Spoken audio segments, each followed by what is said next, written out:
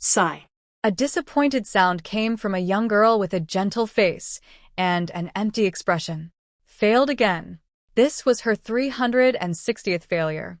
Even with her strong will, Malin was now surrounded by frustration and despair. Was she really useless?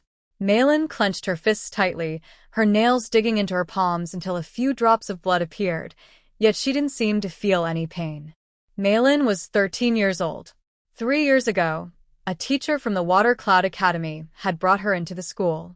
At that time, her magical talent was rated as level 5, one of the best among new apprentices. In 3 years, many of the boys and girls who entered the academy with her had already become official apprentices. Some with great talent had even reached the level of second-rank apprentices. But Malin still hadn't become an official apprentice. Her slow progress wasn't because she lacked effort. On the contrary, she worked harder than anyone else. While others practiced meditation once, she practiced it again and again. To strengthen her body for the tough training, she even spent 2 magic stones to learn swordsmanship and physical training methods from one of the academy's night guards. Yet, despite all her efforts, her progress was painfully small. Others had long surpassed her, and Malin often felt defeated inside. There were 3 levels of official wizard apprentices: first rank, second rank, and third rank. To become an official wizard apprentice, one must have strong enough talent. Wizard talent is divided into 5 levels, with level 5 being the highest. With the right meditation method, a level 5 talent might become an official apprentice within a few days. Although it's impossible to become a full wizard right away, their training speed is the fastest under the same conditions. Level 1 talent is the weakest. Being able to become an official apprentice is already quite good, and advancing further would take a miracle. Although becoming a wizard is difficult, the process goes step by step. Usually, a level 5 talent can become an official apprentice after practicing meditation for a few days. A level 4 talent needs about half a month to 20 days to reach the first apprentice level. A level 3 talent needs about a month, a level 2 talent about half a year, and a level 1 talent may take 1 to several years. The apprentice levels are divided according to progress in meditation. The meditation method is a special practice used only by wizards, and it is also divided by rank.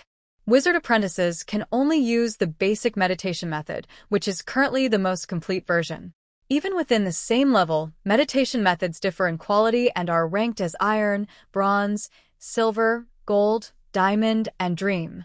When one can carve 8 will runes in their mind, they reach the first apprentice level.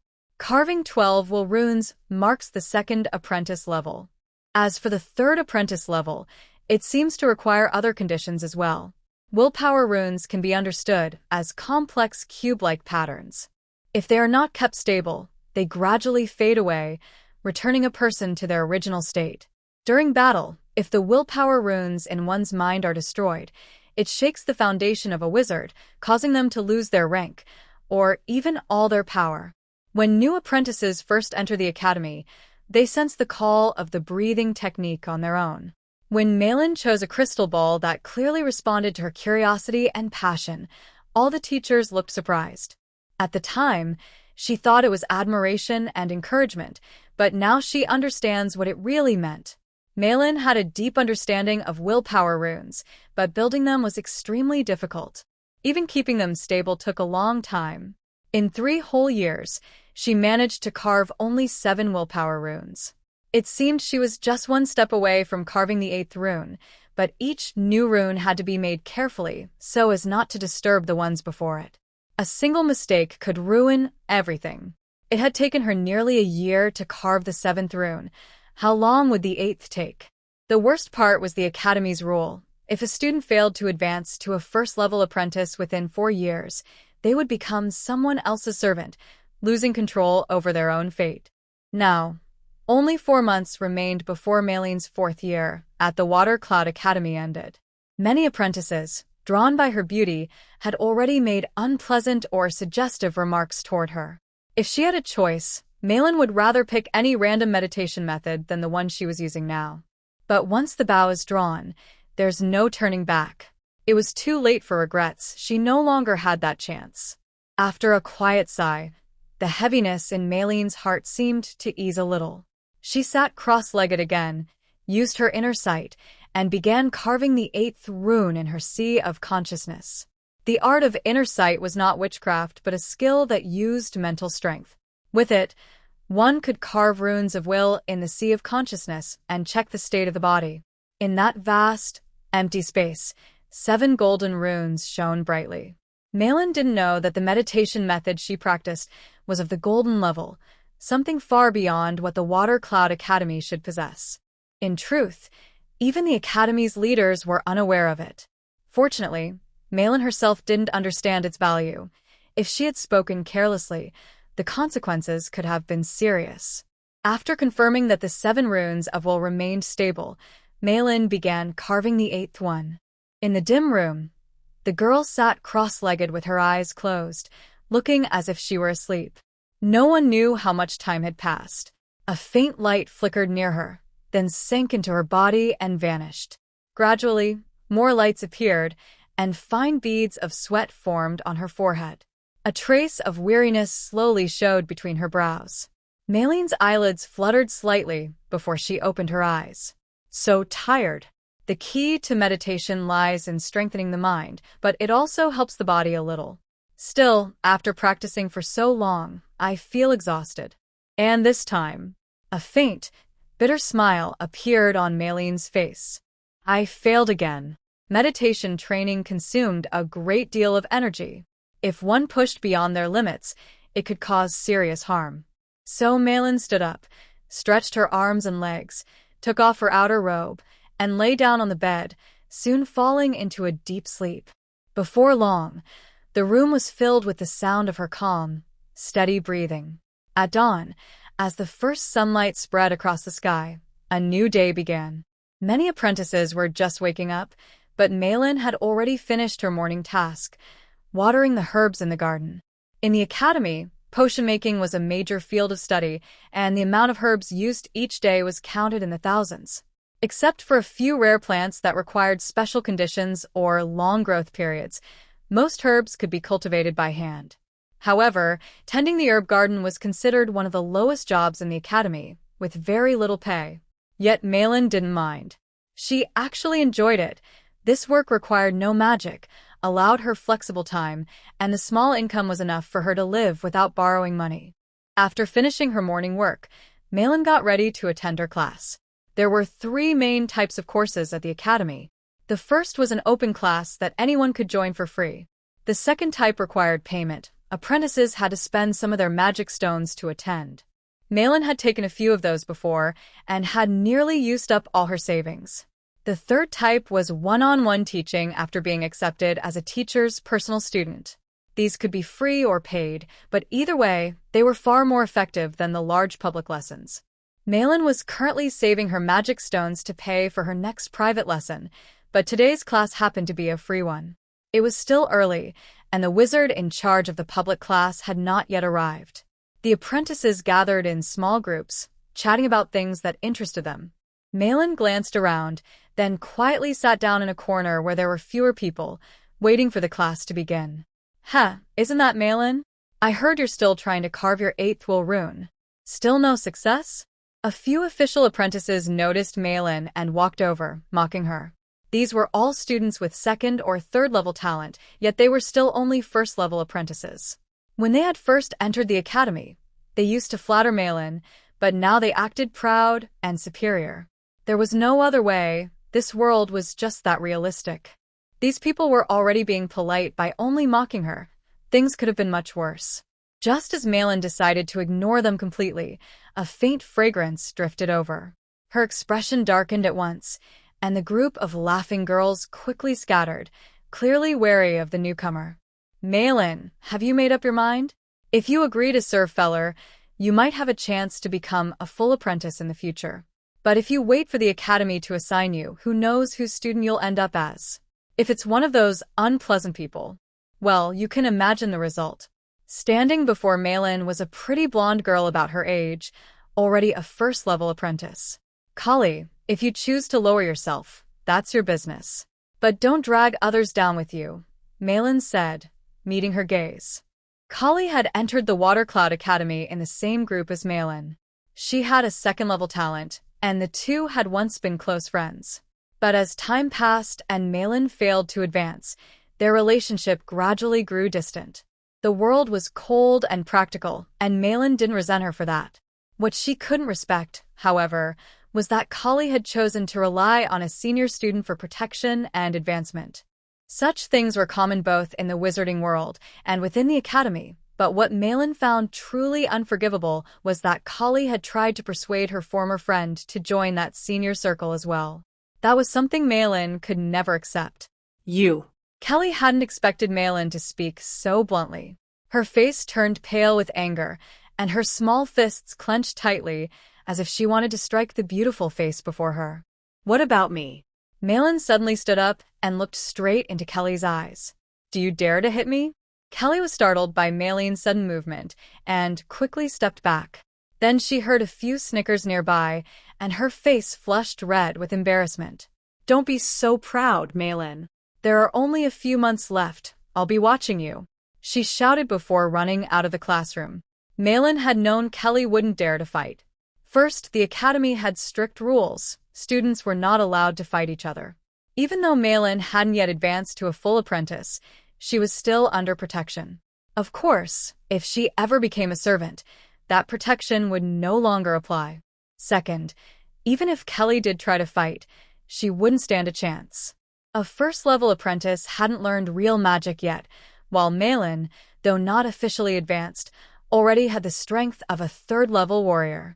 Dealing with a mere first-level apprentice would be effortless for her. After Kelly left, the few students who had been laughing didn't dare to make more noise. Usually, Malin kept a low profile and ignored any mockery or gossip around her.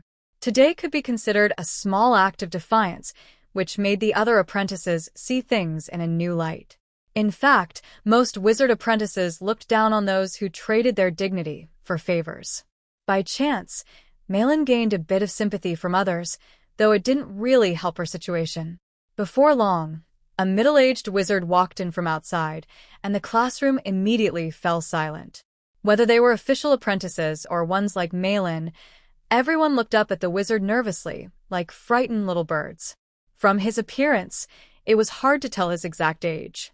He was about 1.70 meters tall, but his face was so thin that it seemed like only skin covered his bones, giving him a frightening, almost skeletal look.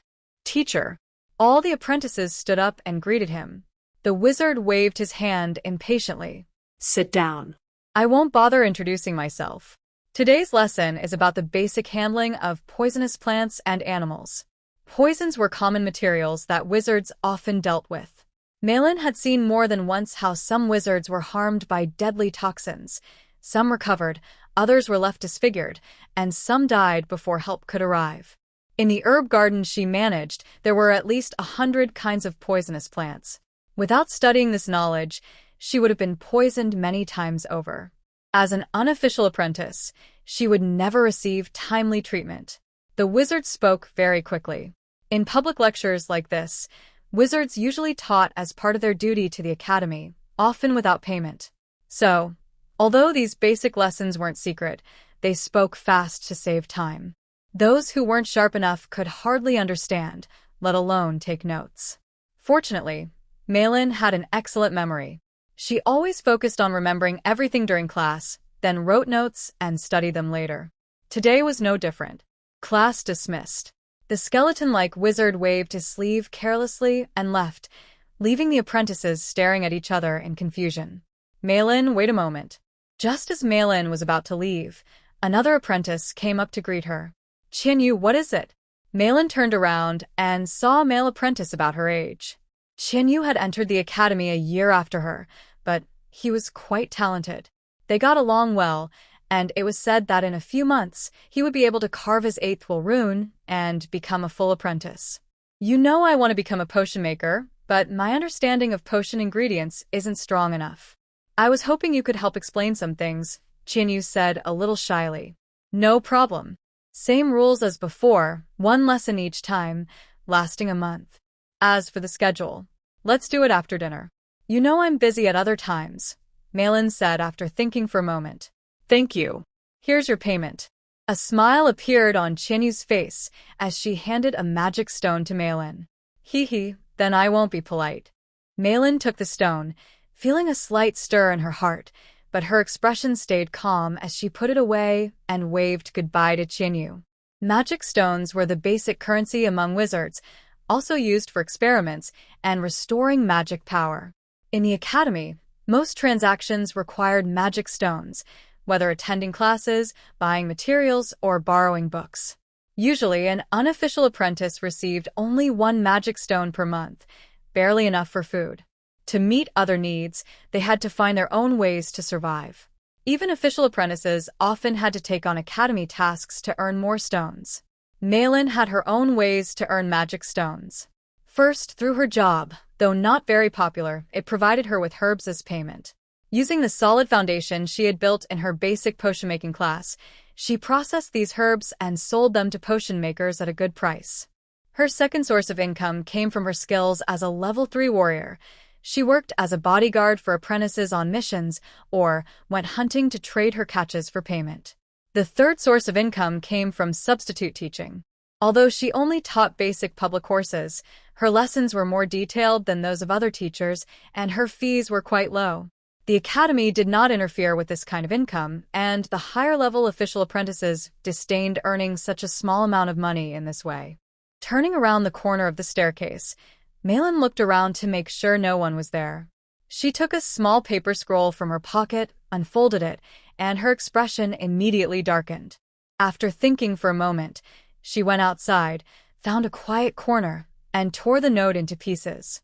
Then she took out a thumb-sized bottle and dropped a few drops of dark green liquid onto the paper scraps. As the liquid touched them, a faint sizzling sound was heard. The scraps vanished completely, and even the ground was left with a small hole a few inches deep. A sharp acidic smell filled the air. Now, even most restoration spells would not be able to recover the contents of that note, which would also protect the person who had sent the message. After calming herself, Malin walked toward the Academy's logistics department. According to the Academy's rules, the first day of every month was the day to collect supplies. Official apprentices had servants deliver them, but apprentices like Malin had to collect them in person. When Malin arrived at the entrance of the logistics department, dozens of unofficial apprentices were already waiting there, not for her, of course, but eagerly hoping the staff inside would start distributing this month's supplies. Malin quietly stood at the end of the line. Someone in front turned to glance at her, but no one mocked her anymore. Everyone here was an unofficial apprentice, and until they successfully carved their 8th rune of will, no one knew what their future would be. Creak! The door ahead made a sharp, unpleasant sound as it slowly opened. A deep voice came from inside. Line up properly and enter in order. Anyone who makes noise will lose this month's supplies. The apprentices immediately shut their mouths tight, afraid to make even the slightest sound and anger the person inside. There were only a few dozen people, so the line moved quickly. Malin was the last to enter. Behind the desk sat a short old man who had raised his chair so high that he looked down on everyone, almost like a dean. In truth, he was only a first-level apprentice, though no one knew how he had managed to get this position. For a wizard, progress depended not only on talent and effort but also on the quality of external training conditions, which could be extremely important. Things like magic stones and supporting potions made a big difference, especially the latter. With enough potions, one's progress could be much faster, almost like taking a shortcut. Of course, every shortcut came with a price. Overusing potions could lead to poisoning, so after taking them for a while, one had to drink neutralizing potions to remove hidden dangers from the body. According to the rules, informal apprentices could receive 1 magic stone and 2 beginner-level focus potions each month. The first item's purpose had already been explained, while the second was mainly used to strengthen mental power, helping with concentration and precision when carving willpower runes. Here, take them. The old man glanced at her with a hint of disdain, then took out a magic stone and 2 potions from behind the desk, pushing them toward her. Thank you, senior. As Malin spoke, her eyelid twitched slightly. She looked at the 2 potions. Inside the transparent tubes was a pale gray liquid. Were these failed potions? Potions were indeed valuable resources, but the process of making them was complicated. Even a master potion maker could make mistakes. Sometimes the potion would fail completely, or impurities would remain, making it useless. In short, these two focus potions were defective. Drinking them could be dangerous. Although the potions given to informal apprentices were usually of lower quality, they were never defective. A shadow crossed Mayleen's heart. She immediately realized that the old man was deliberately targeting her. "Senior, did you perhaps take the wrong ones? These two are failed potions. How could anyone drink them? What do you mean, can't be used?" The old man's narrow eyes flashed coldly. "Someone like you would only waste good resources anyway. Didn't you say you didn't want to serve others? Maybe after taking these two potions, things will turn out just as you wish. Here, don't say I never look after you, you can have them all." As he spoke, the old man took a cloth bag from behind the table and dropped it heavily onto the surface. Inside were nothing but useless, discarded potions. "Thank you for your kindness, Senior." To the old man's surprise, Maylin calmly thanked him, picked up the bag, and turned to leave. Ah. The old man was stunned. This wasn't how things were supposed to go. With a 5th-level aptitude, Maylin had studied at the Watercloud Academy for nearly 4 years without advancing to a full apprentice. She was well known for that. Normally, she kept a low profile and was used to people's mockery. But that didn't mean she had a gentle temper. If anyone insulted her openly or treated her unfairly, she would draw her sword without hesitation. She had even dared to challenge full apprentices who could use magic, and though she had been injured many times, her fiery spirit never changed. Because of that, most people who mocked her knew better than to push her too far. This time, the old man had given Maylin 2 ruined potions not to keep them for himself, but to provoke her. If she lost her temper, he could accuse her of causing trouble and dismiss her early from the academy. But to his surprise, Maylin simply turned and left. Even he couldn't find fault with her now. After all, though people outside couldn't see what happened, they could still hear everything. The old man was frustrated. Maylin was feeling frustrated, but the note from Qianyu made her more cautious. Otherwise, she wouldn't have cared about an old first-level apprentice who was losing his teeth. Someone was trying to trick her, but she refused to fall for it. Although losing those 2 bottles of focus potion was a pity, she could make up for it with more effort. However, if she still couldn't advance after a few months, she would have to think about what to do next. When she returned to her room, she planned to throw away the ruined potions, but after thinking for a moment, she decided to keep them. Even though they couldn't be used anymore, they could still be poured on certain special herbs. At least that way, they wouldn't go to waste. After carefully putting away the magic stone, Maylin left her room. She was heading to her hunting grounds. Without more prey, she wouldn't have enough money to buy more focus potions. Shuyanjian. Its name sounded poetic, but anyone who heard it would turn pale. It wasn't just because a mysterious wizard academy stood there. The name itself was a symbol of mystery and death. Within the region of Shuyanjian lay only swamps and dense forests. The turbulent river rushed through it, and whether in the jungle, the marshes, or the river, countless fierce beasts and poisonous insects lived there. Some terrifying plants also hid among them. Even the wizards who had lived in the Shuyanjian Academy for years didn't dare claim they knew every tree and blade of grass. Every year, some apprentices lost their lives in the forests or swamps. The Tuan River, true to its name, flowed endlessly and swiftly. From above, it looked like a giant white serpent gliding through the forests and marshes, a truly magnificent sight. The sun blazed overhead, yet mist still rose from the jungles and swamps on both sides of the river, drifting gently in the breeze and creating a dreamlike scene. The distant roars of wild beasts and the cries of birds added to the mysterious beauty of the place. However, 100 miles upstream from the water cloud region, a small boat was drifting rapidly with the current. A middle-aged sorcerer stood on it, his face filled with anxiety as he steered the boat and looked around in fear, like a hunted animal. Suddenly, a large black ship appeared behind him. Though massive, it moved with surprising speed, quickly closing the distance. Despair spread across the sorcerer's face. Lin Lei. Hand over the item, and we'll spare your life," shouted a tall, thin old sorcerer standing on the black ship's deck. "In your dreams." The man on the small boat gritted his teeth, then leapt into the air, heading toward the forested riverbank. Mist filled the jungle. If he managed to escape into it, even stronger pursuers would find it hard to catch him. The old sorcerer shouted, "Stop him." At once, he and the other sorcerers rose into the air to give chase. Whoosh! Just then, a huge crossbow bolt shot out from the ship, flashing through the air and catching up with the fleeing middle-aged wizard. With a sharp sound, blood splattered, and the wizard fell like a wounded bird, tumbling helplessly through the air. "Fools! Who told you to shoot?" the old wizard shouted angrily. He flew forward quickly, trying to catch the falling man. But things didn't go as he wished. The heavy bolt made the wizard fall even faster.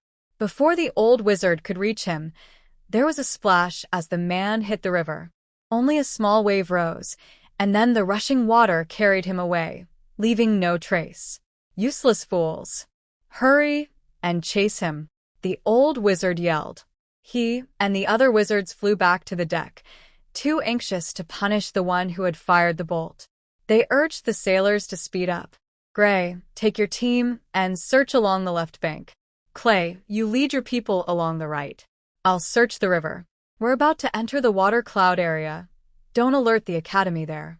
If anyone gets in our way, deal with them immediately." "Understood." The two named wizards answered at once and led their teams ashore. After checking her hunting grounds, it was already noon. Malin quietly came to the reeds by the rushing river, searching for snow crocodile eggs. The snow crocodile was a fierce beast that lived in the river. Its eggs were not only delicious but also helped strengthen the body. For apprentices, they were like a free potion for improving physical strength. It was the snow crocodile's egg-laying season. Malin already knew the terrain in this area very well, so she easily found the place where the crocodiles laid their eggs. Since the snow crocodiles were out hunting, it didn't take her long to collect eggs from 3 nests. Malin wasn't greedy. She only took 1/3 of the eggs from each nest, making sure the crocodiles wouldn't move away unless something unusual happened. It's still not working. At this pace, who knows when I'll be able to carve the 8th rune of will? Do I really have to take the final step?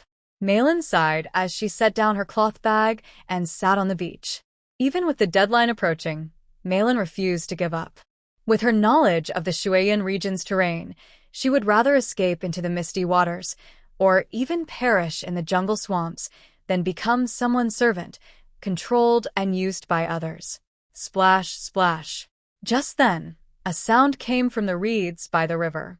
It didn't seem like a snow crocodile coming ashore. It sounded more like a large fish had been stranded. "What's going on?" Malin picked up her sword and carefully walked over. To her surprise, she saw a person floating in the swirling water among the reeds. That person was wearing a wizard's robe. It definitely wasn't drowning. There was a crossbow bolt, nearly a meter long, still stuck in the body. Malin recognized this type of bolt. It was fired from a special kind of crossbow, usually mounted on ships or airships. That meant this wizard had been hunted down. Seeing no one around, Malin dragged the body onto the shore and began to examine it. She wasn't afraid of corpses. She had seen far worse in anatomy class. The person had no breath left, and most of the blood had already drained from the wound, leaving it dark and dry. It was clear the person hadn't been dead for long, which meant whoever had killed him might come back soon to make sure he was really dead.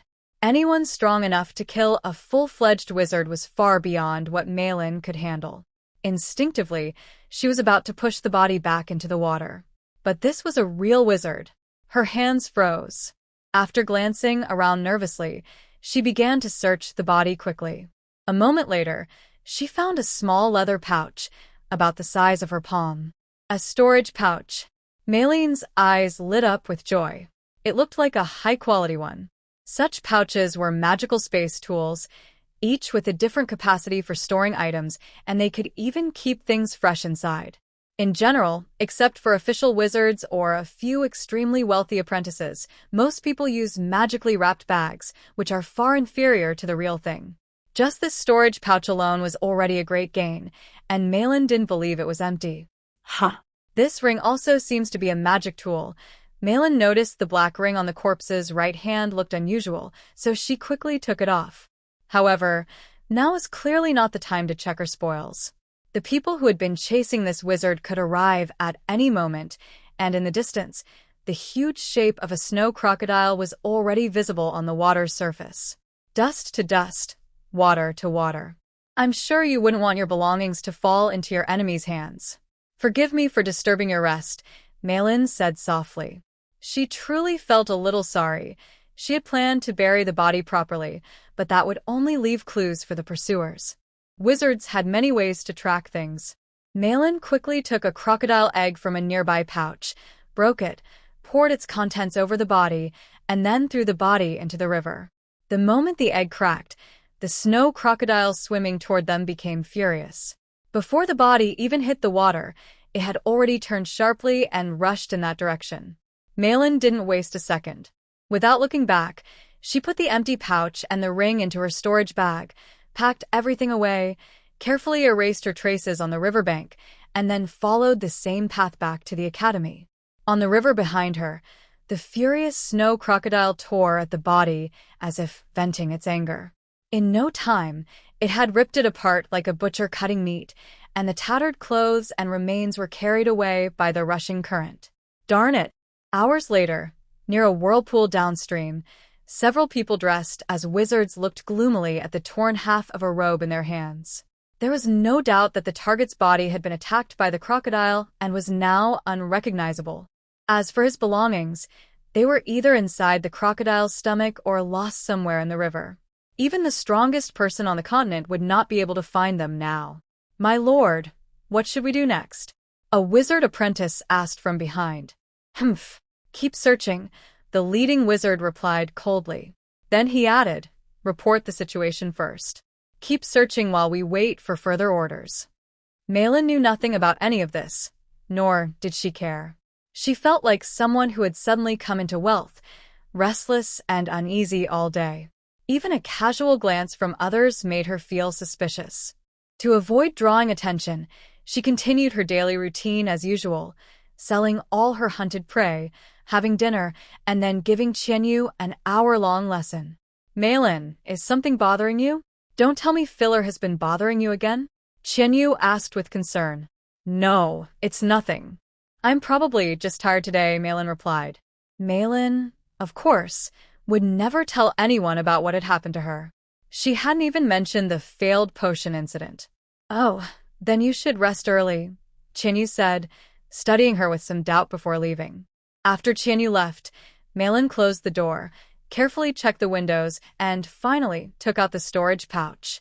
She hadn't dared to sell even the snow crocodile eggs for fear of drawing attention. Now, she only hoped the pouch was as good as it seemed. Huh? The space is quite large.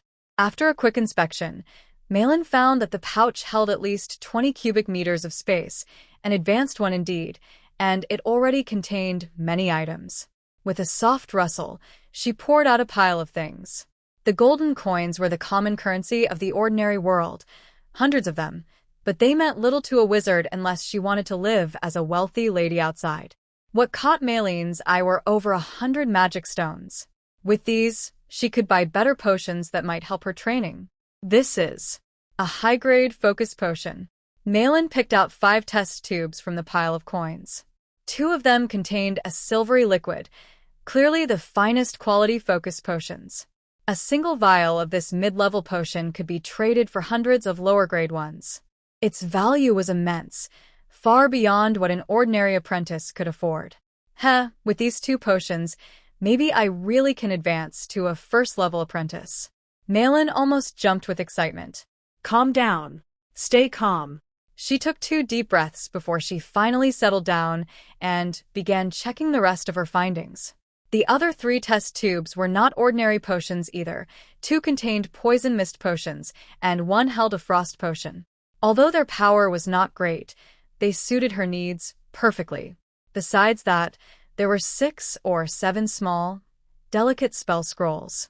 These scrolls contained spell models written in advance on special paper. When facing an enemy, one could activate them with mental energy. They were just right for Malin, but she felt a bit disappointed to find that all the spells recorded on them were only basic, level 0 spells. Well, at least they're real wizard scrolls. Even if I throw them at someone, it won't look too bad, Malin muttered as she picked up the black ring. Malin had no idea that these low-level items were only keepsakes left behind by the wizard from his apprentice days. The truly powerful ones had already been used in battle. But for Malin, who wasn't even a formal apprentice yet, these scrolls were already precious treasures, enough to save her life several times in the forest. And this ring, it really is a magical artifact. Malin held up the black ring. Usually, magical artifacts carried information about their name, effects, how to use them, and the name of the maker. Dust Shadow allows the user to cast the level 2 spell web 3 times in a row and restores magic power every 24 hours. Malin held the ring in her hands, her eyes narrowing with joy. With this item, she could even take on fierce beasts, and since it wasn't a one-time use item, it meant her future hunting income would also increase. After setting the ring down, Malin picked up the box beside it. The box was beautifully made, decorated with more than 10 gemstones, each the size of a pigeon's egg and clearly very valuable. Just looking at it filled her with excitement and curiosity. When she opened the box, she was so focused that she didn't even notice her finger being scratched by the edge. Wow. It's so beautiful. As the lid opened, the object inside was revealed. It looked like a tiny star, glowing softly with gentle light. Of course, it wasn't a real star, but to Malin, it was even more beautiful. Though only the size of a small egg, it seemed to hold all the beauty in the world. As if under a spell, she instinctively reached out to pick up the star, unaware that a trace of blood still stained her finger. The moment her blood touched the star, the red mark vanished instantly. Then, without a sound, the star burst into light. Malin saw a dazzling flash before everything went dark, and she fainted. The light did not fade, however. It quietly flowed into her body as she lost consciousness. No one knew that Malin had fainted in her own room. The academy had strict rules. No student was allowed to enter another's room without permission. Breaking this rule could lead to severe punishment. Of course, if you were bold enough, you might even get away with it. If someone truly needed to enter, they had to report it to the academy authorities and get official approval before doing so. There were a few people with special privileges, but they rarely cared about a young girl who wasn't even a full magic apprentice yet. At dawn, the first rays of sunlight shone through the window, falling on the girl lying on the floor. With a soft groan, Malin slowly opened her eyes, staring blankly at the window as the memories of what had happened began to return. Hiss! She quickly sat up, feeling a bit dizzy. Her body felt sore. Ugh. I actually slept on the floor all night. After stretching a little, she realized that her body seemed fine, no serious injuries at least. But what about that star? Her heart tightened, and she began searching the room anxiously. It wasn't beside her, nor anywhere in the room. The door showed no signs of being opened. That thing couldn't have just disappeared on its own. A sudden thought made her frown deeply. Could it be that the thing had entered her body? Malin's studies in basic subjects were not in vain. She had an impressive understanding of the structure of both human and animal bodies. Otherwise, she wouldn't have been able to tutor other apprentices in the basics. After a careful examination, she confirmed that her body had not been affected by that strange thing. If that was the case, there were only 2 possibilities. Either it had mysteriously disappeared, or, for once, Malin didn't go straight to the herb garden. Instead, she sat on her bed and began to meditate, checking her spiritual sea. Sure enough, something had changed. The 7 golden runes of wool that had once shone brightly were now surrounded by a colorful mist. No, it looked more like a nebula in the sky, with faint starlight twinkling within it. 1, 2, 3. 8, wait, 10? What are these 10 little star-like things? Then something strange happened. Just as Malin tried to focus on the glowing points, they suddenly flew out of the nebula. A flash of light filled her vision, and her awareness was forced out of her spiritual sea. Fortunately, she didn't faint this time. But when she opened her eyes, she froze in shock. 10 glowing points were floating in front of her.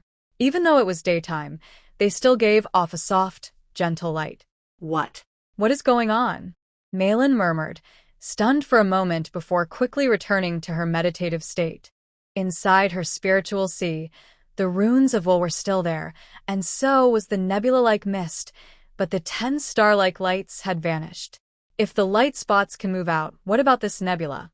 Malin muttered to herself and immediately began to experiment. But no matter what she tried, the nebula wouldn't move.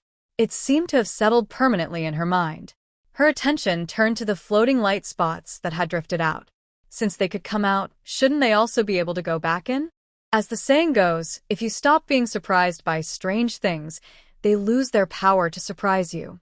Since entering the Water Cloud Academy, Malin had seen plenty of oddities.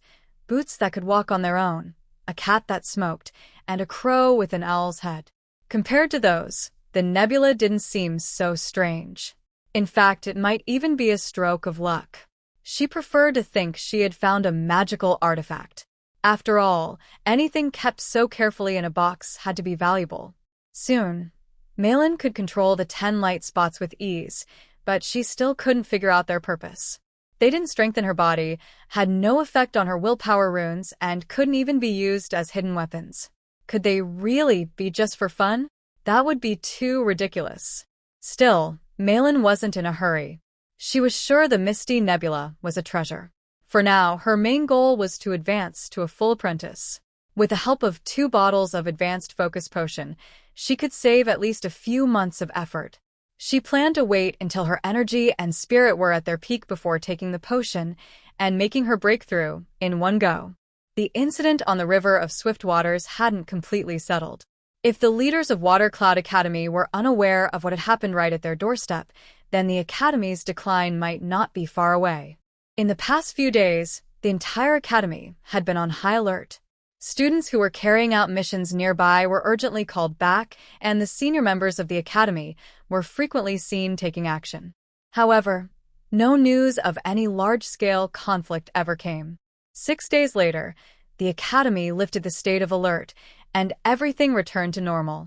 Malin finally let out a long sigh of relief. It seemed that the crisis had passed.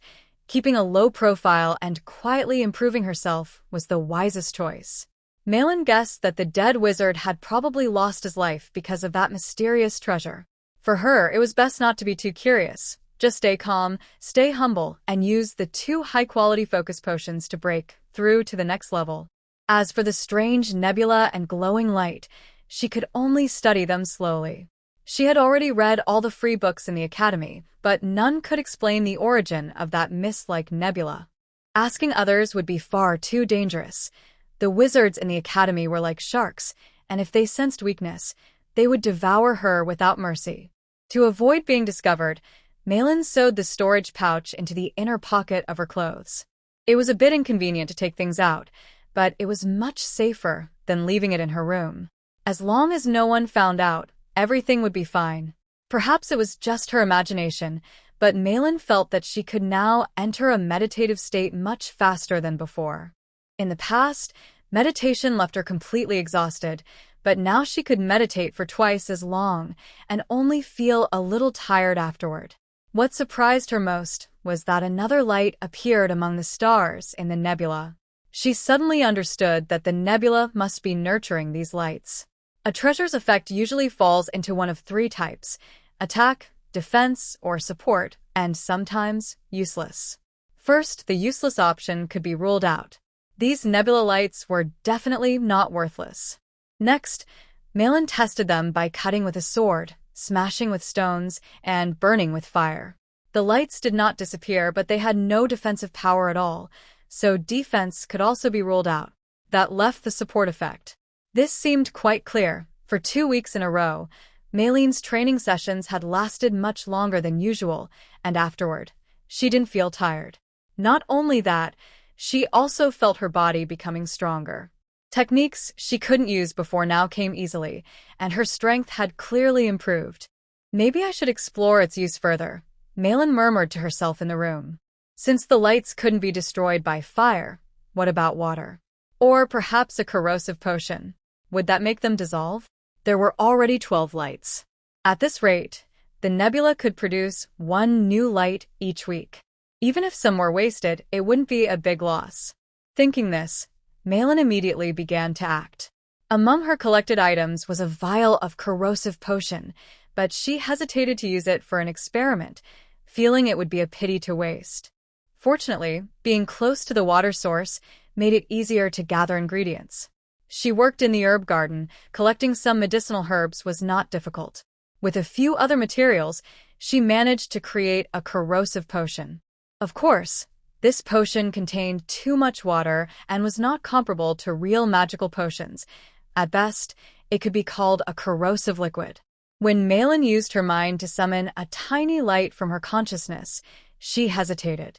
She had experimented before. No matter where she threw the light, if she didn't control it with her mind for a long time, it would automatically return to her mind. If this time it returned unscathed after touching the corrosive liquid, she wondered if there would be any side effects. Nothing ventured, nothing gained. After thinking carefully, Malin clenched her teeth and controlled the light to fall into the potion in the test tube. Gurgle. As soon as the light entered the slightly green liquid in the test tube, the calm liquid suddenly started boiling as if it was coming to a boil. A strong, unpleasant smell burst out of the tube. Startled by the sudden change, Malin jumped back quickly, her body moving instinctively. She hurriedly took out a magic scroll. This was the only defensive scroll she had among her supplies. It sealed a spell called Mage Armor. She didn't want to use it unless absolutely necessary. Fortunately, although the liquid in the test tube was boiling and releasing gas, it didn't pose an immediate threat. After about 15 minutes, the noise stopped and the liquid calmed down. Although the room was filled with a strong, unpleasant smell, the danger was no longer imminent. "It smells like corrosive liquid," Malin gently frowned, hesitating whether to take a closer look. Corrosive liquid is made by refining corrosive potion water. Since Malin is not yet a formal apprentice, she cannot brew potions herself. However, she remembered the formula while helping other witches prepare ingredients. Of course, those witches didn't expect their recipes to be remembered by an informal apprentice. This was entirely thanks to Malin's excellent memory. After a while, the strong smell in the air gradually faded. Malin clutched her spell scroll and approached the table. The glowing point did not fly out, and the liquid in the test tube had changed from light green to dark green. That's the true color of corrosive potion. Darn it! Could these glowing points be replacing the potion maker in brewing? Malin examined the liquid in the test tube, surprised.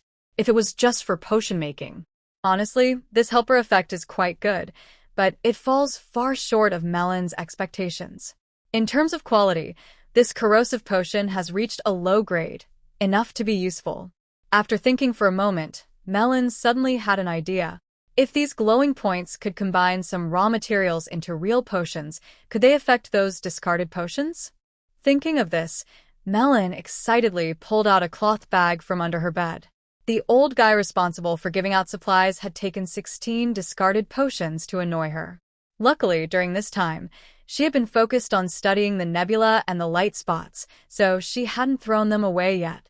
She opened one of the discarded potions. The liquid inside the test tube was light gray. Usually, magical potions are classified into low, medium, high, and top quality based on their value. As for their effects, the higher the grade, the better the results. For example, a calming potion is silver-colored if low grade, a more intense silver if medium, like mercury if high, and the top-grade potions have a shiny glow on their surface, giving them a special look. In Malin's mind, there were only 11 bright spots left in the nebula. She used her mind power to control and moved one more out. If someone saw her do this, they might not only be curious but also admire her skill, giving her a thumbs up and calling her amazing. Drawing symbols of will in her mind is also a way of using her mental strength. But Malin didn't realize that, in her effort to understand the nebula's role, she had done some very bold actions. Her mental power was strong, and the nebula's strange effects kept her from causing trouble. It wasn't until a later battle that she realized she had unknowingly mastered a unique way of using her mental strength. The light spots entered the potion under her control. Although Melon was already prepared, she instinctively tilted her head back as the potion boiled. Gulp! The potion churned more and more violently, and the gray color inside became lighter and lighter. Miracle! Melon, who had been watching the potion change, was stunned by the real and clear phenomenon happening before her eyes. Low-grade concentration potion. Discarded potions usually fall into two categories. One is completely failed, and the other has too many impurities, seriously affecting its effectiveness, or even being harmful. The first is simply discarded, but the second can be used for other purposes, such as raising special plants and animals or analyzing certain materials through special methods. Melon is responsible for a potion garden and knows this process well. If these light spots can truly purify the potion, their value would be priceless. Suppressing her excitement, Melon opened 2 more discarded concentration potions and conducted a third test. Half an hour later, 2 fresh low-grade concentration potions were ready. No, they didn't even need to be prepared. They succeeded immediately. Melon couldn't help but imagine. If these light spots could also purify higher-level potions, that would be even more incredible. The wizard's job is to explore the path of truth. Melon once again summoned a small light, controlling it to enter the potion. The potion started to bubble. The effect was not bad, but not very strong. It was still a low-quality potion. Having an effect is good enough. That means the amount is changing. Melon was not discouraged. Instead, she felt a bit excited.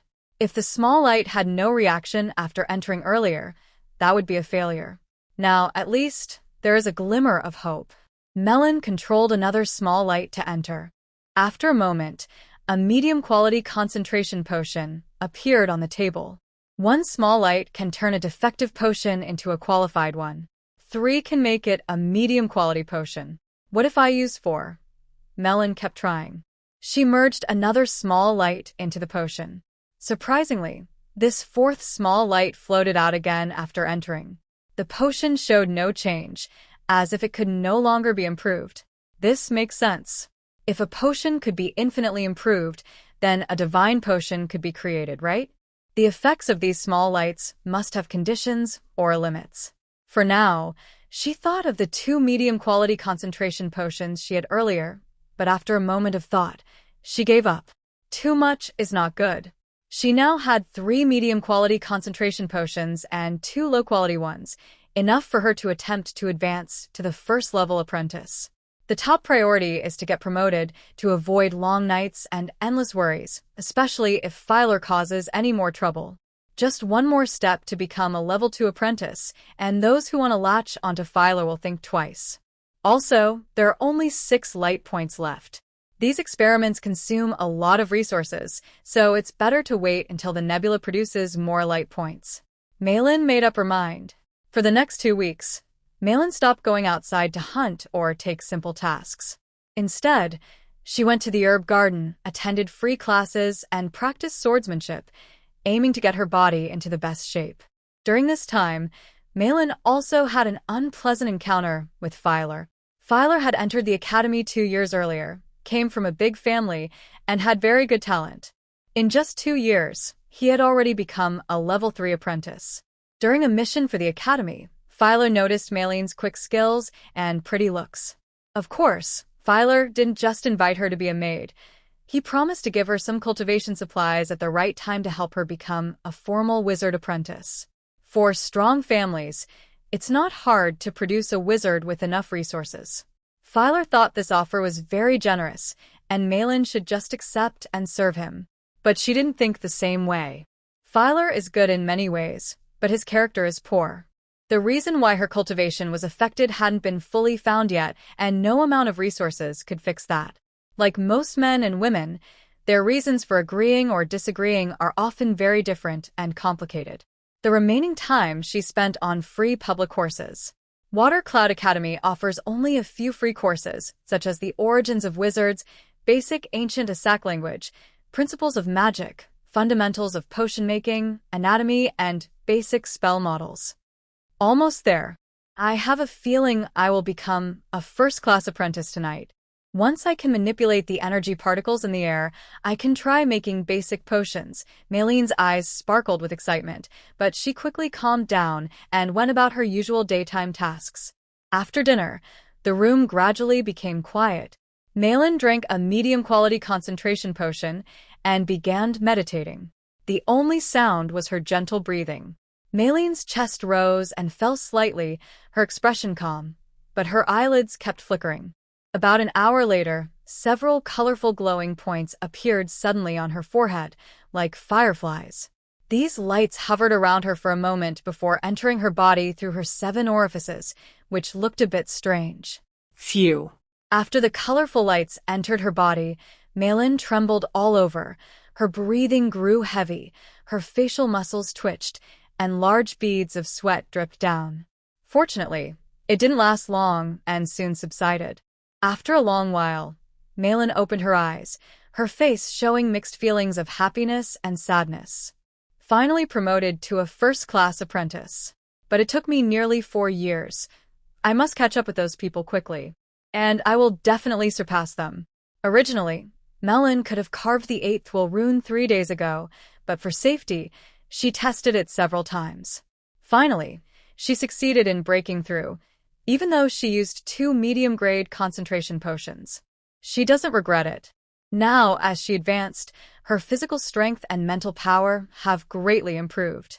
Her mental strength seems to have undergone a transformation, making her very attractive to energy particles in the air. Maylene raised her hand, and tiny blue lightning arcs wrapped around it. It looked very beautiful and tingled a little. I have the highest affinity for lightning elements. Choosing to focus on lightning particles is the best. As for fire and other element particles, I'll keep a little for future spells. Suddenly, a faint blue glow appeared around Maylene, followed by a mist that soaked her clothes. But then, a red glow lit up on her body. Under this red light, white water vapor rose from her, quickly evaporating. The room became a little foggy. After becoming a wizard apprentice, I can use simple energy particles in daily life. It's really convenient. Maylene felt quite happy about it. Getting promoted to a full apprentice made Maylene breathe a big sigh of relief. At least, she had solved an urgent problem. But she knew that offending Philo was risky. Although he couldn't openly attack her at the academy, his family was deeply connected and had many influential contacts. She had to improve her strength as soon as possible. Normally, a wizard apprentice would have more chances for promotion under the direct guidance of a mentor. Of course, mentors are not free, but having someone to guide her in her studies was quite attractive. However, after feeling excited, Maylene had to abandon this idea. Philo's family was very powerful and had a strong influence at Shueyan Academy. Even the dean had to respect their opinions. Of course, those important figures wouldn't bother with Maylene directly, but if a family member had a conflict with her, the outcome was obvious. They might even see her as a test subject for their young family members. Maylene wouldn't wait around to be taken advantage of. The academy controls informal apprentices strictly, but it's much easier for formal apprentices. She planned to wait until she had enough strength to leave the academy and avoid the Filer family. But those thoughts were still far away. What she really wanted was to understand the meaning of the will runes.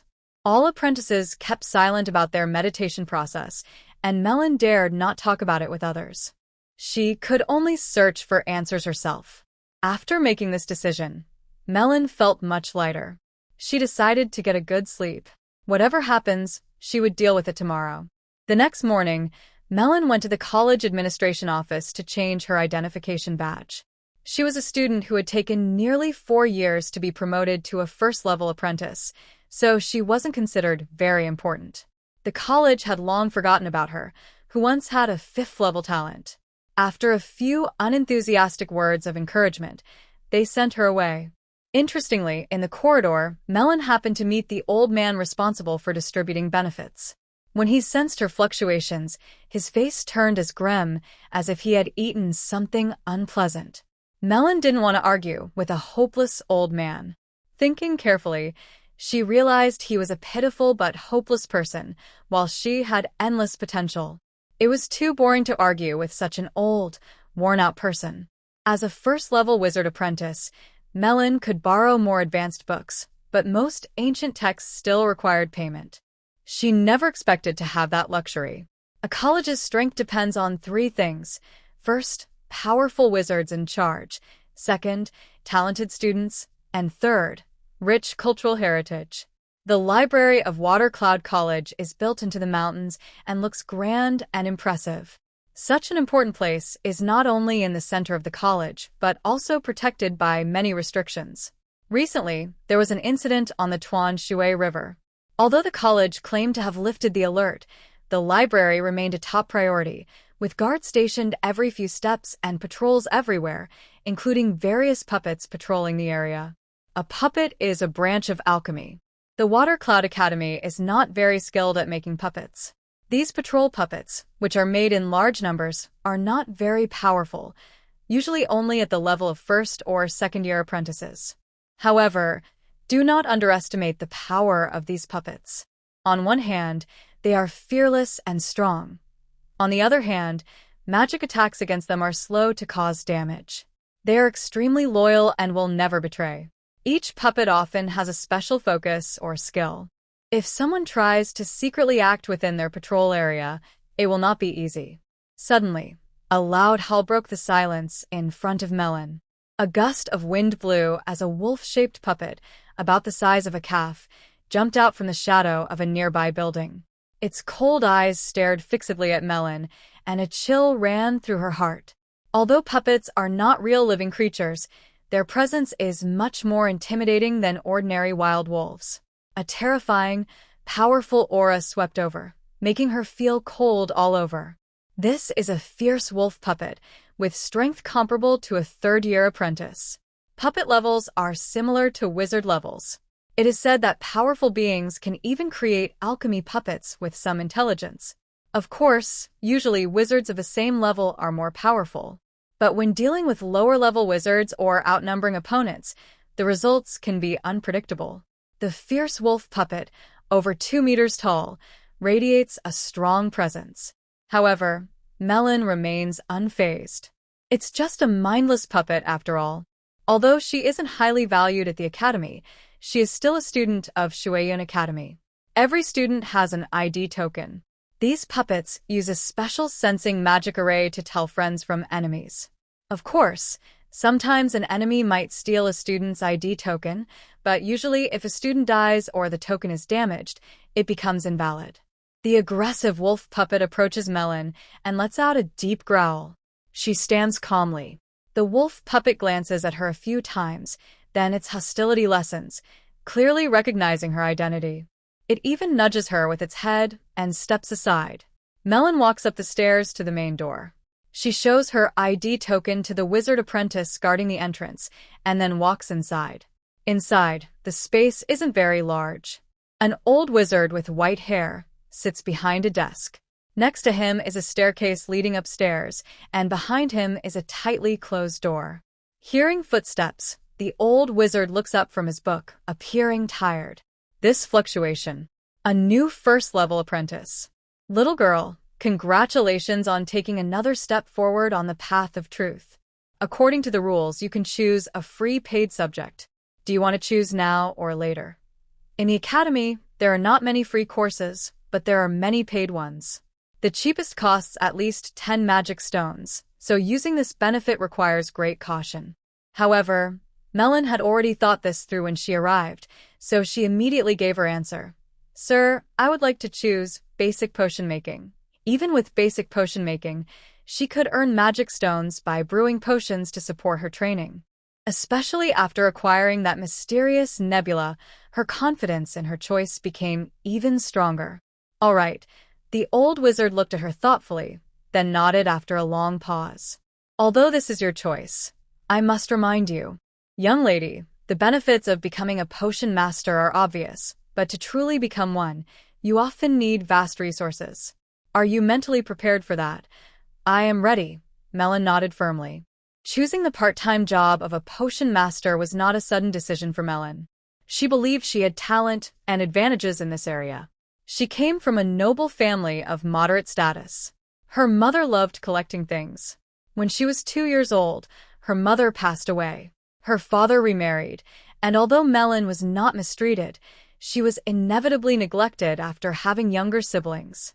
When her father, the Viscount, was 10 years old, he did the most correct thing he could, sending his eldest daughter Melon to Water Cloud Academy. After entering the academy, her days went by in this way.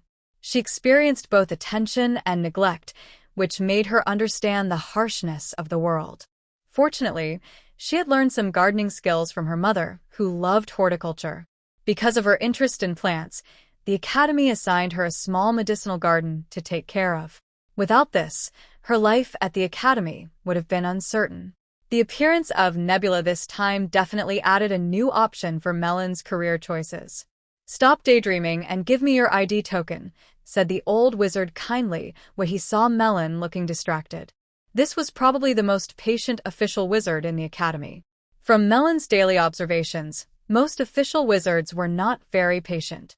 The old wizard who looked after the library was quite different. "Oh," Melon responded quickly and handed over her ID token. Wait a moment," the old wizard said after a brief check, then got up and walked toward the door at the back. "Hey." Seeing the old wizard seem to misjudge the distance and head straight for the door, Melon gasped softly. Instinctively, she reached out to grab his robe, but suddenly the figure in front of her disappeared. She missed her chance, and the old wizard had vanished completely. Cough, Melon felt a bit embarrassed. She thought to herself, after all, he was an official wizard. How could she make such a basic mistake? Not long after, the old wizard returned, placing her ID token and a light green crystal ball on the table. He also snorted coldly, as if he was venting his dissatisfaction. "Thank you." Melon also felt a bit shy, her face slightly reddening. She put away the token and then picked up the crystal ball. The way the wizard passes on knowledge is very direct and quite forceful. Melon only felt a large amount of plant and text information flooding into her mind. At first, she could vaguely distinguish some of it, but later, the speed of transfer was too fast and the amount of information was enormous. She almost fell into a semi-conscious state. After about a cup of tea's time, she gradually woke up. With your identification card, you can borrow books from the second floor and above. Free books can be read at will, but for paid ones, you'll need magic stones, said the old wizard. After speaking, he closed his eyes and entered a resting mode again. After expressing thanks once more, Melon excitedly went up to the second floor. When she reached the top, the old wizard opened his eyes, showing a thoughtful expression. This girl has a good heart, and her mental strength is also strong. She recovered from the shock in less than half an hour. Melon didn't know what the old wizard thought of her. To be honest, she was now cautious around official wizards because she didn't know if they could detect the nebula in her mind. Above the second floor, there are places for collecting various books. Each floor has a hall with tables and chairs, which are open for reading. The library's books are divided into two types, free to read and paid. In the second floor reading hall, a few apprentices were already reading. Melon's arrival didn't attract much attention. She quickly went to the bookshelf and started looking for books related to meditation techniques. Good-for-nothings. All useless. In another room of the academy, a handsome young man kicked a disheveled Kelly to the ground. There was a large bruise on her pretty face. "Why am I not better than that jerk?" Kelly cried, tears streaming down her face, feeling both wronged and a little resentful. The young man was Phile, who was still obsessed with Melon. Although he wasn't the heir of his wizard family, he was highly valued by the family. Since entering the academy, he had been demanding and spoiled, with girlfriends coming and going like a revolving lantern. Of course, Phile was generous. He invested a lot of resources into each girlfriend. To him, it was just a small matter. But Melon was a tough opponent for his usual tricks. No matter what conditions he offered, Melon refused to give in. When he heard that Melon had been promoted to a higher apprentice level, Phile was furious. He vented his anger on Kelly, who was with him. "How are you better than Melon?" File sneered angrily. Haha, what's the difference between you and those women you can buy for a night on the street? Oh, the only difference is that your status is a bit higher. So what? Anger filled his heart, and he no longer held back. He spoke openly and honestly. You. Boo. Kelly was first surprised, then felt deep shame. She cried as she got up, quickly fixing her clothes and running out. Get out. Don't come back after you leave. I have plenty of magic stones. Do I look like I can't find a woman? File was so angry he spun around the room like a bullfighter, then stood by the window, grinding his teeth and glaring outside. He said fiercely, Malin, just wait. Even if you become a first-level apprentice, no one will accept you as a mentor. File wanted to use his family's power to block Malin's promotion, but it turned out to be just what Malin wanted. If Malin had been promoted to a first-level apprentice shortly after entering the academy, no matter how strong File's family was, they would have someone willing to take on a disciple with level 5 talent. But after nearly 4 years, she was only a first-level apprentice, and moving up to second level was still far away. No mentor would risk offending the powerful File family just for a student with uncertain future prospects. Melon was unaware of these changes. She spent the whole day in the library but couldn't find any information about the nebula. However, she did find some details about the meditation method she was practicing. Based on those descriptions, her meditation technique should be a high-level gold rank method. The Water Cloud Academy's strongest person was only a second-level wizard, and there was no gold-level meditation method. She also didn't know the origin of the meditation method she had chosen. However, Melon didn't plan to tell anyone. At least she knew she wasn't as weak as she thought. As for the nebula, although she hadn't made any discoveries yet, it didn't stop her from planning her next steps. Melon. As soon as Melon returned to her room, she heard someone calling her name. Her coming early is not as good as coming at the right time. I was just about to find you. Melon turned around and saw who was calling her. She immediately smiled. Her is a first-level apprentice. This kid looks chubby and harmless, but he's actually very clever. Melon often said his talent for business was much better than his talent for magic. He's one of her few friends. Her usually manages a shop for his family that deals with trading magical items. Melon often entrusts him with some processed materials to sell, but he rarely comes directly to her dorm. The wizard's body is not very strong to begin with, and this one is usually quite lazy. I don't even know where he came from. Sweat is pouring down his face. Calm your breath outside before coming in, so people won't think I keep some strange creature, Melon said as she opened the door and threw the fat guy outside. Hey, why are you talking like that? Do I look like some kind of creature? Heller was annoyed and rolled his eyes, pacing outside a couple of times. After catching his breath and wiping his sweat, he walked inside. Huh? Wait, this movement. Have you advanced? He looked at Melon in surprise. When did that happen? Last night, Melon replied calmly. Haha. Now no one will underestimate you. By the way, that file, he probably won't dare to bother you now, right? Heller asked. I don't know. Melon shook her head. Heller, I remember you have some second-hand alchemy tools in your shop, right? How much do you sell them for? Friend's price, 2 magic stones.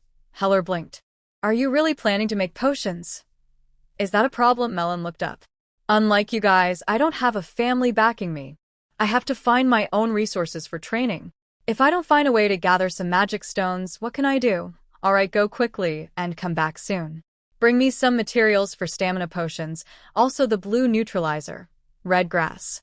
How many magic stones in total? 3 magic stones. He lowered his head and quickly responded, then looked confused and asked, the stamina potions earlier, fine, but what are all these other things for?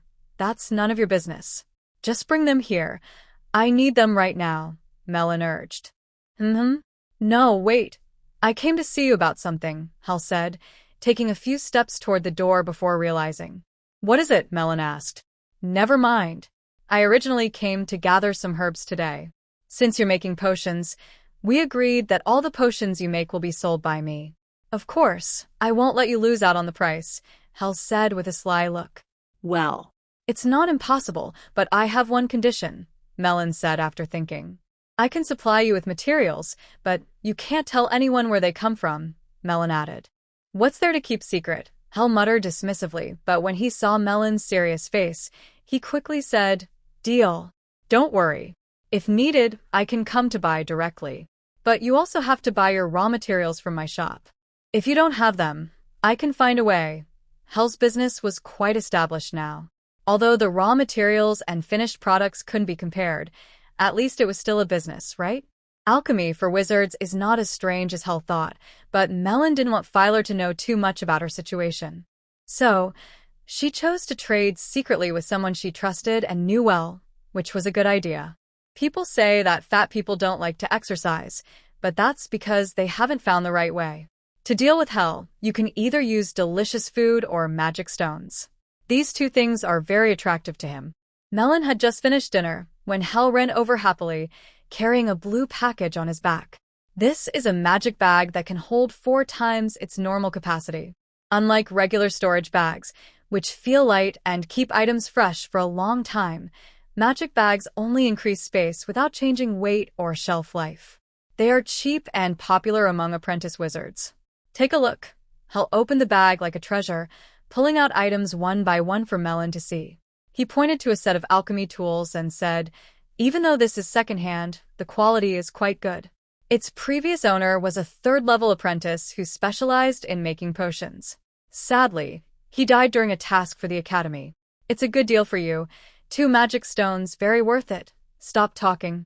How many magic stones? Melon interrupted, knowing Hal wouldn't lower the price.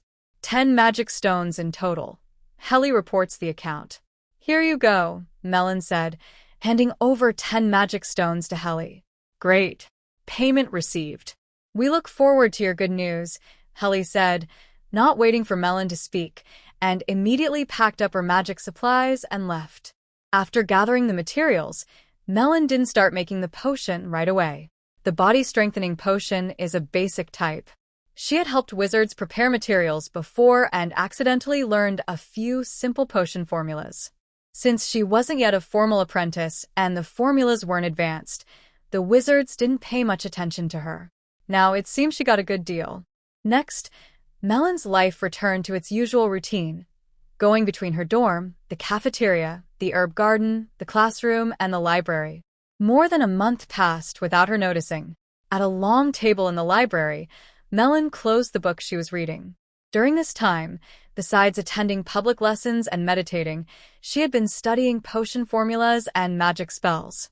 She had accumulated a lot of practical knowledge about materials over the years.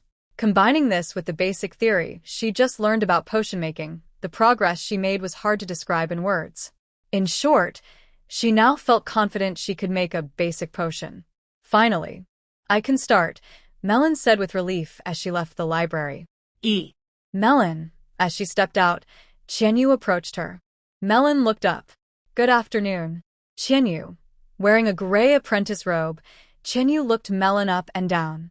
Congratulations on your promotion to official apprentice. Thank you, Melon smiled. By the way, I have a few friends who want to take some lessons. Do you know when you might be free? Qianyu asked. I'm afraid not in the near future. You know I just got promoted, and I have many things to do, Melon replied apologetically. No problem. We can talk about it when you have more time. Qianyu nodded understandingly, and then took his leave. It's starting. After some preparation and repeatedly memorizing the spell for making the potion, Melon took out a plant called Crimson Fire Orchid. It is a bright red orchid-like plant. Its thick, crimson leaves are veined, and when slightly shaken, the surface looks like it has faint flames flickering. The tender main stem is a light pink, looking like a piece of art. This is the Crimson Fire Orchid, the main ingredient for making stamina potions. In the wizard world, there is a popular saying, all materials have their toxic properties. The difference lies in how toxic they are and how they are used.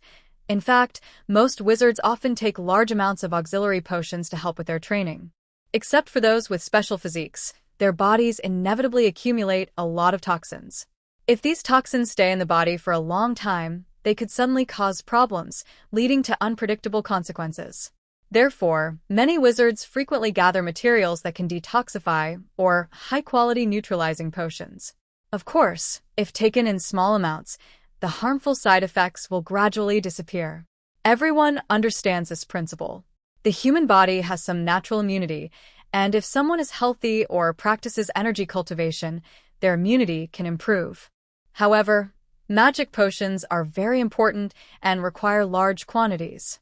Potion makers are definitely key members cultivated by major powers. Here we go. Malin first prepared her experiment notes and began the experiment. She placed the leaves, stems, and roots of the crimson fire orchid into a light yellow bowl and crushed them into a pulp. This process must be very careful. The crimson fire orchid itself is not toxic, but if the pulp splashes onto the skin, it can cause burns similar to being scorched by fire. It might not be deadly, but it will definitely cause disfigurement. After filtering the pulp, Malin poured the red liquid into a cauldron and started preparing other ingredients. The other materials for the stamina potion are quite safe, and soon everything was ready. She then added these ingredients into the cauldron in a specific order and ratio. Each time a new ingredient was added, the red liquid in the cauldron produced foam. She had to wait until the foam completely disappeared before adding the next ingredient. A small mistake could ruin the entire batch. As for explosions, they are unlikely. If even basic potions could explode during preparation, Malin would have already become famous for her daring. After adding the last type of material, Malin waited for the bubbles to completely disappear. Then she lit the candle holder beneath the cauldron. A faint blue flame began to burn at the bottom of the cauldron, and Malin started reciting a spell. The black candle was specially made for heating potions or alchemical products. As for the spell, that's why only trained wizard apprentices can brew magic potions. During the process, they need to use their mental strength to guide energy particles to interact with the liquid. Gurgle. The liquid inside the cauldron started to boil vigorously, as if some gas was rising. Malin picked up a glass rod and gently stirred the contents to help release the waste gases from the materials. After 15 minutes, Malin held a test tube filled with red liquid, showing a satisfied expression. The first step of the brewing was successful. Her hard work and material preparation over the years had paid off. However, this was only the first step in making a stamina potion. Drinking this potion directly would probably cause her whole body to surge with energy. Malin placed the test tube on a nearby rack, then began to extract the purple xian liquid. The purple xian liquid was made from a plant called purple xian grass. It was a neutralizer used specifically for stamina potions. This extract was not dangerous, as long as its purity was maintained. After a moment, 10 portions of Crimson Fire Orchid Potion and 10 portions of Purple Xian Liquid Neutralizer were neatly arranged in front of Malin. If some experienced alchemists saw this number, they wouldn't believe that a magic apprentice making his first basic potion could achieve this. But it was true. Before this, Malin had spent nearly 4 years studying these materials and formulas, which led to her current success. After recording each step and result in her lab notes, Malin prepared to complete the final synthesis. Snip. When the purple neutralizer was poured into the Crimson Fire Orchid Potion, white smoke rose from the test tube, giving off a sulfur-like smell that was very sharp. But Malin remained calm. Her hands were steady as she carefully added the liquid into the test tube, softly reciting a magic spell. After 4 breaths, the sulfur smell gradually faded. Inside the test tube was a clear, purple-red liquid, very pure and beautiful. Medium quality. Malin evaluated the potion and smiled with satisfaction. The quality of the same potion can greatly affect its price. In the following time, Malin worked hard. Unfortunately, due to some small accidents during the process, 3 potions failed. She ended up with 5 medium-quality potions and 2 lower-quality stamina potions. Although Malin now has a way to restore failed potions, the value of stamina potions is not high, so there's no need to waste those mysterious glowing points. Even though her stamina potions are fully crafted, Malin didn't immediately sell them to Heller. Although Heller is trustworthy, accidents can always happen. Most apprentice wizards rarely start experimenting with potions or alchemy right after their promotion. For potion making, producing a finished product in a month is already quite good. But her speed is truly impressive. Under normal circumstances, her remarkable performance could attract the attention of a senior wizard and earn her a place in their group. But she needs to stay low-key now. If File knew, it might cause other problems. The real issue is Melon still needs many magic stones and more training resources. So, she can only be modest for now and plan to sell to Heller later. Crafting a potion also leaves her a bit mentally tired. Melon thought for a moment, but didn't rest immediately. Instead, she packed everything up, especially the finished potions, which she stored in her bag, and then left her dorm. 15 minutes later, Melon arrived at a room next to the general supplies warehouse. She called out loudly before entering, "Old Heller, are you here?" Inside, there was a jumble of noises, as if something had fallen.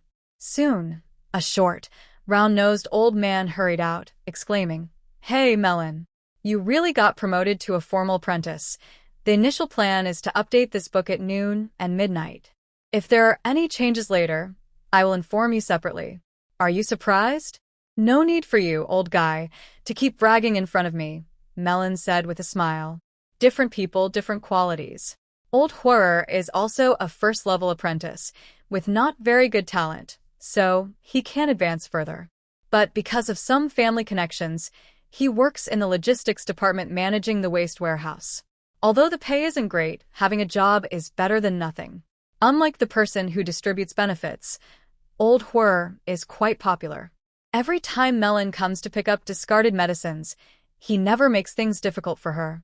He just likes to boast when drinking, talking about how he got promoted to a first-level apprentice back then. After hearing it many times, it just becomes a joke." Old Horror rolled his eyes. "Boast? You only got promoted once in 4 years. You might not go much further than me in the future. What do you know? I call that a late bloomer." Melon wasn't angry either. She smiled and said, "Old Horror, bring me a batch of discarded medicines. Oh, and this time, I want all spirit concentration potions. All junk. Why do you want only spirit concentration potions?" Old Horror asked with some confusion. "Of course, there's a difference. The medicines are different, and the herbs have different attributes. Forget it. You don't understand planting anyway." Melon waved her hand dismissively, showing a look of disdain. Old Horror was so angry he puffed out his cheeks and glared, but he also felt helpless about her. Finally, Melon left with a large bag of concentration potions. Any type of potion, when used for a long time, can cause the body to develop resistance. Melon did not plan to purify and use these potions herself, but intended to sell them. Of course, making concentration potions is quite difficult, so Melon would not sell them now to avoid suspicion from Heller. Time passed very quickly. Before she knew it, half a year had gone by. On a path paved with blue stones, Melon was walking with her head down, looking thoughtful. Compared to 6 months ago, Melon had grown taller by a noticeable amount, and her skin was a bit fairer. Not sickly pale, but due to rarely seeing sunlight, it made her look more charming. Half a year has gone by so quickly. If I had a mentor guiding me, I probably wouldn't be so eager to leave here. Melon looked up at the main building of the academy, feeling very complicated. Normally, after she advanced, the academy should have signed a formal apprenticeship contract with her immediately, and then found her a mentor. But half a year had passed, and there was no news. During these 6 months, besides meditating, making potions, and working in the herb garden, she spent most of her time studying expensive courses such as Principles of Alchemy, Alchemy Magic Arrays, Basic Analysis of Golems, Principles of Spell Model Construction, Gulliver's Travels, and Geography of Water, Cloud, Land. Over the past 6 months, many things have happened at the academy. For example, Kelly was disfigured on her right face during an experiment a month ago, looking like a fierce ghost, earning her the nickname Half-Face Rakshasa. She has also been dumped by Filler. With full support from her family, Filler has reached the peak of the 3rd-level apprentice stage. He is just 1 step away from breaking through the bottleneck and becoming a full-fledged wizard. Of course, at this point, it's not just about resources. Personal talent and effort also matter. After strict supervision from his family, Filler has become much more disciplined, focusing on training and temporarily ignoring Melon. When Chinyu told Melon this news, he looked relieved, but Melon couldn't feel at ease. If that guy really breaks through to become a full wizard, crushing her would be easy. The delay in signing the contract was probably caused by them. During these 6 months, Melon made many common potions like stamina boosters and hemostatic agents. At first, her failure rate was quite high, but most of the failed products were purified into usable ones using those mysterious glowing points. Her potion-making skills improved rapidly, and the magic stones she earned were mostly spent on buying ancient texts. However, what excites her most is that she will soon be promoted to second-level apprentice.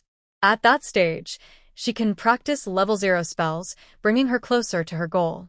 To become a first-level apprentice, she needs to successfully carve 8 will runes in her consciousness. To reach second level, she must carve 24 will runes. As for third level, it seems there are other requirements.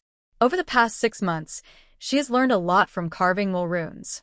It is because of the starry cloud that her training has been so fast. She doesn't know what kind of treasure it is, but it must be a helpful magic tool. During this time, Melon also tried to contact other mentors to see if she could become their student. That way, she wouldn't have to worry about sneaky plots from the Filer family. Unfortunately, no one was willing to risk offending the Filer family for an uncertain future apprentice. Forget it, I'll stick to the original plan. Melon gritted her teeth. She looked ahead at the college's trading area, gathered her courage, and headed toward the shop run by Hel. This time, she was delivering prepared potions. Over the past 6 months, the two of them had been secretly trading. Only the elders of the Filer family vaguely knew about it, and they had given Hel some instructions. Anyway, Hel's attitude toward Melon had become much warmer. Well, nothing much today. Just as you requested last time, the finished product is ready. Come and check it out, Melon said calmly as she entered the shop beside Hure. Did you bring the finished medicine? Hure quickly put down his cloth, hurriedly caught up with Melon, and asked with a big smile on his face. Right here, Melon handed him a cloth bag from her sleeve. Hure quickly moved behind the counter, opened the bag, and took out 10 black vials. This color looks very pure. Hure picked up 1 vial, first looked at its clarity through the light outside, then unscrewed the cap and sniffed it. His face showed surprise. Then he took a test tube with green liquid, dropped 1 drop onto a plate, and then added a drop of antidote, mixing them together. Sizzle. After a soft hiss, the 2 liquids reacted, producing white smoke and a strong, unpleasant smell in the air. Good quality. Hure happily stored the vials on the table, then took out a bag of magic stones and pushed it forward. Keep this, Melon. Have you thought about what I mentioned last time? I'm afraid not. I have other plans. Thank you, Hure. Melon shook her head. Recently, Hure had a sudden idea. He suggested to Melon that with her talent in making medicines, her family should support her strongly to protect her from File's harm. But after thinking it over several times, Melon still refused. It's okay, but you need to be careful yourself, Hurl sighed softly. Those guys at the academy really have no eyes. Although the shop's management was handed over to Hurl, her family couldn't be unaware of her supply channels. Even if Hurl hadn't mentioned Melon's name, her family might still have found out. Recently, Hurl had hinted at recruiting her, which shows they knew she didn't belong to any particular faction. For ordinary apprentices, having a family to support them is a great opportunity. It guarantees some resources for training. But Melon didn't want that. If she was recruited by a faction, it wouldn't just help her training, she would likely become a tool for them, constantly making potions for others. She might also face restrictions, like only being allowed to make basic, stable potions, which could ruin her life. It seems my cooperation with Hurl is almost over, Melon thought to herself. She didn't want to assume the worst about her friend and his family, but behind the mysterious power of the mages, there are many dark and dirty secrets. She had seen enough of that over the past 4 years. After talking with Hel about some interesting stories from the academy recently, Melon left the shop and walked along the street. It was almost noon, and she planned to find a place to eat. Although the academy's cafeteria was cheap, the food was not very good. The past 6 months of hard training and experiments had been very dull, and now her craving for something tasty had returned. Turning her head, Melon saw a female apprentice walking toward her from an angle. The other girl also saw Melon. At the moment she recognized Melon, the apprentice seemed to pause briefly, then quickly turned and walked into an alley. Kelly. Although the girl had scars covering half her face, Melon immediately recognized her as Kelly, who had once forced herself to please Filer. The girl ahead heard her call and quickened her pace, but Melon was faster and soon caught up. Kelly, stop right there. Kelly suddenly stopped but kept her back turned to Melon, not looking back. Long time no see. Let's talk. After all, we used to be friends, Melon said softly with a sigh. Friends? Are you here to laugh at me? I look so ugly now, no one wants me. Does that make you happy? Kelly suddenly turned around, her voice sounding a bit harsh.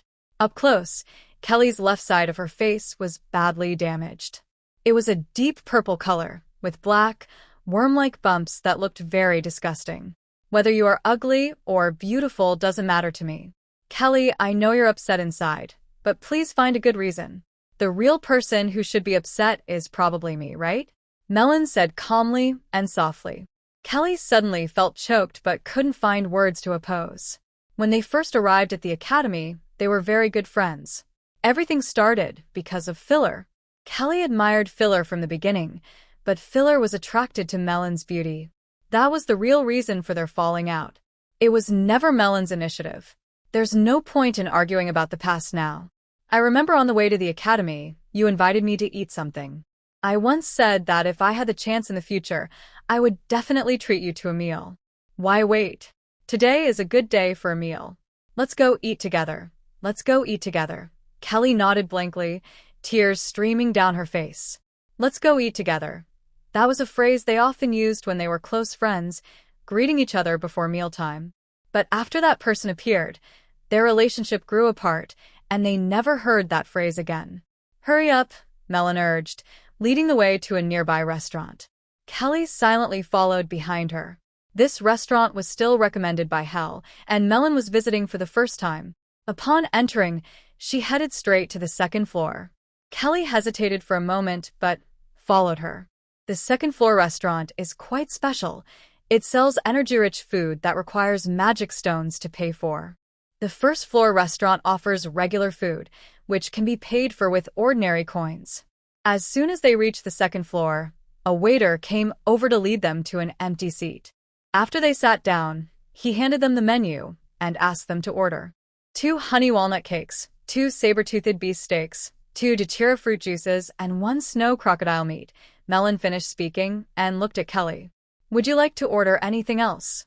That's enough. Kelly nodded, lowering her gaze again. Just these. Melon nodded to the waiter. After the waiter left, Melon looked at Kelly with a frown. Kelly, you only lost your looks. What's so great about that? At least you're still alive and can practice. When you become stronger in the future, maybe you'll find a way to remove those scars. For a wizard, appearance isn't the only thing that matters. Don't you hate me? Kelly suddenly looked up and asked Melon directly. I feel sorry for you, or to be honest, I pity you, Melon said. Seeing the anger in Kelly's eyes, she smiled slightly and raised her hand to stop her from reacting. Listen to me first. I pity you, not because your looks are ruined, but because of your previous actions. To please her boyfriend, she betrayed her good friends and even disregarded her dignity to match him with other women. But I think you are lucky to have been abandoned because he hasn't caused you greater harm yet. Of course, how you think is your own business. If you insist on overthinking, I can't stop you. Kelly, in the wizard world, strength is the most important. Everything else is unreliable. At this moment, several waiters brought their lunch. Melon picked up a thorn fruit juice and said to Kelly, "This thorn fruit juice is specially processed and helps with meditation. We should try some today." After saying that, Melon raised her glass and took a small sip. It tastes good, really has a special feeling. If we get the chance, we should also get some thorn fruits to make juice. That thing grows deep in the forest in the water cloud area. Not easy to find, Kelly said, a bit speechless, but her worried expression seemed to lighten a little. This meal cost Melon a magic stone, but the result was good. Some might think Melon was a bit lenient with Kelly, but everyone has their own standards of behavior. Wizards believe most in profit and fair exchange. Even friendship doesn't override that. Merlin's small house has been turned into a tiny laboratory. Actually, it's just separated by a cloth curtain with an added exhaust vent. She doesn't plan to make any dangerous potions, so she doesn't need a special lab. Those are quite expensive. Most apprentices, unless they specialize in potions and alchemy, don't usually use a dedicated lab. Plus, many of these apprentices have professional teachers guiding them, and borrowing a teacher's lab is quite convenient. In a corner of the house, there's a handmade shelf Merlin built herself. It holds various materials sorted by type, along with some simple monitoring devices like temperature and humidity crystals. No matter what kind of material it is, its properties can change depending on the environment. Even the same material can vary slightly from one piece to another. During potion making, even tiny differences in activity can lead to different results. In theory, each material should always stay the same, but in reality, that's impossible. Even when stored in containers, materials change over time, just very slowly. A good alchemist learns to observe and understand these subtle changes, adjusting accordingly to ensure successful potion making. So, if a potion recipe calls for different material ratios, don't worry if you make mistakes, that's normal. Success in this area depends mainly on talent and a lot of experience gained over time. Malin doesn't have much experience in potion making, but opportunities favor those who are prepared. She is already quite skilled in preparing ingredients and understanding their properties, even rivaling advanced apprentice wizards. The only thing she lacks is practical experience. Over the past 6 months, she has brewed some basic potions and gained valuable experience. Now, she is starting to experiment further. She wants to make her own concentration potion. Yes, she plans to make it herself, not just purify waste products. Currently, she can get discarded potions from the college's waste storage. But what will she do when she leaves the college? While she still has a stable environment, she wants to learn more and gain more hands-on practice. After reviewing all the precautions in her mind, Malin begins her first attempt at making the concentration potion. Start. Malin's face is serious as she picks up a thick, banana leaf-like leaf. The leaf is mostly blue with some silver streaks. She uses a small knife to cut along one of the silver lines, and immediately, a silver-blue liquid flows out. Blue silver grass is the main ingredient for the concentration potion. Although it's a basic potion, it's quite expensive. Malin is very careful. She quickly uses a test tube to collect all the liquid, then throws the dried leaf into the trash. The silver-blue liquid in the test tube had a thin layer of faint silver light on its surface, giving it a hazy and beautiful appearance. Then, Malin began to heat the crucible. She recited spells while adding other pre-prepared ingredients in proportion. As the impurities turned into vapor and evaporated, the contents of the crucible changed to a milky white. Only then did she pour the blue-silver grass extract from the test tube into the crucible, quickly stirring and speeding up her spell recitation. Suddenly, a burst of blue light flashed in the crucible, followed by a strong foul smell that nearly made Malin faint. Did it fail? After the foul odor disappeared, Malin looked at the black potion inside the crucible with a grim face. This was a complete failure. Previously, the waste products from her refining potions were usually gray or silver gray, but this black color. Well, it was the first time she had seen such a shade. However, Malin could accept the failure, as it was her first practical attempt. Just as she was about to discard it, a sudden idea struck her. In her mind's sea, there were nearly 40 silver points of light. Why not try to see if they could be purified? She decided to give it a try. Gulp. When Malin dropped one of the light points into the black liquid, it immediately started boiling.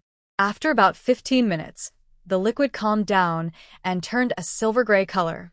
In other words, this extremely failed potion is so poorly refined that it doesn't even qualify as a low-quality potion. Malin slightly furrowed her brow and focused a small light point again. This time, she only managed to produce a low-quality potion. Although it was a bit of a waste, it saved some cost, so overall, she still gained something. Malin sighed in relief. So far, the nebula has helped with meditation, and the light point has a refining effect. As for other uses, She wasn't sure yet, but she wasn't in a hurry to explore. The most important thing was to handle the current situation first.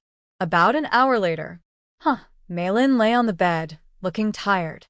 Her underwear was soaked with sweat. The process of making the potion was more exhausting than meditating or practicing martial arts. But she showed a small smile of satisfaction. She moved her right hand in front of her eyes, opening her palm. There was a silver potion glowing softly. A low-quality concentration potion. Although she only succeeded once in 6 tries, it was a big step forward. She had also figured out the general pattern, so her success rate would improve over time. Plus, the rejected products after refining turned into qualified items. From an economic point of view, she hadn't lost anything. However, from a cultivation perspective, the low-quality concentration potion was starting to fall behind her needs. Due to the special nature of meditation, she had to use a lot of mid-quality concentration potions, especially as she prepared to advance to the second-level apprentice. What should I do? Malin lies on the bed, deep in thought. After a moment of silence, she claps her hands and makes a decision. She will refine all her current low-grade concentration potions into mid-grade potions.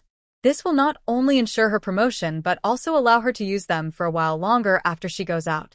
Of course, the best long-term plan is to craft her own potions.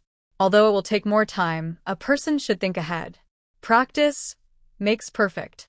When she first started making stamina potions, her success rate was very low, and it was difficult. But what happened later? Now she can do it very easily. Dear women, happy holidays. The wizarding world is vast and full of wonders. Spells and magical tools are very powerful, and spell scrolls are amazing.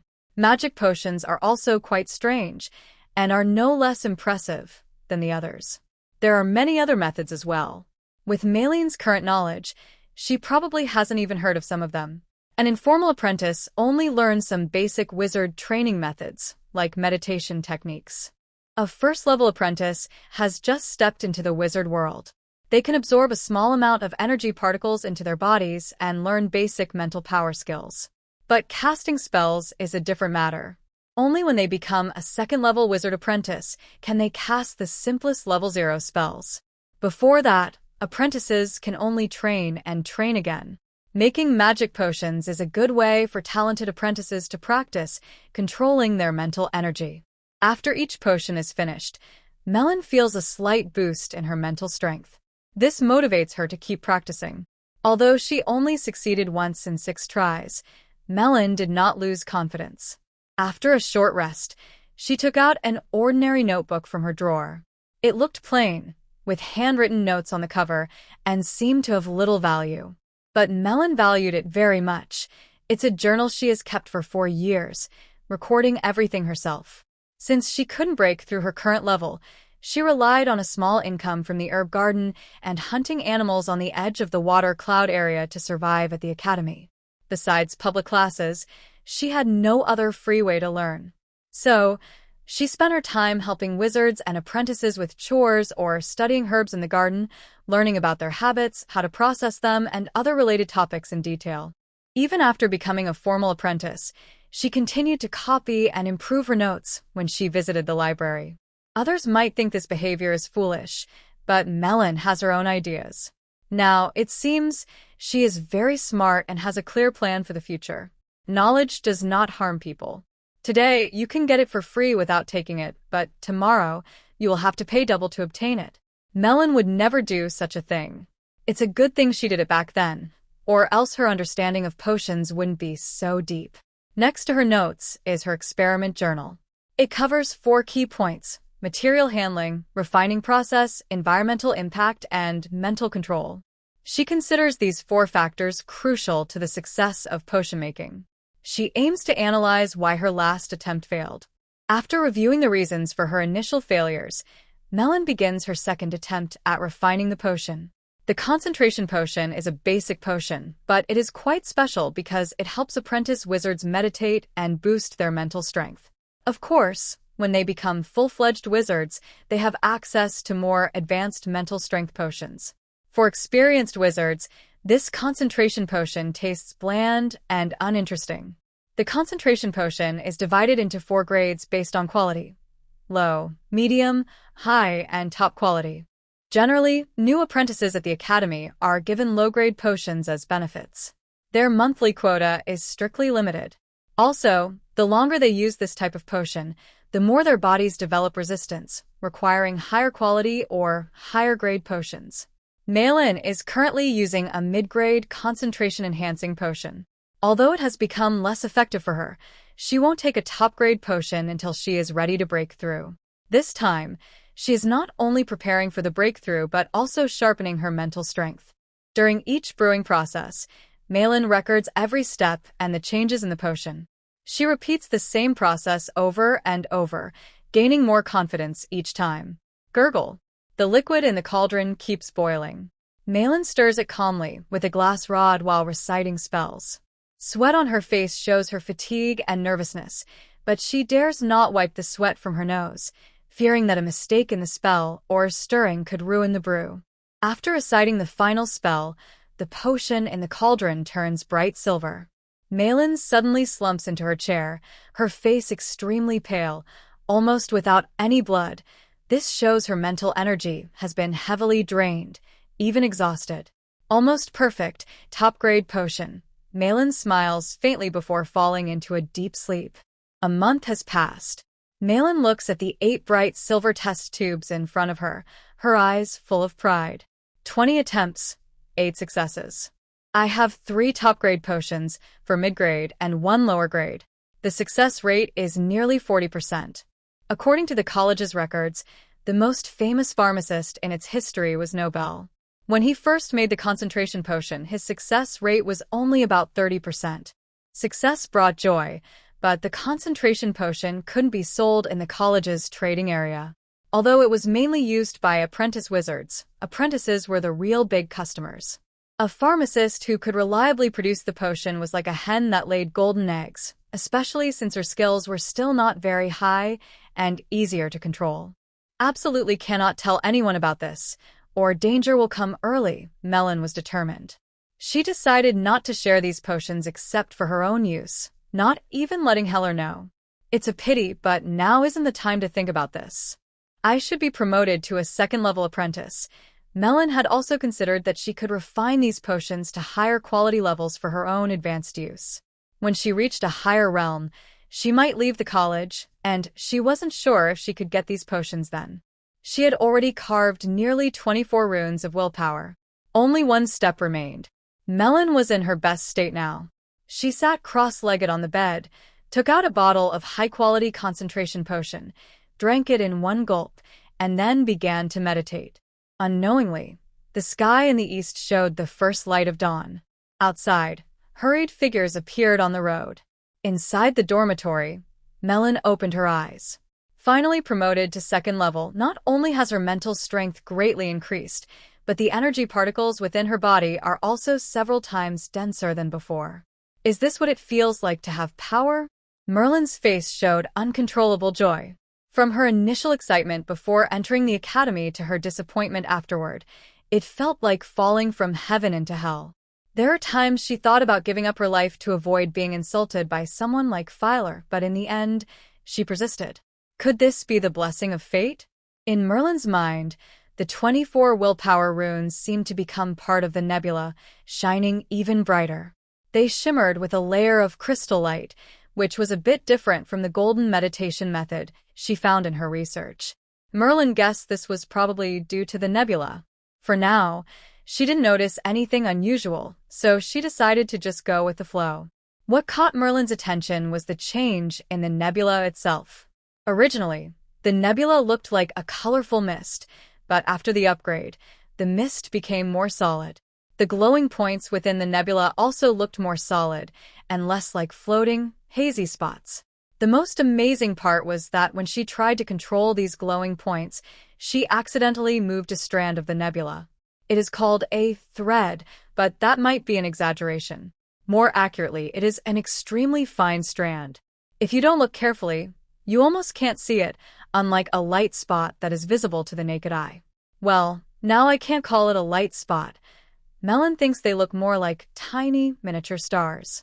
As she advances, These light spots will become more solid, so she named the base Star. Melon already knows the purpose of the stars. They are used for purification. Perhaps after advancing, the stars will work even better. But what about that cloud of stars? What role does it play?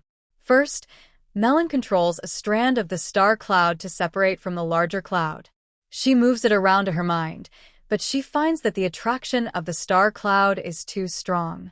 Soon, the strand is forcibly pulled back and merges with the original cloud. That's quite interesting. Melon, fully immersed, treats this as a game and enjoys it very much.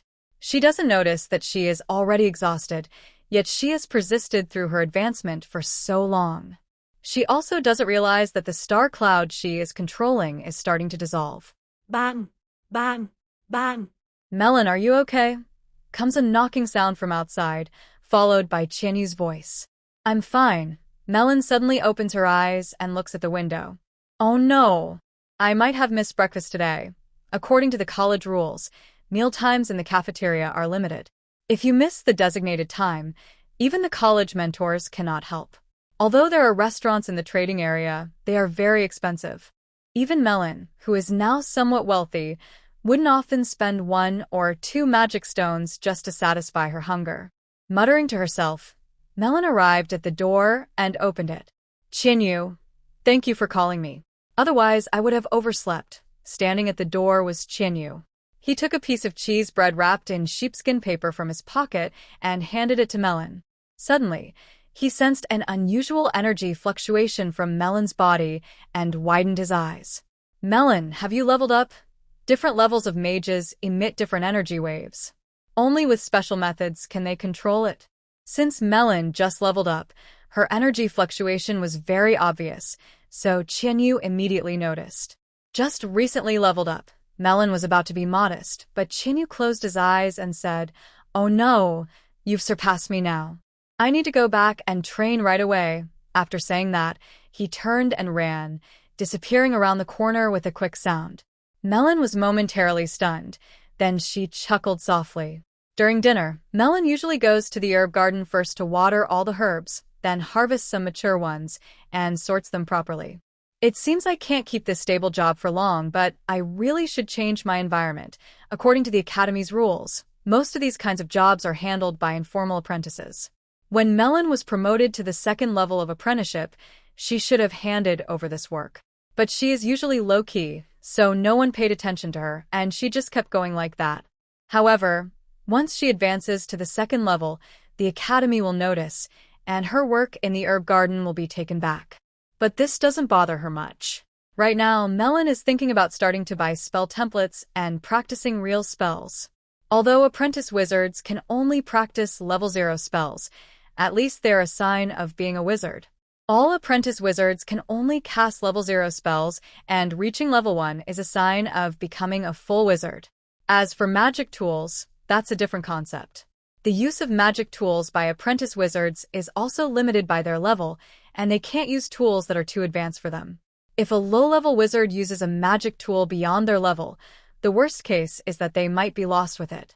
Sorry for going off topic. Recently, Melon has gained a clearer understanding of how wizards cast spells. A spell is a special way for wizards to guide and combine energy particles to produce a specific effect. These energy particles are spread throughout the entire natural world and have different properties. By condensing them into various forms, different magical effects can be created. As one of the creatures of nature, a wizard's ability to attract these particles varies. For example, Melon's body is most attracted to lightning-type particles, followed by fire and wind particles, while earth, water, and dark particles are less attractive. To cast a spell, first a spell model must be built. Different types and levels of spells require different models. A spell model is created by using mental energy to form a pattern in the mind sea, then changing the properties of that energy to attract external particles and cause complex transformations, resulting in a spell. Building these models is very complicated. If the construction fails, it can cause great damage to the mental energy, and without at least 2 weeks of rest, it's impossible to build another model. So, practicing magic must be done carefully. After reviewing her notes, Melon let out a gentle sigh, packed up her notebook, and headed out of the teaching building. No matter what, she needed to quickly build a spell model and gain the ability to cast spells so she could move on to the next step. Next to the teaching building, there is a college trading hall. The items there are a bit more expensive but definitely safer, unlike the items in the trading area, which often have traps. If you fall for a trap, you can only blame yourself. The old woman sitting behind the counter stared at Melon with an owl-like gaze, as if she were watching prey. I really dislike creatures like owls and snakes. Melon tried to look cuter and forced a smile. I want to see the introduction to level 0 spell models. Take this. The old woman threw a large book with a purple-red cover onto the table with a loud bang. Melon doubted she could even lift it. What's your attitude? With this kind of mindset, you'll only be a wizard apprentice in your life. Melon glanced at the old woman's rank badge, muttered to herself, then opened the big book. Inside were descriptions of all the level 0 spell models. Acid arrow description: forms an arrow made of acid to attack the enemy. Dark hand: condenses dark elements to trap the target. Better used at night. Dark ray: has strong piercing power and carries negative emotions. More effective at night. These are dark-type spells. Melon was not satisfied with their attack and defense power because her body attributes have low dark affinity. Wizard's hand? Never mind. Touch of fatigue? Not very interesting. Electric web description: made of raging lightning elements, forms a large net that can cover several meters, with some paralysis effects. Wind sprint technique: makes the caster's speed as fast as the wind. Yes, these two spells are pretty good, Melon said, her eyes lighting up. The lightning element has the strongest affinity for her. One of these spells is to trap enemies, and the other boosts her own abilities. Both fit well with her physical traits and skills. But now, she still needs an offensive spell. Melon hesitated, then looked at the minor fireball spell. This is the one. Melon closed the book, took a deep breath, and said, "Please give me the spell templates for the electric net, wind sprint, and minor fireball." Electric net and minor fireball cost 15 magic stones each, and wind sprint costs 10. After handing 40 magic stones to the old woman at the counter, Melon took the 3 leather-bound books she received and left. For some reason, she always felt that the woman's gaze carried some hostility, not just because of her shy personality. "Melon, did you buy the spell templates?" Just then, Chinyu happened to meet her. Seeing the leather books in Melon's hands, he immediately understood what she was doing. "Did Kanaya give you a hard time?"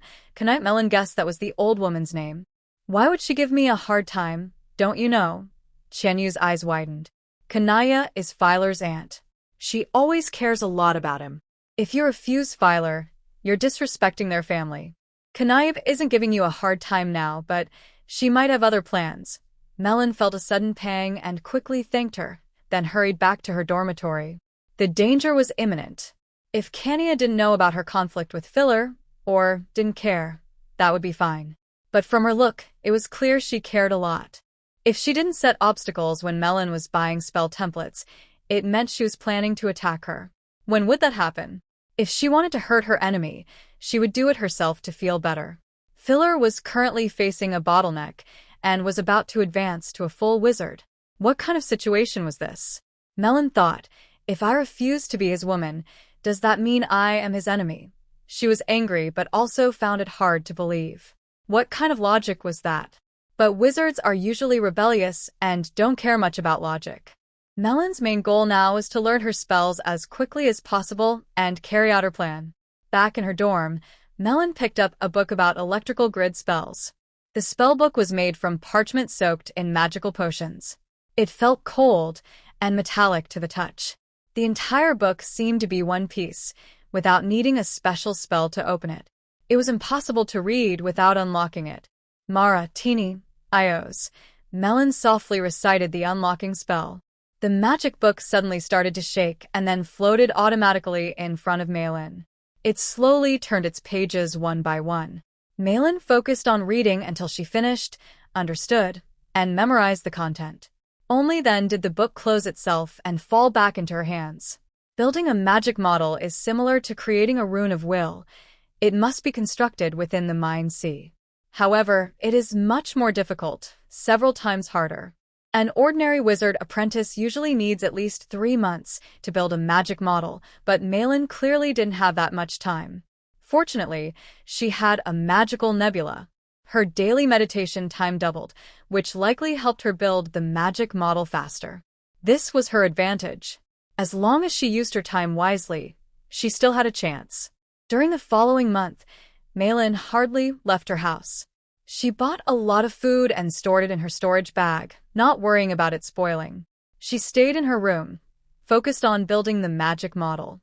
When she finally came out after a month, her jaw was so sharp it could be used as a tool. Wow. Malin, what happened to you?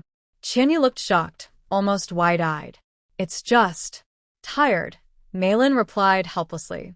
She was indeed exhausted, but her mental state was still good.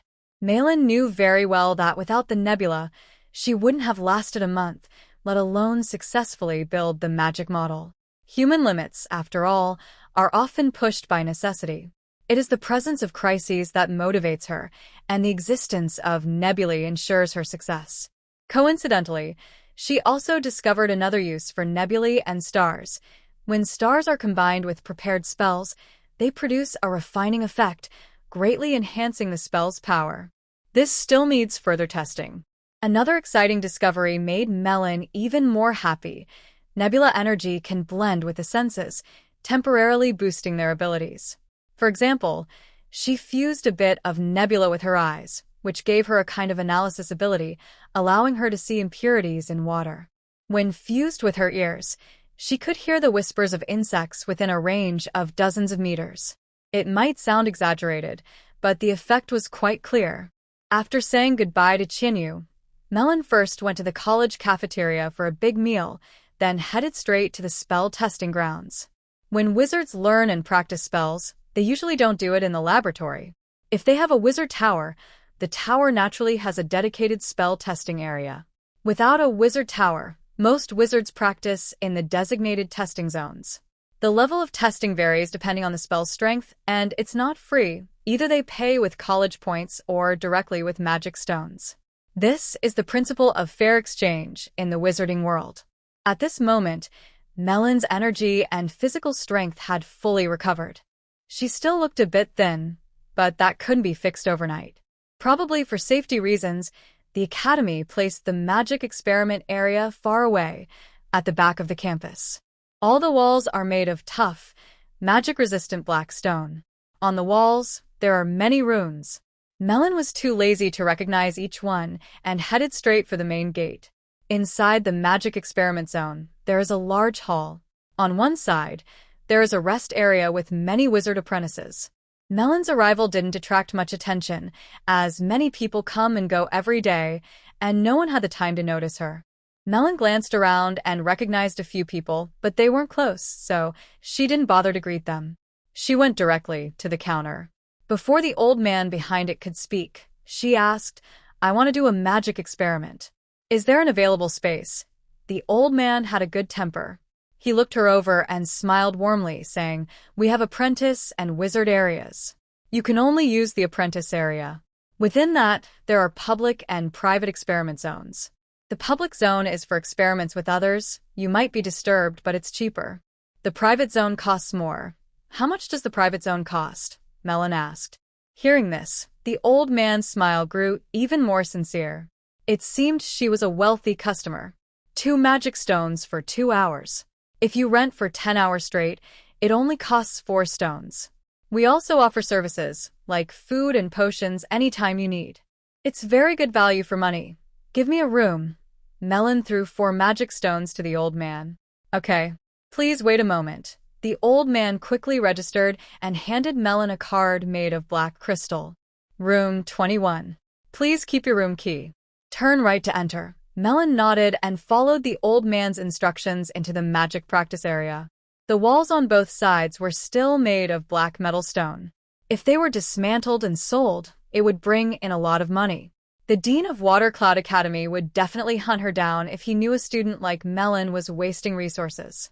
Unlike outside, each door on the wall had a room number written on it. Clearly, inside was the testing zone. The doors had crystal display screens. Green meant unoccupied. Red meant occupied.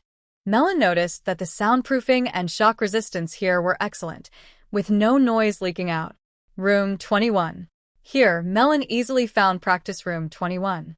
She waved her room card over the display, and the door suddenly opened. A somewhat metallic female voice rang out. "Welcome to practice room 21. You have 10 hours to use. Please make good use of your time." Melon stepped inside, and the door closed behind her. She looked back at the display, which had turned red. Then she looked around the room. The practice area was a rectangle, about 20 meters wide and 80 meters long, empty and completely bare. However, on the wall near the door, there was a blue crystal ball embedded in the wall. Melon walked over and placed her hand on the crystal ball. "Please confirm the target type, quantity, distance, and appearance method." A female voice with a metallic tone, similar to the one when opening the door, responded. "Fixed targets, 2 units, 40 meters away, will automatically regenerate after destruction," Melon said. Suddenly, 2 beams of light descended from the ceiling. After the beams disappeared, 2 humanoid targets appeared, each wearing armor and protective gear, like knight's equipment. In the training area, there are fixed and moving targets. Regardless of the type, they are magical illusions with damage assessments, making the use of magic stones worthwhile. Like wizards, spells are also ranked by level, and spells of different levels have different power. But sometimes, the difference isn't absolute, especially between spells of adjacent levels or with different attributes. For example, the same spell can be low, mid, or high level, depending on the caster's spell model. Similarly, when comparing spells of neighboring levels, one high, one low, they might perform equally when cast.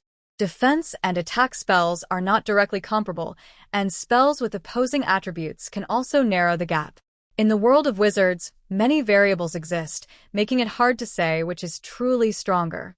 Melon practiced 3 spells: Electric Grid, Swift Wind, and a secondary energy fireball. The Swift Wind spell is a support spell cast on allies, so she only needs 2 targets. Casting spells requires mental energy and magic power. During the process of building the spell models, Melon has become very familiar with how to cast spells. Now she is just practicing. Gladen. Fire Guidance.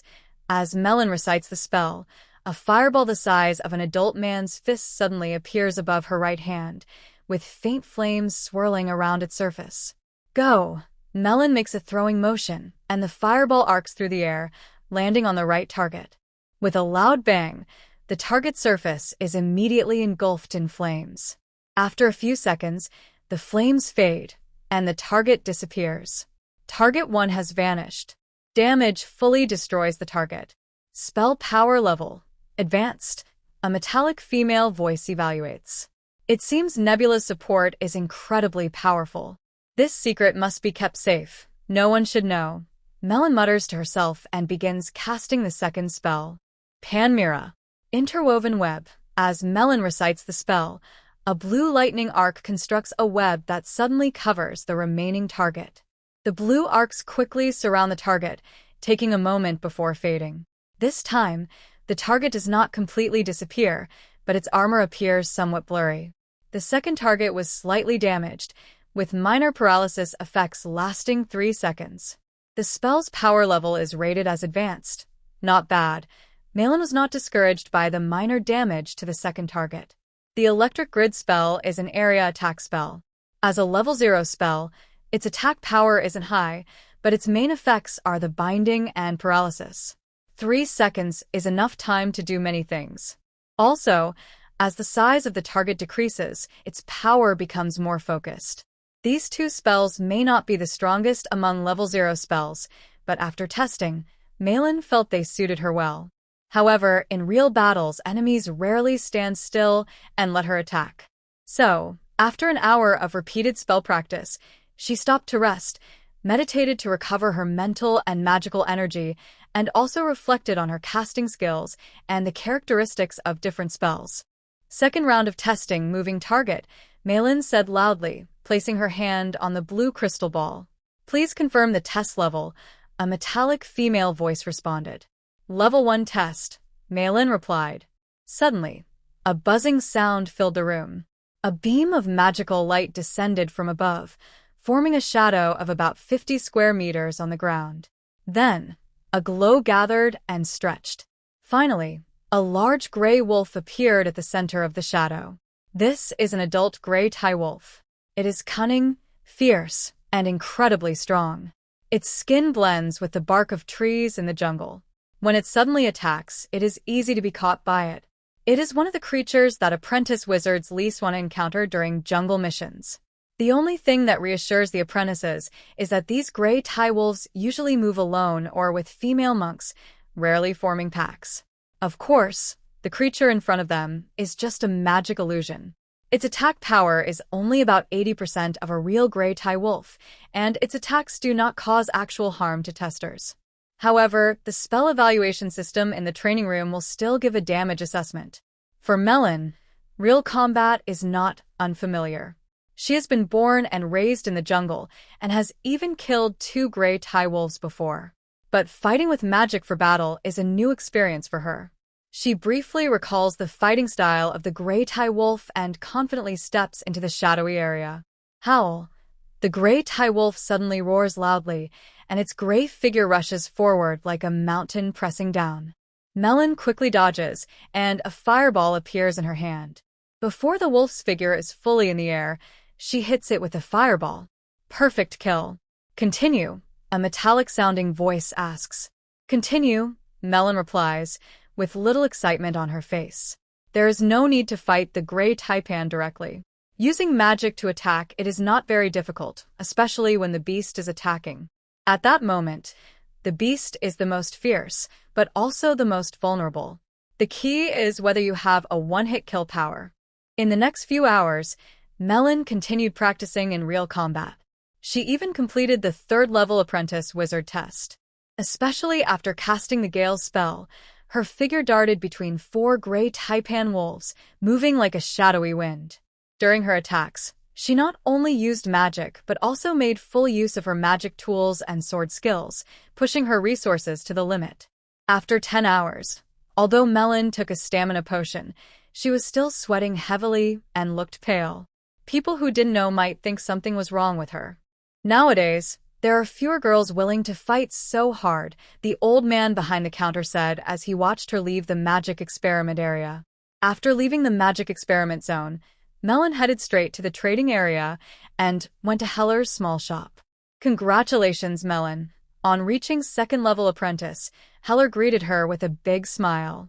After seeing off the last customer, Heller closed the shop door and took a small bag from under the counter, handing it to Melon. This is the payment for the last batch of potions. It's 450 magic stones. Just tap to confirm. Do you think I wouldn't trust you? We've worked together many times before. Melon smiled and picked up the cloth bag, holding over 400 magic stones, which felt quite heavy. Harold hesitated for a moment, his face becoming serious. Melon, I need to tell you something important. What is it? Melon guessed what he might say but pretended not to know. My family wants to invite you to join us. Melon, I'm not betraying you. They found out on their own, but I haven't admitted anything. Harold looked worried, afraid Melon might misunderstand. Just that, Melon nodded. Harold, I trust you. Go on. All right. Harold rubbed his hands nervously. My family isn't forcing you.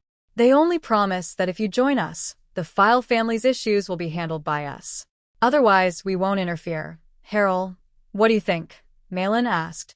If you haven't advanced to a 2nd-level apprentice, I would advise you to accept the family's offer. But now, if you join us, it will come with restrictions. I support whatever you decide. But if you choose not to cooperate, I suggest you leave the academy soon. Why? Melon raised an eyebrow. There's news that the File family has brought in a moon of the Blue Lake to break through their bottleneck quickly. With his talent, having this moon of Lolan, it is certain that he will become a formal wizard soon.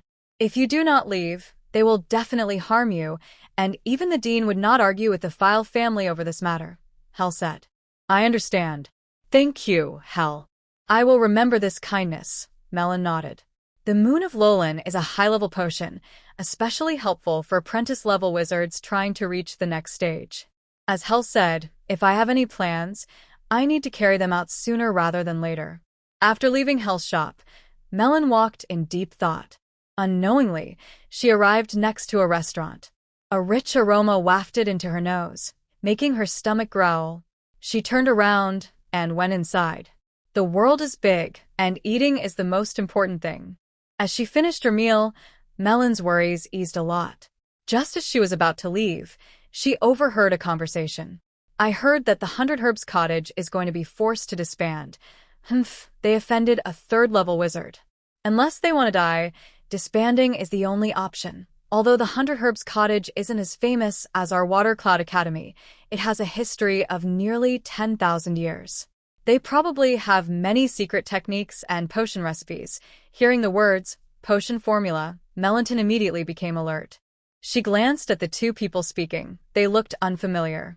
Water Cloud Academy is not a major power, but it has thousands of students. Melon only recognized her senior and junior classmates from the same intake, but most others she didn't know. From their clothing, she could tell they were first-level apprentices, and their older age suggested they were upperclassmen. Seeing the two walk downstairs, Melon quickly stood up and followed behind.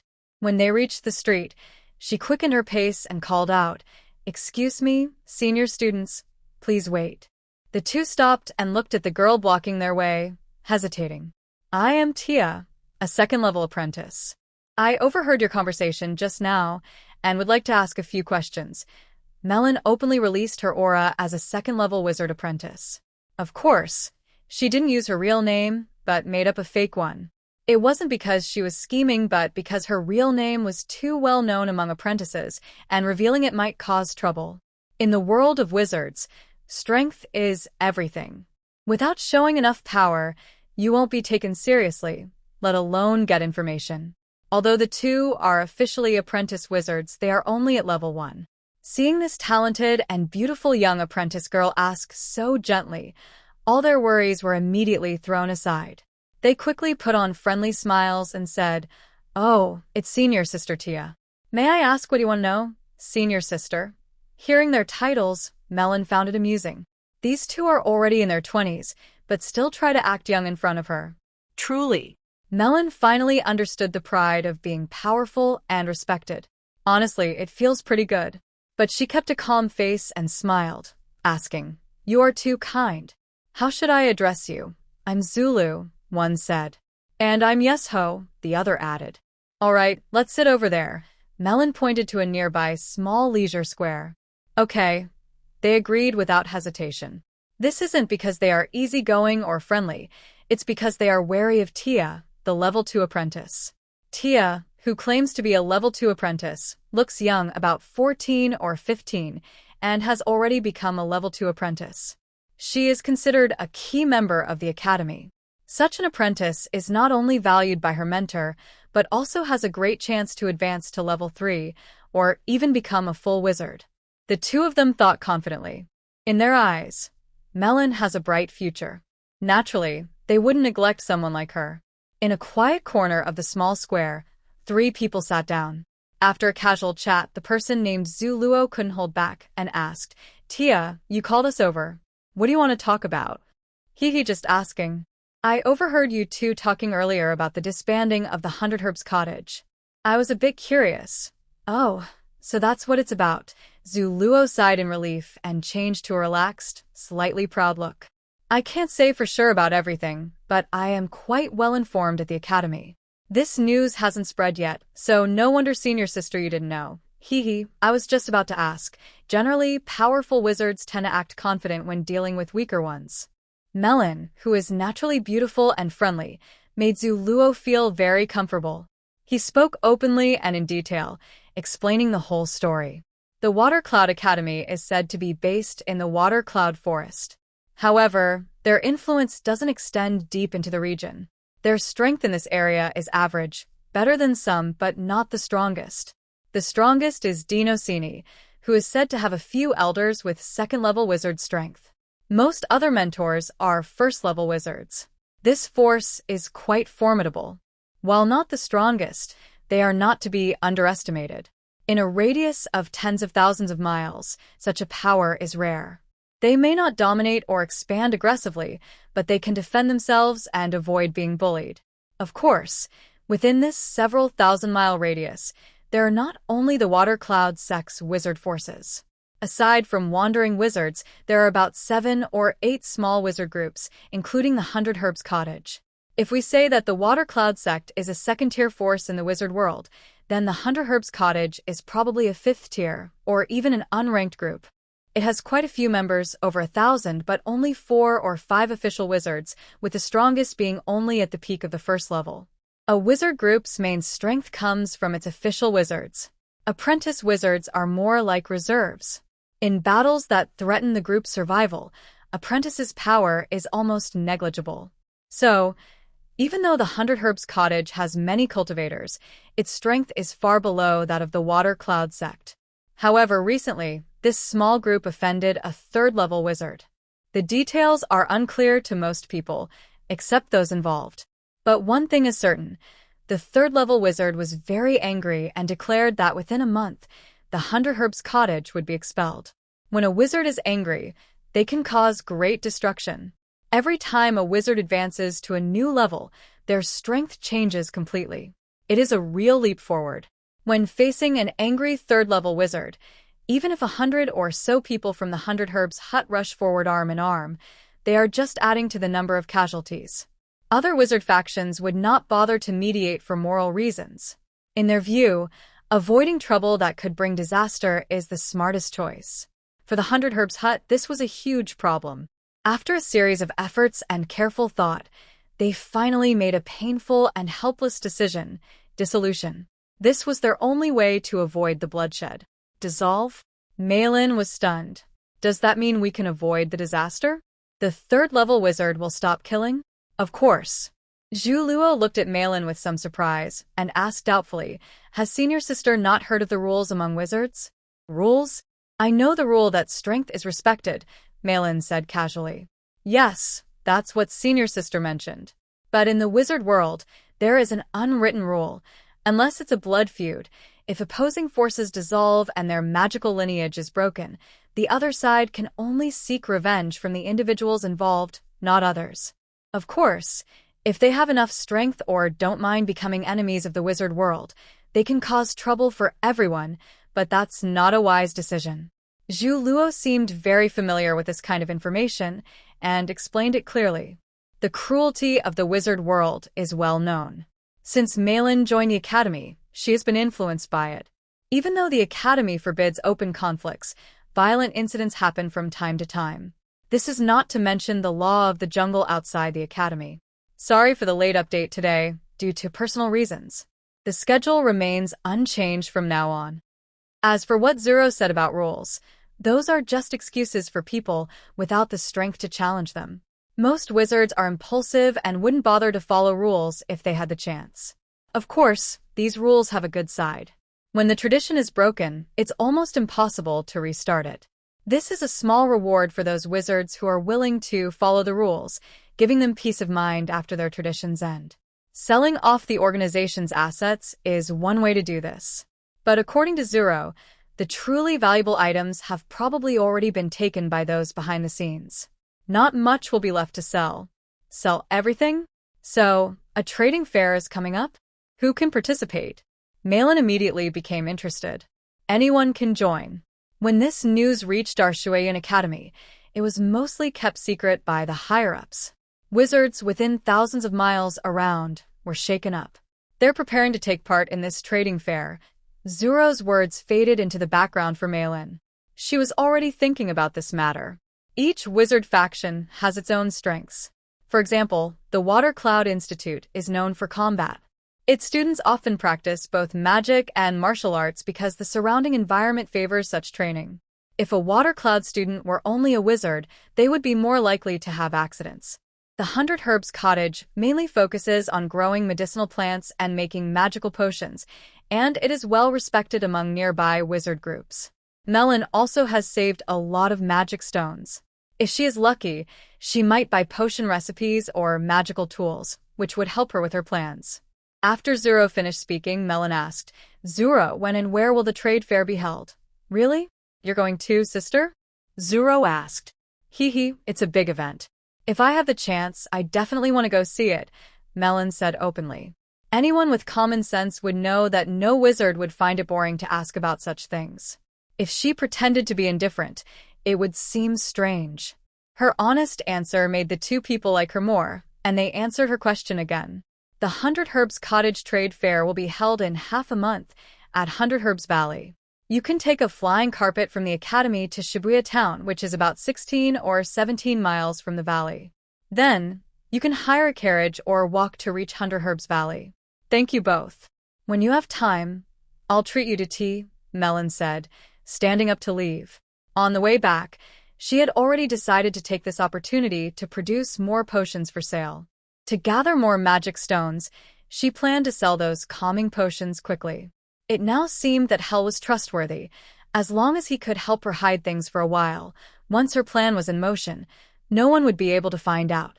The next half-month was a busy time of potion making.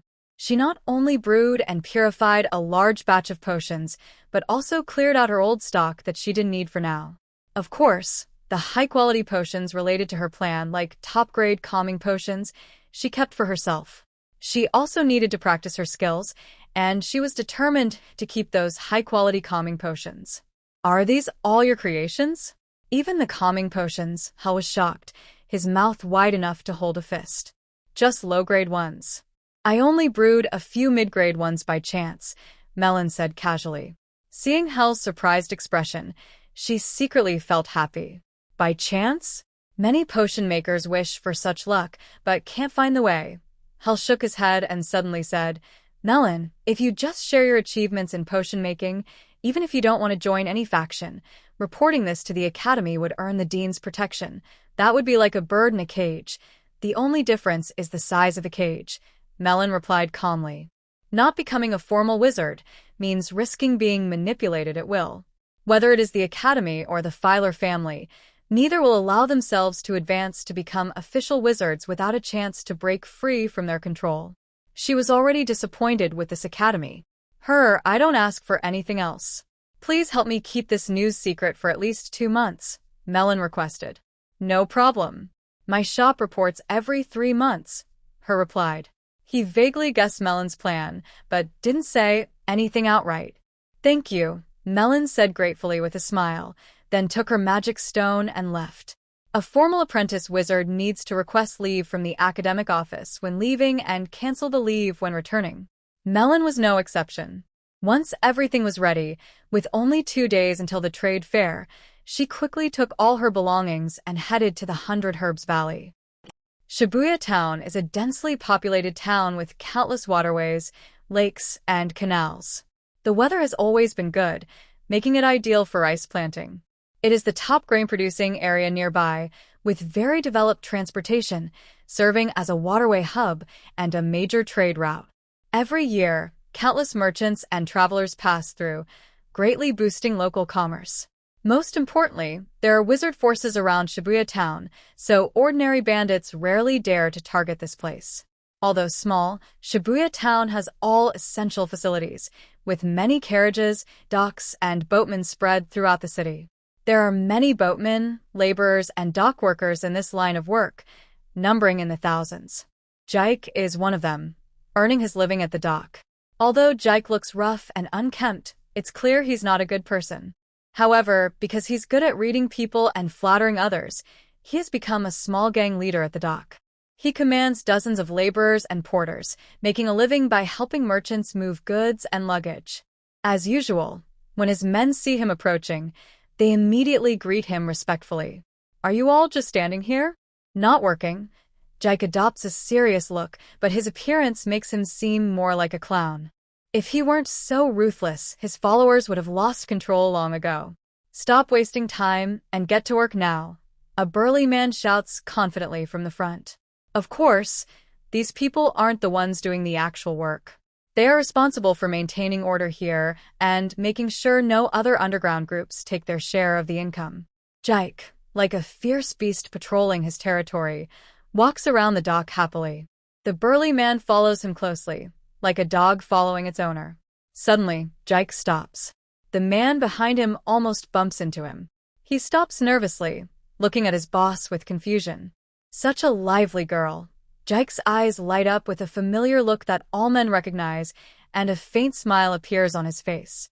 That person is a qualified knight. Boss, we can't afford to offend someone like that. The man looked in the direction of his boss's gaze and indeed saw a beautiful girl getting off a boat. She was dressed in knight's casual clothes, wearing a brand new leather armor, carrying a long knight's sword on her back, and her shiny black hair was flowing behind her. Unaware of the situation, Jiko sneered at his simple-minded subordinate. This girl looks only 14 or 15 years old. Look at her hands. Do they look like a knight's hands? No, she's probably a spoiled girl. Girls like her would never sweat on the training ground. Ask her what she's talking to old Hank about and find out if she's alone. Yes, boss. The man quickly agreed and scurried over like a mouse. The girl dressed as a knight was Melon. She wore this outfit for 2 reasons: to move easily and to deceive her enemies. After all, a warrior's fighting ability is not comparable to a wizard's. She wanted her opponents to make wrong assumptions about her, leading to mistakes during battle. Since entering the academy, she hadn't come out. With her strength, flying through the clouds was too dangerous. Riding a flying carpet took 2 magic stones each trip, and the academy's environment was harsh, so she had no chance to leave. This time, she traveled on a flying carpet and landed about 100 miles from Shibuya town. Then she took a boat along the waterway to reach Shibuya town, planning to hire a carriage to go to the 100 Herbs cottage. As soon as she stepped off the boat, Melon frowned slightly. Is this what you call prosperity? The entire dock was built with simple wooden planks. It was small and shabby, with broken baskets and torn bags piled up everywhere, making it look very dirty and messy. On a few rough bamboo shelters built on the dock, dozens of strong men stood. They were either shirtless or wearing only short jackets, giving off a fierce vibe. Their eyes boldly looked over the passengers getting off the boat. Old sir, I want to hire a carriage to the 100 Herbs cottage. Oh, and I also need a guide, Melon said. 100 Herbs cottage? That's where the wizard lives. But if you want to learn magic. The old man blinked, clearly thinking Melon was a young girl wanting to become a wizard. But you shouldn't be asking an old man about these things, he added. Suddenly, a powerful voice interrupted. The old man looked like a baseball hit suddenly with a bat, stumbling forward several meters before falling to the ground. Who are you?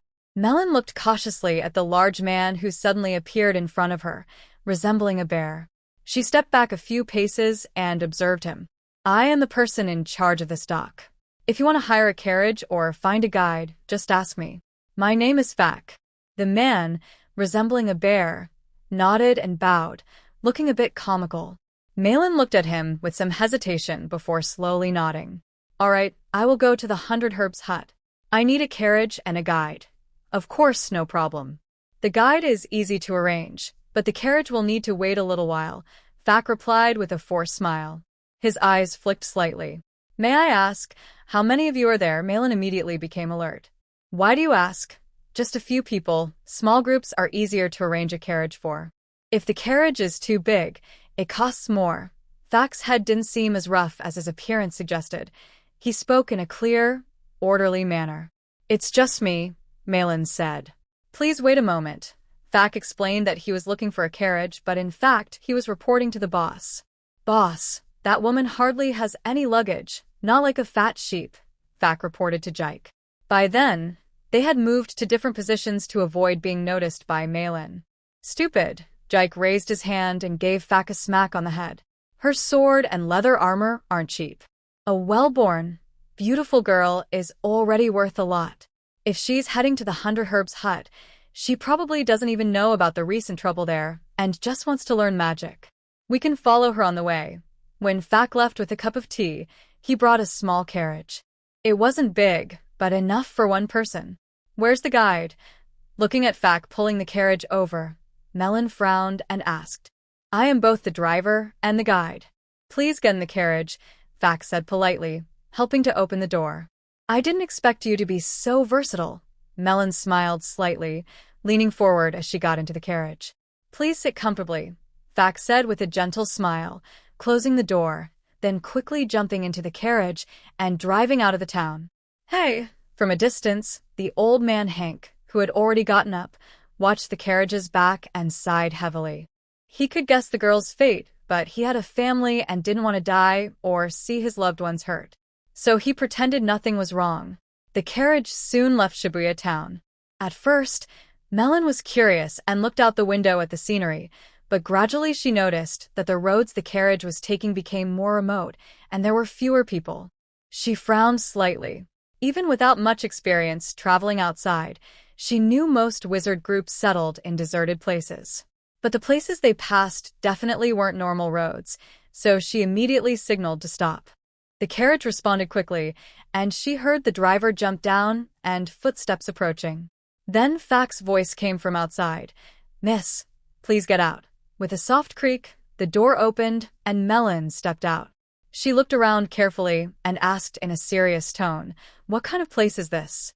Who are these people?" At this moment, in front of her, more than 10 strong men formed a fan shape, trapping Melon in front of the carriage.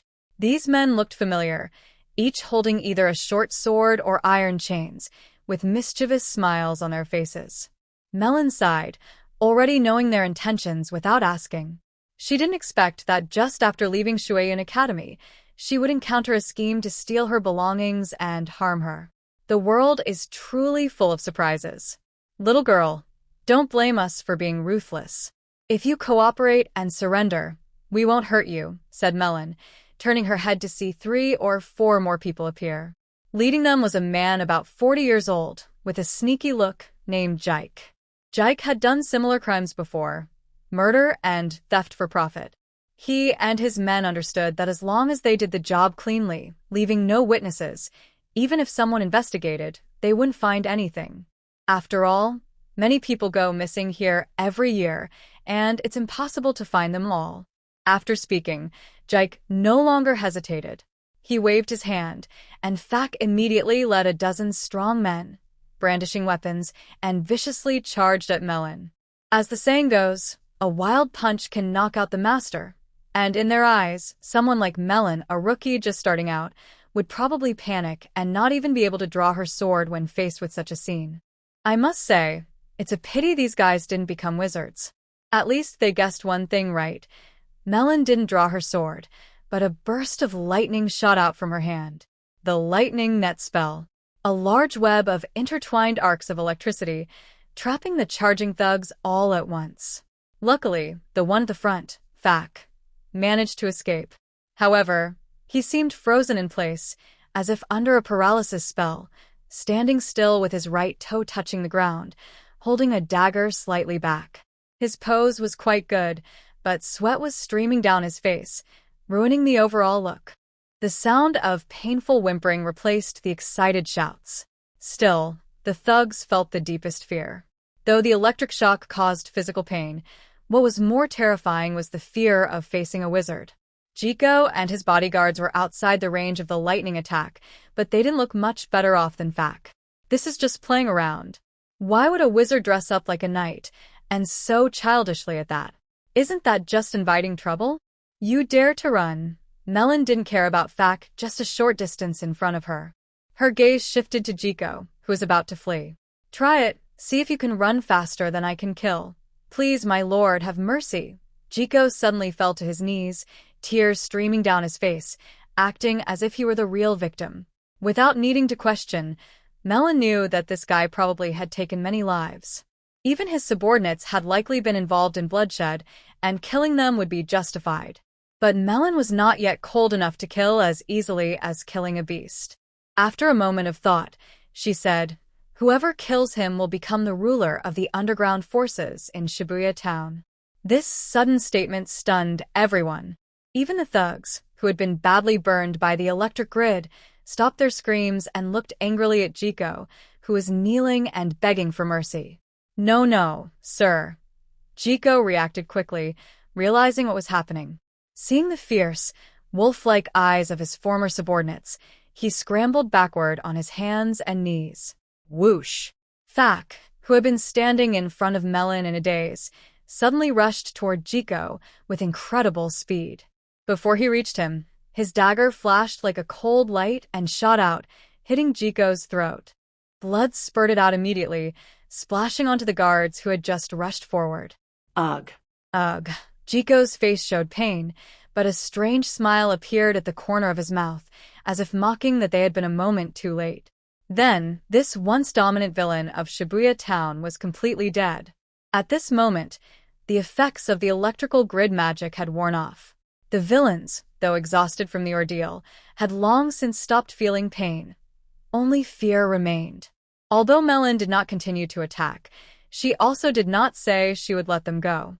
Now, they were like prisoners awaiting their fate, trembling and cowering. From today, you are their leader. Can you do it? Melon looked at them coldly for a moment, then suddenly turned to Fak and asked. Yes. I will definitely do it. Fak shivered, then responded happily, becoming more respectful. Good. Take me to the 100 Herbs cottage.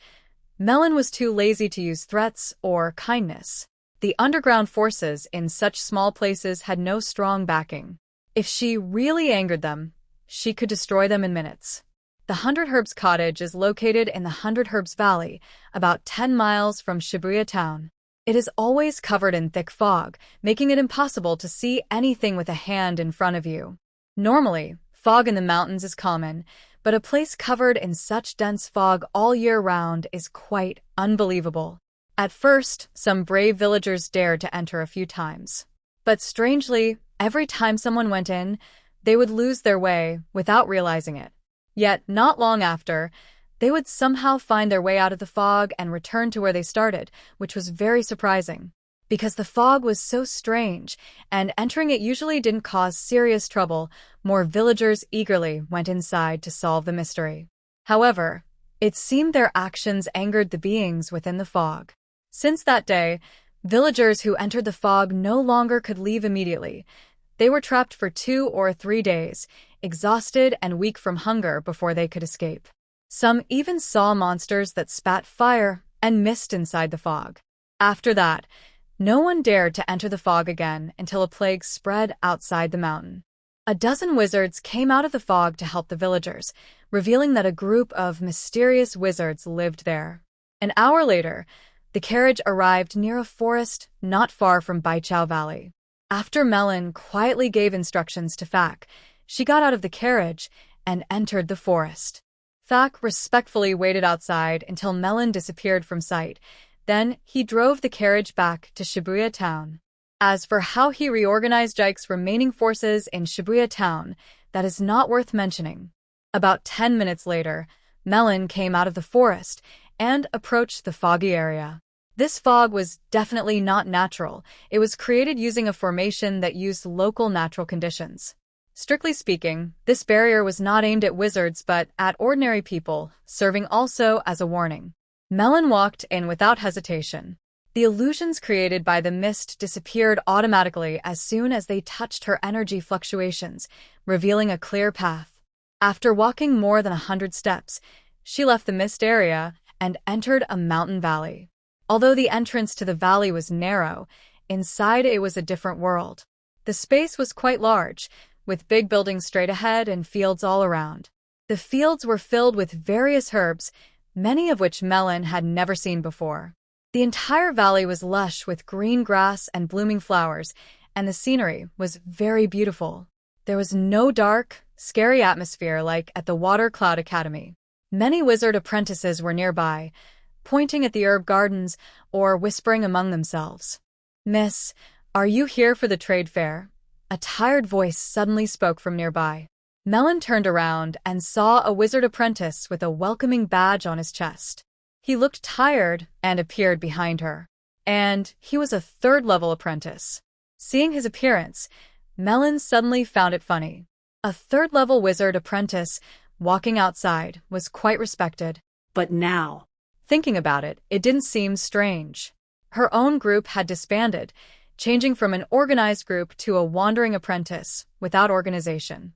The gap was quite big, and she shouldn't laugh at others. Soon, she might end up in the same situation. "I am here for the trade fair. When does it officially start?" Melon focused her mind and asked for guidance. "Just a little while longer," said the third-level apprentice, handing her a metal badge and a rolled-up sheepskin scroll before turning to leave. Melon took the metal badge and looked at it. It was simply engraved with a number 306, with no other details. The sheepskin scroll, when unrolled, was just a plain sheet of paper, but it was a crafted alchemical item.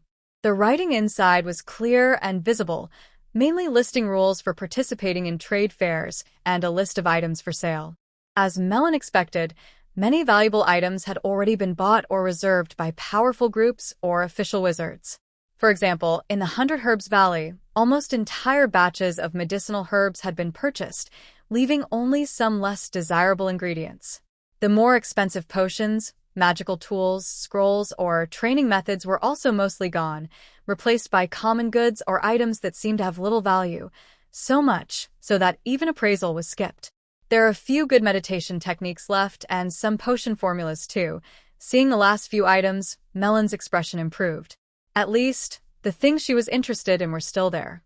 The potion formula is what she values most, and she also wants those intermediate meditation methods.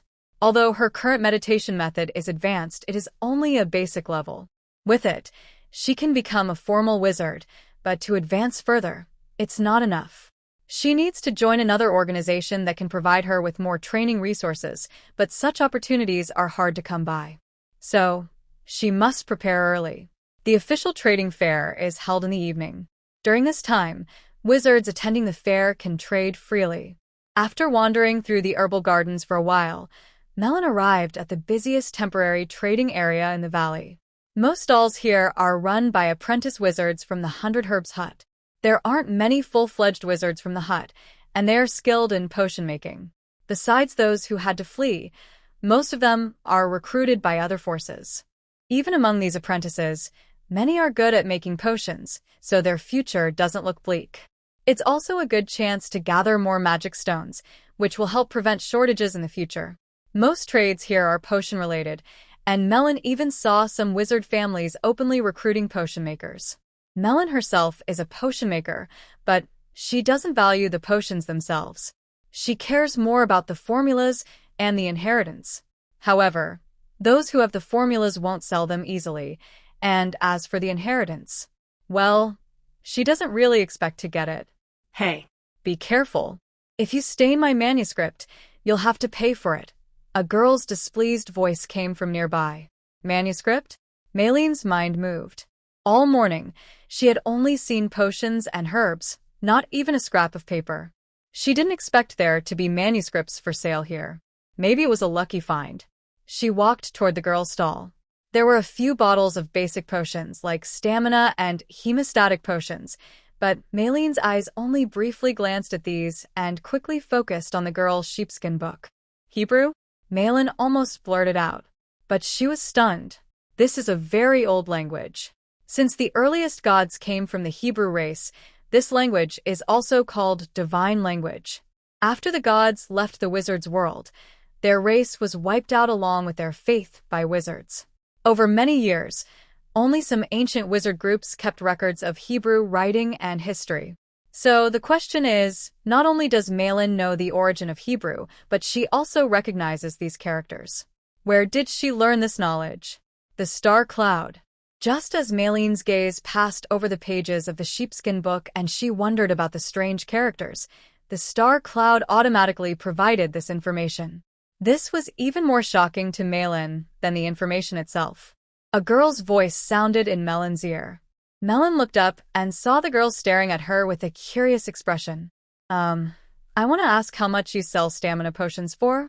Melon paused, not immediately focusing on the leather-bound book, but instead looking at a bottle of potion on the stall. One bottle costs only 3 magic stones, much cheaper than usual, the girl said happily. All right, I'll take 3 bottles, Melon said, pulling out 9 magic stones and handing them to the girl. The girl quickly packed 3 bottles into a cloth bag and handed it to Melon. Is that book also for sale? What language is written on it? Melon asked casually, pretending to glance at it. That's an ancient text. The girl blushed and looked down. Many people had asked about that book before. It was just a notebook she found while organizing books, and she didn't know what it was. She didn't feel confident about selling it, especially since the person asking didn't recognize the language. Seeing her hesitation, the girl said, "If you give me 2 magic stones, it's yours." 2 magic stones. Melon hesitated, weighing the risks. 1 magic stone is already a good deal, the girl said hurriedly, trying to push the book into Melon's arms. This document is very important. Yes, very important. Is she trying to sell it by force? Melon rolled her eyes, but her opponent's behavior actually matched her plan. Reluctantly, she used a magic stone to buy the sheepskin book. After securing it, Melon immediately left the trading area. She had already looked through most of it and didn't need anything special. Plus, she was worried someone might notice the book's importance and cause trouble. In fact, Melon's worries were not unfounded. Soon after she left, an old and a young wizard hurried to the girl's stall. When they learned the sheepskin book had been bought, they sighed heavily and beat their chests in regret. There are about 700 or 800 wizard apprentices in the valley. Finding the right one is like searching for a needle in a haystack. Today is a special day for the wizards in the 100 Herbs Valley. For the people of the 100 Herbs Cabin, their power has truly fallen apart, and they are selling everything at a tearful clearance sale, feeling very sad. For the visitors, even grabbing some leftovers is a rare opportunity, and missing it would be a shame. This sale has 2 parts, free selection and bidding. Although good items have been divided among powerful groups after thousands of years of accumulation, even leftover items are valuable to small wizard apprentices or minor families. The things slipping through their fingers are still good. Not to mention, the basic potions, materials, meditation methods, and spell models being sold today are enough to make them happy. Especially for wandering wizards who find it hard to gather magic stones, being able to buy what they need at a lower price is very rare for them. Potions are something she can brew herself. Materials are not needed for now. For her, advanced meditation methods are the most important. After wandering around, Melon came to the place selling meditation methods and spell models. There were quite a few meditation methods, about a dozen different types, but they were all quite ordinary, which Melon found disappointing. After carefully choosing, Melon selected an Albert meditation method. Of course, this method is not as good as the one she is currently practicing, but after becoming a formal wizard, if there are no better options, this will have to do. 50 magic stones, said the seller without looking up, pushing a crystal ball in front of Melon. Melon replied briefly, took 50 magic stones from her pocket, placed them on the counter, and then took the meditation method and left. Having achieved her main goal, Melon was not in a hurry to leave. According to the rules, everyone entering the valley could not leave early or contact the outside until the entire transaction was finished. They had to leave together afterward. This rule was for safety reasons. Also, within a 50-mile radius outside the valley, there was an enforcement team made up of official wizards and senior apprentices from various factions. Any wizard fighting in this area would face strict punishment. As she moved around, Melon came to a stall selling magic materials. Most of these materials were common and inexpensive. However, Melon was too focused to care about that. She hurried past each stall, mainly comparing what she saw with the knowledge stored in her memory. Suddenly, Melon felt dizzy. Her body swayed involuntarily, and she stood still. It wasn't a chronic illness. Instead, the nebula in her mind was spinning wildly, like a riot, making her feel dizzy. Could there be something wrong? Melon looked toward that stall. Earlier, when she bought the sheepskin book, the nebula automatically sent her a message. More precisely, it helped her learn a language. Now, she wondered what was happening again. Her gaze wandered over the stall. Most of the items, like potions and materials, she recognized. Nothing seemed particularly interesting. Finally, her eyes settled on a wooden staff, slightly longer than her arm, or rather, a stick thinner than her wrist. The wooden stick looked quite beautiful. Its surface was pure white, and if one looked closely, faint golden patterns could be seen within the white. It was very pretty and gave off a slight wave of energy. What kind of tree is this stick from? Melon asked again, certain that this piece of wood was what had caused the change in the nebula. This is a very rare piece of moonlight wood. 20 magic stones, said the apprentice wizard in charge of the stall, his old face turning red. The wood was indeed a magical material, but the energy within it was not very strong, and it was too hard to be easily used. If he hadn't been reluctant to part with it, he would have already chopped it up for firewood. The bow of Arius, crafted by the alchemy master duck from a branch of the world tree, currently sealed. Besides this information, the nebula also revealed a spell to break the seal. Amazing! Malin stood there in a daze. She had spent 4 years at the academy reading books, and she knew that Master Dirk's name could be traced back to the age of the ancient gods. He was known as the one second only to the gods. Even the smallest magical item he created was considered a masterpiece. In the presence of his alchemical works, no other alchemist would dare call themselves a master. Compared to that, the moonlight would seem insignificant. Placing the two items side by side was like comparing a lump of dirt to a bar of gold, completely different in worth. However, a modest attitude is still necessary to avoid revealing anything to the vendor. Honestly, the moonlight wood sold at this price is a bit expensive. But, she said, reaching out to pick it up and weighing it in her hand, this long piece and its good condition make it worth the price. Yes, yes, you really have good eyes. The young wizard apprentice felt relieved after a moment of tension and finally relaxed. Malin was in a good mood too. She wasn't in a hurry about the nebula cloud. She believed today's harvest was definitely worth it. Just as she finished counting the magic stones, a teasing voice came from behind. 30 magic stones. I want this piece of wood.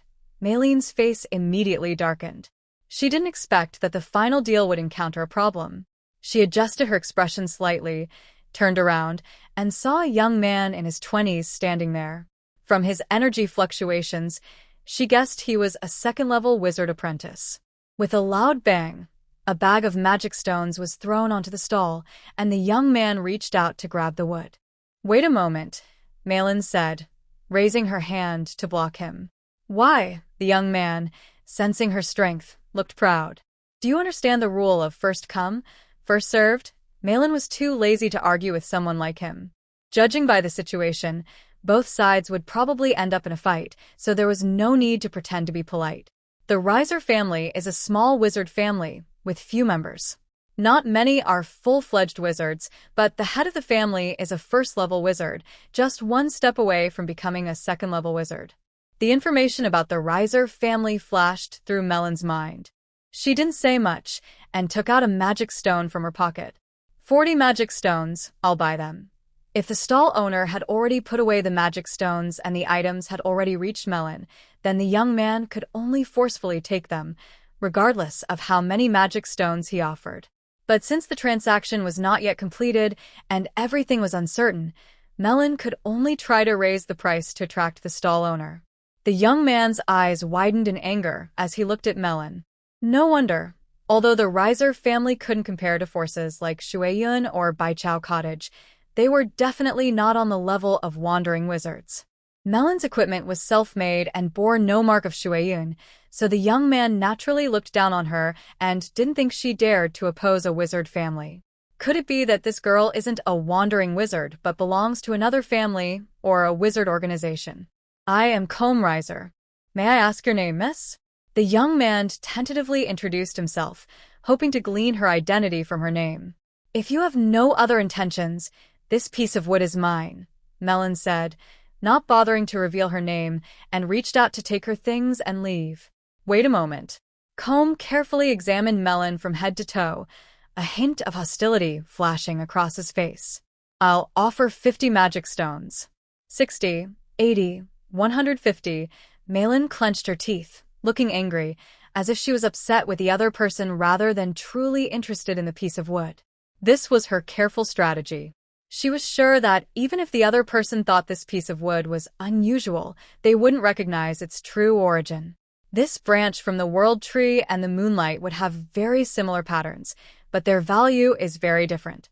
When Malin bid 150 magic stones, Comb's forehead also started to sweat. Although he was quite important in his family, he didn't have that many magic stones to use. Plus, his family had other materials to buy at this trade fair. Using such a large amount of magic stones to buy a useless piece of moonlight would get him into serious trouble with his family head. In just a short time, their bidding attracted many wizards and people started talking. Are they serious? Even if this piece of moonlight wood is a bit bigger, it's not worth 150 magic stones, right? Such a waste. They must have magic stones they don't know what to do with. The girl is pretty brave, but offending the Riser family isn't a good idea. Everyone knows the Riser family never forgets a grudge. That's true. Comb is quite important in his family, and that girl probably knows when to back down. Not necessarily. Since she dares to challenge the Riser family's young master, she might have a powerful teacher or organization backing her. The sound of discussion reached the two people's ears. Melon naturally didn't react much, but Comer's expression changed slightly. After all, Melon's behavior didn't seem like that of a wandering wizard. For a moment, Comer hesitated. All right, this piece of wood is mine now. It's quite valuable, Melon said, giving Comer a sharp look, seeming angry about the bidding. The crowd around them chuckled, mostly out of schadenfreude, as they also thought that a piece of moonlight wood wasn't worth that much money. After the deal was made, Melon headed to the exit of the 100 Herbs Valley. She could feel someone following her, but she wasn't very worried. She had expected this situation. Killing and stealing? That's quite common in the wizard world.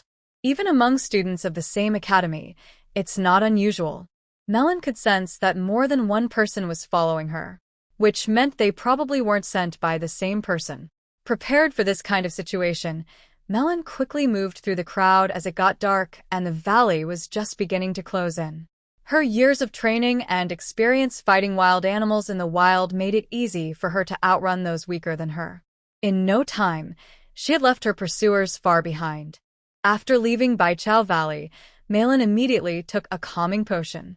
Although this potion does not have invisibility effects, it can block the wearer's scent for an hour, making it impossible for normal detection spells to find her.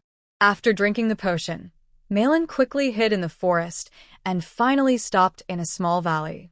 When she was heading to Baichao Valley, she had asked Fak about the surrounding terrain, which helped her find a way to escape from her enemies. They probably wouldn't waste much time chasing her. Soon after Melon left the main road, several groups of wizards searched the area where she disappeared.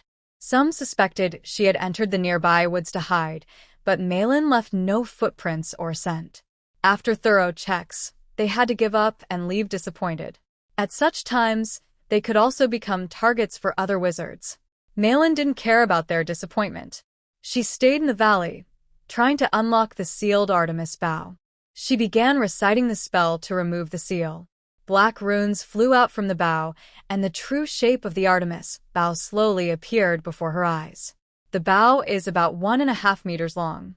More accurately, it looks like a golden staff, with a slight curve in the shaft and a spherical ornament carved at the top, but it has no bowstring.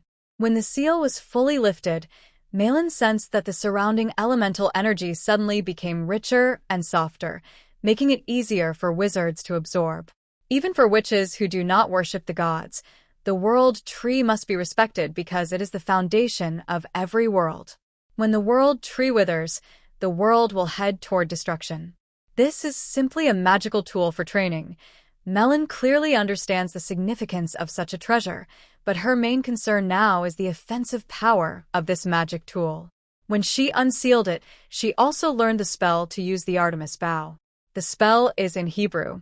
The Artemis bow does not use physical arrows. Instead, it uses energy strings and energy arrows.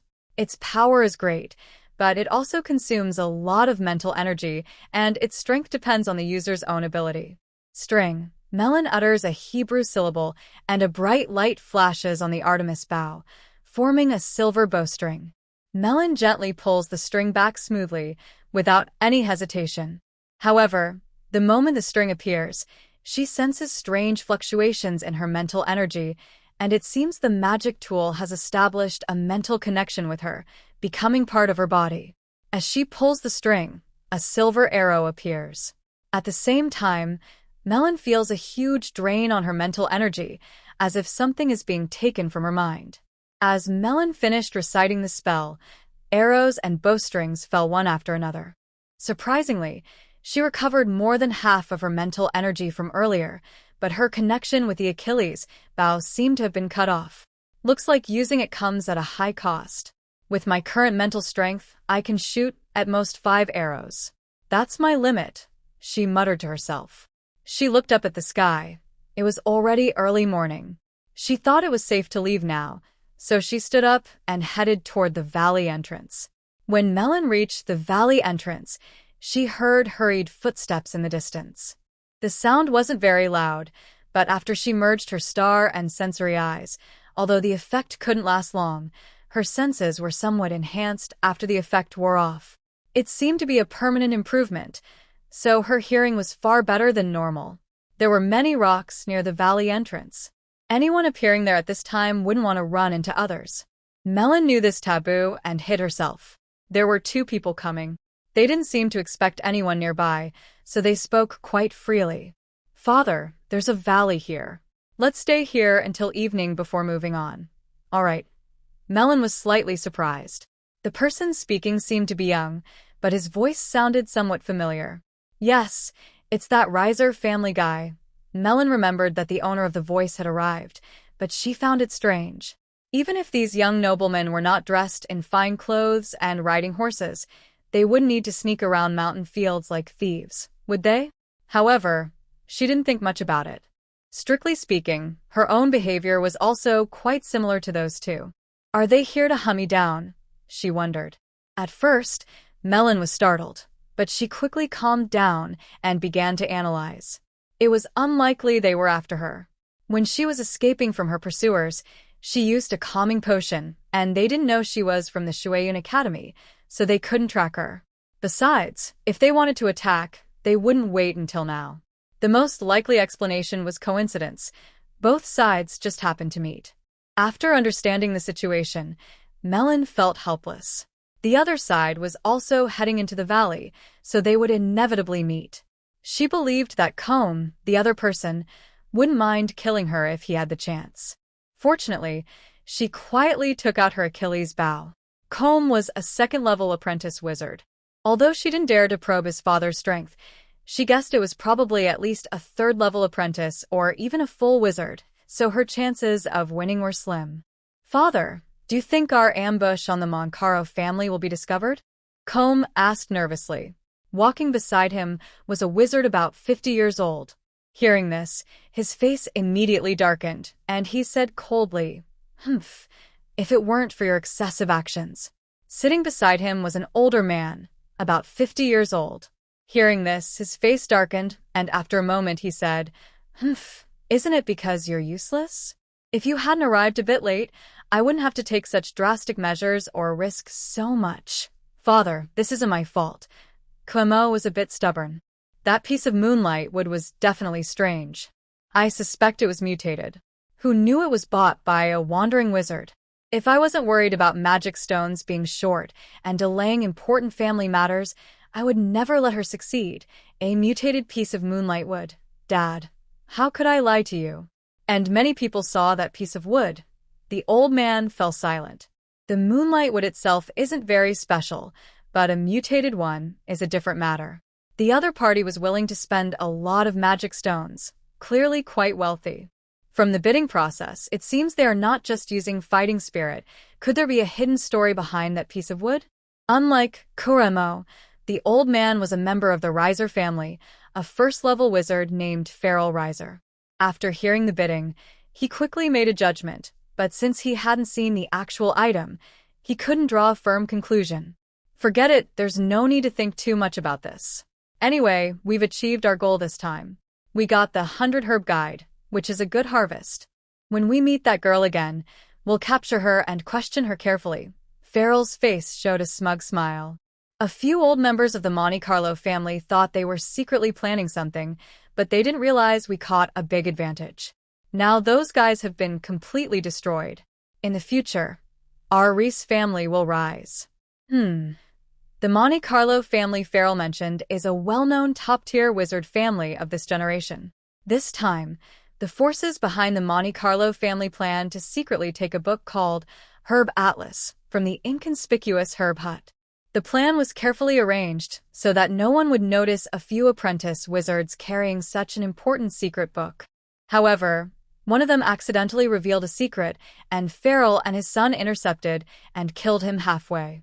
With Farrell's strength, dealing with a few apprentice wizards was easy. They pretended to return to their family overnight, but secretly ambushed nearby. After capturing their target, they planned to hide in the dense forest during the day to avoid detection, then sneak back to their family at night. Melina listened to their conversation and realized there was no room for reconciliation. She acted first, softly reciting a spell. Dark, a silver arrow immediately appeared from Achilles' bow. Surrounding dark elements quickly gathered, turning the arrow black. Melina stood up, her bow like a full moon. She loosened her grip, and the arrow shot out as a streak of black light toward Farrell. Then Melina moved swiftly, her figure rushing forward. She extended her left hand and drew her knight's sword with her right. When dark energy began to gather, Farrell instinctively sensed the energy fluctuation, which made him gasp in surprise. However, Melon had already acted, and he was a bit too late. As the head of the Reeser family, his strength was far less than that of forces like Shuyanjian or Baichao Cottage, but he still had 1 or 2 magical tools for self-defense. Unfortunately, when he was ambushing members of the Moncaro family before, he had already used his protective magic device. It hadn't cooled down yet, and he watched helplessly as a black energy arrow shot into his heart. Farrell could only fall down unwillingly. Next to him, Combe didn't notice anything unusual when Farrell gasped. He thought his father had thought of something special. It wasn't until Farrell fell that a look of panic appeared on his face. He wanted to run, but he couldn't move his feet. Suddenly, a bright white spider web covered him. Once you make a move, I am invincible. Melon had long been used to fighting fierce beasts in the jungle. When she attacked, she gave her all. The saying goes, man proposes, God disposes. If she hesitated at the moment of action, the result would definitely be disappointing. As she pounced, she activated her ring and cast the web spell. Seeing Combe tied up like a dumpling, Melon smirked with mockery and stepped forward. Is it you? Combe recognized Melon and struggled even harder. Let me go. I am the young master of the Reeser family. You. No. The final shout was full of despair because Melon cut off Farrell's head with a sword. I'm not cruel, Melon said, pointing to the large hole corroded in Farrell's chest. This way, he suffers less. As for you, please don't kill me. Comer finally realized that the Reeser family's reputation was no longer enough to intimidate the others. His face showed fear. I'm sorry. I can't do that, Melon sighed softly. Her knight's sword pierced through the web and into Comer's neck with a snap. The fight was over in just a second or two. Melon stood in front of 2 bodies, still a bit stunned. She had actually killed a first-level wizard. A real wizard. Someone who could support a small wizard family. And she had killed him with a single arrow. Even though she was a bit confused, she felt that the nebula had given her strength and luck so far, and she should be grateful. Of course, Melon wasn't arrogant enough to think she could really kill a formal wizard. If this hadn't been a surprise attack, she would probably have been silenced. After calming down for a moment, Melon began to check her loot. There are many items on Comer. 1 offensive magic tool that can release vine entanglements once a day, probably used already and currently cooling down. 120 magic stones, for bottles of concentration potions. All stored in a single storage bag. As the family head, Farrell has even more items. Besides a slightly smaller storage bag than Melon's, he has 3 bags in total. It seems these were taken from the Moncaro family during a raid, but now they all benefit Melon. Isn't this a case of blackmailing the black? This time, the Moncaro family secretly traded with the senior members of the 100 Herbs Hut. Although they only sent a few apprentice wizards, they brought many magic stones. Besides the 100 Herbs Guide, they also bought many potion recipes and materials. In addition, Melon obtained over 1,500 magic stones, more than 20 bottles of various potions, 2 defensive magic tools, and a set of offensive magic tools. One of the defensive magic tools was taken from Farrell. During the cooldown period, Melon finally understood why he didn't defend herself in time when she attacked. That was karma. If that arrow had really been blocked by Feral, Melon would have been the unlucky one.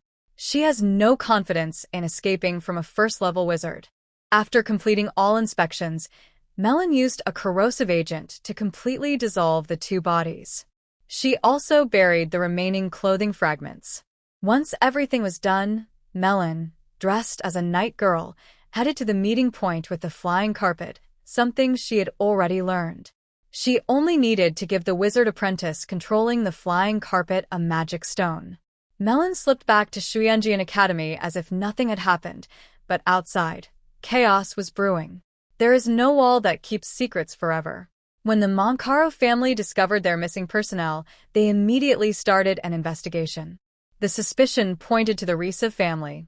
Meanwhile, the Risa family was anxious because Feral and Cormer had not returned for a long time, suspecting they had been harmed by the Moncaro family. Both sides argued fiercely, each insisting they were right.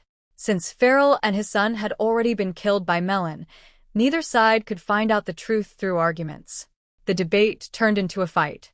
At Shuyanjian Academy, where Melon was preparing for a major plan, she finally faced her greatest danger. Melon meditated as usual, but after finishing, she did not practice her skills. Instead, she took out a parchment written in Hebrew script.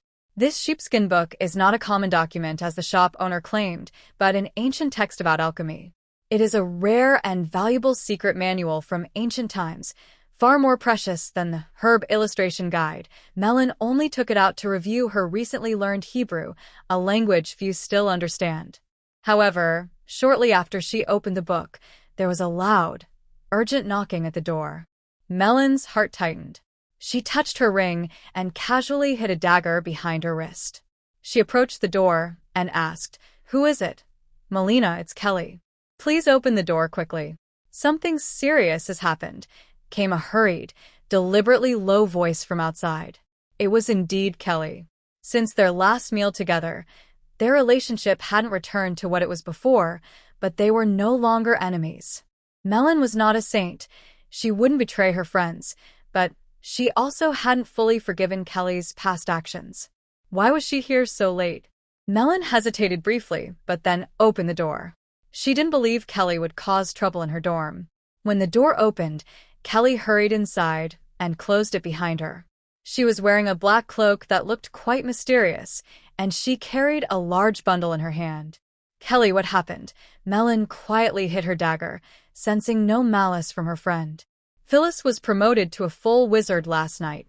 She plans to attack you tonight," Kelly hurriedly said. "You can't stay at the academy anymore. The dean isn't here, and the other mentors definitely won't offend the Filer family for you. He's hiding this information well." But do they still dare to make trouble at the academy? Melon was truly surprised. Tonight, the night patrol has been replaced by their people. Even the student patrol team is now theirs. Wherever you go, you must leave the academy.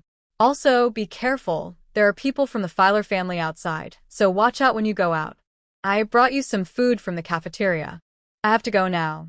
After speaking, Kelly put down her bag, put her cloak back on, and was about to leave. Wait a moment. Melon turned around, took a storage bag from under the bed, and added some magic stones and 4 bottles of calming potions into it.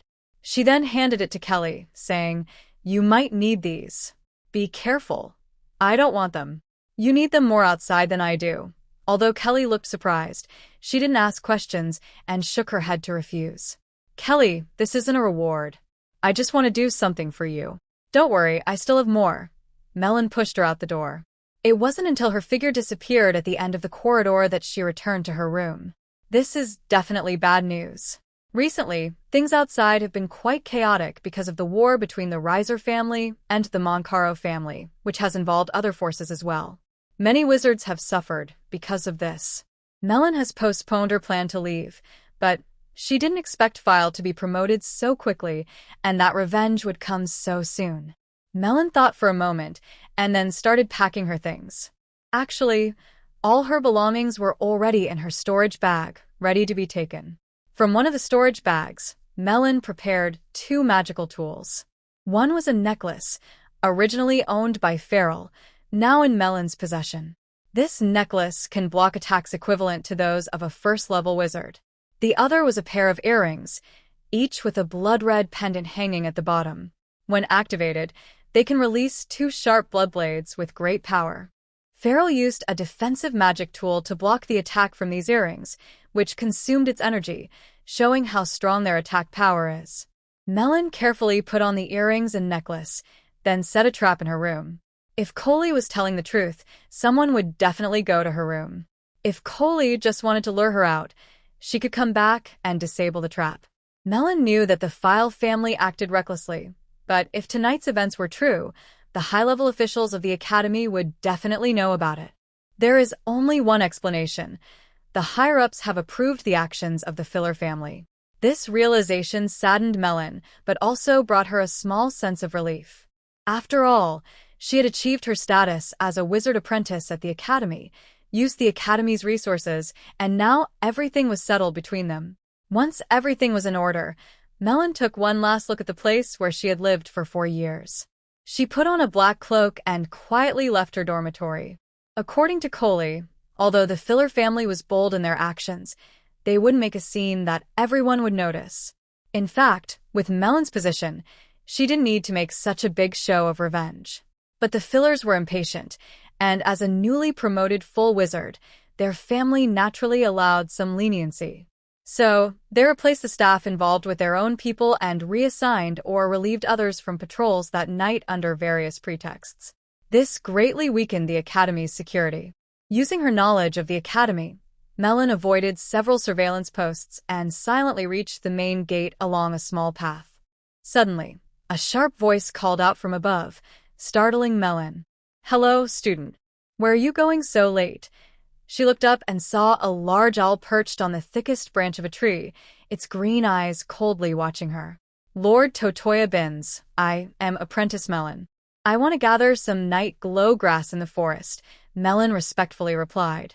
This owl is not an ordinary living creature. It is an alchemical being and one of the Academy's guardians. It has a strange temper, and most students are a bit afraid of it. Melon shows great respect towards it. Sure enough, the owl is pleased with her respect. It flaps its wings and says, "Go now. The forest tonight is full of predators. Be careful." Although its tone remains cold, it shows some concern. Melon thanks it and walks quickly out of the Academy gates. The forest ahead looks like a giant beast's mouth, swallowing all the light and waiting for those who walk into it. Melon stops at the edge of the woods, hiding behind some bushes, and looks toward the dormitory area. She sincerely hopes that Kelly's information is wrong so she can leave more calmly, instead of feeling anxious and lost like now. Bang! In the middle of the night, at the Water Cloud Academy dorms, suddenly a burst of fire erupts, followed by a loud explosion. Melon stands up, takes a deep breath, and turns to walk into the forest. Even during the day, moving around Water Cloud is very dangerous. Luckily, Melon had studied some maps of the area left by the Academy before. Leaving by the normal route is unlikely now. She had already thought about escaping routes in her dorm before, even though she had never tried them. Now, she has no choice but to give it a try. At this moment, the Academy had already been alerted. Melina quickened her steps, carefully avoiding places where hidden guards might be lurking, and entered the jungle. Just as she was about to move deeper into the forest, a familiar voice faintly sounded. "Darn, what are those people doing? Are they afraid others won't know we're targeting a young wizard apprentice?" "Sir, maybe they encountered some resistance. Don't worry, they will soon bring Melina to you," replied another slightly flattering voice. "It's Philo." A fierce anger flashed in Melina's eyes. It was this guy who forced her to run away in danger.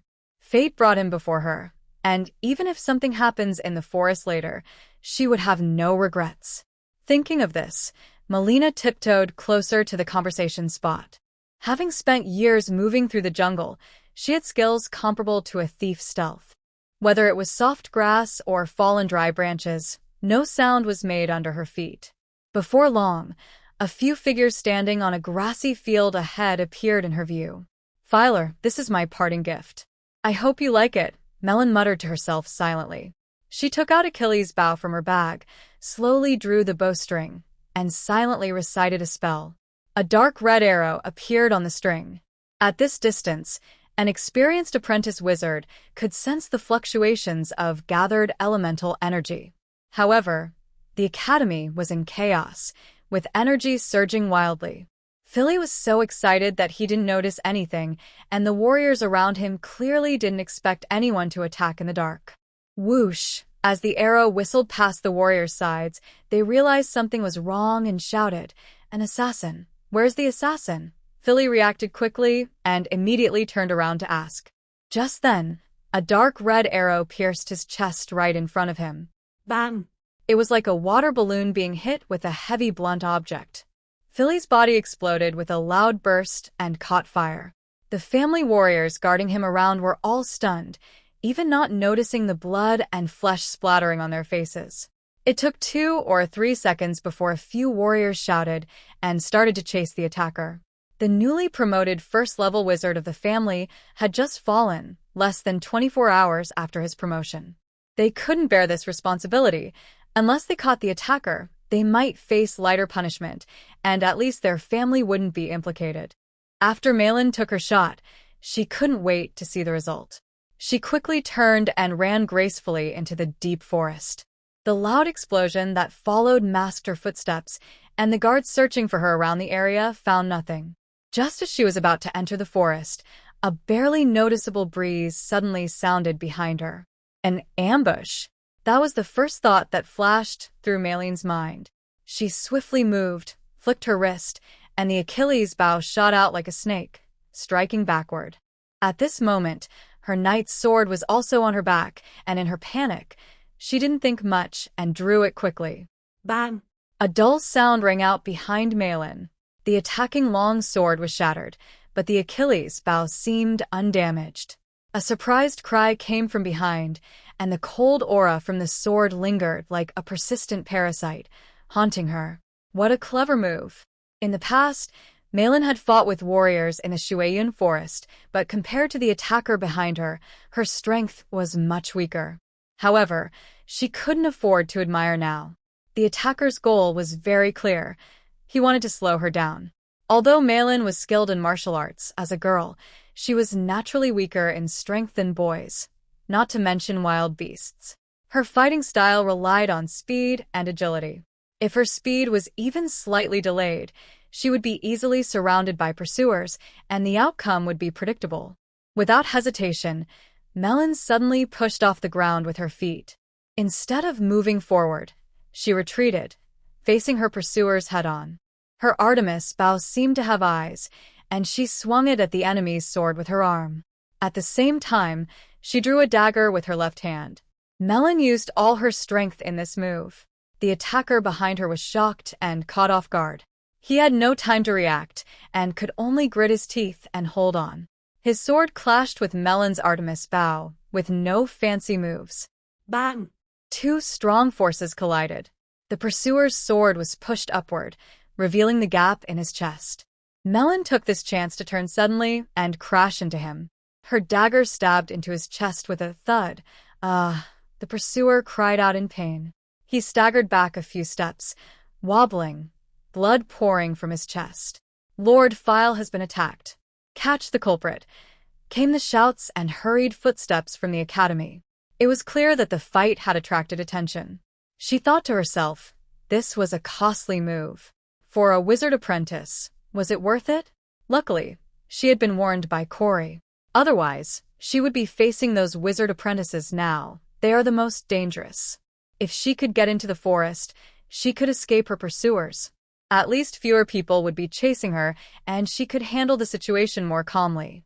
Just then, a loud shout came from behind her. "Where do you think you're going?" A sharp, intimidating white whistle made Malin's heart jump, and her face changed suddenly. This was at least a lower-ranked knight who had learned to use battle energy. She turned her head and saw 3 sword auras forming a triangle, shooting rapidly toward her. In the blink of an eye, they were close. Nearby, 3 knights looked flushed, clearly exhausted from using almost all their battle energy in this attack. Usually, releasing battle energy requires a strong foundation.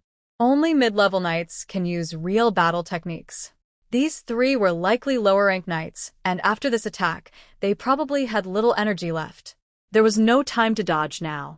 Melon surprisingly remained calm, with no fear in her heart. Without hesitation, she activated her defensive magic device, which formed an egg-shaped shield around her body. Bang! The three sword auras hit the shield almost at the same time, making a loud noise. The shield trembled slightly, and then suddenly shattered. Melon's small body was thrown backward. She was still in the air, coughing blood. When she hit the ground, she slid several meters before stopping, barely breathing. Finally, she didn't escape. The three warriors looked at each other and smiled, then quickly moved to attack Melon on the ground, trying to get the credit for the kill. Pamela. The web of intertwining. Just as they reached Melon, the girl who had been closing her eyes suddenly opened them and gave a strange smile. With a spell, a white spider web and a blue electric net flew toward them, covering their heads completely. The three of them immediately struggled fiercely.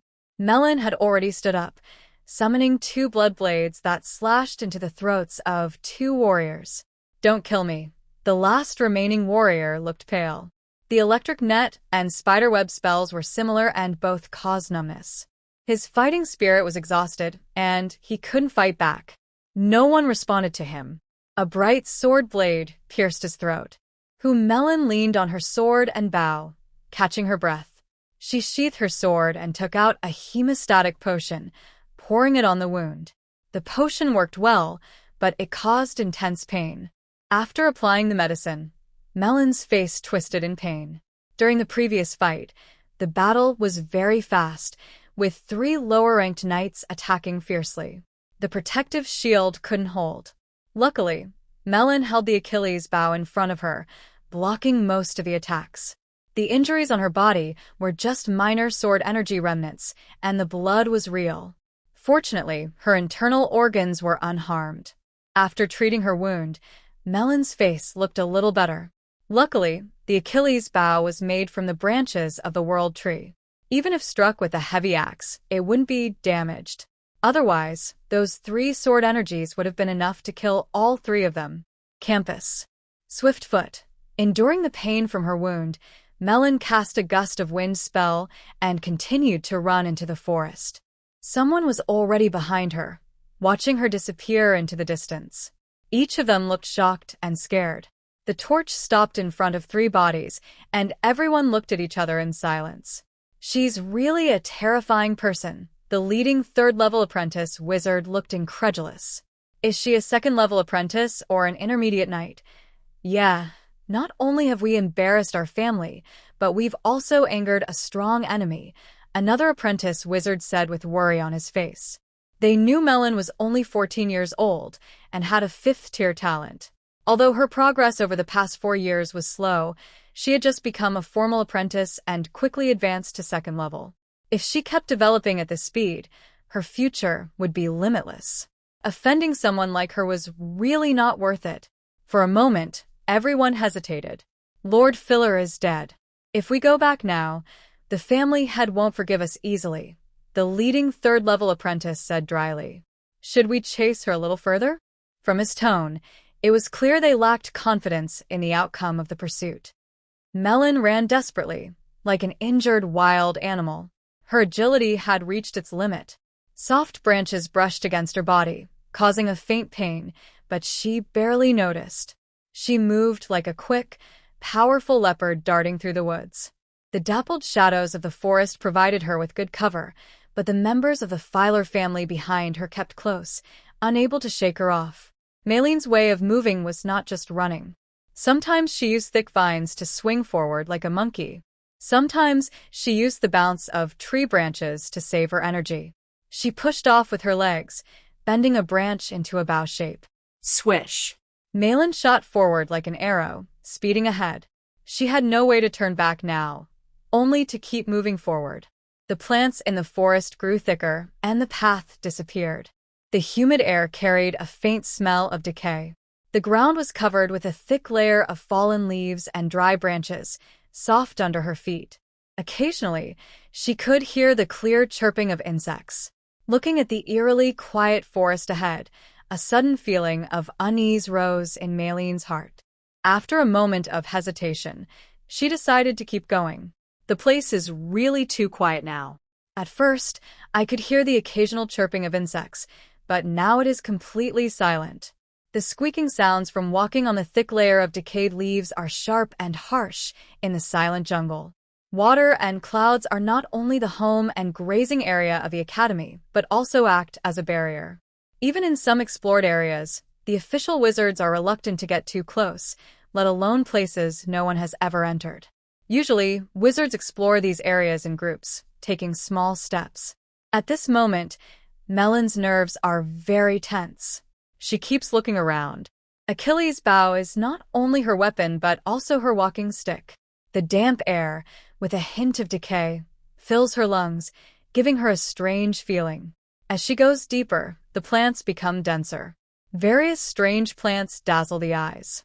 Anyone suddenly in Melon's position would think they are in a botanical garden. In this place where sunlight hardly reaches, these plants grow so well that it seems almost strange. This really is a natural medicine garden. Looking at the lush green leaves and colorful flowers in front of her, Melon's eyelids twitch. Even while fleeing, she can't help but feel excited. Starflowers, blood-drop orchids, serrated leaves. Oh my. These herbs are used to make high-level magic potions. If bought in the Academy's trading area, they would be very expensive and often hard to find. Malin dared not move, as if any slight noise might cause the medicinal herbs to escape. Actually, her gaze was fixed on the gray-green plant with white net-like patterns. The plant's shape resembled a tower, with layers of curled leaves that looked like green wind chimes. But Malin knew that these leaves would change color depending on the light. 9 layers. Counting the overlapping, wind chime-like leaves, Malin's previously still eyelids suddenly twitched again. She instinctively took a few steps back. The scientific name of the plant is elusive colorful wind chime. It has a sensing range of 7 to 10 meters and prefers to hunt animals. When an animal passes nearby, the wind chime leaves shake violently, releasing a strong hallucinogenic powder that causes confusion. Its underground tubular roots can stab into prey and feed on blood and flesh. Information about this plant in the botanical database flashed through Malin's mind. The elusive colorful wind chime is rated as level 3 danger. The one in front of her is a mature plant with an even higher danger level. Fortunately, Malin did not walk directly into its sensing area, which could have been very dangerous. She carefully looked around to make sure there were no other hidden threats. Then, she took a blue potion from her storage bag and threw it toward the plant. With a sharp crack, the test tube shattered, and the blue reagent inside suddenly turned into a cloud of white snow, covering the plant.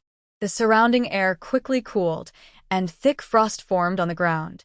The colorful wind chime-like plant twitched and struggled as if alive, but soon it lost its vitality in the cold and eventually turned into an ice sculpture-like plant. The colorful wind chime is very valuable and has strong practical uses. Its leaves can be used to extract a special liquid, which is a key ingredient for high-level disguise medicines. In the center of each leaf, there is a cherry-sized spherical flower core, with pollen that almost doesn't need to be refined again for hallucination drugs. Its branches can be used to make clarity potions, which can counteract most hallucination effects, including some mental attacks. The most precious part is the root and rhizome. Unlike other plants, its root and rhizome are its seeds. When the plant matures, the root and rhizome also mature, fall off automatically, and then grow again. They can even absorb each other, with the strongest remaining. All this information is recorded in the book, The 100 Herb Guide. Melon is very grateful to the feral father and son. They dug out more than 36 roots and rhizomes from underground. If sold, this would be a very large fortune. Of course, she didn't have time to think about this now.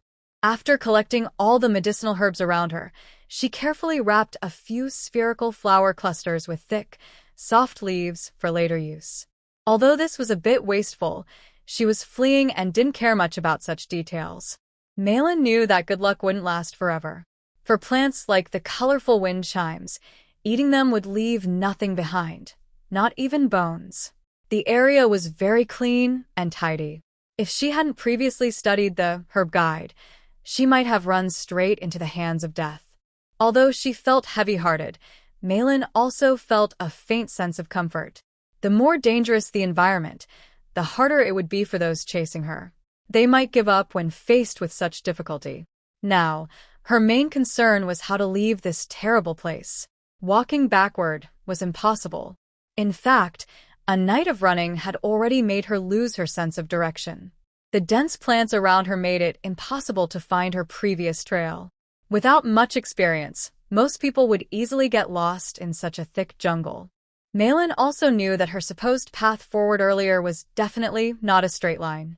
Now, there was no real concept of moving forward or backward. Every direction was about the same for her. All that remained was to rely on luck and hope. When things get as bad as they can be, people tend to stay calm. Right now, the most important thing wasn't to find a way out. That hope was a bit unrealistic at the moment. Her main goal now is to survive in this forest. Once she reaches a more open area, the stars at night will help her find her way. No matter when, opportunities always favor those who are well prepared. This is truly a wise saying. Melon's usual reading materials have been very helpful to her now, especially the book, Herb Guide. If she hadn't been lucky enough to find it, the colorful wind chime plant might have been her downfall. For a wizard, books are just sources of knowledge. But knowledge isn't just about reading. It must be fully stored in her mind and understood. Only then does it belong to her. After obtaining the Herb Guide, she studied day and night. In a few days, she memorized most of the plants that were either dangerous or useful. This knowledge is now her greatest asset for surviving in this dangerous jungle. After calming down, Melon began to face the danger directly. Her mind was racing quickly. First, the situation wasn't as bad as she had initially thought. Compared to the pursuing enemies and fierce beasts, these dangerous plants are much more manageable. The plants here are lush and diverse, many of which are edible. These edible plants are not only rich in water, but also highly nutritious, enough to meet her daily energy needs. This ensures her basic survival. It also means she has enough time to solve this problem. Since I have come this far, I should accept the situation. Actually, in such dangerous environments, knowing where the danger is makes it somewhat safer. The real danger begins on the next part of the journey. During this time, I need to become familiar with the jungle environment and learn about the characteristics of these dangerous plants. Although I can memorize all the information in the Herb Guide, it doesn't mean I truly understand it. Most of the plants here I have only seen in pictures. I have never touched them. I understand well the gap between theory and practice. The knowledge gained here cannot be learned from books alone. Carefully avoiding the jagged leaves underfoot, I note that these plants have very tough, sharp-edged leaves. The tips of the jagged edges are extremely sharp, and if I'm not careful, I could get cut. But the real danger isn't just the sharp edges. It's that these tips contain a special enzyme that prevents blood from clotting. If I get cut by these leaves, I might see a tiny wound bleed continuously and never stop. In the misty water clouds, getting hurt would be very dangerous. It would not only mean losing stamina and life, but also attract deadly beasts. After finishing with the materials nearby, Melon moved forward very carefully. She had to watch out not only for the plants around her, but also for hidden dangers on the ground. The iron vine is a thick, vine-like plant that looks like twisted wire. It often hides in the grass and is hard to see. If someone steps on it, it can suddenly lash out like a poisonous snake, wrapping around its prey. The iron vine is very strong and can even break bones when it wraps around them. Ordinary swords can't cut through it.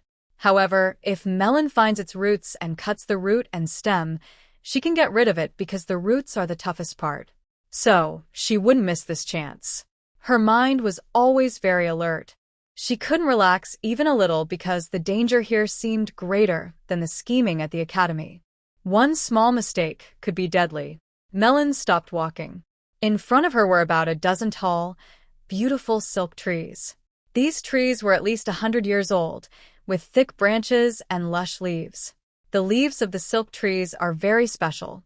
Each leaf looks like shiny silk fabric, very bright and beautiful. They are also very tough and hard to break. She carefully observed the surrounding plants.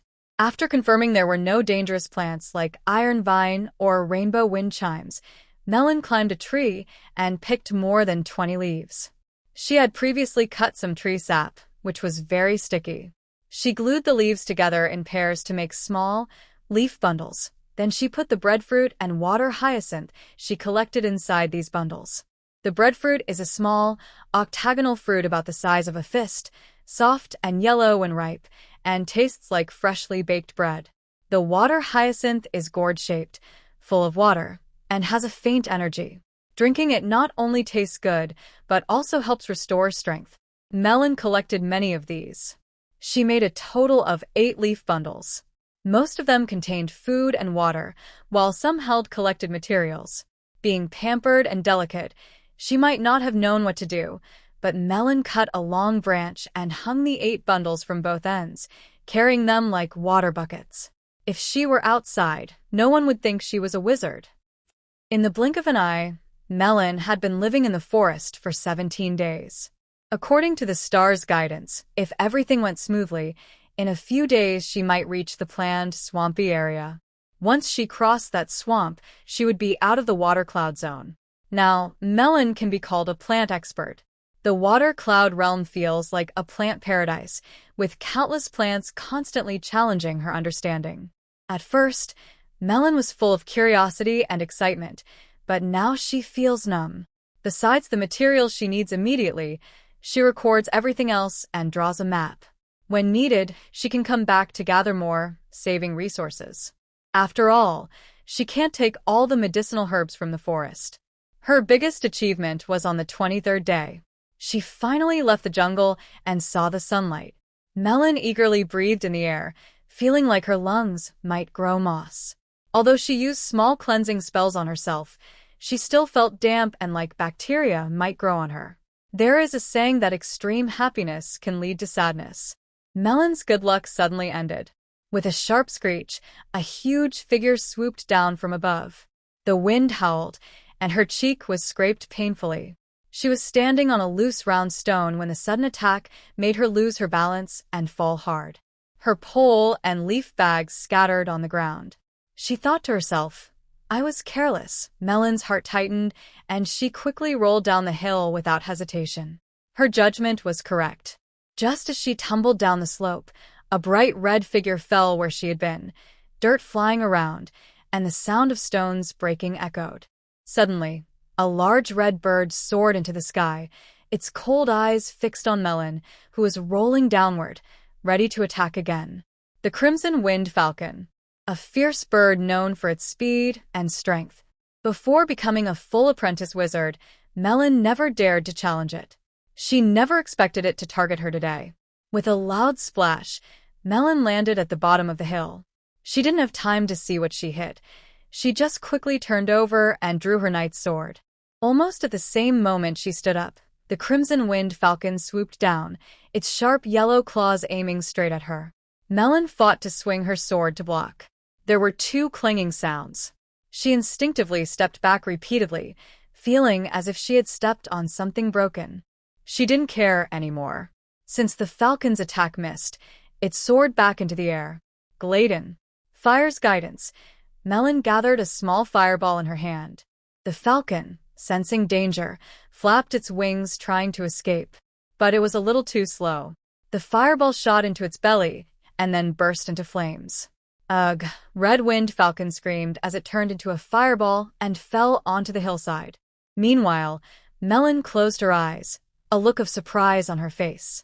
Just now, when Melon was fighting Red-winged falcon, a warm current suddenly surged from her lower abdomen.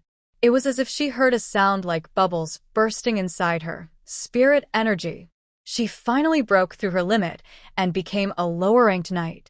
This means she can now attach spirit energy to her weapons, and her physical strength has greatly improved. After feeling the benefits of her breakthrough, Melon looked down to find what she had just stepped on. Hiss! She gasped and quickly took a few steps back. Under her feet was a broken shin bone, and dozens of small beetle-like insects were eating dried muscle tissue, completely ignoring her presence. Looking closer, she saw a body mostly covered by wild grass, with only the skeleton remaining. The tattered robe and straw-like hair suggested that the person was a witch in life. Melon bent down and picked up a purple leather pouch about the size of her palm, an item storage bag. It's not that this bag is stronger than the corpse, but it has a faint aura of space energy around it.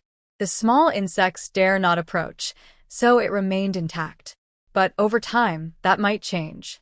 Could it be that my talent is to profit from the dead? Malin muttered softly as her mental energy began to scan the storage bag. As the saying goes, after surviving a great disaster, good luck follows. Having faced two dangers and encountered two strange events, it seems fitting. Since she has a storage bag, her background must be quite impressive. The items inside the storage bag did not disappoint Malin. Its space is much larger than the first one she obtained. Inside, there are at least tens of thousands of magic stones, over 1,000 bottles of high and mid-level potions, and some worldly currency notes. Strangely, most of these potions are for training aid or healing, with no attack or defense potions. Besides that, there is a set of advanced equipment for master alchemists, some rare materials, a few scrolls made of sheepskin, and miscellaneous items and food. Nothing particularly special. A strong sense of alertness rose in Malin's heart. When her mental energy entered the storage bag, it felt as if an unseen eye was watching her. She immediately tried to let go of the bag. Hee. Suddenly, a cold, sinister laugh echoed. In this relatively quiet jungle, it was very abrupt and sharp. As a whirlwind suddenly arose, a woman's face gradually appeared within the storm. Spirit entity? Who are you? Malin's face turned pale, and she didn't know what to do. Good heavens! This is no joke. She is just a low-level apprentice. How can she resist a spirit entity's attack? Regarding the origin of spirits, opinions vary widely. Generally, spirits are the external manifestation of souls, and their formation depends on specific conditions or environments. Most spirits are formed from ordinary people's souls, while witches rarely leave spirits behind. Dark witches especially enjoy playing with spirits. Once they get hold of one, it can be a living nightmare, unless the spirit is unwilling to die and seeks rebirth through possession. For example, the spirit in front of us is hidden inside a storage bag. When someone touches the bag, the spirit revives, giving it a chance to possess a new body. Who am I? The spirit seemed confused for a moment. Little Herb Cottage. Yes, I am the chief elder of Little Herb Cottage. TSK, young girl, your talent is quite good. Well, I'll make do. Where are you running to? While the spirit was still criticizing, Malin quickly cast a swift wind spell and ran away. Just kidding. She had no interest in playing a 10-day game with such a strange creature.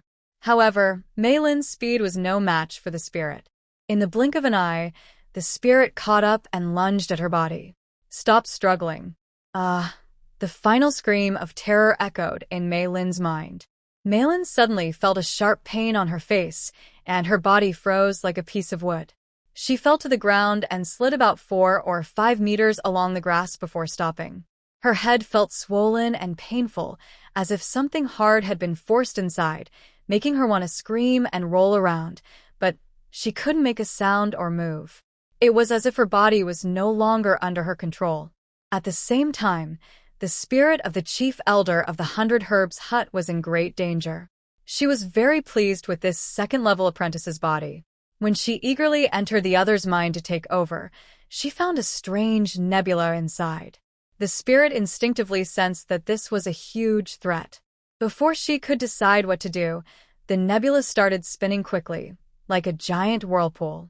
Its strong pull made her unable to control herself, and she was pulled into the nebula.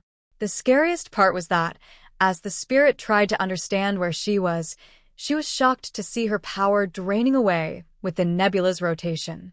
If this continued, she might completely disappear. She screamed loudly and begged Malin to spare her life. Malin could clearly feel what was happening inside her mind. She also saw that the spirit was trapped by the nebula. After watching for a moment, she noticed that as the nebula spun, the the spirit trying to take over her body was growing weaker. Even her cries for help became faint and powerless. Melon had already learned how to control the nebula and the stars within it, reciting commands. The nebula indeed stopped spinning, and the spirit was spared, as if granted mercy. Unfortunately, she had no body now and couldn't see her sweaty appearance, but her fear and relief were clearly visible in her expression. "Why should I let you go?" Melon asked without bothering to inquire about her true identity or why she wanted to harm her. The principle of the wizard is exchange. If the spirit wants to trade her life, she must show her worth. Otherwise, Melon wouldn't mind transforming her into pure energy. She had already noticed that in just a short time, 4 or 5 bright stars had appeared in the nebula. I And the chief elder of the 100 Herbs Hut, with rich experience in potion making. I also know how a second-level apprentice can advance to a third-level apprentice and become a proper wizard without going astray. This seemed somewhat appealing. Melon thought that she currently had no teacher to guide her, and this spirit was once a formal wizard of the 100 Herb Hut, so she could provide some guidance in this area.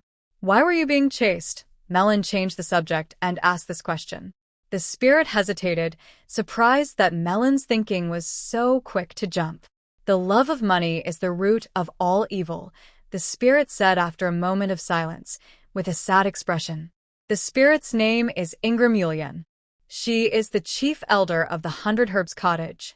While exploring an ancient site with others, she obtained a map. This map caused her to turn against her friends and eventually attracted the attention of several level 3 mages, leading to the disbandment of the 100 Herbs Cottage. Ingram was not willing to give up easily. She was injured and barely managed to escape here, having exhausted all her life energy. In the end, she relied on her learned soul transfer technique to transform into a spirit and attach herself to a storage bag, hoping for a chance to be reborn through possession. Unfortunately, she met Melon, an unusual person. Before fleeing, Ingram seized a large amount of magic stones, potions, and other items. However, during repeated battles, most of her attack and defense potions, magic tools, and spell scrolls were used up. "Where is that map?" Melon asked. "It's among those scrolls, but I want a promise from you," Ingram replied. "Why should I?" Melon asked calmly. "Because this map was left by the ancient bloodline sorceress, the Phoenix Maiden. It contains a high-level meditation technique.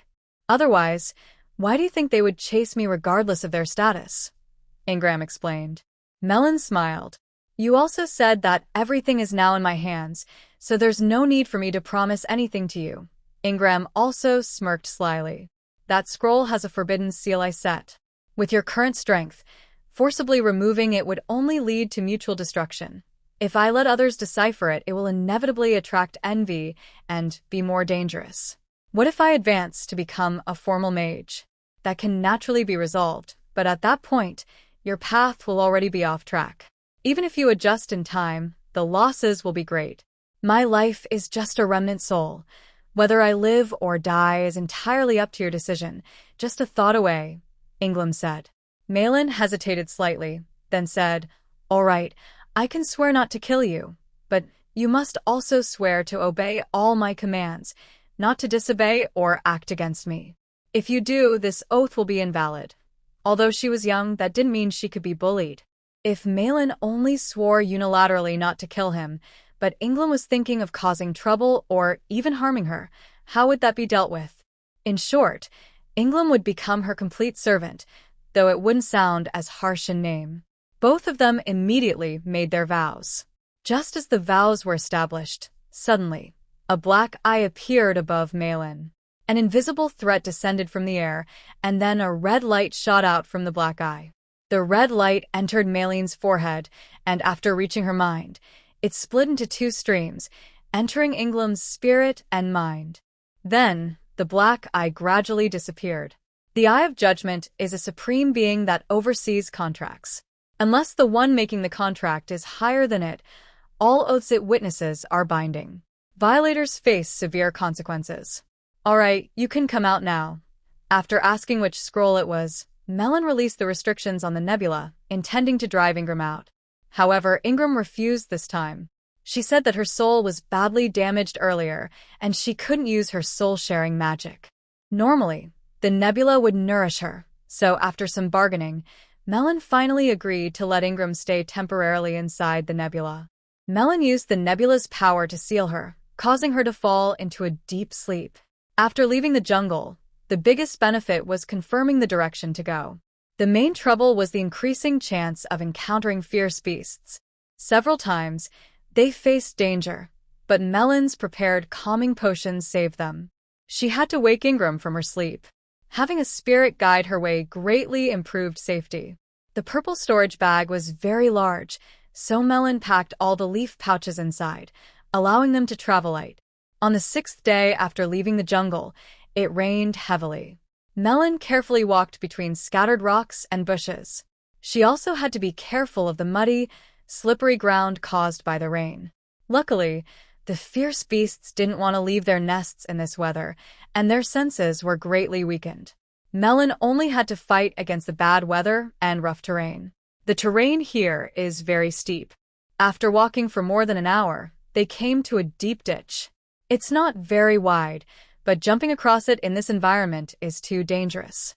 Melon even thought she could hear the faint sound of flowing water in the ditch.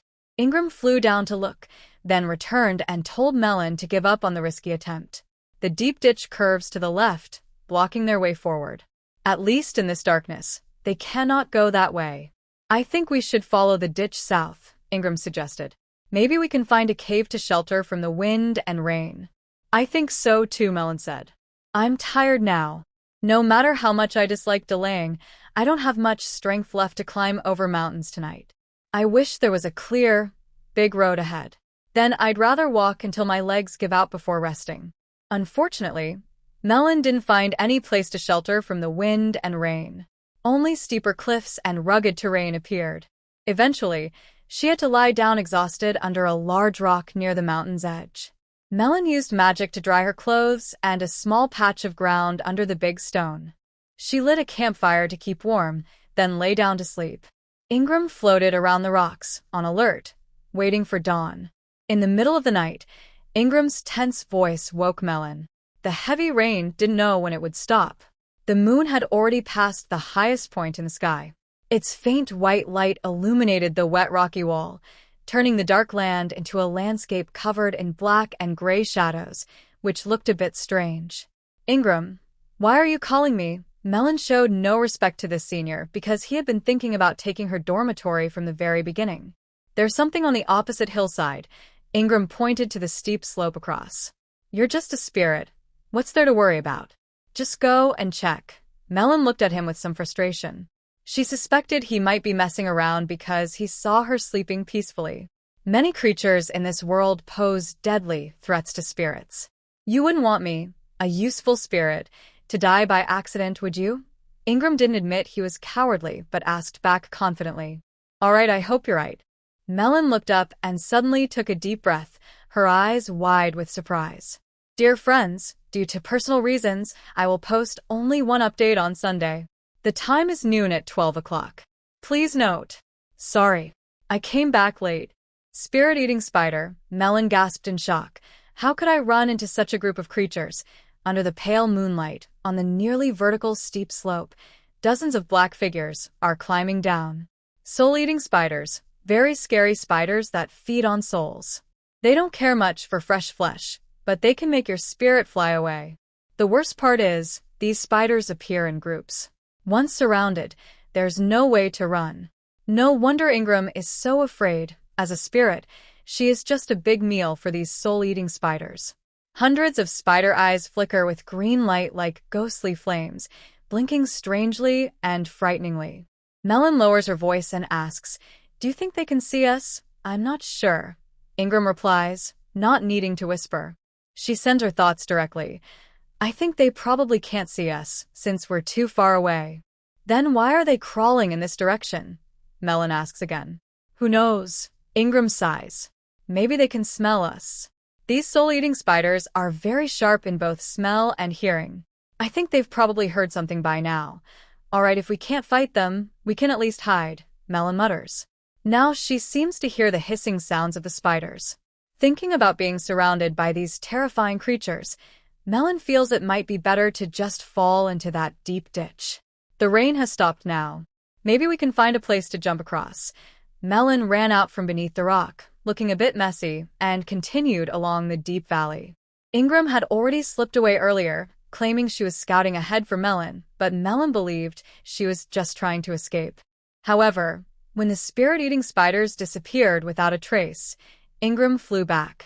She found a way to cross the deep valley and reach the other side. Here it is. I need to rest in the nebula for a while, Ingram said, now actively heading into the nebula. Spirits cannot stay outside for long. Any light can harm them. But with the nourishment of the nebula, Ingram could recover and grow stronger. She didn't care about her past identity and was happy to take on the role of scout.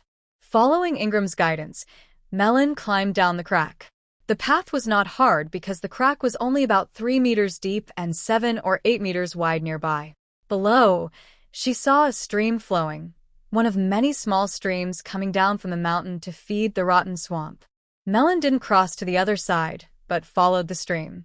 Actually, she turned back, passing through the area where the spirit-eating spiders had been. There was still shiny, sticky residue left by the spiders along the stream. The water became shallower, and the terrain grew flatter. The rocky walls on both sides also lowered until they were almost level with the stream. It seemed the night was about to end, but clouds and mist covered the moon and stars. They could only guess the arrival of dawn by the faint gray light. Before dawn, Melon reached the end of the stream. The banks had turned into moss-covered mounds. After passing a series of decayed rocks, the water flowed into a brown swamp and disappeared. Although she couldn't feel any wind, the surrounding weeds made rustling sounds and kept swaying. Melon felt as if countless eyes were watching her, planning how to attack. The area was full of small plants, some stretching south, others east. Mist filled the air, making strange sounds around the dark ponds. Some sounds even came directly from the ponds. The swamp's foul smell lingered in the air. The most frightening thing in the swamp was the many bugs and scavengers. Other animals living in the forest didn't have much advantage here. Melon knew she was just at the edge of the swamp, and the larger, deeper parts were still ahead. It was fully morning now. The wind was still, and the swamp smell mixed with the annoying buzzing of insects. Melon took out a bug repellent she had made in the forest and started applying it to her skin. The bugs here are very dangerous. They can bite your flesh and drink your blood. But worse, they can bite through your skin and lay eggs inside your body. When the eggs hatch, they will eat from inside out, leaving nothing behind but bones. Some groups of scavenger insects, numbering in the tens of thousands or even hundreds of thousands, would attack anything that comes near. Even a giant dragon would be eaten alive if they managed to bite through its skin. However, Melon doesn't think she has the same tough defenses as a dragon. As the insecticide smell begins to spread, the lurking bugs immediately scatter in disgust. Melon breathes a sigh of relief, tapping the ground with her long stick as she moves forward. She notices that what looked like a large swamp is actually made up of many ponds, soft mud, and blocked rivers. With sharp eyes and careful steps, she can find a winding path through it. For spirits, the dangers of the swamp are almost nothing. As long as they don't face enemies, they can easily act as guards. Ingram is very alert. After some rest, she seems more active flying around. Sometimes, she signals Melon to stop and look for a better path. Other times, she looks frustrated and tells Melon to go a little further and turn in a different direction. Luckily, even though the swamp is foggy, Melon can still use the weak sunlight to keep her sense of direction. Snicker mud splashed as a dark gray creature suddenly leapt up, opening its foul-smelling mouth to bite at Melon. Suddenly, a bright sword light flashed, cutting the scavenger snake into 2 pieces. Melon then kicked the snake's head back into the muddy ground. Gurgle! Bubbles immediately rose from the mud. At least 6 or 7 scavenger snakes rushed toward their fallen companion, clearly targeting easier prey. As Melon moved 2 or 3 meters away, the half of the snake body that had fallen on the ground was already wrapped tightly by a group of black, hard-shelled beetles. Walking through the swamp isn't always the most dangerous, but it is very tiring. Even with Ingram scouting ahead, Malin still felt exhausted. Without making a lot of stamina potions, she doubted she could leave this swamp. This is the price of freedom, she thought. Malin looked up at the rising sun. The sunlight shone directly on the misty land, creating a strange, hazy feeling. It was the 8th day. The other side of the swamp was just ahead. She was finally about to leave this cursed place. Her computer crashed, and all her drafts were saved on it. She went to fix the computer in the morning, hoping to recover her files. She decided to take a leave. After leaving the decayed swamp, there was still a jungle ahead, but Malin felt much more relaxed. She even collected some fresh mushrooms, which she cooked into a meat stew with dried meat. However, her good mood didn't last long. Just after drinking a large bowl of hot meat soup and preparing to dip some breadfruit into it, she heard distant sounds of fighting, and the sounds grew closer. Malin sensed danger from the noise.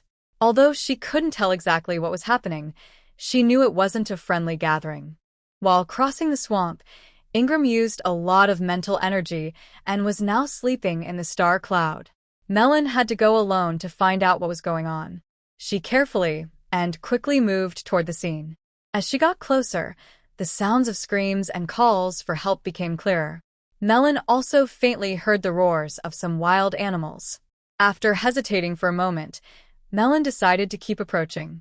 Her curiosity pushed her to see what was happening, but her common sense warned her that in such a dangerous place, without enough strength, curiosity could be deadly.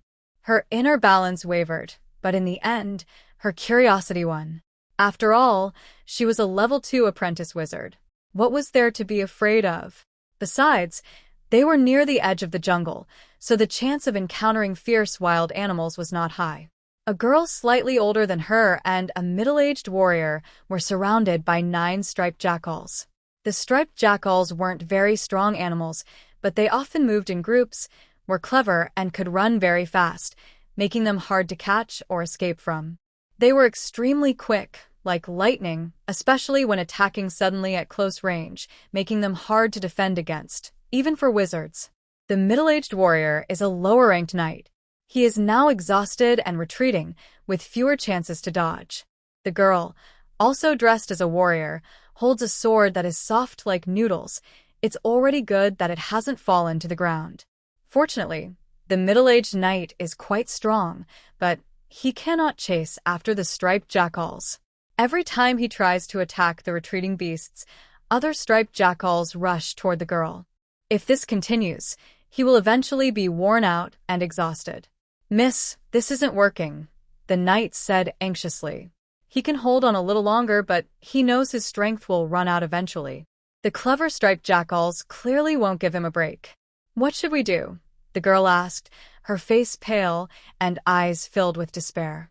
Another knight who came with her has already gone ahead to find help, but hasn't returned yet. The middle-aged knight has no good ideas either. He originally just wanted to patrol the jungle near the swamp, but unexpectedly encountered these striped jackals. These animals, usually not very brave, today seem to have taken a drug. They have bloodshot eyes and attack recklessly. If this keeps up, he isn't sure he can hold out until help arrives. Malin didn't act immediately, but watched carefully from the side. She was a bit confused because striped jackals are usually very cunning animals, but what she saw now contradicted her impression of them. They charge like wild buffalo, running, leaping, and crashing, using a savage method very different from their usual fighting style. Each striped jackal has scars of various ages, which are not deadly now but could attract other wild animals in the jungle. Suddenly, a faint scent mixed with blood reaches Malin's nose. She pauses. It's a potion that can make wild animals go berserk. And this potion is not on the striped jackals, but on those 2 people. Without a doubt, they are victims of some conspiracy. "Humph." The middle-aged warrior suddenly groans in pain, showing a distressed expression. His arm has been torn by a striped jackal, blood pouring out, and his sword hand trembles. Luckily, Malin encounters a fellow creature. She doesn't want to lose her source of information without any news, so she takes out a potion from her bag and steps out of the jungle. Her sudden appearance brings hope to the two people trapped in despair. Help! Help! The girl seems to see a chance to survive and shouts excitedly. Death has almost broken her, but she clings to a lifeline. She stammers, "Please save us. My father is the head of the Kia family. If you save us, we will thank you deeply." She didn't seem to notice Melon's age, and although the middle-aged warrior was a bit worried, he dared to appear alone in such a situation, which suggested he was not someone with low intelligence. His experience was much greater than that of the young girl. When he appeared now, it was likely to help them. Melon heard the girl mention her home and frowned slightly. She didn't like these wealthy young men at all. A feeling of disgust rose in her heart, but she didn't show it on her face. She urgently needed information, so she had to suppress her dislike for the moment. Not wanting to waste time talking to them, Melon raised her hand and threw a prepared potion. The liquid quickly turned into gas upon contact with air. The 9 striped wild dogs fell one after another. The girl and her bodyguard were also struggling and about to collapse. Melon had already placed a detox herb in her mouth. At this moment, she quickly stepped forward and shoved 2 leaves of the detox herb into their mouths. Both immediately woke up. The girl, who had been on the brink of death, collapsed to the ground like a rag. Her bodyguard, however, used his sword to kill each of the 9 striped wild dogs and then cautiously stared at Melon. "You don't need to see me as an enemy." Melon's lips curled into a mocking smile. "If I wanted to harm you, I could have waited until the striped wild dogs had bitten you to death before appearing. And you. If you don't stop the bleeding immediately, no matter how big you are, you'll die soon. Use this, right?" After speaking, she handed a hemostatic agent to the middle-aged warrior. "Thank you for saving me. Should I call you a warrior or a wizard?" The girl's voice came from behind. Melon turned around and saw that the girl was already standing there. It seems that someone has studied this. Women are much more adaptable than men. The girl, who was just now weak and helpless, had regained some grace. She must have received good training. She took out a potion and handed it to the girl. "We'll talk about thanks later. First, spray this potion on both of you. Otherwise, more wild animals might attack." "This is a bait potion." The girl and the middle-aged warrior's faces changed instantly. They clearly understood what Melon meant. Darn it! The girl clearly thought of someone who might have tampered with her clothes. She muttered a curse quietly, sprayed half of the potion on herself, and handed the rest to the middle-aged warrior. "You should feel lucky," Melon said calmly. "The bait potion on you is very dangerous. All wild animals that smell it will become extremely aggressive, fighting to the death. If you had attracted a different beast instead of a striped jackal, we might not have been able to meet so peacefully." "Miss, I think it's probably." The middle-aged warrior hesitated. "I know," Melon replied. The girl's face was pale and lacked color, but her eyes suddenly turned cold and stern. She clenched her teeth and said, "It's Lita." Her expression flickered with anger, clearly indicating that Lita was someone she cared about deeply. The middle-aged warrior wisely chose not to ask further questions. It wasn't his place as a small bodyguard to interfere in her family matters. He glanced at the time and frowned. Why hasn't Hake arrived yet? Hake was the name of another bodyguard who had been sent out to seek help. According to the schedule, he should have already returned with reinforcements. "Hake!" The girl suddenly let out a cold, sneering laugh, her eyes icy and sharp. The middle-aged warrior's heart trembled, and he immediately shut his mouth. Malin could roughly guess what was happening, but she didn't feel any sympathy.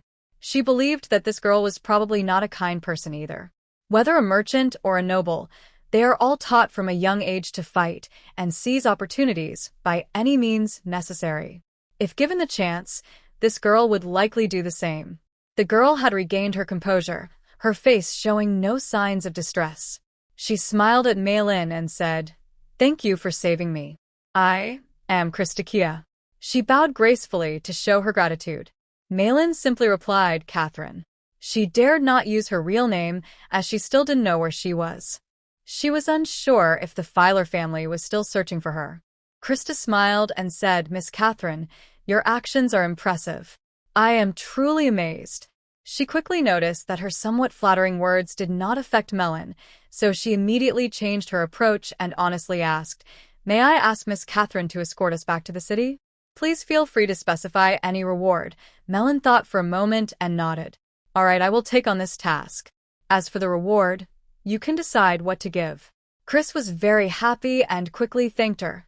"Thank you, Miss Catherine." Melon also needed someone familiar with a local area to guide her, so she accepted the task. With Chris's help, her identity problem was naturally solved. Having two guides, she didn't need to worry about finding her way back to the city. Along the way, Chris was very enthusiastic and kept trying to test Melon with words. Melon responded sparingly, only replying after a long pause, and eventually she simply kept quiet. She deliberately stayed behind, so the middle-aged warrior naturally took on the role of guide. They encountered a few wild animals along the way. Melon used her potion to subdue them as usual, and Chris became even more enthusiastic. However, Melon remained unaffected and Chris didn't mind, still chatting happily. This made Melon look at her with new respect. Most children from wealthy noble families were proud and difficult to approach. Although she knew they only acted this way because they had their own goals, being so relaxed and natural was not easy. The middle-aged warrior also showed signs of experience in the jungle, clearly skilled at surviving in the wild. Suddenly, Melon stopped and looked ahead, as if trying to see through the thick forest. Her actions immediately made Chris more alert, and she ordered the middle-aged warrior to stop moving forward. There must be something ahead. Soon, faint voices could be heard from the front.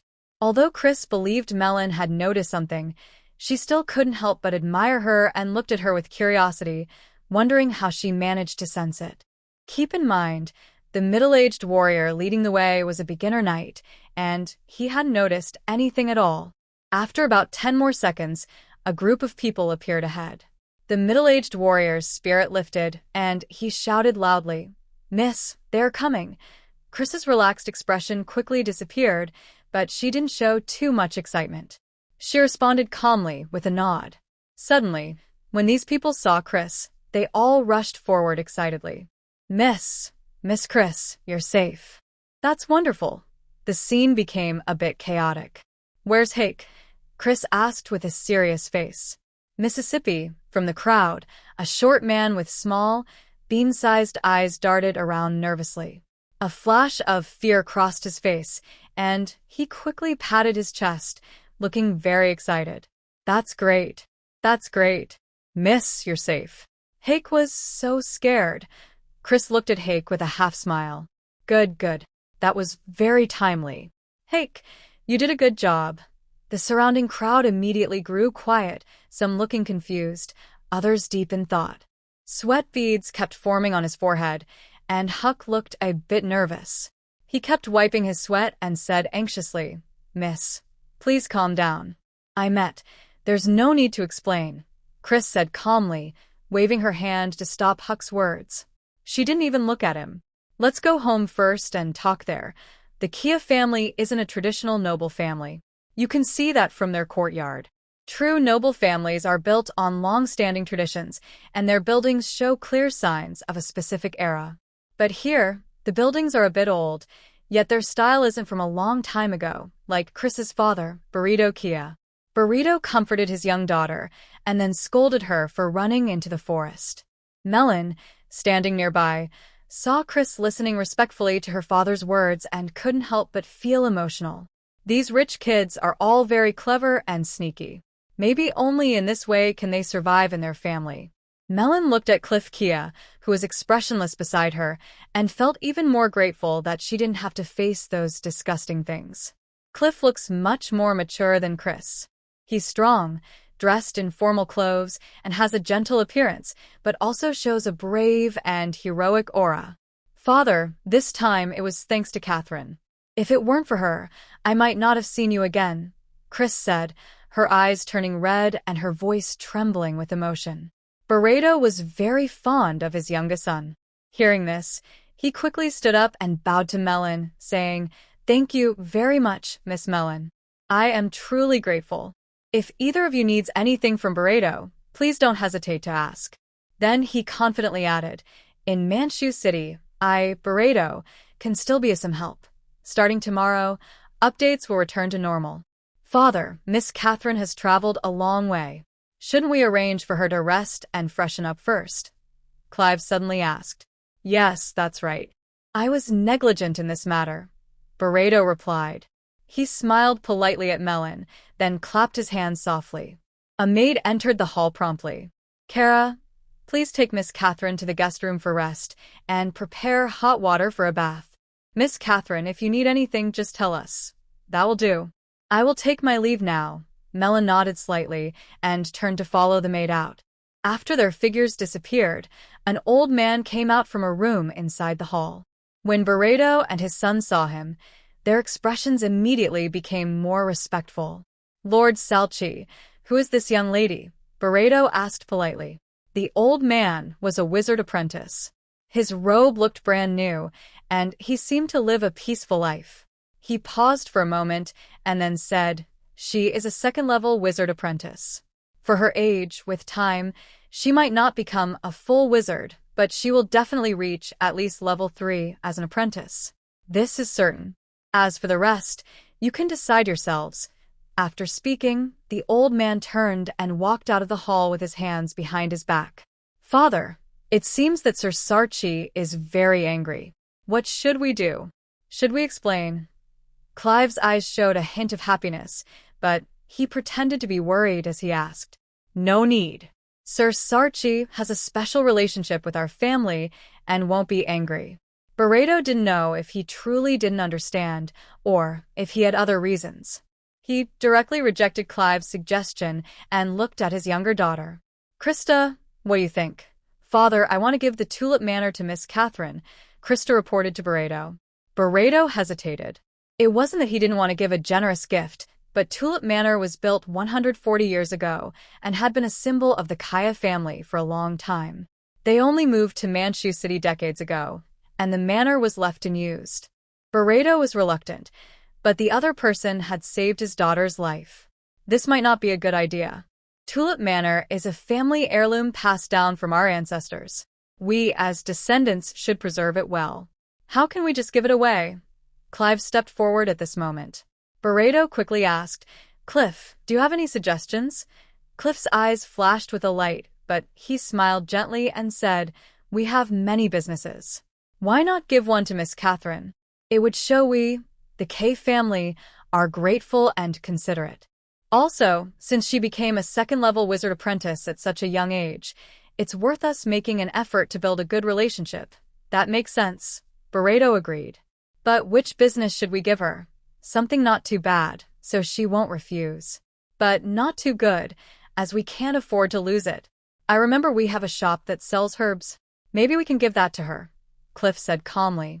Burrito frowned.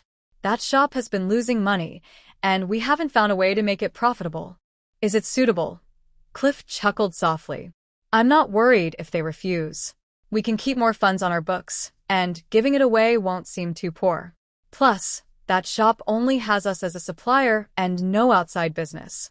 The more they depend on us, the easier it is for us to control. Once they get used to the money, it won't be easy for them to stop. Burrito relaxed and smiled. Cliff, you've made good progress over the years. Well done. He then turned to Krista and said earnestly, Krista, you should learn more from your brother and not just play around all the time. Yes, Krista replied quietly, bowing her head obediently. All right, let's proceed with this plan. Burrito finally decided. Chris suddenly looked up and said, Father, let me take charge of the department. Chris also felt that playing around every day was too foolish and wanted to learn how to do things. She hoped that in the future, she could stand on her own like her brother and contribute to the family. Burrito looked pleased and said, My little Chris has finally grown up. He thought for a moment and nodded. All right, you can be in charge of this. If you have any questions, you can ask your brother or come to me. Burrito also encouraged Chris further. Cliff still smiled, seeming happy to see his sister grow, but his smile had a cool feeling to it. That evening, at the welcoming dinner, Burrito gave a warm speech. He thanked Melon for helping his daughter and announced he would give one of his shops to Melon as a thank you. However, Burrito was disappointed because Melon showed no excitement or gratitude. She only looked calm, as if the gift was just an ordinary present. Melon didn't mind much. She was more interested in the city of Manchu. This was a real city, far better than a small place like Shibuya town. If she had nowhere to go for a while, this could be a good place to stay. When she first arrived, she didn't expect to get anything back from these people. But since they offered, she was happy to have a safe place to stay. The next morning, Melon followed Chris to the outside of a shop. This is the shop. It's a decent size and in a good location. If you need anything, the Kaya family can help anytime. Melon has always been very cautious about the Kaya family. No matter how big the problem, she wouldn't ask Chris or others for help. It's not Melon's fault. All the wealthy families she has dealt with left her with a bad impression. In her mind, they are all bad people, and someone like Filler, who is very clever, makes her think these people's schemes are really scary. Naturally, she doesn't want to deal with them. I originally wanted my father to give you Tulip Manor. Only something valuable like Tulip Manor can show my gratitude. Chris suddenly looked angry. But I didn't expect my brother to refuse. I'm young and powerless, so I can only ask you to bear with it. Luckily, even though this shop is small, it has a good amount of money on the books. I will also try my best to help you get some business. Chris looked sincere, but seeing Melon still indifferent, she felt a little disappointed. However, she quickly composed herself and took Melon into the shop. In Cliff's room, he sat leisurely on a soft sofa. The warm light was so gentle it made people want to fall asleep. Cliff was comfortably drinking red wine, and in front of him sat a thin, middle-aged man. Young master, Hack's entire family has disappeared. Lita's family had a fire 2 hours ago, and no one survived. It seems the young lady discovered the bait potion. Are we pushing too hard? The middle-aged man hesitated before speaking. Cliff shook his head indifferently. That's what makes it interesting. Otherwise, wouldn't it be too dull? When it comes to scheming and plotting, nothing beats the Wizard Academy. Even a third-level wizard apprentice is an expert in this area. Melon, though she looks down on scheming, is not unaware of it. She comes from a small noble family. Her father, being wise and foresight, sent her to the academy before remarriage to avoid future conflicts. This time, offending the Filer family, Melon isn't too worried about her family. First, her family is far away, and even the academy's power isn't enough to reach them. Second, unless there's a necessary reason, attacking an ordinary family is a big taboo among wizards. Wizards tend to have bad tempers, and if conflicts between wizards involve ordinary families, the entire wizard community could be in chaos. But for wizard families, it's a different story. Of course, black wizards are less concerned about this, but usually they won't reveal their identities unless they are completely fearless. As the saying goes, great talents often hide in plain sight. For the Filer family, they either die in the forest or flee far away. A small girl with no support would never dare stay near Water Cloud. But Malin is going against this idea, and Manson City is big enough to hide her tracks. During this time, she needs to rest and also plan her future. The shop's name is quite unfortunate, Stray Cat. It sounds more like a pet shelter than a pharmacy, which makes Malin frown repeatedly. The shop owner is a middle-aged man named Mark. He has 2 female assistants, his daughter UTI and his nephew Sildo. Although there is a boss above him, Mark usually only checks the accounts occasionally. Most of the time, he treats the shop as his own home. When he received the notice, Mark's face darkened like he could squeeze water out of it.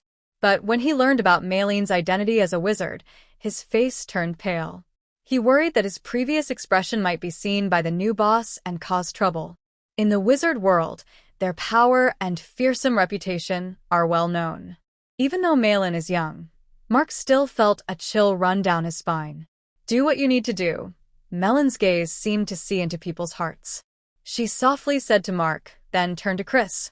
Miss Chris, when you have time, please introduce me to that gentleman, so I won't be rude. That. You mean Lord Tissarch? No problem. I'll find out when he's available. Chris hesitated for a moment, then quickly reacted, her face slightly flushed. Thank you. If that gentleman has time, please let me know. Melon nodded slightly and said to Mark, clear a room for me immediately.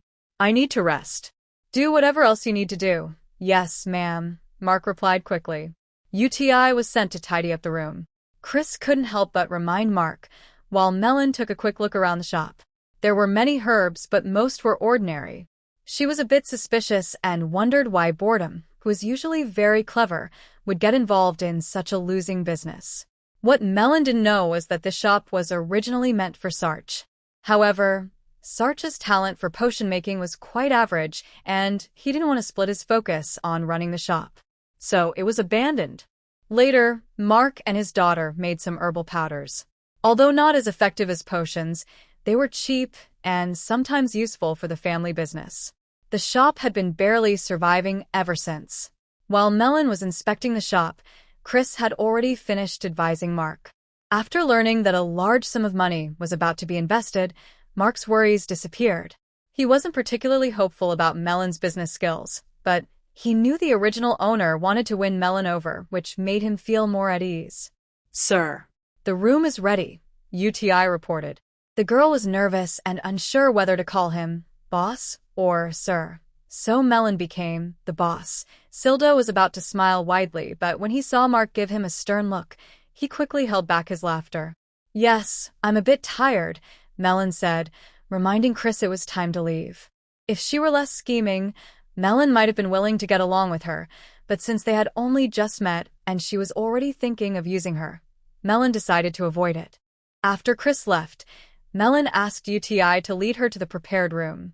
The room wasn't luxurious, but it was clean and a bit larger than her dorm at the academy. Melon was very satisfied. After dismissing UTI, she arranged some useful items from her storage bag and set up some basic warning magic arrays around the door, windows, and inside the room to keep it secure. In the meantime, Ingram was still unconscious, and she would have to figure things out on her own for now. Sitting by the bed, Melon examined Ingram's condition and frowned slightly. This time, after crossing the decayed swamp, Ingram had truly exerted himself. His spiritual form was almost completely transparent, still nourished within the nebula. Yesterday, at Chris's house, she sensed a wizard nearby as soon as she entered the hall. The energy fluctuation was not strong, and there was no hostility, so she pretended not to notice. She only revealed this today. Resting at Chris's house was far from comfortable. She spent the night in a semi-conscious state, worried about being attacked. Today, she took the initiative to visit the other person, aiming to gather information and test the situation. After all, she didn't know much about what was outside the water cloud realm. The only remaining option was to practice cultivation.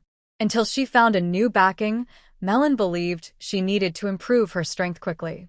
She was not fleeing far now, and there was another reason. If the File family wanted to prevent her from escaping the water cloud forest, they would definitely set up spies on major transportation routes. Running away far now would be as dangerous as sticking her neck out on a noose. In front of Melon, a discarded potion was placed. She prepared to start a new experiment.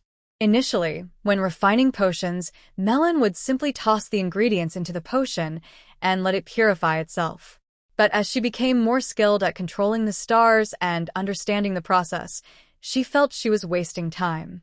She had long wanted to try this experiment, but the File family's interference had delayed it until today. Mental strength pulled a star from the nebula, then slowly moved it toward the test tube. When it reached above the potion, Melon didn't let the star fall but instead controlled it to enter the potion. This was a new experience. Before, Melon would take out a star and let it fall freely into the potion, but this time was completely different. Gulp. As her mental power guided the star into the potion, a sound seemed to ring directly in Melon's mind, which made her feel a bit uncomfortable. When she closed her eyes and used her mental sense to perceive the potion, her mind was filled with a silver-gray color. That doesn't make sense. Melon increased her mental effort.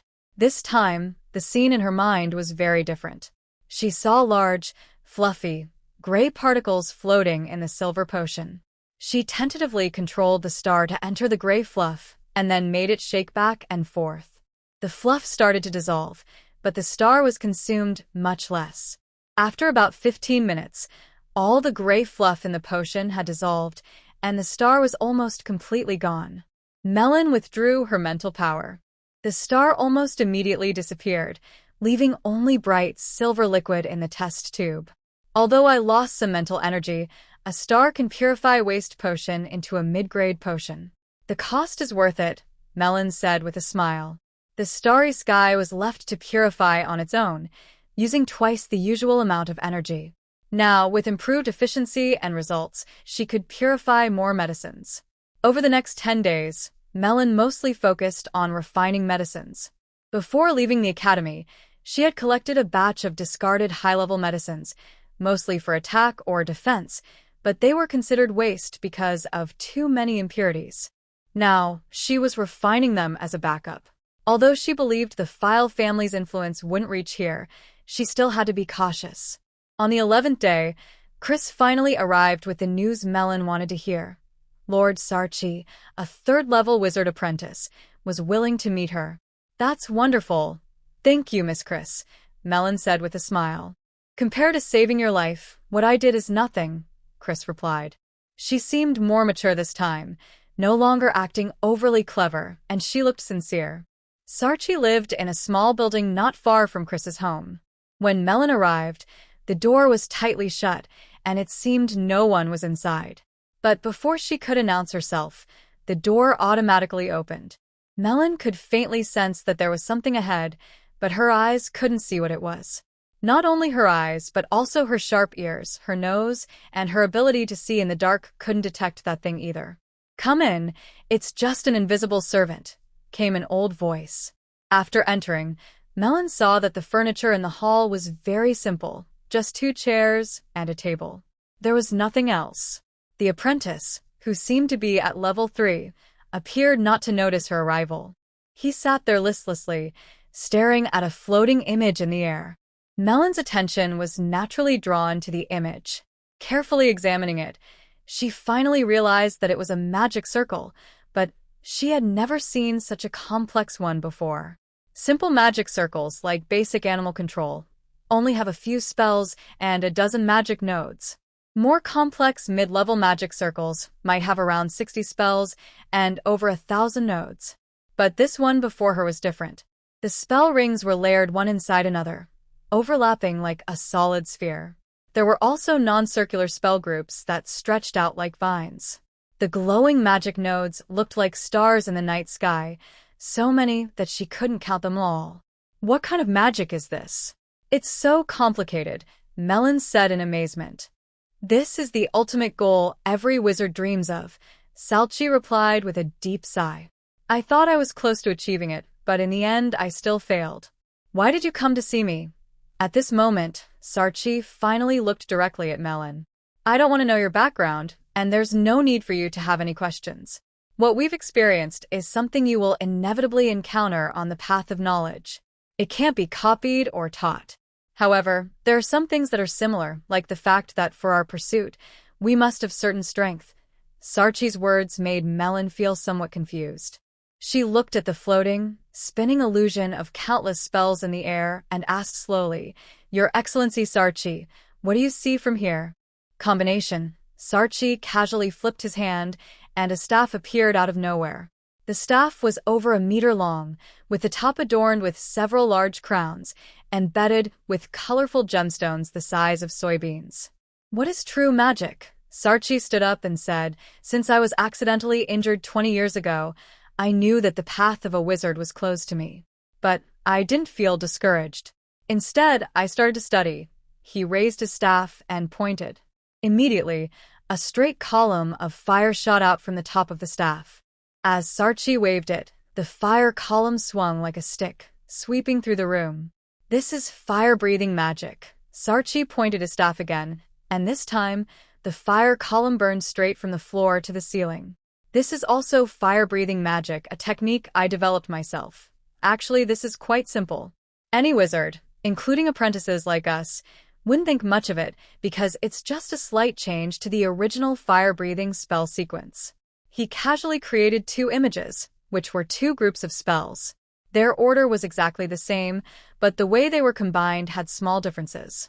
The standard fire-breathing spell, used to attack enemies, is much more effective than my version. Salchi said, Most of the spells you know are like this. The spells that have been passed down are all carefully refined and perfected. However, this also means that these spells are just the basics in the wizard world. From these spells, many other types of magic can be derived. True wizards all have their own spellbooks. These books record the spells they think are best for themselves. After the Age of the Gods, wizards no longer seek to master more powerful spells. Instead, they focus on finding magic that suits them and creating new spell structures. Hearing this, Melon immediately had a question in her mind. From Salchi's tone, it seemed like modern wizards and ancient wizards were completely different. What was the Age of the Gods? Why did wizards change like this? Melon asked quickly. The Age of the Gods. It's so far away. I'm just a third-level apprentice. How could I possibly know? Salchi chuckled self-deprecatingly, gently stroking his magic staff. He paused for a moment before continuing. Ancient wizards all wore pointed hats, symbolizing wisdom. Each one carried their own magic staff. When two powerful wizards face off, the battles are often very exciting because no one can predict what kind of wonderful spells they will cast or how they will respond. Ancient wizards relied on strong mental power to directly create spell models. The magic staff was made for this purpose. It also has a vibration function. Nowadays, ordinary wizards find it very hard to create spell models out of thin air. Malin frowned and asked, So, are modern wizards not as good as ancient ones? Salchi's expression immediately turned very strange. He paused, thought for a moment, then shook his head and said, You can't say that. There's a good comparison. Ancient wizards are like artists. They only need a piece of bamboo and some clay to create lively works. Today's wizards are more like factory technicians. They're good at combining different parts, and what they produce is definitely practical. It's hard to say that artists are always better than technicians. But one thing is certain. Training an artist takes much longer than training a technician. When an artist creates a piece, it also takes much more time than a technician making something. If you want to truly understand the wizarding world, you should borrow some books about its history. If you pay attention, you can learn many things from them. Although Salchi said this, he didn't think Melon would understand his meaning. Even some official wizards haven't discovered the mysteries behind it. Nowadays, young people are more obsessed with power than understanding history. History tells the stories of those who came before, their successes and failures, and only great people are recorded in history. Those who record history are also extraordinary individuals. After leaving Salchi's place, Melon felt a bit dazed. She kept thinking about what the old wizard's apprentice had told her. It was the most profound advice she had received since entering the wizarding world. Although it wasn't very detailed, Melon didn't feel she gained nothing. At least she understood that strong mental power greatly affects casting speed. Magic models are not only built within the mind, and the strength of ancient wizards is also a reason for their power. After leaving Salchi's small house, Melon quickly noticed someone following her. She initially wanted to turn into a small alley to confuse her follower, but when she sensed that the follower was not very strong and had no strong intent to harm her, she gave up that idea. Instead, she focused on analyzing why she was being followed. Today, Melon visited a wizard, so she changed into a formal wizard robe. However, her only enemy was the Filer family, and they wouldn't be able to identify her so quickly. The real problem must have arisen when she entered Mansa City. Kliss didn't need to do this. Borlito might watch her, but with his cunning, he wouldn't resort to such tactics. In the end, it could only be Cliff. She glanced at the tracker behind her and remembered there was a nearby place where she could lose him. No matter how brave the tracker was, he wouldn't be able to enter that place. It was a semi-open shopping mall covering the whole block, surrounded by 4- or 5-story buildings. Most of the first to third floors were shops. In the middle of the block was an open square with small stalls, outdoor restaurants, and a stage for performances. Everything one could imagine. But Melon's target wasn't those commercial places. She quickly slipped through a corridor into a nearby shop. The shops were connected by small doors, allowing her to move from one to another. She passed through several shops and finally entered an antique store. This place was told to her by Salchi. Every so often, an auction was held here. Today, there was just such an event, considered a high-end activity in the city. Ordinary people usually didn't get invitations. Although Melon had reached the downstairs area, she hesitated. Was it worth attending such a boring auction just to play a trick on the tracker? Suddenly, a strange dizziness came over her. Did Nebula find something again? Merlin quickly looked around but didn't see anything that seemed important or suspicious. She tried to walk a few steps toward the shop door, but her head spun again without warning. This time, the feeling was clearer than before. Merlin focused on that sensation, searching more carefully. The dizziness seemed to be guiding her, leading her somewhere. Unconsciously, she started walking up to the second floor. Just as she reached the stairs, a young man came over and stopped her. "Sorry, ma'am, there's a sale happening upstairs," he said. Although he looked a little nervous when facing the wizard, the presence behind him was clearly more intimidating, so he stood firmly in front of Merlin. Merlin smiled faintly and took out a gold badge. This was her token for the auction, given to her by Sarch. The badge was simple, a plain gold disc with a picture of a balance scale on it. In the middle of the scale, there was a small, blood-red gemstone shaped like a pigeon's blood ruby. When the young man saw the badge, he immediately stepped aside respectfully. He looked very cautious. The person who had been following Merlin at the shop entrance also seemed to know what kind of place this was. After hesitating for a moment, he shrank back and left quietly. Walking upstairs, the room looked messy. The auction probably hadn't started yet. Since it was a small, members-only auction, there weren't many people present. However, everyone there was well-dressed and seemed to have status in Manchu City. When Melon came up, everyone's gaze became a bit serious. For ordinary people, even being an apprentice wizard was enough to make them look up to her, like the Kaya family. Although their family only supported a third-level apprentice wizard, it still helped their business run smoothly. In this small, members-only auction, most people knew each other. The atmosphere was not as formal as in large auctions. The important guests sat in groups on big sofas, surrounded by handsome male and beautiful female attendants. Both their looks and manners were exceptional. When Melon first arrived, she attracted some attention, but she seemed too young to catch the eye of the big figures. At the front, there was a long table covered with a red velvet cloth. On it, there were about a dozen trays, each with a silk cushion in the center holding the auction items. Next to the trays, there were magnifying glasses and jewelry mirrors. Currently, an auctioneer was standing in front of the table, wearing a jewelry mirror and using a magnifying glass to examine the items. From their expressions, it was clear they were true experts. Melon's attention was suddenly drawn deeply to something, which caused her to feel dizzy and led her here. She slowly moved forward. Rings are common jewelry, and they are usually simple and not very eye-catching. Making one truly stunning is very difficult, but this ring managed to do so. The gemstone on this ring was not a usual jewel or diamond. Instead, it was a colorful, thumb-sized stone. The stone was shiny and smooth, shaped like the top half of a lizard, covered with twisting stripes and small cloud-like patches, resembling tiny scales.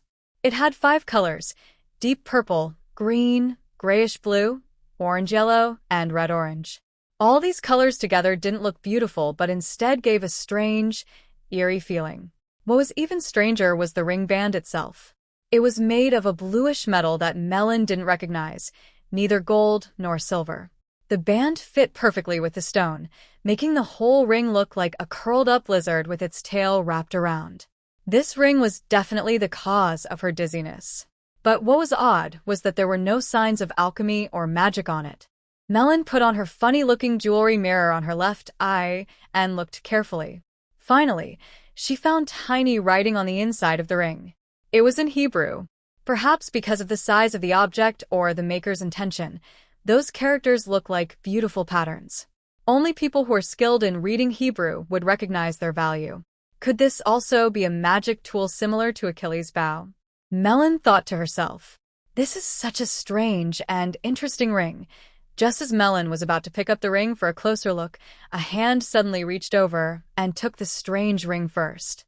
Melon was slightly surprised. She lowered her jewelry mirror and turned to look.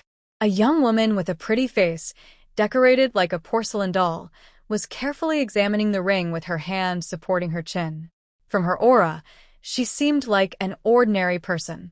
Her actions probably came from long-term spoiled habits, not because she saw something special in the ring. It's just an ugly lizard-shaped ring. What's so nice about it? A middle-aged man said casually as he approached. He was somewhat thin, with a pale face and narrow eyes that showed a sly look. It's quite cute. I want it. The girl started to act spoiled, placing the ring back on the table and linking her arm with the man's. Although, judging by their ages, the middle-aged man could be her father, Melon was sure they were definitely not parent and child. The middle-aged man nodded gently, agreeing to his companion's request.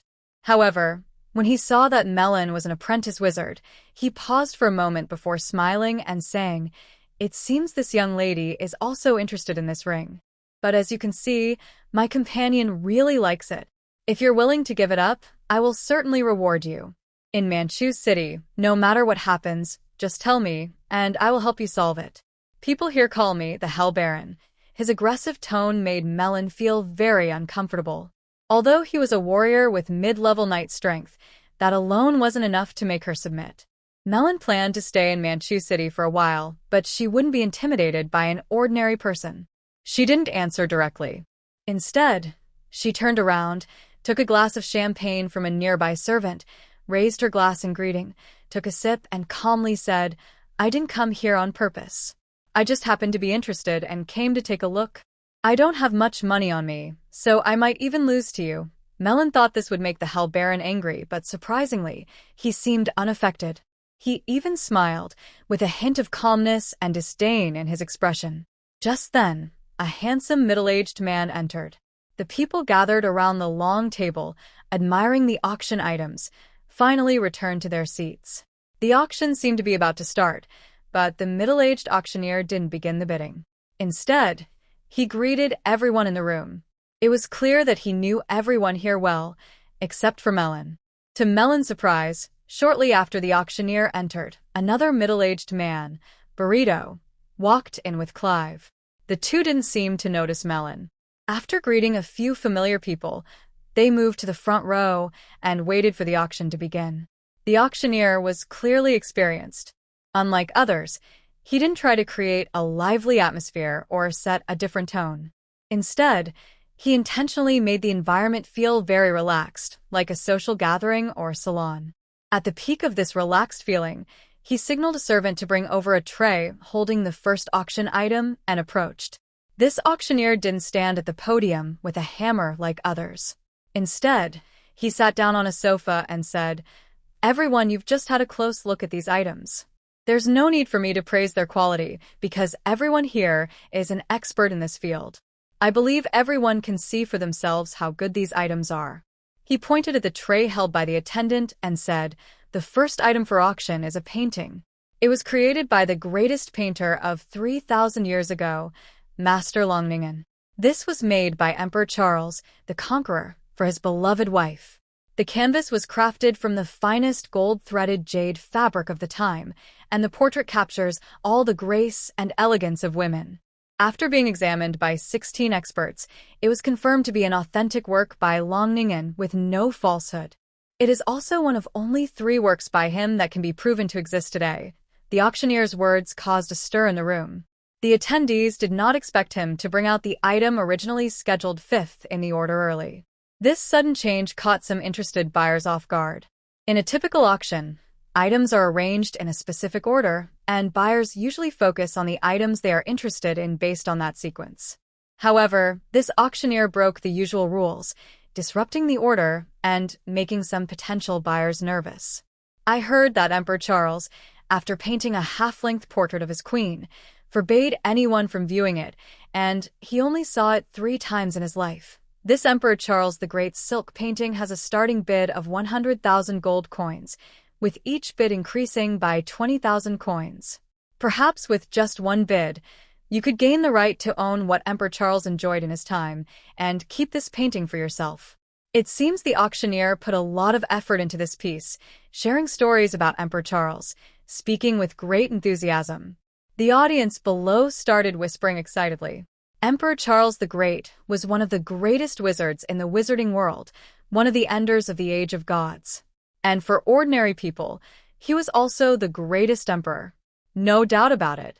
Everyone immediately became excited, their eyes shining as they looked at the painting, as if owning it might somehow connect them to the emperor's beloved wife. The auctioneer was very pleased with this effect. He chose to auction this painting early because he knew that these high-status people were eager to get items once owned by a great emperor. Although it was just a portrait, it depicted the emperor's wife, and some people with particular interests might even enjoy looking at it. 15,000. Someone immediately called out. 20,000. The second bidder was equally generous. Then I'll go straight to 30,000. 31,000. I'll bid 32,000. Starting from 300,000, the prices increased steadily by 10,000 each time. Although the atmosphere wasn't very intense, the bidding was quick. In the end, the first auction item was sold for 85,000 to a person who looked like a second-generation noble. The other auction items were also sold one after another at a steady pace. By the time 7 items had been auctioned, Mela noticed that although the bidders were determined, they weren't just randomly raising their bids. It seemed like everyone had a shared understanding. Once the price reached a certain number, no one would bid higher. This was a good way to avoid losing money. Melon even wondered if he could make some profit from this demand. Besides items only wizards could use, there were also many banknotes in Ingram's collection. For ordinary people, these notes were like assets of a middle-sized family, but for wizards, they were not very valuable because real wizard-related items couldn't be bought with these worldly currencies. However, today might be an exception. Melon wasn't really interested in these things. He was thinking about whether to buy some worldly assets. If he couldn't find a reliable wizard force in the short term, he would need to buy more worldly assets to hide himself.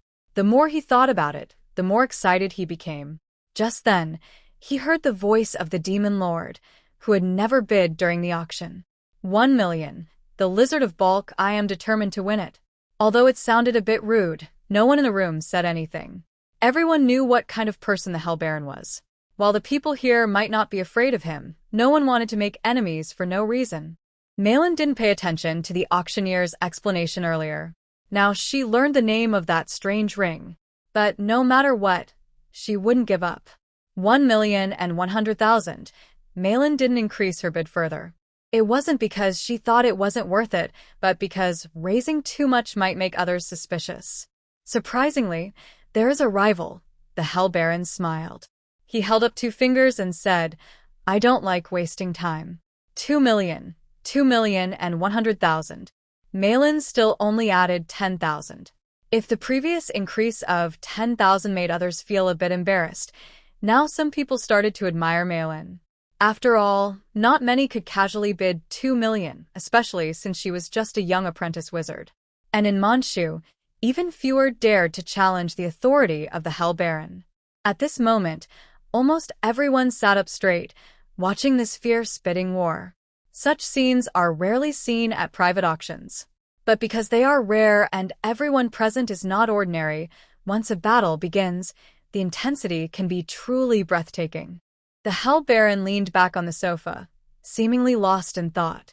He gently swayed his wine glass, watching the red liquid cling to the glass wall, and said in a playful tone, For us, an ordinary auction is just pointless fuss. Let's just bid once. Whoever offers the highest wins.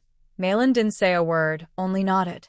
From his right pocket, he pulled out 10 large banknotes, each worth 500,000.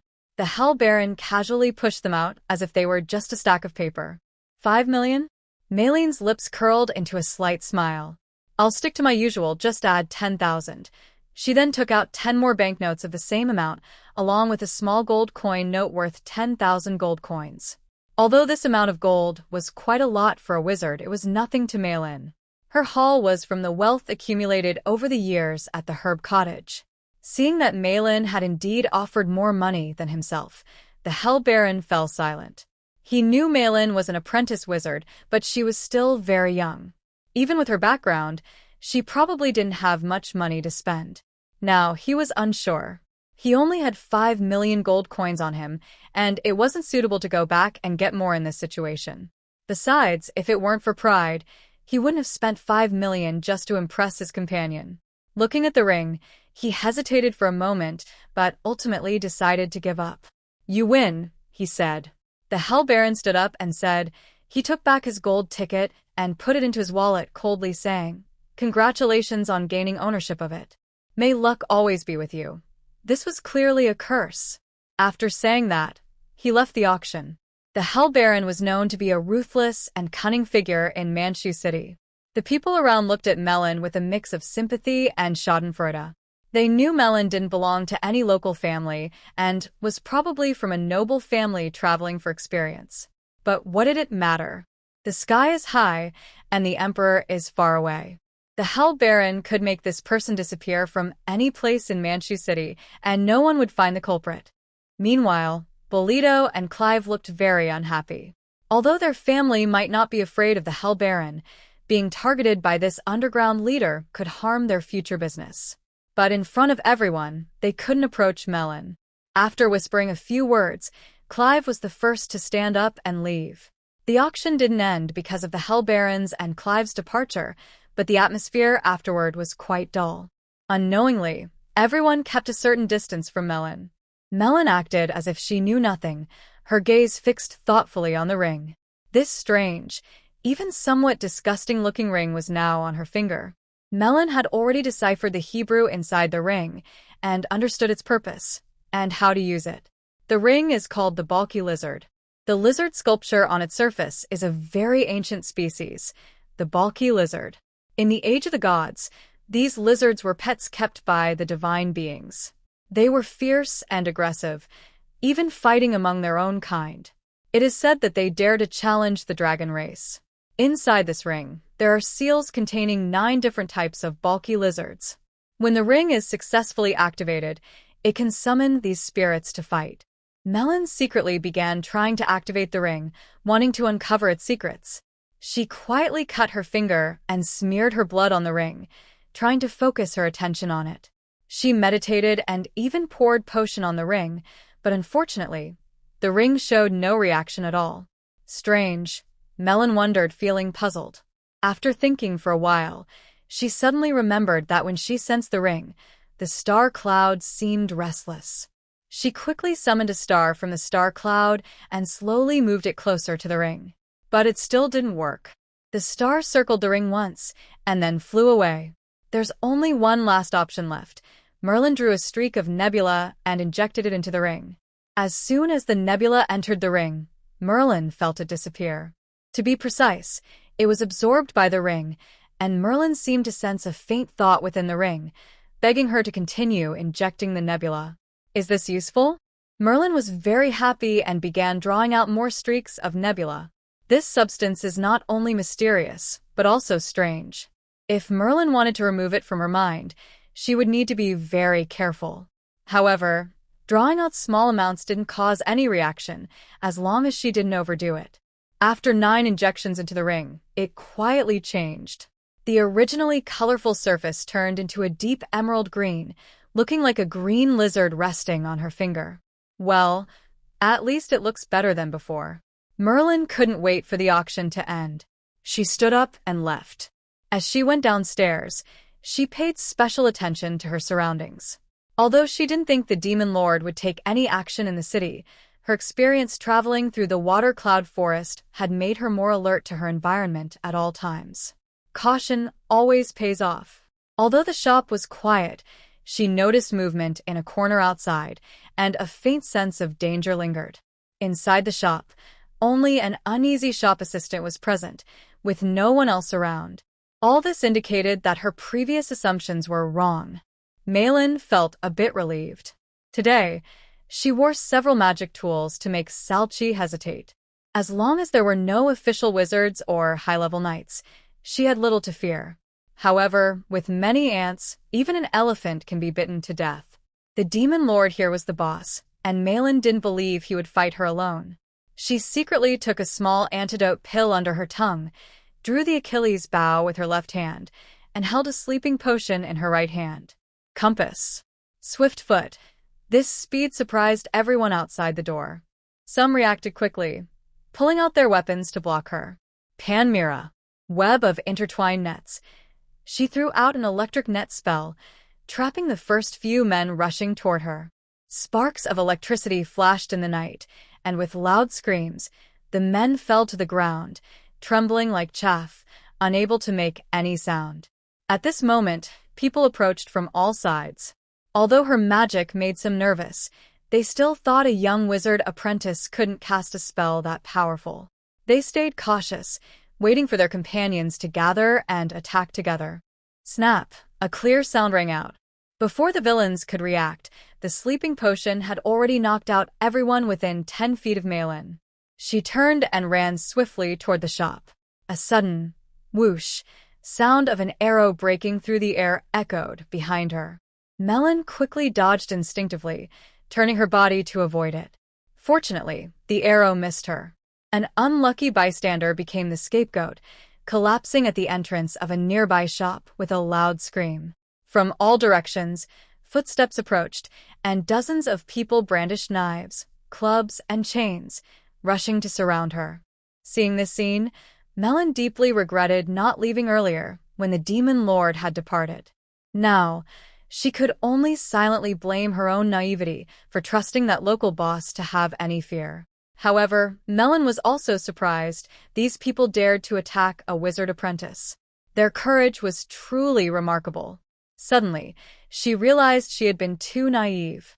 If she had been a full-fledged wizard or older, perhaps they would have hesitated. But her appearance clearly didn't look powerful, so she was naturally ignored. Just wait and see, Melon thought to herself. But right now, her main goal was to escape. If she died at the hands of these thugs, it would be a great injustice. Suddenly, Melon felt a strong sense of danger. Instinctively, she dodged to the side. At the same time, with a sharp whistle, the door, walls, nearby cabinets, and even a vertical sign of a shop were neatly cut apart. An inexplicable fear rose in Melon's heart. She had a strange feeling that this incredible attack was only the beginning. The real chase was just starting. The person sent to hunt her was someone much stronger than her. Panmira, web of intertwining, campus. Swift foot, an electric net hissed as it shot toward her from behind.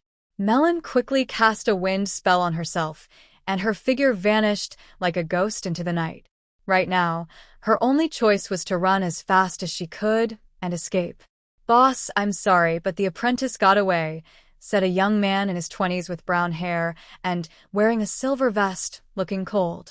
With a loud crash, a large blue and white porcelain vase over 2 meters tall was shattered. It was worth at least 200,000, but now it was just a tool for venting anger. The demon lord looked like a wolf, pacing back and forth in the room, his eyes full of anger. How could she escape? "She's just an apprentice," the demon lord asked, trying to hide his fury. He finally managed to stay calm. Although the person in front of him was his subordinate, he knew this person was definitely not the one to vent his anger on. "You probably don't know yet. She is a second-level apprentice and can cast at least 2 spells, a lightning net and a swift wind. She also used some potions," the young man replied. With another sharp sound, another 200,000 turned into a pile of broken debris. These very valuable items were clearly used to vent anger. A wave of pain made the demon lord calm down again. He sat on the sofa as if he had used all his strength, and he forcefully tapped the bell beside the desk. The young man stepped back, and another person, who looked like a butler, came in. "Master, I had someone investigate, but unfortunately, we couldn't find any results from the gold note. The note was issued by the Berkeley Trading Bank, and there's no way to find the buyer's record. Even if we could, it might not help because these notes are anonymous," the butler reported quickly. He felt uneasy because he knew very well that when the master was in a bad mood, he was very temperamental and might take his anger out on him. Hearing the butler's report, the demon lord became calm again. Everything seemed flawless. Whether intentional or not, trying to trace the origin through the payment method was clearly futile. Who could this mysterious person be? The Hell Baron increasingly felt he had missed out on something important. The wizards would never do something so useless for themselves. If the ring hadn't been quite useful, the apprentice wizard probably wouldn't have bought it with so many gold coins. It's very likely she came to Manhwa City just for that ring, which explains her sudden appearance. Yes, that must be it. The Hell Baron was convinced by his own conspiracy theory.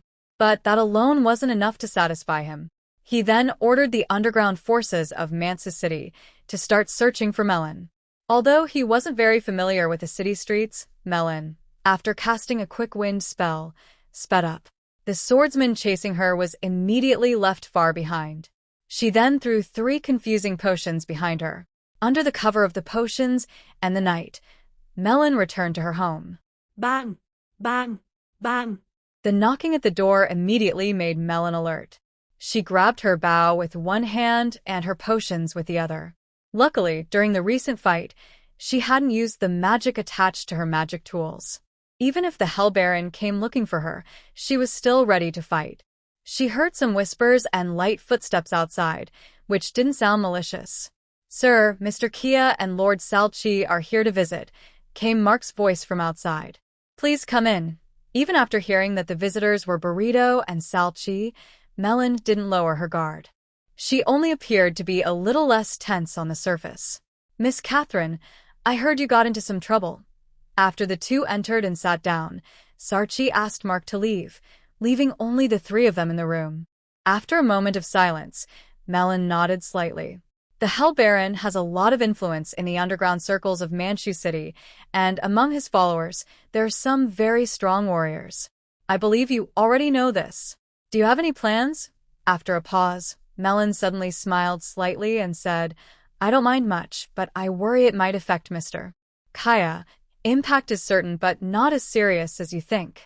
The most important thing now is your safety." Burrito tried to speak several times but was stopped by Salchi, so he could only listen quietly. "Sir Salchi, do you have any suggestions?" Melon asked. "I know of an opportunity to join a wizard organization," Salchi said slowly. He continued, "Every spring, the Eris Wizard Alliance recruits members from various places. The closest one to here is in Barivia City, in the Faluk Kingdom. You might want to try there. Experience counts. This area is very close to the Shuyanjian Academy and other wizard groups. With Melon's talent and strength, joining any organization should be fine." Salchi probably already guessed what was going on, so he didn't mention these organizations. "That's not." Burrito showed a surprised expression, but Salchi shook his head to stop him from speaking further, to avoid disturbing Melon's decision. "The Eris Sorcerer Alliance." Melon looked thoughtful. "I think I've heard that name before. The Eris Sorcerer Alliance is made up of 8 medium-sized wizard groups. They are quite powerful, have many resources for training, and have a long history. Unfortunately, I was already old and not very talented back then, so I couldn't join any of those academies." Salchi looked a bit nostalgic. Just as Melon thought the old man was lost in deep memories, the old wizard apprentice reacted and smiled apologetically at Melon. "I have a friend who teaches at the Rose Academy in Polyvia City. If you're interested in joining the Eris Sorcerer Alliance, you could stay with him first. Then next spring you can come for an interview. How does that sound?" "That would be the best option." "Lord Salchi, I will remember your kindness today," Melon said sincerely. "Not at all, it's just a small favor," Salchi humbly replied, telling Melon not to worry. After agreeing on the time and place to leave, Salchi and Burrito said goodbye and left. On the way back, Burrito asked somewhat confused, "Sir, why are you so kind to her? She offended the Baron of Hell, and her background must be quite problematic." "I know," Salchi replied. Salkid nodded and asked, "Do you need to betray her to gain some benefit? Don't forget, she is Chris's lifesaver. Betraying her would not be good for you. Ignoring her is also not right, as it would be a waste of resources. Helping her now is like giving her a helping hand. According to the wizard's principle of fair exchange, when she achieves success in the future, she will surely repay the Kaya family. Of course, she might also fail completely, but what do you have to lose?" The Lord replied wisely, "Very insightful." Burrito paused for a moment, then quickly understood. After seeing off Burrito and Salchi, Melon also began to think. She roughly understood Salchi's intentions, but entrusting her fate entirely to others was undoubtedly foolish. She needed to be prepared herself. Her gaze shifted to the ring on her finger. The trouble today started because of it. She thought she could enjoy a few peaceful days, but now it seemed it had become a source of hope and worry. She hoped this ring wouldn't let her down. According to the Hebrew writing inside the ring, she could summon a spirit after recording its memory. With her current strength, she could summon 3 types of spirits. Looking at the relatively small space inside the house, Melon pursed her lips and went to the courtyard to begin her first summoning. When the ring's aura turns emerald green, it summons an acid lizard, a green creature about 2 meters tall at the shoulder and 4.5 meters long, including its tail. Close combat is its natural strength, but its most powerful attack is spraying acid. When Malin tested it by having it spit acid at a rock the size of a human head in the yard, the rock vanished, leaving only a shallow pit in the ground. Its corrosive power and speed are both stronger than similar spells or potions. And it's very tough, Malin said with satisfaction. This spirit beast can not only help in attacks, but also serve as a shield when needed. After taking a certain amount of damage, it will fade and return to the ring to recover, but it won't disappear completely. When the bulky ring turns gray-white, it summons a gray-white bird-catching lizard about 1 meter long and a foot tall at the shoulder. This lizard blends easily into its surroundings and is an excellent ambusher. It can climb rocks and trees and move through swamps as if walking on solid ground. Its special ability is spinning silk to make webs. The silk is thinner than a hair but strong and sticky enough to trap and hang a grown person from a tree. The silver-white bulky ring summons a sword lizard, a creature about the size of a tiger.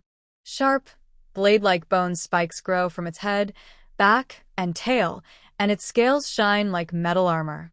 In terms of strength, this lizard is equal to several mid-level knights, and it's as if each one were wearing full metal armor.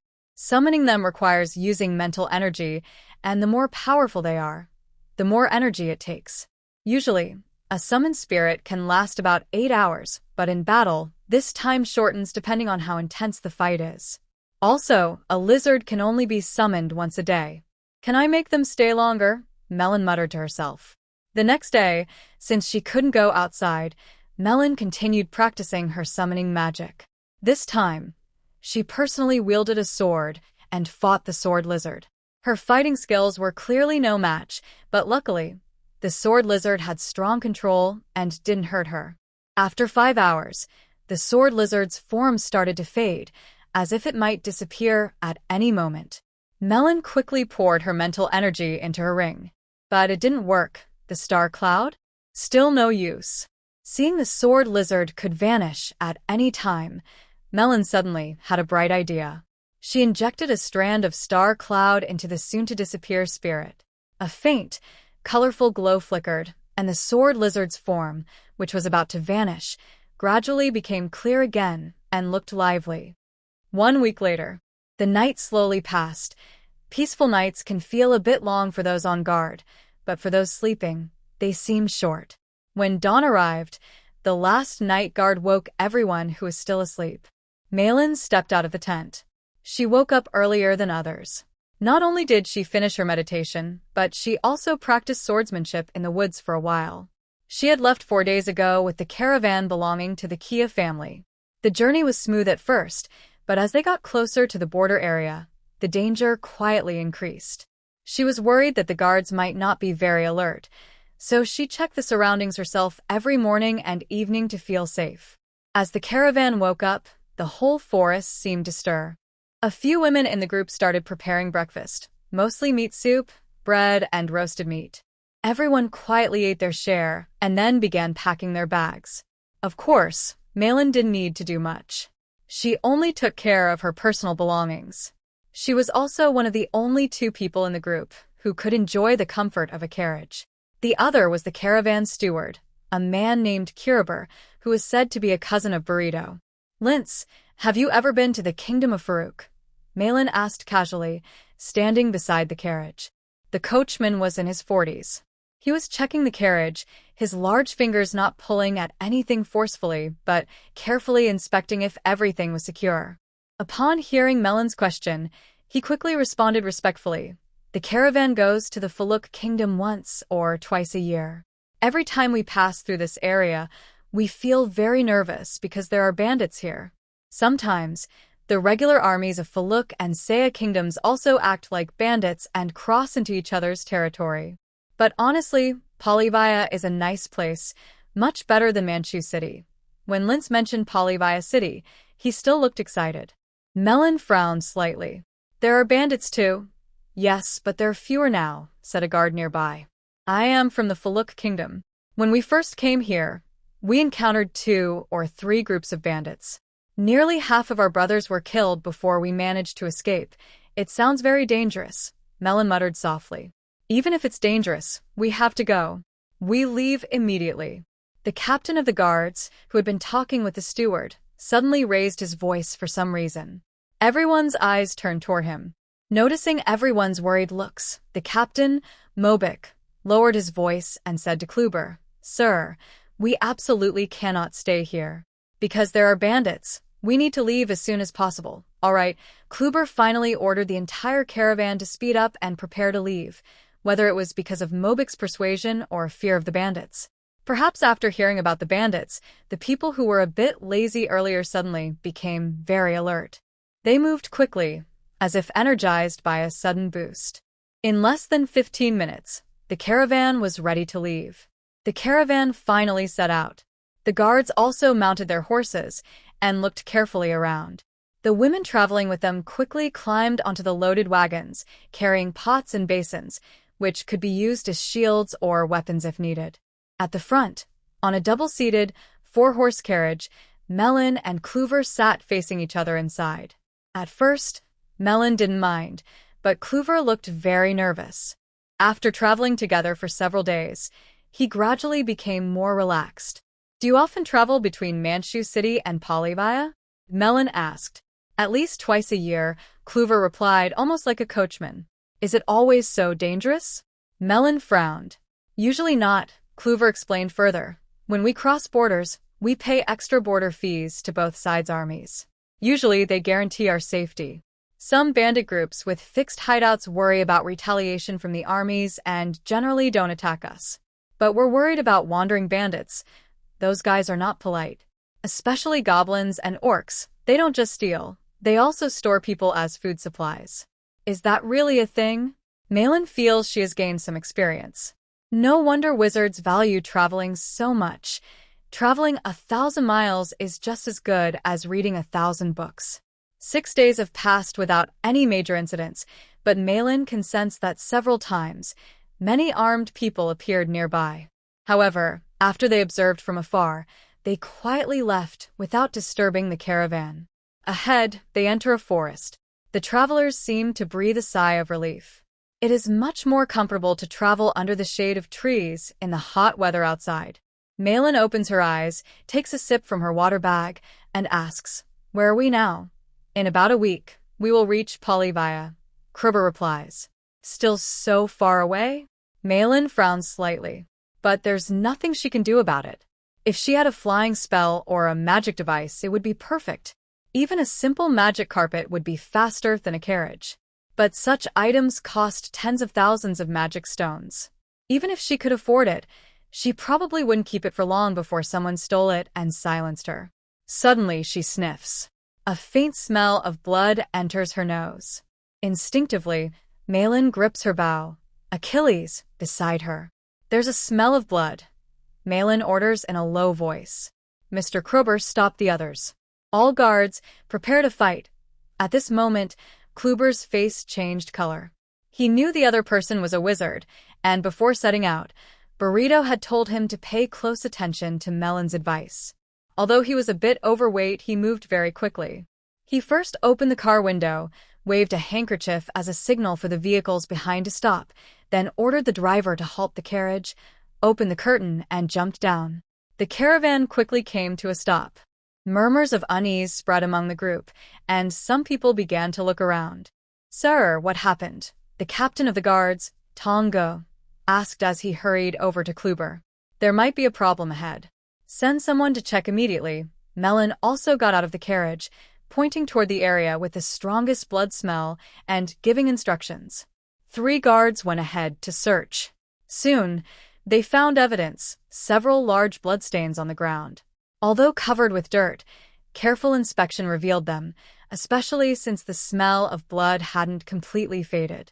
Along the roadside, there were scattered bloodstains and drag marks. The group drew their weapons and followed the trail into a thicket.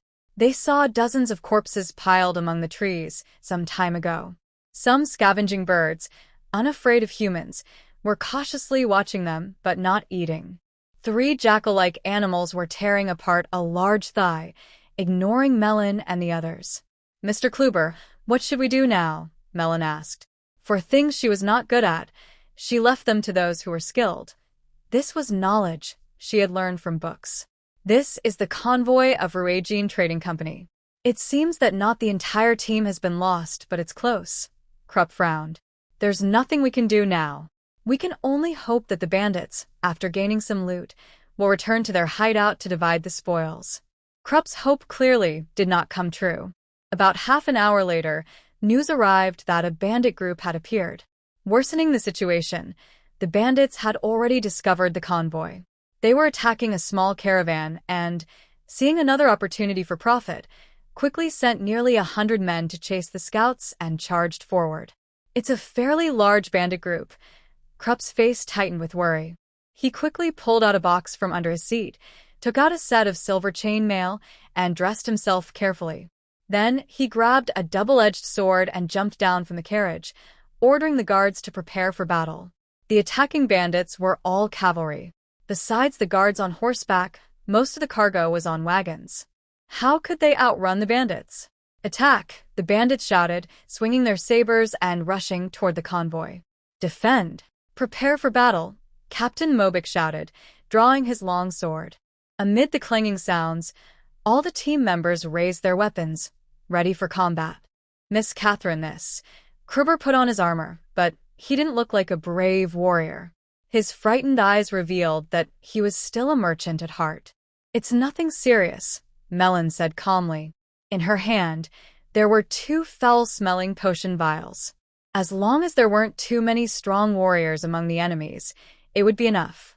After the unexpected event in Manchu City, Melon no longer underestimated these bandits. Perhaps 1 or 2 high-level fighters had fallen into evil and become their accomplices. The sound of hooves grew louder, like drums pounding, kicking up dust everywhere. Through the thin dust, she could clearly see the fierce and savage faces of the bandits. "Now is the time." Melon's eyes sharpened. She quickly stepped forward, raised her hand, and forcefully threw a gentle breeze. This wasn't magic, just the use of energy, and it had no killing power. Bang! Bang! 2 soft sounds were heard as the potion vials shattered suddenly. The potions inside turned into gas and rose into the air, forming 2 black clouds. Under the light breeze, they drifted toward the bandits. The sudden change caused the bandits' charge to become chaotic. In this fast attack, the entire group lost their formation. The black clouds floated toward the densest part of the bandits. Wherever they went, people were thrown off their horses, coughing, screaming, and calling for help. All kinds of sounds mixed together. Most of those who inhaled the foul gas lost their fighting ability. Mobik is a veteran. He didn't expect Melon to solve most of the bandits in such an unexpected way. He immediately drew his sword and shouted, charging at the fallen bandits. Before the battle even started, more than half of the enemies had fallen. The bandits trying to go around the foul cloud were no longer so determined. Gladen, guided by fire, a small fireball appeared in Melon's hand and shot toward the bandits in the middle. "Wizard! There's a wizard here too," someone among the bandits shouted in fear. Those who hesitated earlier quickly turned their horses and ran away, shouting and screaming. 3 or 4 bandits, who couldn't dodge the fireball, ended up in close contact with it. Almost instantly, they turned into fiery figures and fiery horses. After a chaotic flurry, they all collapsed. Melon drew the Achilles bow and softly recited a spell. Wind. The energy arrow on the string immediately wrapped in a blue wind element energy. Whoosh. Whoosh, whoosh. 3 arrows fired in quick succession, knocking down the front 3 bandits. The other bandits were thrown into chaos. This left Melon a bit confused, holding the Achilles bow and unsure of what to do next. Quick, follow. Keep up. Kruber was now full of energy, giving lively commands. Others looked at Melon with strange expressions. At first, they only showed respect because she seemed young, but her recent actions proved her strength. Even the veterans looked at her with awe. Go check over there, Melon said, casting a quick gust spell on herself and rushing forward. As fellow travelers, since they had already started fighting, they might as well finish the job. Follow me, follow me. Kruber initially wanted to ignore her, but the battlefield was on their usual path. It didn't seem right to just walk away. He also noticed that the carriage had a floral pattern, probably belonging to a noble family. If it was a noble from Farouk, they might need their help someday. When they got closer, Melon saw what was happening. Inside the carriage, 2 women sat. One looked a bit older, and the other was probably a maid. Outside, besides 6 armored knights, 2 young people in wizard robes were fighting with swords. They all had blood on them, but their injuries didn't seem serious. Around them, dozens of bandits were attacking in waves. There were over 20 bandits dead on the ground, and 3 or 4 others appeared to be their friends who had been attacked. For the people being attacked, the biggest danger wasn't the close-range bandits, but the archers hiding behind. Most of their injuries came from those archers. The distant commotion naturally drew attention from this side. Seeing such a large group of bandits dead or fleeing, the attacked people immediately shouted for help. Darn it! Where did they come from? The bandit leader was both surprised and angry. The opportunity to escape was slipping away, and he felt a bit unwilling. Whoosh, whoosh, whoosh. 3 shining magic arrows flew in a V-shape. Just as the bandit leader was panicking, 3 expert archers hidden behind the team shot and killed them one after another. The bodies then exploded with a bang, causing chaos among the bandits. Retreat. Fall back. Retreat. The bandit leader no longer cared about the duck in front of him. If they didn't leave now, they would all become ducks. After all, these bandits were cavalry and there were about 70 or 80 of them, more than the guards. The others only pretended to shout from behind. Then they left. Kruber happily ordered the guards to start cleaning up the battlefield. The horses, abandoned weapons, and armor were all spoils of war, worth a lot of money. Most importantly, no one from their side was hurt, which was unimaginable in the past. Thinking of this, Kruber looked at Melon with a full sense of gratitude. During the Kaya family's caravan pursuit of the bandits, the rescued individuals were busy cleaning the bodies near the carts and did not participate in the fight. After the bandits fled, a knight in chainmail strode over confidently and said to Kruber, "Lady Sophia Filler of the Bysoft Kingdom requests to meet with your leader. The Countess wants to thank you in person for your help." "You're welcome."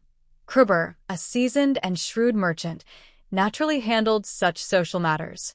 Their conversation seemed to have a friendly tone because they were both heading to Perivia, so they agreed to travel together. On the cart, Melon looked serious, as if she was deep in thought.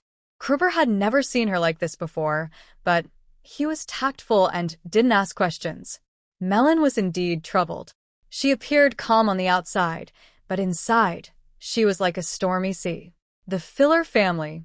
She hadn't expected that her moment of kindness would lead her to save someone from the Filler family. The worst part was that the other person might recognize her. The maid accompanying the Countess had appeared near Filler at the Shueyun Academy. The other person might not have known she recognized her, but it was certain that the maid knew her because her quick, fleeting expression when they first met betrayed her. As night falls, the caravan finally stops to set up camp. Campfires glow, lighting up everyone's faces.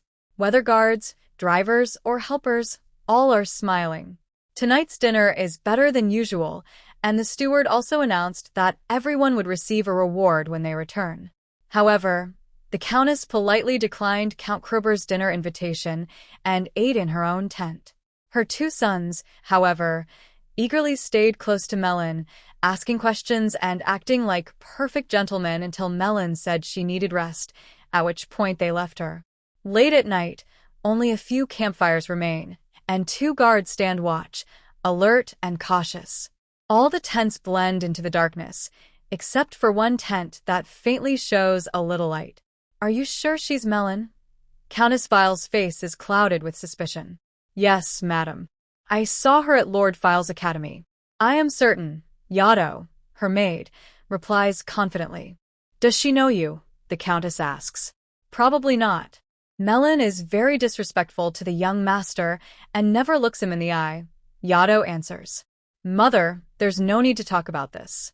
Killing her would not only avenge our cousin and earn the family reward, but we could also get that magic bow she has, a young boy says.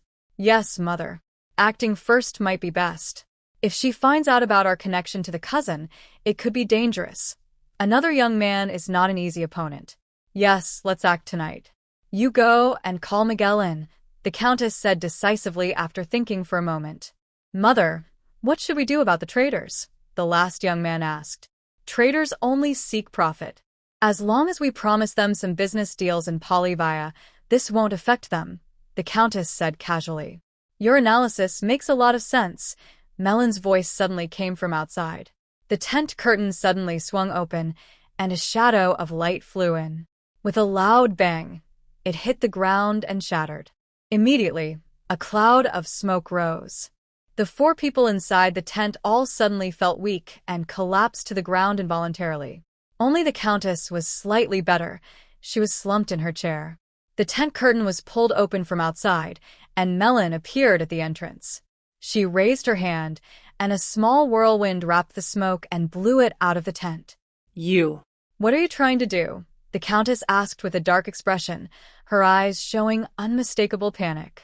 The potion Melon used could make people completely weak, but wouldn't affect their thinking or speech. The countess knew this. Despite Melon's young age, her wizard's nature couldn't be measured by normal standards. Melon had even killed the newly promoted official wizard of the File family. The hatred between them was impossible to resolve. Do whatever you want, Melon said with a calm smile. Her gaze swept around the tent, then she stepped toward the makeshift bed. She bent down and pulled out a very delicate redwood box from underneath, which bore the family crest of the Filer family. Melon opened it to look inside. It contained a lot of gold and silver coins, along with some jewelry and clothes. Huh? What's this? Melon found a wooden box hidden under the clothes. She thought it might contain precious jewelry, but when she opened it, she saw a very finely crafted mask. The mask was soft to the touch and emitted a faint energy aura. This is a magic tool called True Lies. It's made from a succubus's skin and can change your appearance at will, hide your aura, and mimic the scent of the person being imitated. Lady Melon, please spare us mother and son. This magic tool belongs to you, the countess begged. No need to say more. It's also mine. No exchange needed, Melon said coldly, smiling faintly as she put the mask back into the box. She turned and left the tent. Madam, what happened? Outside the tent, Krubber and Mobik looked worried, standing with a few guards. When they saw Melon come out of the countess's tent, they looked confused. Countess Filer tried to collude with bandits. I caught her and handed her over to you. If just one of these people escapes, the consequences could be terrible, Melon said coldly and walked back to her own tent. What? The countess colluded with bandits? Could you please avoid making such big jokes? Krubber and Mobik exchanged glances. The latter signaled a guard to check. Soon, the guard staggered back and reported, Captain, everyone is dead. Bah. Mobik spat at him. Can you even speak properly? The guard caught his breath, then ignored his face and said, Captain, the countess and her son were drugged and knocked out.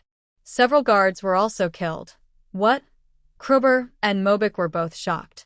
They rushed into the countess's tent together. Melon was leaning on the bed, reading a book about countries and geography. She seemed to have forgotten what just happened and was reading happily, not hearing the chaos outside. After a moment, hurried footsteps stopped outside the tent, and Krubber's voice was heard. My lady, are you resting? Come in. Melon sat up straight and put down her book. Krubber and Mobik entered. Mobik still smelled strongly of blood, but as soon as they saw Melon, both of their faces showed eager smiles. My lady, everything outside has been taken care of, Krubber said. How was it handled? Melon asked calmly. Countess Filer was involved with bandits. Her son and followers were accomplices. When the merchants learned of this, they were so angry that they each took a knife and executed them, Mobik replied. Sir, considering the reputation of the Filer family, this matter will not be made public. We will pretend they were attacked and killed by bandits. Also, to compensate for the losses, the valuables they carried have been divided among the merchants. Kruber took out a leather pouch. There are a few nice pieces of jewelry inside, worth collecting. I will choose some to present to you personally. That's thoughtful of you, Melon said politely, taking the leather pouch. The three of them understood each other, without words. After Kruber and Mobik left, Melon's lips curled into a slight smile, and she casually blew out the candle. The next day, as they set out, everyone in the caravan was in high spirits, having gained a sudden fortune. Only a few women looked a bit nervous, but soon after starting their journey, the tension on their faces gradually disappeared. In the distance, the green mountains were shrouded in a thick white mist. The narrow road was lined with various broad-leafed plants. Perhaps because this area receives a lot of rain, the plants grew very lush, and their leaves were much wider than those of plants in other places.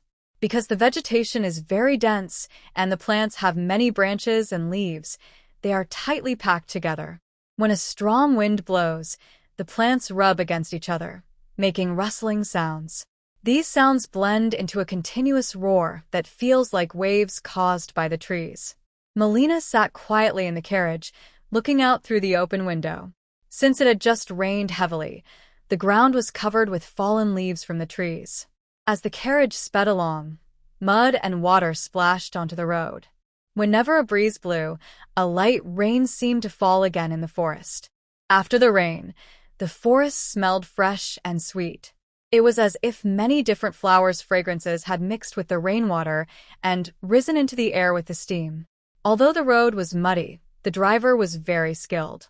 The carriage quickly reached a main road as it sped forward. More vehicles appeared on the road, but almost all of them looked similar. Every carriage was covered with colorful, shaped leaves. The sides and windows of the carriages were splattered with mud. During the rainy season, all the carriages going out were very muddy and messy. After some time, the group gradually slowed down. Melon looked outside through the muddy window of the carriage. Around them, many carriages and caravans were also stopped. Perhaps because the hot steam was too overwhelming, almost everyone except Melon and her companions had opened their windows. Many people leaned out of the narrow windows, trying to breathe in as much fresh air as possible. Some couldn't stand the stuffy heat inside the carriages and climbed onto the roofs to enjoy the gentle breeze blowing over them. Melon was very skilled at controlling elemental energy. The inside of the carriage was cool and comfortable, but she was curious. Why had the group stopped? From the nearby buildings, it looked like they were close to Polyvia City. Melon couldn't understand why they had paused in such a place. She opened her window to look outside, but it was no use. The roofs ahead were crowded with people, and she couldn't see anything. What's going on? Melon asked Mobike, who was beside her in the carriage. Sir, please wait a moment. I will go find out. The guard captain obviously didn't know what had happened earlier, but with his extensive experience traveling around, he quickly understood that there was probably a checkpoint set up by the local government of Bolivia at the city gate. However, he didn't understand why the vehicles were moving so slowly if it was just a typical toll booth. Usually, paying the fee allows vehicles to pass quickly, so why was it so slow here? Could there have been an accident ahead? If there was an accident, there would likely be an emergency lane open. There's no need to block all the vehicles. Alternatively, something serious might have happened in Bolivia, and the government could be setting up checkpoints to catch people. But that didn't seem right either. If it were a checkpoint for inspections, soldiers would be patrolling around, and it wouldn't be so quiet. Soon, Mobik returned with a helpless look. There's no big incident. It's just those people trying to make extra money. After the rainy season started, Bolivia introduced a new rule. All unkempt-looking carriages are not allowed into the city. If they want to enter, they must pay a city appearance management fee. Are those people refusing to pay? Melon asked. This kind of fee is quite common. Different countries give cities a lot of freedom to set such rules, as long as the national taxes are paid on time and it doesn't cause unrest. No, they're willing to pay, but the government has also introduced an additional service fee. Mobik's face showed a strange expression. Additional services? Melon raised an eyebrow in curiosity. Every carriage entering Polyvia can receive a car wash service, so they don't have to pay management fees. Of course, the car wash also costs money, but it is cheaper than the management fee. This is really such a clever idea. Melon admired the person who came up with this plan very much. As the team slowly moved forward, time passed little by little, and the line of carriages behind grew longer. When the sun was about to set, Melon's group finally reached the city gate. At the gate, a small group of soldiers and some officials who seemed to be tax collectors stood there. Carriages without people could go straight into the city, but everyone on a carriage had to be questioned. Sir, welcome to Polyvia. Sorry for making you wait outside the city for so long, but official business is official business. You need to pay a city management fee of 1 gold coin. After paying, I will have someone clean your carriage thoroughly. Look at this rain. It made your carriage look so shabby. If we don't clean it, it will be very embarrassing to walk around the streets. The official in charge of the tax collection seemed more like a good salesperson. He smiled as he took the gold coin handed over from the carriage, then waved his hand. A dozen people standing behind the soldiers immediately rushed over, took water buckets and brushes, and started washing and scrubbing. In no time, they cleaned the carriage thoroughly from top to bottom. When Melon and her group left, the tax officer smiled and greeted the next carriage. Mr. Kruber, do you have a suitable place to stay? Melon suddenly asked. After settling into the city, she needed to part ways with the caravan, so finding a place to stay was the first thing to consider. Madam, the Silver Sail Inn is a very good place. It was once the residence of King Farouk, and even now, it has a famous salon where nobles often gather, Kruber explained. All right, let's stay there. Melon nodded slightly. She didn't mind whether the place had hosted a king. What mattered was comfort. Kruber handed over the caravan to his assistant and Mobik, then personally took Melon in a carriage to the Windsor Inn. Melon leaned out the window of the carriage, enjoying the view outside. Compared to inland cities, this place was very different. Polyvia was much larger and more prosperous. The tall city walls were at least twice as high as those of Manchu City, and the thickness of the walls was incomparable. Melon even felt that the city gates were like tunnels. What surprised her most was that all the roads here were wide enough for 4 or 5 carriages to pass side by side. This was a real big city. The buildings along the streets were stunningly beautiful. If Manchu City was a brick city built by the river, then Polyvia was a metropolis made of marble and bronze. Another thing that surprised Melon was that there were large squares everywhere, which are not found in Manchu City. Some of these squares can be used by carriages, but others are only for pedestrians to walk on. The squares designed for walking and sightseeing are especially luxurious, with floors paved in marble. In the center, there are often huge fountains, and benches woven from bronze strips are arranged in circles, neatly placed around. Besides buildings and squares, the most distinctive feature of Polyvia is the countless sculptures. Most of these sculptures are carved from stone, while some are cast in bronze. Polyvia is a seaside city, so all the sculptures relate to the sea. Many depict marine animals, and there are also many legendary sea gods and mythological creatures. Almost everything you can imagine related to the ocean can be found among these sculptures.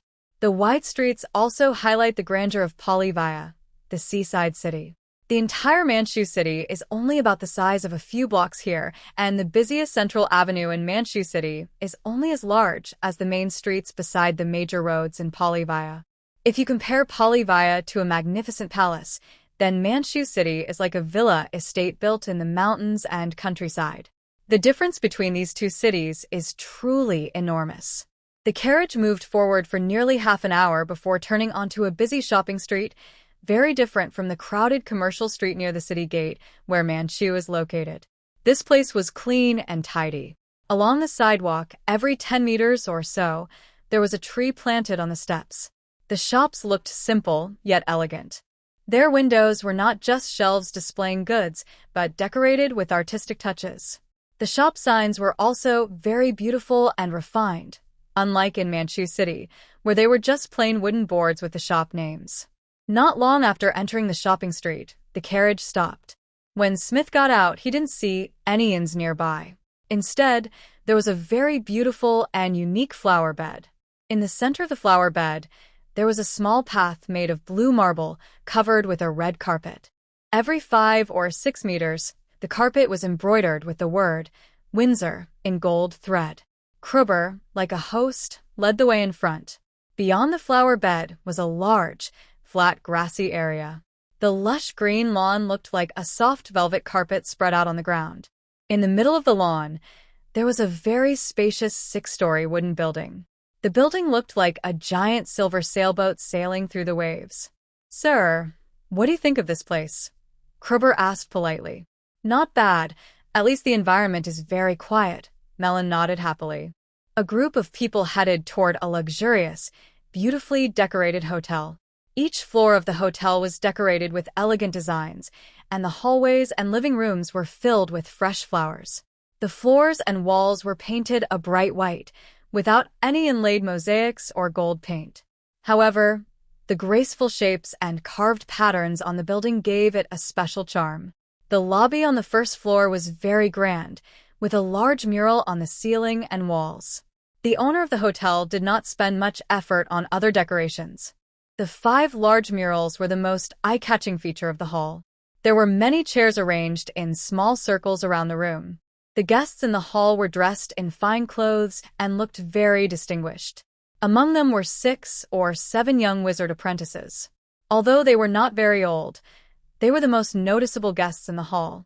"Sir, please take a seat and rest for a while. I will arrange a room for you," said the staff.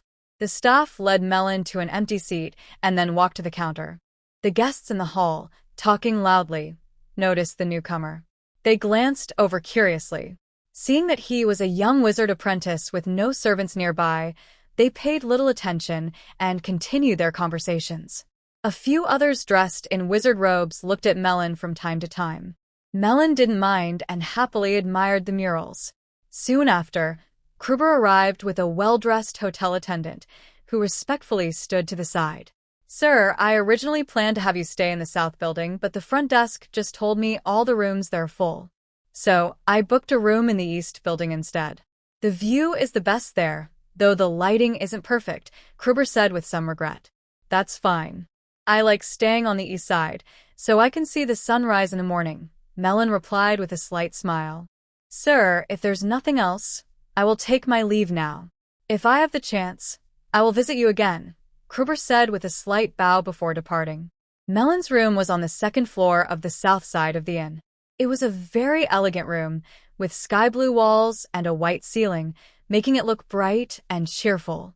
On a large bed, there were bright yellow sheets. In the middle of the room, a folding screen divided the space into 2 parts. Near the window, there was a row of sofas, and on the windowsill, a beautiful flower pot. This was the best room Melon had ever stayed in. No wonder wealthy people love to indulge. Melon lightly jumped onto the bed and comfortably rolled around. Only then did she act like a little child. "Speaking of enjoyment, how can ordinary people compare to us wizards?" A disdainful voice echoed in her mind. "Ingram, are you feeling better?" Melon asked with some surprise. "I'm better now. This time was too dangerous. With your current strength, it's best not to go to places like the Decay Swamp," Ingram replied, still a bit scared. "Yes, you should come out now," Melon said, opening the nebula's barrier to let Ingram out of her mind. Inside her head, there was an old witch, which felt a bit strange. Ingram was somewhat reluctant. Although the nebula could kill her, it could also help her. As long as she didn't hold any bad thoughts toward Melon, she wouldn't be harmed. "I have a few questions about some potions. Don't think about going back into the nebula. When I need you, I'll let you in. Usually just stay and guard my storage bag," Melon said. Melon didn't want Ingram spying on her while she was thinking. The old witch had lived for at least 200 or 300 years. If she had any tricks, she might try to take over her place, and Melon would lose out.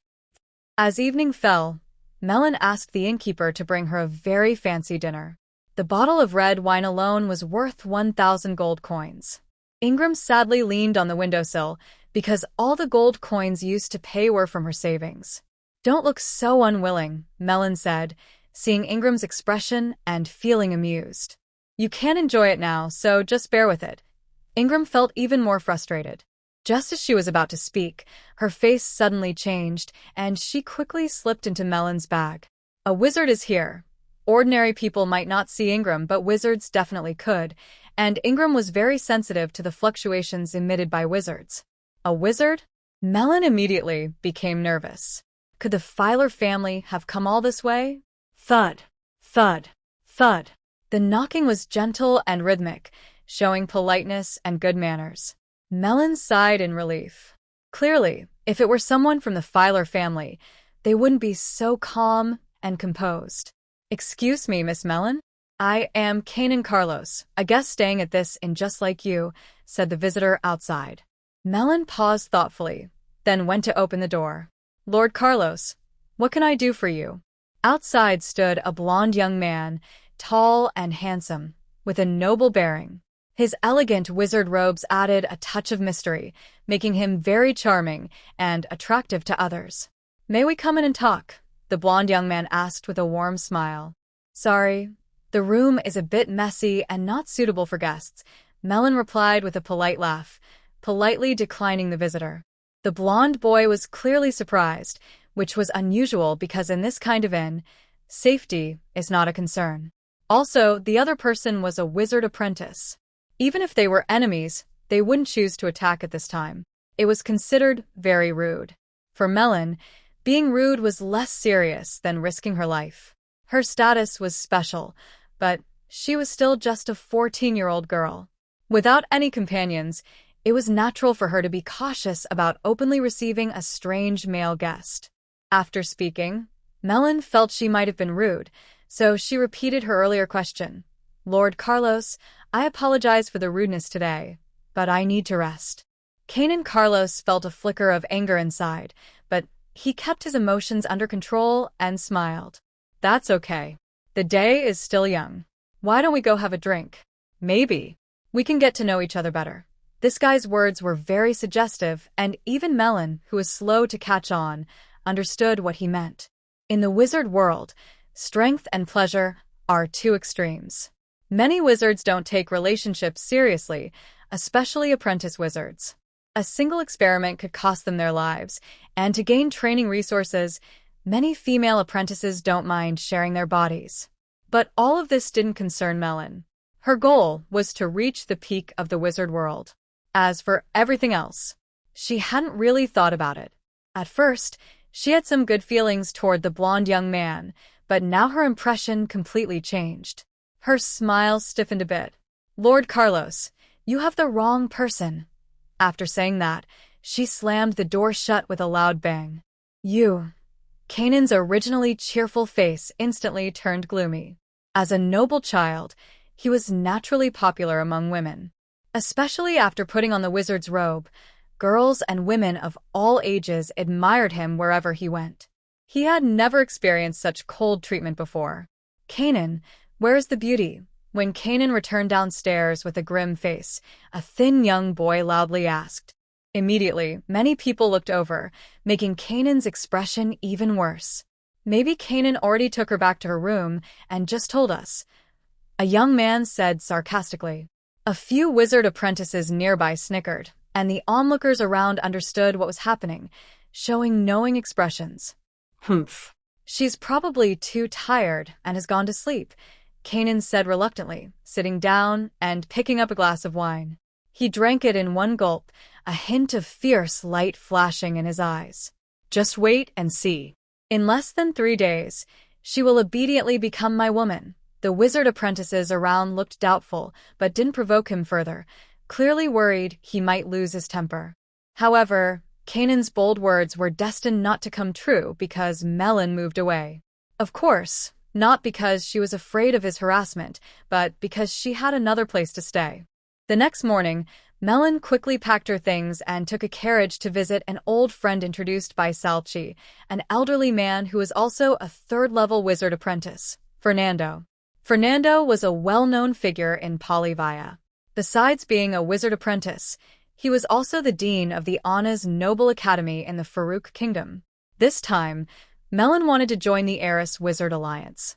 She needed someone to recommend her, and the safest way was to get into the Anna's Noble Academy and be recommended as a student. After reading Salchi's recommendation letter, Fernando happily agreed and arranged for Melon to enter the Anna's Noble Academy. That same day, Melon returned to her inn, checked out, and headed to the Anna's Noble Academy.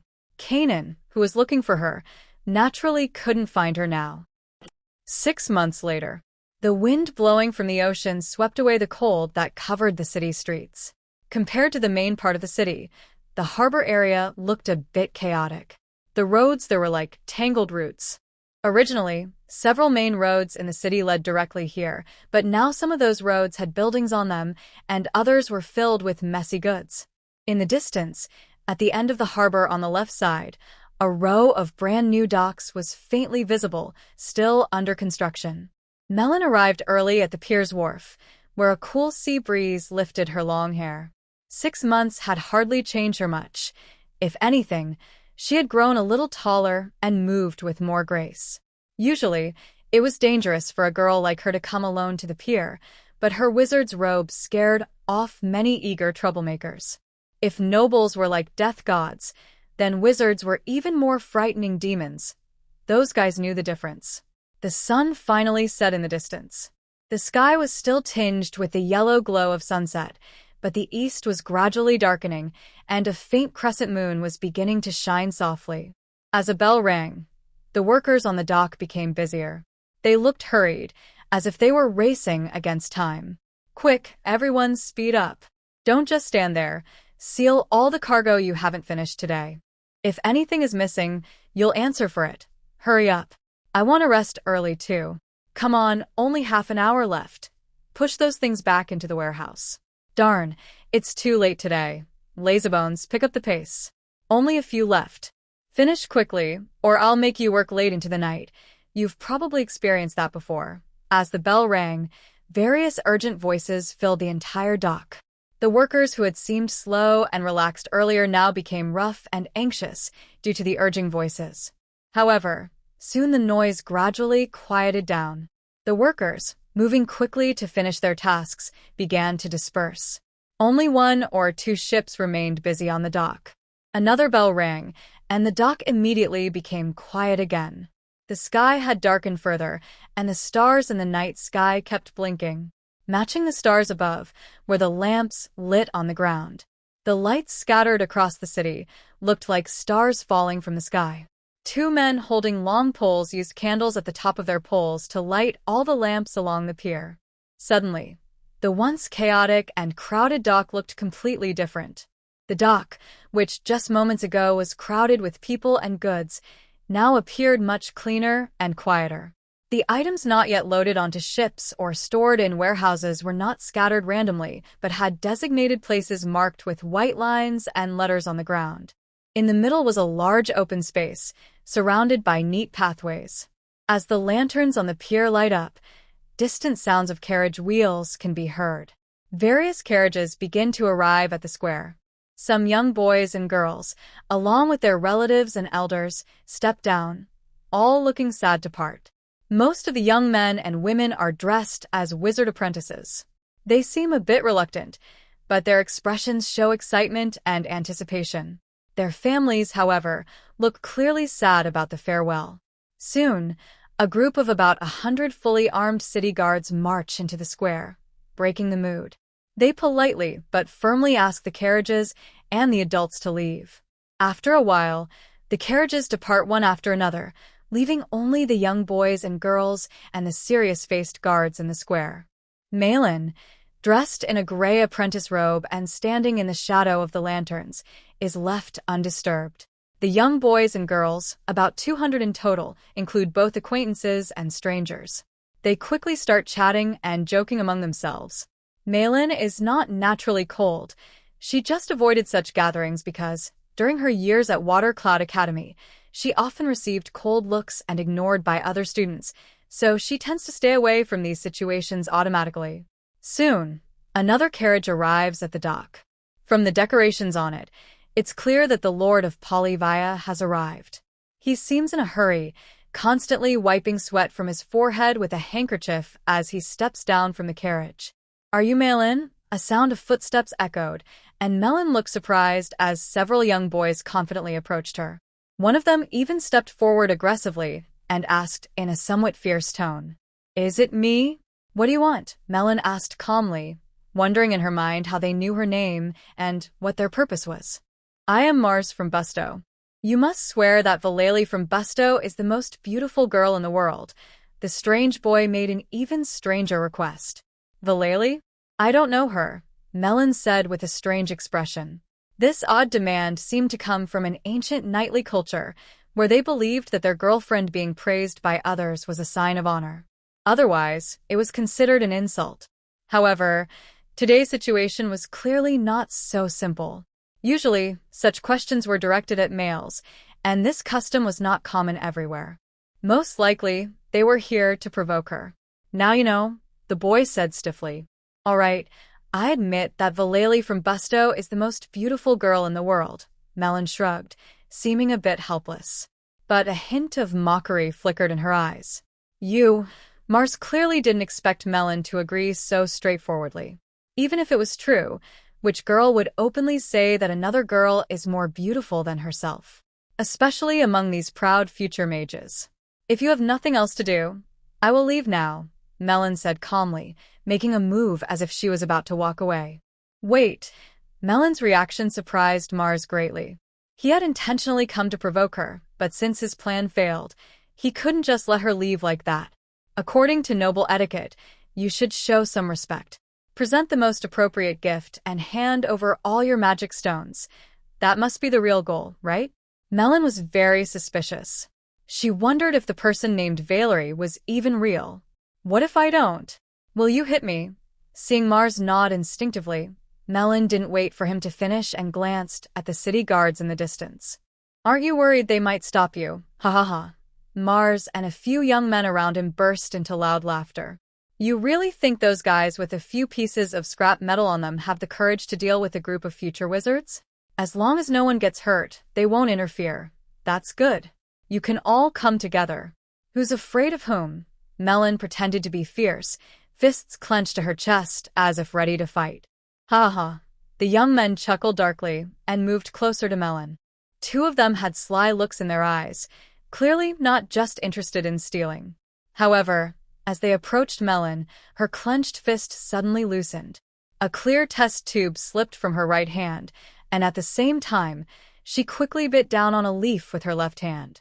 With a soft snap, the test tube shattered, releasing a burst of white mist.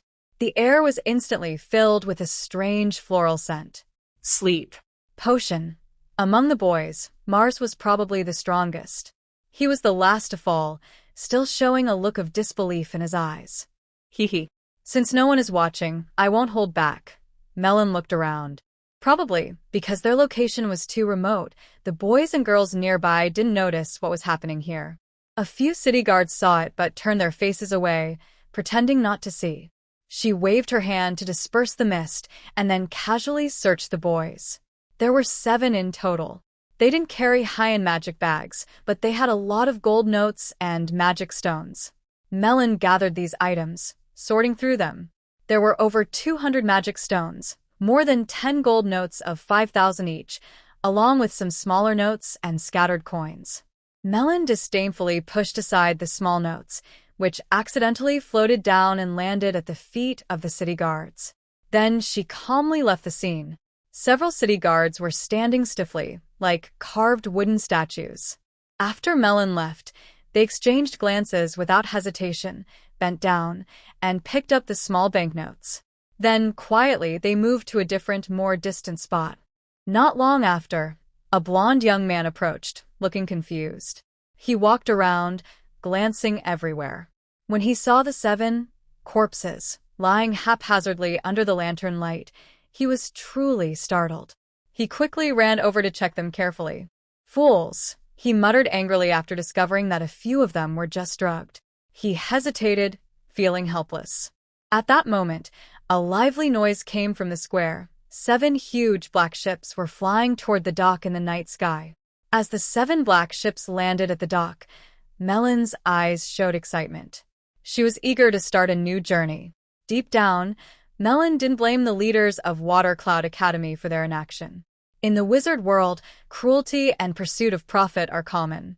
Until she proved her worth, the academy wouldn't bother a new apprentice, especially since she had a powerful family behind her.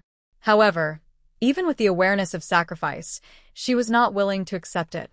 Now, she chose to escape to survive, but someday she will face everything from her past. Right now, she has a second chance to make a different choice. The armed soldiers and the impressive city lord are no longer the focus of everyone's attention. All eyes are on the 7 mysterious large ships. At this moment, a short-statured wizard appeared at the bow of one of the giant ships. I am Gregory, the wizard of the Black Claw Tower. Welcome to the wider world of wizards and to join the Eris Wizard Alliance. You will find a world very different from what you imagine. These 7 ships represent the 7 colleges of the Alliance: Illusion Valley, Thistle Marsh, Black Claw Tower, Golem Academy, City of Fire, 5 Rings Highlands, and Tower in the Clouds. Soon, the admission requirements for each college will be announced. You have 2 hours to review and make your final choice. Remember, once you choose, you'll sign a contract and cannot change your mind. As he finished speaking, green meteors streaked across the night sky with sharp whistling sounds and exploded loudly. Then, above each ship, a green list appeared, showing details about the college, their specialties, the preparation for their courses, and the admission conditions. This method was quite novel, more visual, and easier to compare. After experiencing a setback, Melon became more careful when choosing. Her eyes first looked at the recruitment list of the Demon Statue Academy. The academy provides free food and accommodation for students, grants the right to participate in academy missions, and allows students to obtain a magic model of their current level for free. When promoted, students can receive half of the resources needed for the upgrade. However, in exchange for these benefits, students must sign a 3-year loyalty agreement, perform tasks assigned by the academy when required, and pay certain costs for learning some subjects to avoid resource waste. In this somewhat strange recruitment process, almost all possible issues were explained. When Melon joined the Water Cloud Academy, she also signed a contract. At that time, because she was young and her father was eager to get rid of her, she didn't notice some traps in the contract. The biggest trap was that if she did not become a formal apprentice within 4 years, she would belong to the academy and serve at a low level. Fortunately, that contract had some loopholes. There was no specified time limit for loyalty. Normally, after becoming a formal apprentice, Melon would need to sign another contract. But at that time, Melon relied on the previous contract to avoid being enslaved, which made File very unhappy. To prevent Melon from receiving further protection from the academy, he used his family's influence to delay Melon's signing with the school. This actually freed Melon from her bonds. Otherwise, she would have had to live in hiding for a while before possibly joining another wizard organization. Learning from past mistakes, Melon became more careful after understanding the trap of contracts. When reading related books, she paid extra attention. Now, with an experienced wizard guiding her, it's much harder for those contract traps to deceive her again. After reviewing the admission lists, Melon began analyzing the conditions. First, to find the most suitable school for herself. Second, to compare the benefits offered. Third, to look out for hidden dangers in the contracts. What suitable means relates to her future development. For example, if she wants to become a potion maker, she already has powerful tools like Nebula and the Herb Atlas, and Ingram by her side. There's no need to consider schools that focus mainly on potion teaching. She also has a book on alchemy written in Hebrew, which she decided to study before coming to Bovervia. Her future path is set, alchemy runes. From this professional perspective, the Golem School, Black Claw Tower, and the 5 Rings Highlands all have strengths in alchemy runes. Looking at the admission requirements, Black Claw Tower offers the best benefits, They can provide all the resources needed for apprentices to advance. However, their demands are strict. For example, once the school assigns a task, it must be completed without room for negotiation. The Wuhuan Highlands have been under control for 7 years, which is a very long time. Compared to that, the Magic Golem Academy is the best. Its control period is shorter, and if the tasks assigned by the academy are more dangerous than what the apprentices expected, they have the right to refuse. After some comparison, Melon arrived at the large ship belonging to the Magic Golem Academy. She was probably the first to make a decision. Most apprentices were still hesitating, but it was clear that the academies with lower rankings had less appeal. Foolish. There's no such thing as free lunch. They should think about why they are offering better conditions, Ingram said with a tone of schadenfreude. Be honest. If those wizards find out, I won't be responsible, Melon said coldly. Ingram immediately became quiet.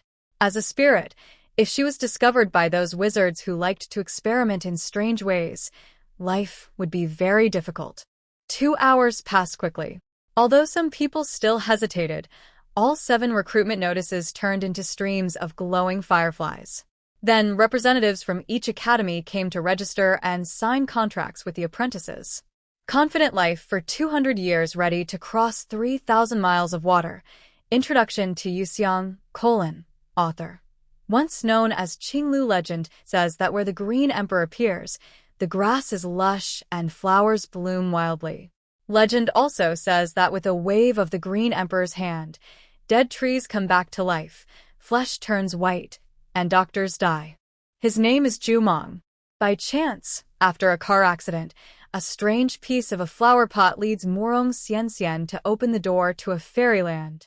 A beautiful myth begins to unfold. A slender witch with long hair covering most of her face walks down the gangway. 2 knights follow, carrying a table and placing it at the ship's entrance. You come over. Sign the contract in order, and line up on the deck. The witch places a stack of documents on the table, then turns to point at Melon.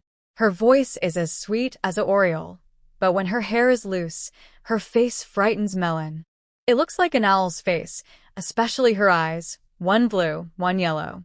While Melon is stunned, those cold eyes stare at her sharply, making her shiver. She quickly runs to the table, picks up the first contract, and carefully reads it from start to finish. Luckily, she finds no traps, and it matches the list of recruits. She immediately signs her name on the last page. A flash of light suddenly appeared, revealing a vertical eye in front of Melon. As the eye gradually disappeared, the contract turned into a pile of ashes. After the eye vanished, Melon quickly turned and climbed the ladder. She had heard that many wizards, for some reason, transformed themselves into strange forms, but she had never seen such a thing at the Water Cloud Academy. Now she was quite impressed, though the process was a bit frightening, making her keep her head down. At this moment, about a dozen people arrived at the front of the Golem Academy's ship to line up. Some of them were so shocked by the appearance of the female wizard that they shouted out loud. Although the wizard did not lose her temper, Melon could still feel the cold aura coming from her. If a few more screams happened, the wizard might really get angry. Suddenly, Melon felt a chill on her back, and her skin prickled with goosebumps. She turned around quickly and saw a few wizard apprentices behind her, looking up at her with angry faces. One of them looked very familiar, and the others were not strangers either. They were Mars and his group, who had tried to trouble her before but had been robbed by her. Malin suddenly remembered that the person walking at the front was the same Kanan Carlos she saw when she first arrived in Polyvia City, at the inn. No wonder those people knew her name as soon as they spoke. It was likely that Kanan was causing trouble. Malin couldn't recall what she had done to offend this sunny-looking, blonde young man, but she mentally marked him as dangerous. When she turned her head, the anger in those boys grew even stronger. They clenched their fists, ready to act. A deep voice rang out above them, cold and commanding. Any unruly brat, just throw them overboard. A large, dark face appeared above the ship, one eye covered with a black cloth, the other full of fierce glare. The boys froze instantly. Their bravado vanished in front of this intimidating black face. Malin shrugged, glad she didn't have to fight. On the deck, she saw a tall, one-eyed man standing there, arms crossed, looking annoyed at the young wizard apprentices approaching, as if he was a debt collector waiting for payment. "Everyone stay in line and behave. Don't make a fuss like a bunch of nagging women," the one-eyed man said, pointing with his thick finger at the boys behind him, especially at Mars and the others. One boy pointed at Malin and complained in a tone like he was reporting to a teacher, "She stole our magic stones and gold coins." The one-eyed man spat a thick gob of saliva onto the face of the young boy. "If I were you, I wouldn't even bother to say it out loud. Just jump off and die." The boy wiped the sticky saliva from his face. After glancing at it, his stomach churned like a stormy sea. He rushed to the side of the boat and leaned over the railing, vomiting loudly. Fortunately, the boy either intentionally or unintentionally vomited far from the boarding area. If he had disturbed the wizard nearby, it would have been bad. Melon was acting like a good girl, standing quietly in her designated spot. She didn't know what might happen next, but she thought that since they were asked to line up in order of registration, it probably had some special meaning. The one-eyed man approached the pale-faced boy who was vomiting, looking at him sideways. "Loser. The things you lose, you must find again. Remember, this is the first lesson for entering the academy. Everything depends on yourself." The boy, exhausted, was lying on the railing, gasping loudly, like a fish out of water. His eyes looked very fierce, but his focus was not on the one-eyed man. Instead, he was staring at Melon, who was standing in the front, looking innocent. "Kid, you probably don't have much of a chance," the one-eyed man said, glancing at Melon with interest before looking back at the boy. He shook his head with a hint of pity. At this moment, more than 10 young boys and girls stepped onto the deck. Sensing the strange atmosphere, they all stood quietly in a line, not daring to look around. When the last apprentice wizard arrived, there were already 27 people on the deck, the total number for this year's Magic Golem Academy enrollment. A female wizard approached, followed closely by 2 knights who tidied up the table and the gangway. "Listen carefully, I am Greta, in charge of this year's enrollment at the Magic Golem Academy. There is also a Myram, who is sleeping in the cabin. You may see him later. During your time on the ship, if you need anything, just find Rabar," she said before turning and walking away. Watching her figure disappear into the distance, the apprentice wizards looked disappointed. They had many questions they wanted to ask. Clap, clap, the one-eyed man hit his hands together to get everyone's attention. "I am Rabar. On this ship, there are 3 rules to follow. First, don't make too much noise. Second, don't cause any deaths. Third, don't argue with me. Your meals are free and can be eaten in the dining hall on the 2nd floor. As for where you'll stay," he pulled out a set of tokens from his pocket. "First come, first served. The earliest registrants will get the better rooms." After speaking, he personally handed out the tokens, room cards, in order. Malin carefully examined the badge in her hand, which had the numbers 3 to 5 written on it. It was made of copper mixed with a special metal, and the top had intricate patterns. It was probably a key. "Malin, don't go." Someone called as she was about to enter her room. "Is something the matter?" she asked, turning around and recognizing Mars and his group, though she asked knowingly. "Hand over the stuff," Mars said, choking on his words and about to get angry. A young apprentice gently pulled him back, reminding him that there were rules on this ship. "Are you trying to rob us?" Malin asked cautiously, watching them. "Robbery?" Mars and his group almost looked angry, but who was really the one trying to rob whom? "Miss Malin, do you remember me? I heard there was some misunderstanding between you and Mars. Could you please overlook it for my sake?" A gentle voice came from nearby as Kanan Carlos approached, pretending to be a peacemaker. "So, Lord Carlos, do you know what happened?" Malin asked with a faint smile, looking at Kanan. She was increasingly sure that someone behind this was pushing things along. But she didn't understand what she had done to offend him, yet he was inciting others against her. "I heard from Mars, but it was just a misunderstanding. Well, actually a joke." "Yes, a joke." Kanan was still young and a bit nervous when Melon looked at him. He spoke awkwardly, sometimes mixing his words. "Since it was just a joke, let's forget about it." It's in the past now. From now on, we are students in the same academy, and we should look out for each other, Melon said happily, clearly not holding a grudge. Actually, Melon was the main beneficiary of this incident, so she had no reason to be angry. Then, can you return Mars and the others' magic stones and gold notes? Kanan felt relieved inside. He was worried Melon wouldn't forgive him. After all, Mars and the others were led to trouble by him. If they held a grudge, it would make his life at the academy difficult.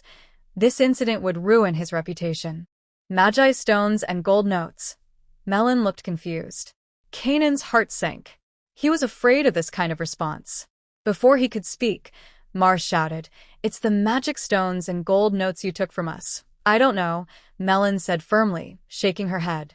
"You're lying," another apprentice angrily accused her. "You used potions to knock us out. Only you were there. How could you not know who did it?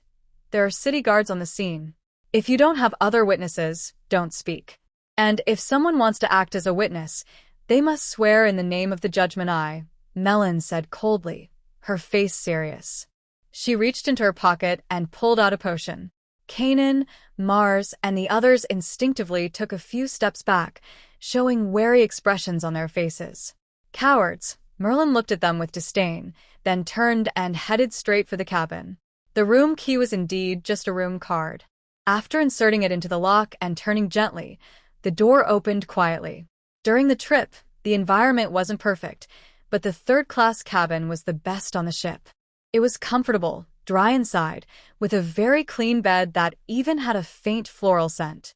Not long after Merlin entered the room, she heard some unusual noises outside, the sound of a fight and the screams of a few girls from next door. She remembered that the neighbors were a pair of sisters, Selena and Selena. Originally, each apprentice had their own room, but these two had always slept together since they were young, saving a room on the ship. Could someone have broken in?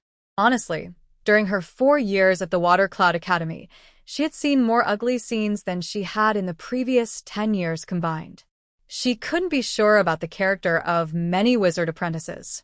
From next door, she heard shouting, laughter, and low crying. Merlin hesitated for a moment, then opened her door to see what was happening. The room next door is also a girl's. We swapped her room card so they wouldn't have to share a bed. Well, if it were just those two sisters squeezing together, I wouldn't be interested in you. Oh, look, that girl just came out. The two male apprentices standing at the door of the cabin spoke. The two sisters clung to each other, looking pitiful, with soft sobs. The older sister had a clear handprint on her face, clearly hit, probably by one of these two apprentices. While Malin frowned and looked at the sisters, the two boys had already come up to her. "Hey, beautiful, let me introduce myself." One of the slightly chubby apprentices leaned forward with a sneaky look. "I'm Zank, and this is my good friend Mudo. Just honestly tell me your room number. Of course, you can stay with us. We could share a bed. My arms are very warm." As he spoke, drooling, suddenly a sharp pain hit his stomach. He let out a loud cry and hunched over like a small shrimp. "Why did you hit her?" Another apprentice nearby asked angrily. He was tall and strong, looking quite imposing, probably trained in martial arts. "Why are they being beaten? And why are they being kicked out of their room?" Malin asked back. The tall one, Mudo, suddenly froze, unsure how to answer. "Mudo, stop talking and hit her," Zank, the chubby one, shouted painfully. Mudo responded with a dull sound and a loud, "Huh," then punched toward Malin's face. Electric net technique.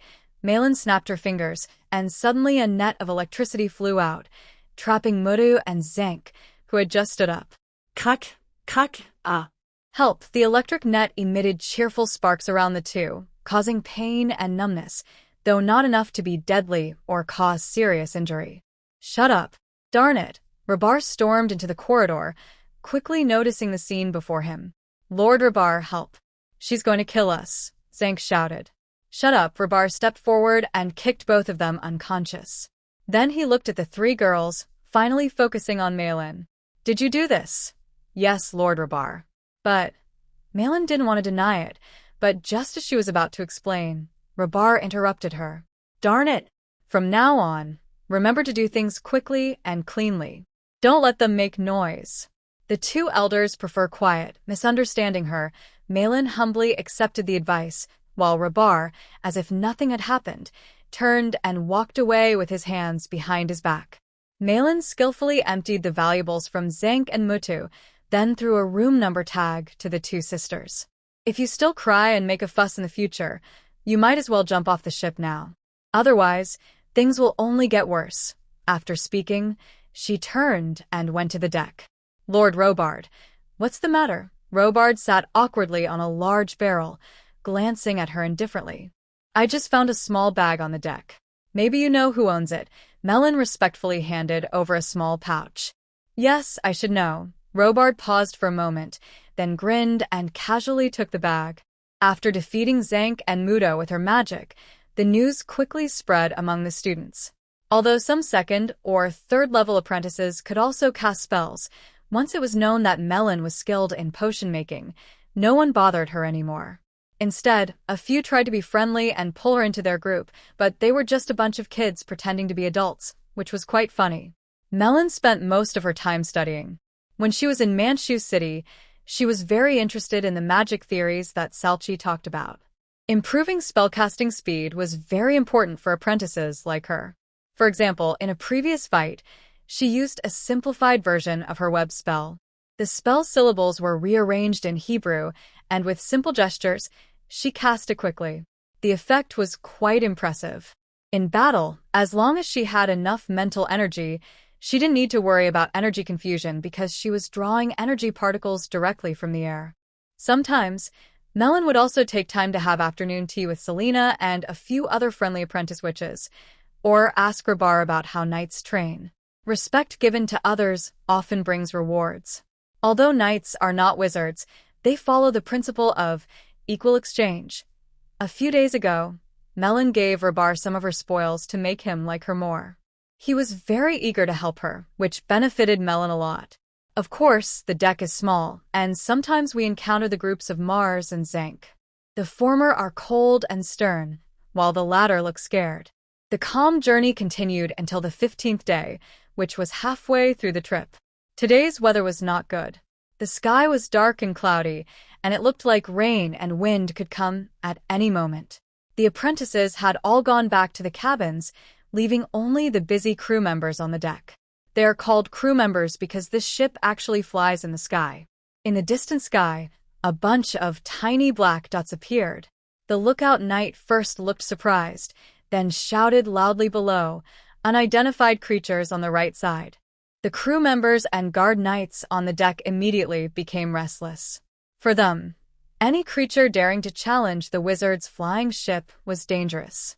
It's a Labuga winged demon, one knight shouted. At this moment, the great knight Rabar rushed over. Behind him were fully armed guard knights. The Labuga winged demon is a very disliked creature. They can move in the air and have poisonous claws. The wizard apprentices were also driven onto the deck. Some of them had almost no fighting ability and were holding crossbows, like the Serena sisters. Melon, are we going to die? Serena's eyes shimmered with tears, as if she would cry if Melon didn't answer correctly. We will all die, Melon said with a teasing tone, making Selena almost start to cry. Don't worry, it won't happen today.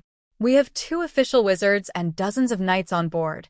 The sisters both sighed in relief. Selena glared angrily at Melon, but didn't say anything. These 2 sisters come from a small town.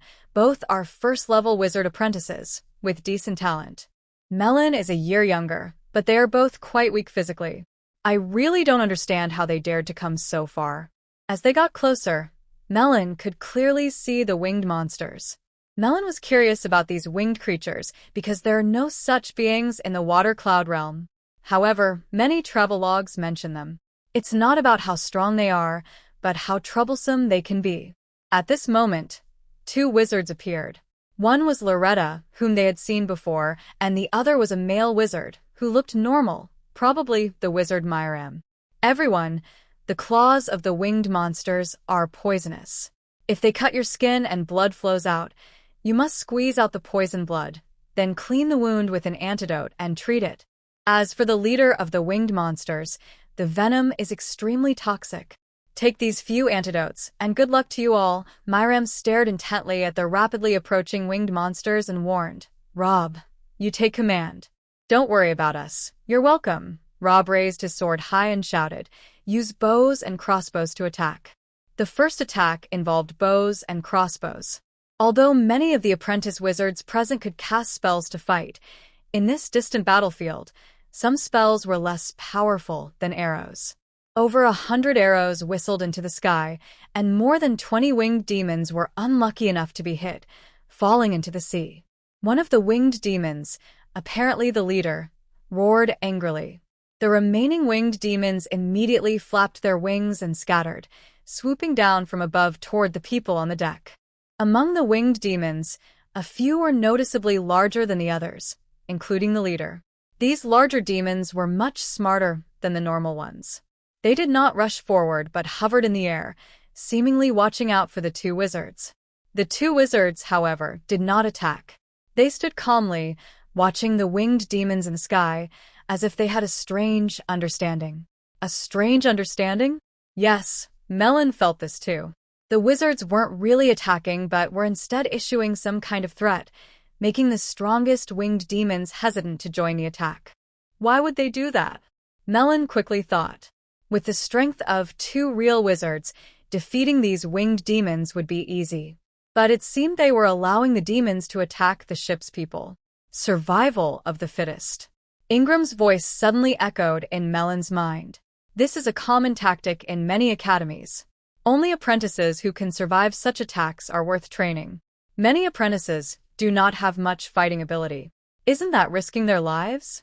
Melon found this hard to believe, as she had not experienced such a scene during her studies at the Shueyun Academy. That's why it's called a test. People without fighting skills can still survive. It's best not to use your Achilles bow and magic ring, Ingram warned.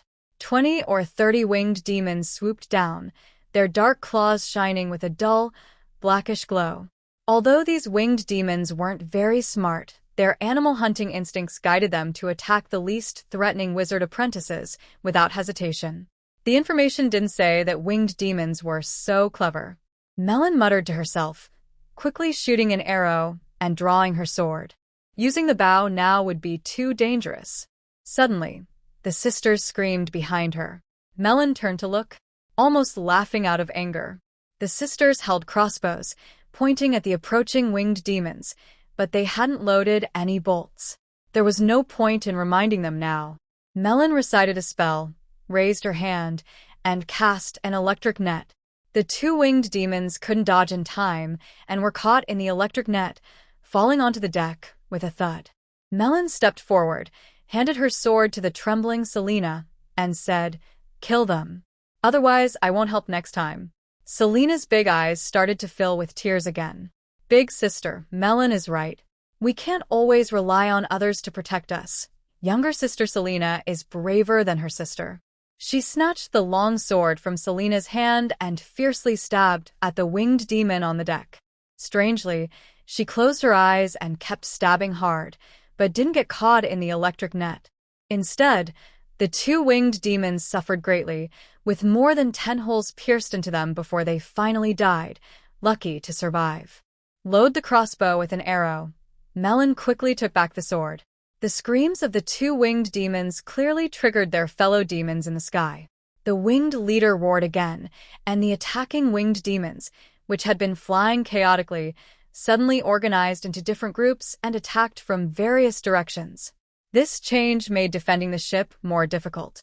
As the winged demons' attack speed increased, the bows and crossbows became less effective and gradually turned into a burden.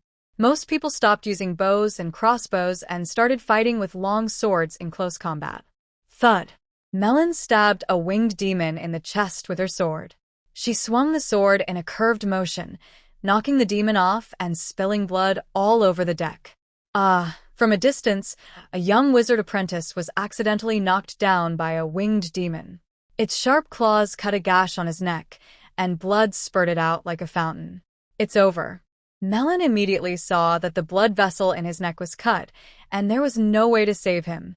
The dead apprentice was also a second-level apprentice, able to cast 3 basic spells, all quite powerful. However, he was too eager to show off and used up all his magic at the start. He had no weapons in hand, so he was quickly knocked down by a winged demon. A nearby knight rushed forward and struck down the winged demon, but it was already beyond help. As the first person died, others were gradually caught by the winged demons, which had fallen into a frenzy. Screams and roars filled the air, and blood and flesh flew across the deck. At this moment, Melon suddenly sensed a strong energy wave. She instinctively looked up at the 2 official wizards. The first wizard, Myram, was chanting spells and suddenly waved his hand. A large blue wind blade roared to life, instantly cutting dozens of winged demons into pieces, blood and flesh flying everywhere. The other wizard, Loretta, seemed to be preparing a large spell. The leader of the winged demons probably realized things were going badly. It let out 3 sharp screams. Under its command, the surrounding winged demons quickly retreated in panic. It's too late. Loretta's face showed a fierce smile, like an owl spotting prey, which was chilling. Unfortunately, most people were too focused on the sky to notice her fierce expression. The nearby air suddenly became thin and formed into small air pockets. The winged demons panicked as they realized that no matter how hard they flapped their wings, they couldn't rise upward. Instead, they were falling faster and faster. Then, those air pockets exploded loudly, and fierce, rushing air currents swept through the sky like a mighty axe. Countless falling winged demons were torn apart by this force, and even the leader of the winged demons couldn't escape. There was no huge explosion or flying fireballs as expected.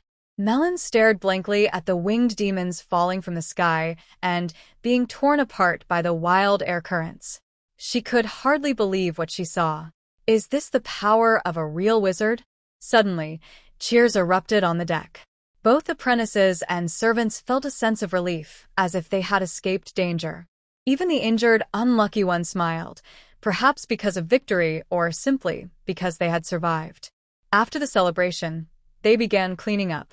The claws, eyes, and poison glands of the winged demons were valuable materials. The apprentices started collecting them from the blood and flesh. These were the spoils of the 2 wizards. The knights rudely helped treat the injured apprentices, while the servants started sweeping the deck.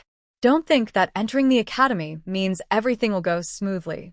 Every step forward often involves stepping on the corpses of your comrades or enemies, or letting them step on yours. Courage and wisdom are the foundation of your victory. In 3 days, we will pass through the Mirage Islands, where we will stay for 3 days.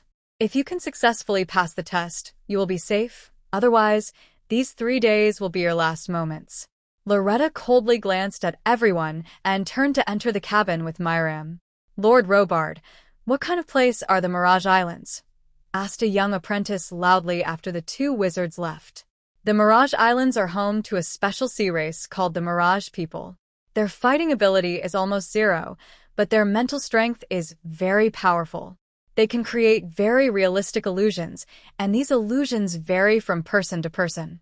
Many people become trapped in these illusions and cannot escape, eventually being drained of their energy and dying.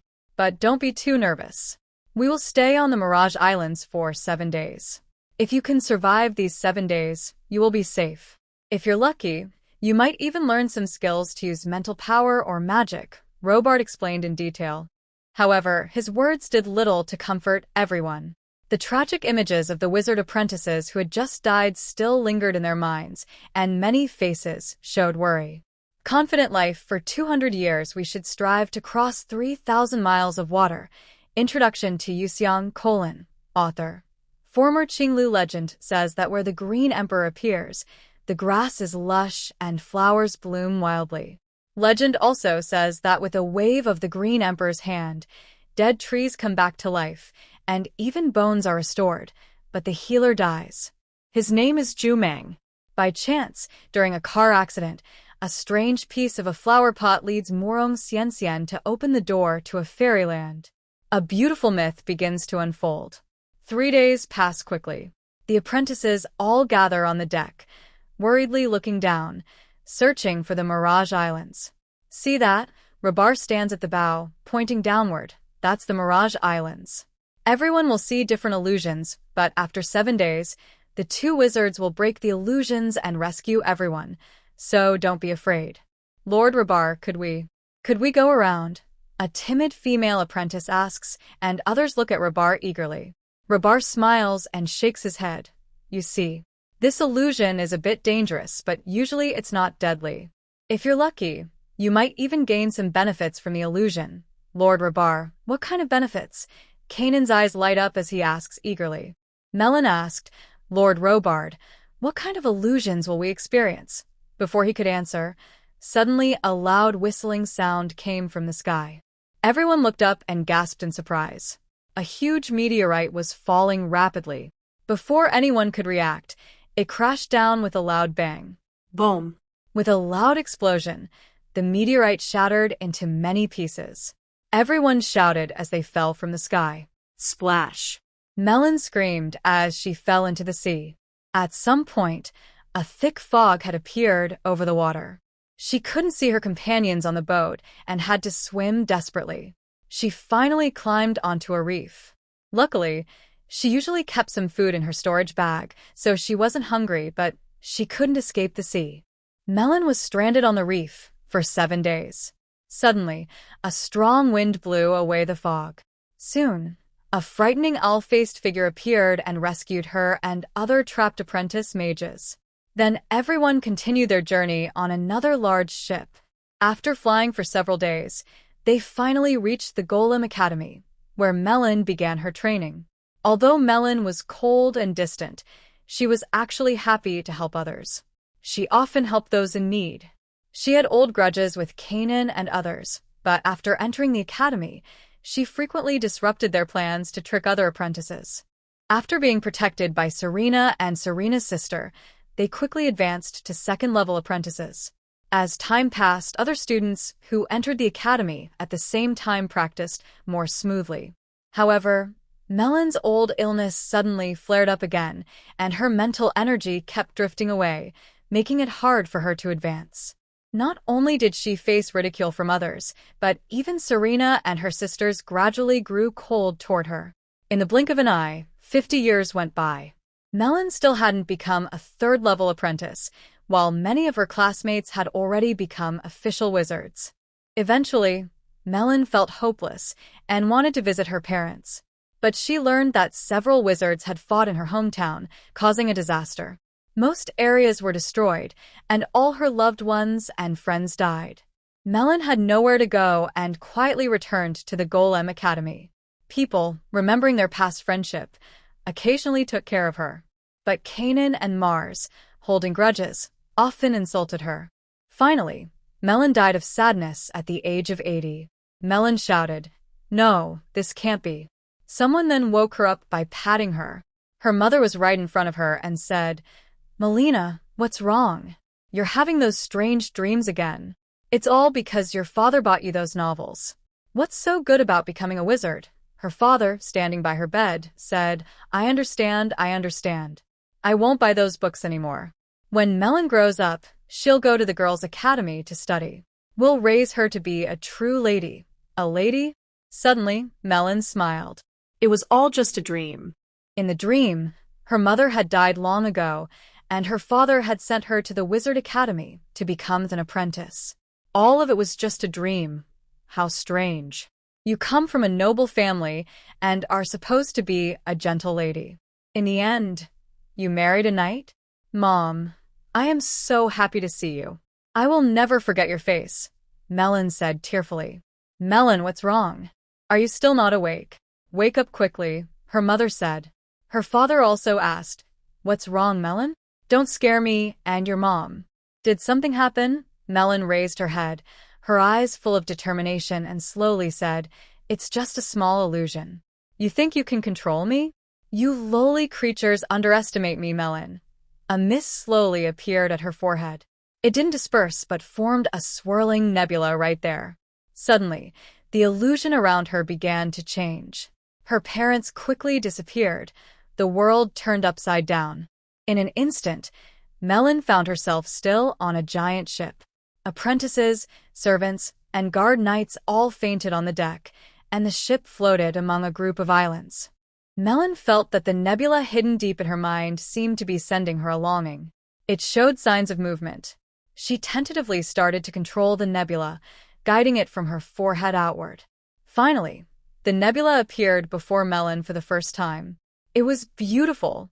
That was the only word Melon could think of. The dazzling nebula slowly rotated, with silver stars arranged clearly within it, spinning in different layers. A creaking sound echoed around. Melon seemed to see many transparent figures panicking and running away, but some appeared to be too slow and were swallowed by the nebula. Melon felt her head grow heavy, as if her neck was not a head but a lead ball. It seemed like only a short time had passed, but it also felt like a long time.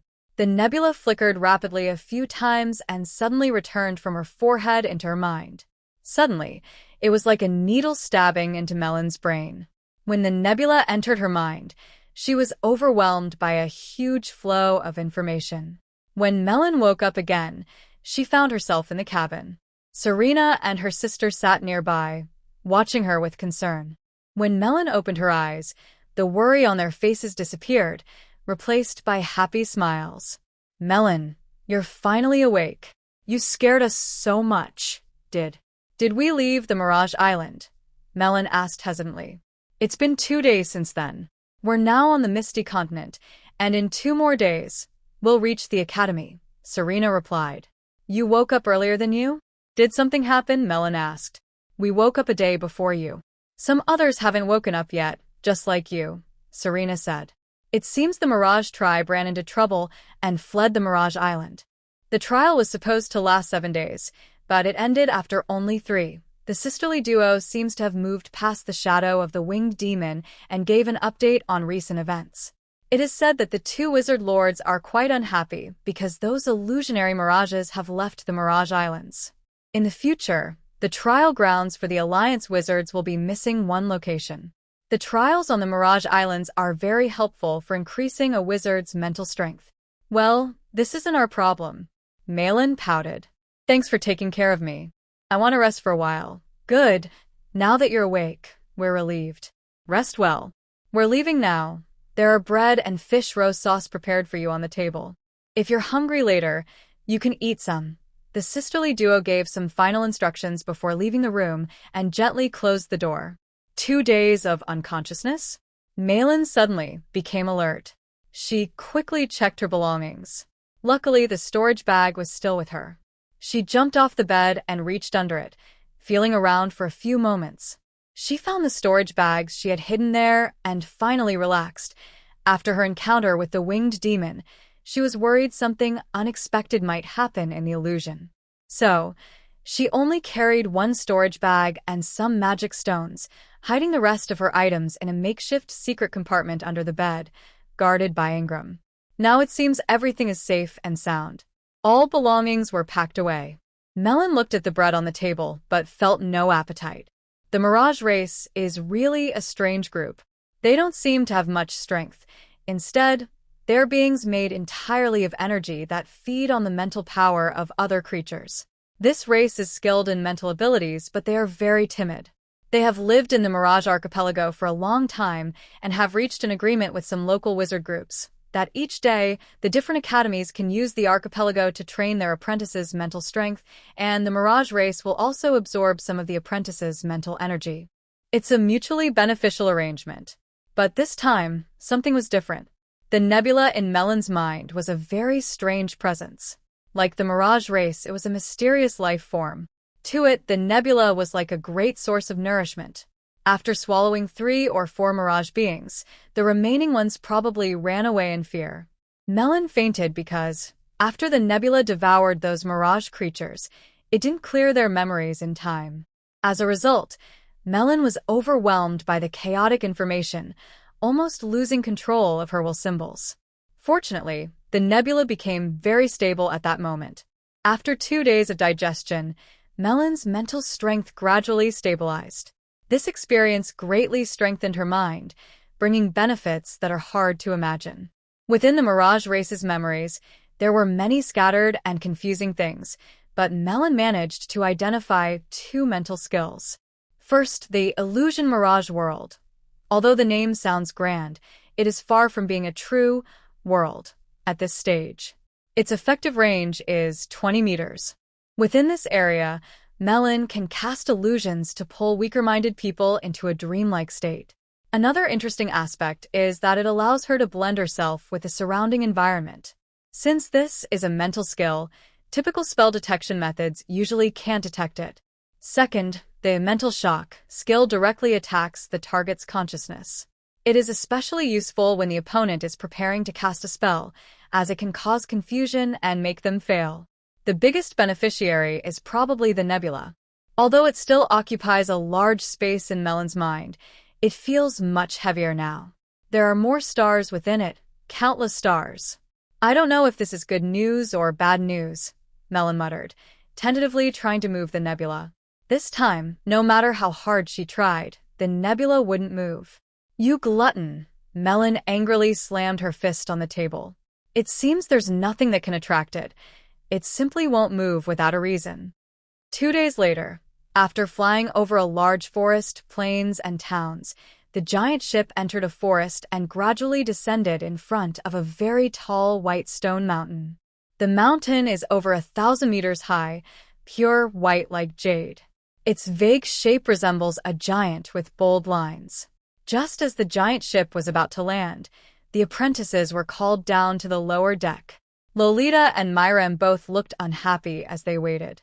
This is the end of the journey. You all go down now. Someone will come to take care of you later, Lolita said impatiently, urging the apprentices to leave the ship. Master. One apprentice seemed to want to ask something. Suddenly, an invisible hand slapped the apprentice's face, knocking him to the ground. He spat out blood and 3 teeth.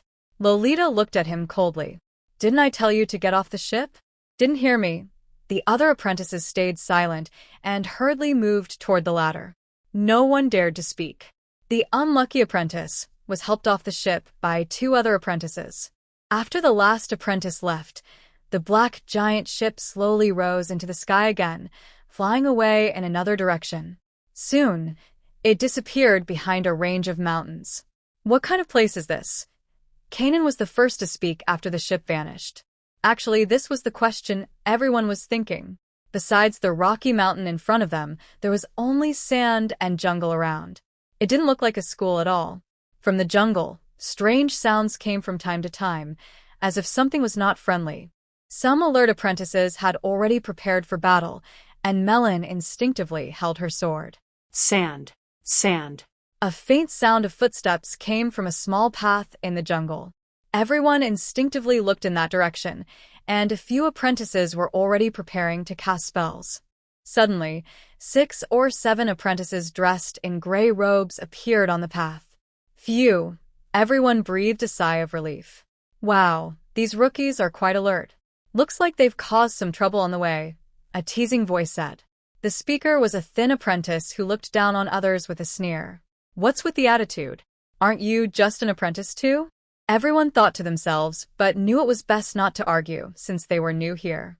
Still, their expressions showed they were unhappy. There's no need to be upset. Not everyone who enters the Golem Academy can call themselves a wizard apprentice.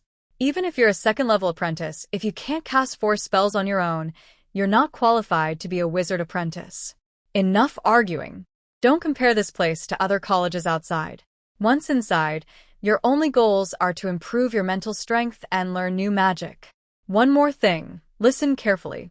The Academy forbids killing inside, but rules are made to be broken. As long as you don't get caught or leave evidence, the law enforcement team won't interfere. So, if you want to survive longer here, stay out of trouble. A female apprentice stepped forward and spoke loudly to everyone. After waving her hand, she led the apprentices to the foot of a stone mountain. They stopped, and she raised her right hand to begin reciting a spell. When the female apprentice finished the last syllable, a faint glow seemed to flash in the air. The new people watching closely were surprised and opened their mouths in amazement. A human face appeared at the bottom of the stone mountain. It had eyebrows, eyes, a nose, and a mouth. The mouth moved and made a sound. "Who is disturbing Lord Moga's sleep?" "Honorable Lord Moga." The apprentice bowed slightly and spoke respectfully. "I am Apprentice Gacia. I have been sent to lead the new apprentices into the academy. Please allow us to pass." I smell something fresh. I hope they won't bring a rotten smell into this closed place." The face's eyes suddenly turned green and looked over everyone. Then it opened its mouth wide. Inside, there was a small path, but at the end of the path was darkness, leading somewhere unknown. "Go quickly. This is the guardian of the academy, Lord Moga. Be sure to be polite when entering or leaving," the apprentice said kindly, urging and reminding everyone. The group followed the experienced apprentices into the big mouth. Melon suddenly felt strange, like food automatically being taken into a predator's mouth. This small path is not very long, only about a few dozen meters. The black area ahead seems to be a kind of energy barrier. When Melon passes through it, everything suddenly becomes clear. Although the scenery here is not particularly picturesque, it is very grand and vast. Especially the tall wizard towers in the distance, which add a sense of mystery and hope to everyone's hearts. "I will have my own wizard tower here someday," a new apprentice said confidently. Others shared similar feelings, envy or indifference, but all eyes turned toward the tall tower. Except for one person. Melon's gaze was drawn to a large white rock nearby. The inscriptions on the rock caught her interest.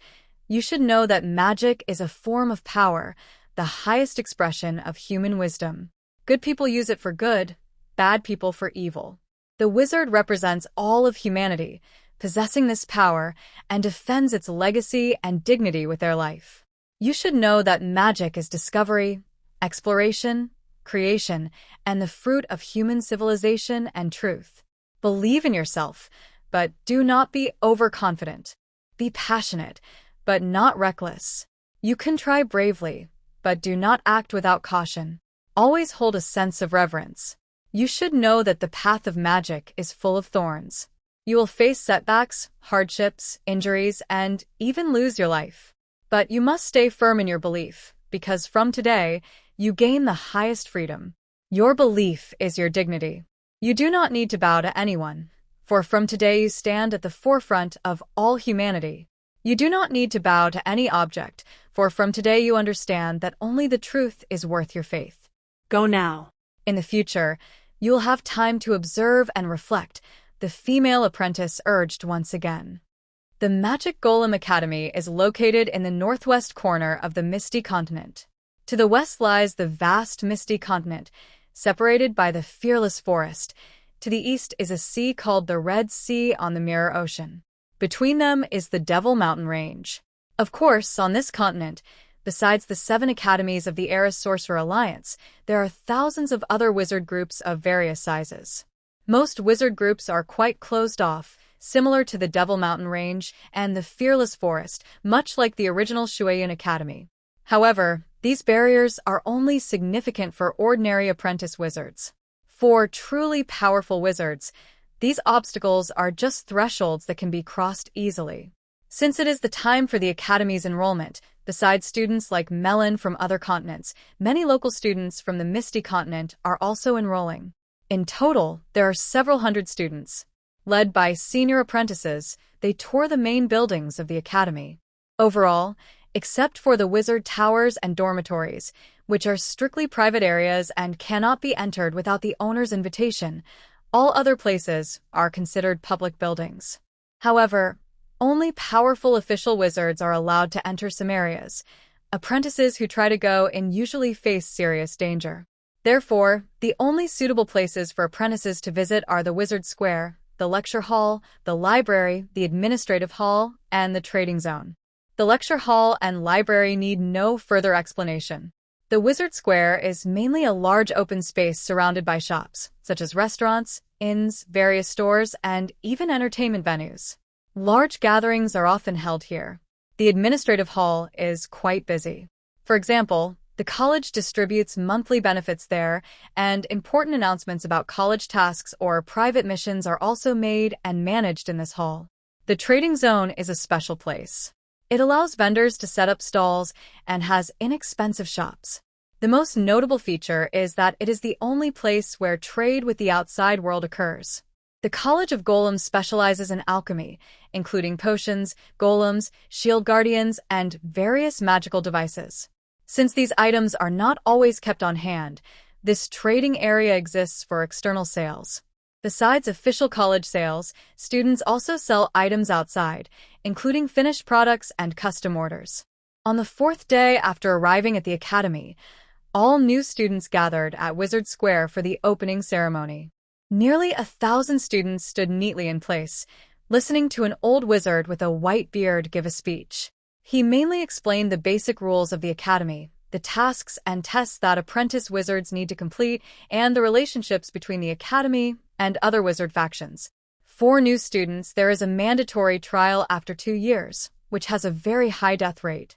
Those who are unprepared will almost certainly fail. After hearing this, most students felt very worried. Their initial excitement turned into concern. The old wizard seemed to enjoy scaring people and announced the end of the ceremony at just the right moment. Confident in life for 200 years, ready to cross 3,000 miles of water. Introduction to Mastering Fragrance. Author. Former Qinglu legend says that where the Green Emperor appears, lush grass grows and flowers bloom wildly. Legend says that with a wave of the Green Emperor's hand, withered trees come back to life, and even bones are healed by doctors. His name is Zhu Mang. By chance, a car accident and a strange piece of a flower pot led Murong Qianqian to open the door to a fairyland. A beautiful myth begins to unfold. Malin also felt quite upset. Anyone who has been frightened would feel the same. Malin, next is the distribution of benefits and mentor assignments. Let's go together, Selena and Serena said as they walked over. You go ahead first, Malin replied with a smile. I'm thinking about something, and with so many people, there's no rush. All right, we'll go ahead first, the sisters said, a little disappointed, then said goodbye and left. Malin wandered around the Wizard Square.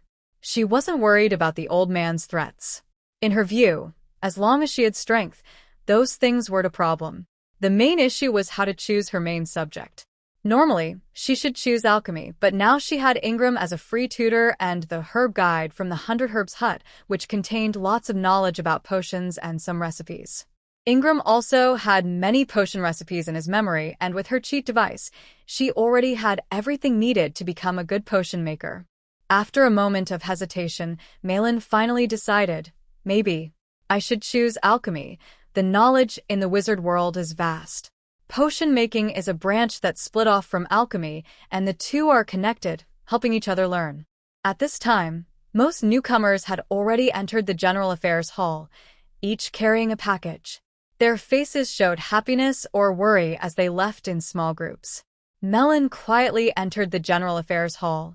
The hall was very spacious, large enough for over 1,000 people to walk without crowding. A spiral staircase led upward. Many people came and went, mostly apprentices in gray robes, with very few official wizards in white robes appearing. As she entered, a sense of old-fashioned seriousness filled the air. The most eye-catching decoration was a giant 13-layer crystal chandelier hanging above, lighting up the dark space brightly.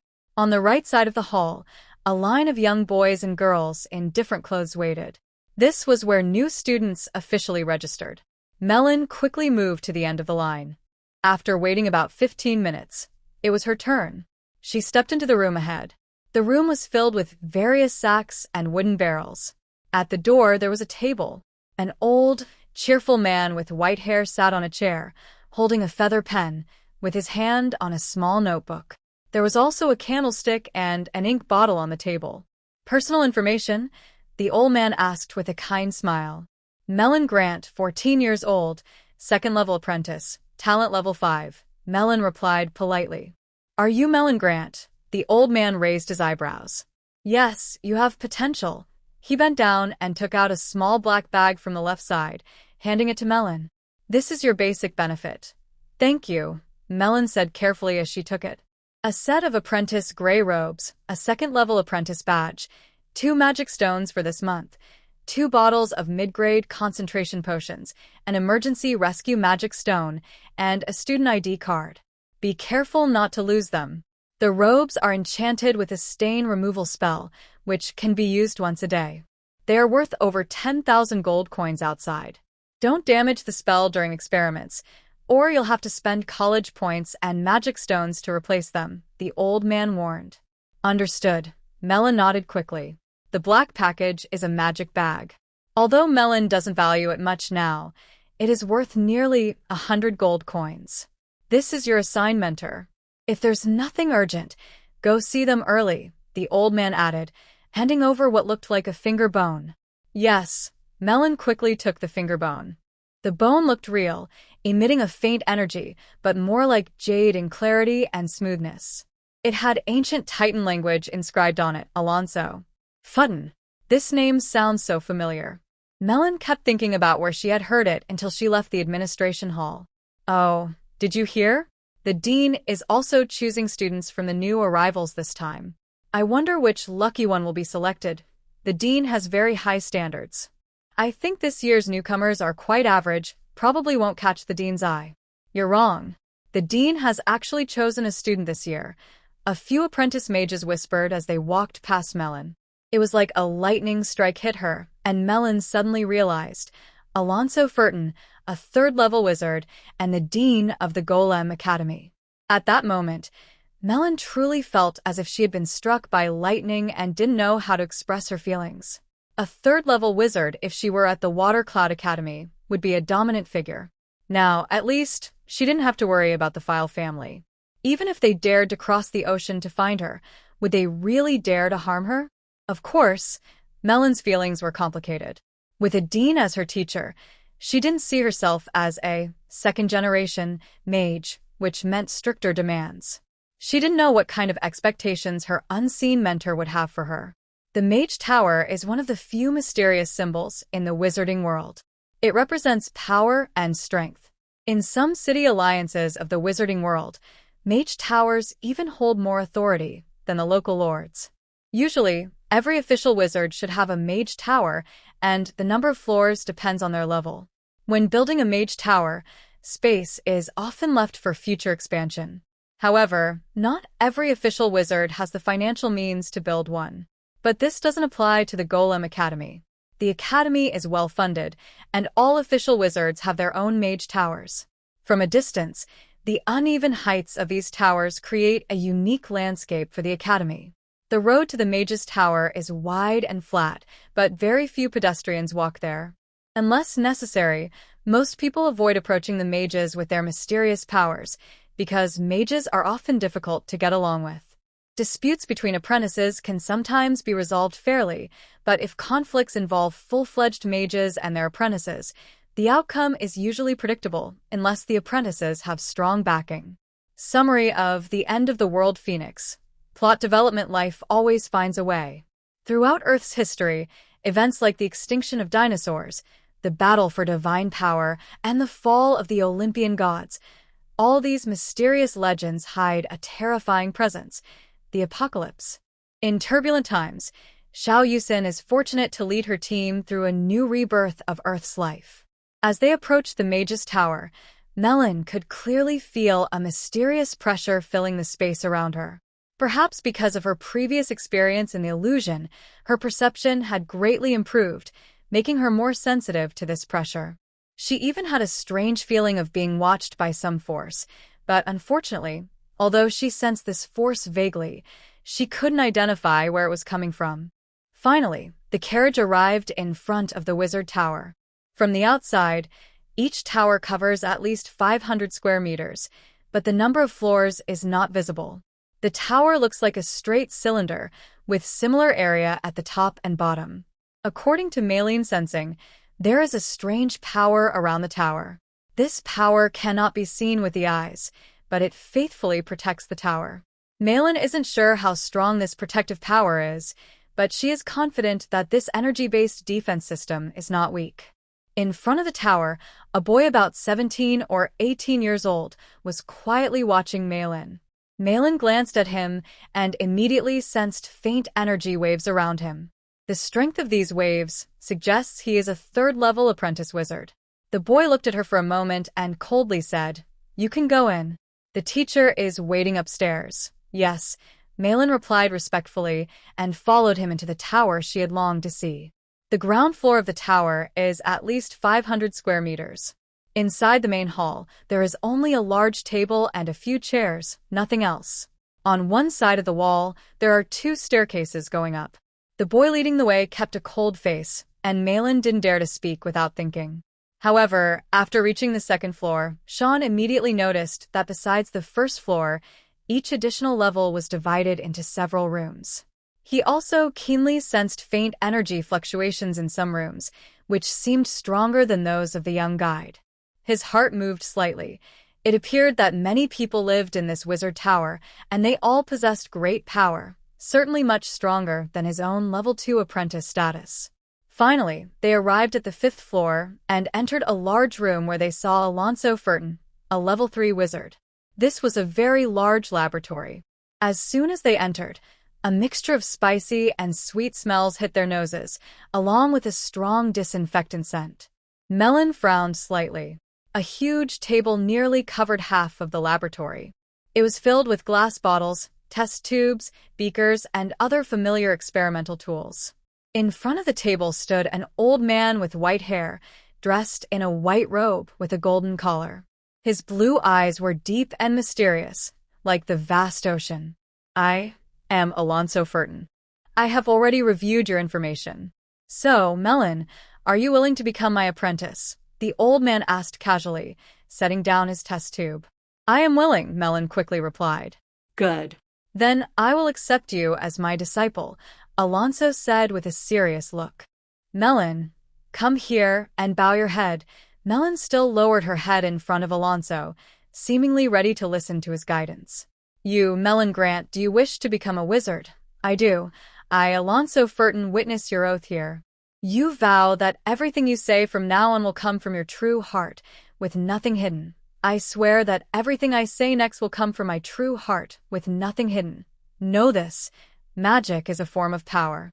Good people use it for good, and bad people use it for bad. Wizards represent magic, which is the highest form of human wisdom.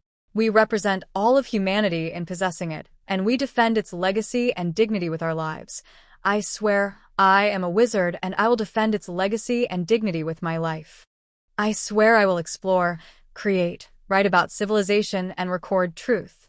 I will believe in myself, but never be blindly confident. I will always be passionate, but stay calm. I will be brave to try new things, but also hold respect and awe. I swear that no matter the setbacks or hardships, whether I am hurt or face death, my belief will never waver from today onward. From today, I will not kneel to anyone or anything, because I seek the highest freedom and I only believe in the truth. I hereby declare that you, Melon Grant, are officially a wizard apprentice at the Golem Academy. When Malin first entered the Golem Academy, she saw this oath. Although she read it aloud easily at the time, it didn't feel as inspiring as it does now. The wizard's goal is to seek the truth. Yes, this is the ultimate goal that drives her on this path. Power is just a tool in the pursuit of truth. As she finished reciting the oath, Malin clearly understood her goal, and her eyes became more determined than ever. Alonso nodded, turned to the experiment table, and slowly reached out his hand. Seeing that hand, Malin was stunned. It was a hand that shone with a metallic glow, dark in color. The nails on the 10 fingers looked like sharp blades, giving a chilling feeling. "Malin," Alonso's voice seemed to ring directly in her mind. "You can choose now. On the left is my expertise in potion making. In the middle is my skill in alchemy. On the right is my knowledge of mutated creatures." Malin then saw 3 objects on the table. On the left was a test tube with a light blue liquid inside. On the right was a yellow gemstone with a sealed creature that looked like a mosquito. In the middle was a crystal ball containing a shadowy figure. Sometimes it transformed into a human face, other times into various animals, and finally into different weapons. With a serious expression, Malin reached out and confidently pressed her hand on the crystal ball in the middle. "I choose this," she said, lifting her head to look at her mentor. Suddenly, dozens of black runes flew out of the crystal ball. Malin was startled and reflexively pulled back her hand. The runes emerging from the crystal ball seemed to be an ancient symbol called Tungu's runes. Malin had only heard of them but had never seen them before. Just as she was about to observe more carefully, the runes suddenly sank into her palm and disappeared one by one. She felt a sharp pain all over her body, as if countless blades were harming her. Then, everything went black, and her surroundings changed instantly. When her vision cleared again, Malin found herself on a narrow stone bridge. Below was hot, rushing lava, and on both sides, fierce flames blazed. Even the sky was red, except for a faint green glow in the distant front. It was hot, oppressive, and hard to breathe. Malin instinctively tried to move forward, toward the green light that seemed so tempting. But an inexplicable force pulled her feet down, making it very difficult to walk. "This is an illusion," Malin kept telling herself, but deep inside, she felt waves of fear rising. "You're supposed to come back," Alonso's voice suddenly echoed in her mind. Malin snapped awake, realizing she was still standing in front of her mentor. It seemed like something had been added to her mind. "Knowledge has been directly transferred into your mind. Go back and drink some calming potion. This type of magic transfer can harm your body and leave lasting effects. The Academy provides dormitories for apprentices, but there are also special rooms in the Mage Tower for apprentices. You can live here. Additionally, you can use the small experiment rooms and share time with your senior students." Alonso waved his hand. "Go ahead." Malin broke out in a cold sweat, barely regaining her composure. She bowed slightly in thanks and turned to follow the young man who had brought her in, walking quickly away. The young apprentice led Malin to a door. "This is your room. Here is the key to open the door. If you want to use the laboratory, you need to inform the tower spirit and it will arrange it." His tone was a bit gentler than before. "My name is Thorn. I am your senior. If you need anything, you can come to me." "Thank you, senior," Malin quickly replied. Thorn nodded and left. After watching Thorn leave, Malin used the key to open her door. The room was simple: a desk, a bed, and a set of tea utensils. There was nothing else.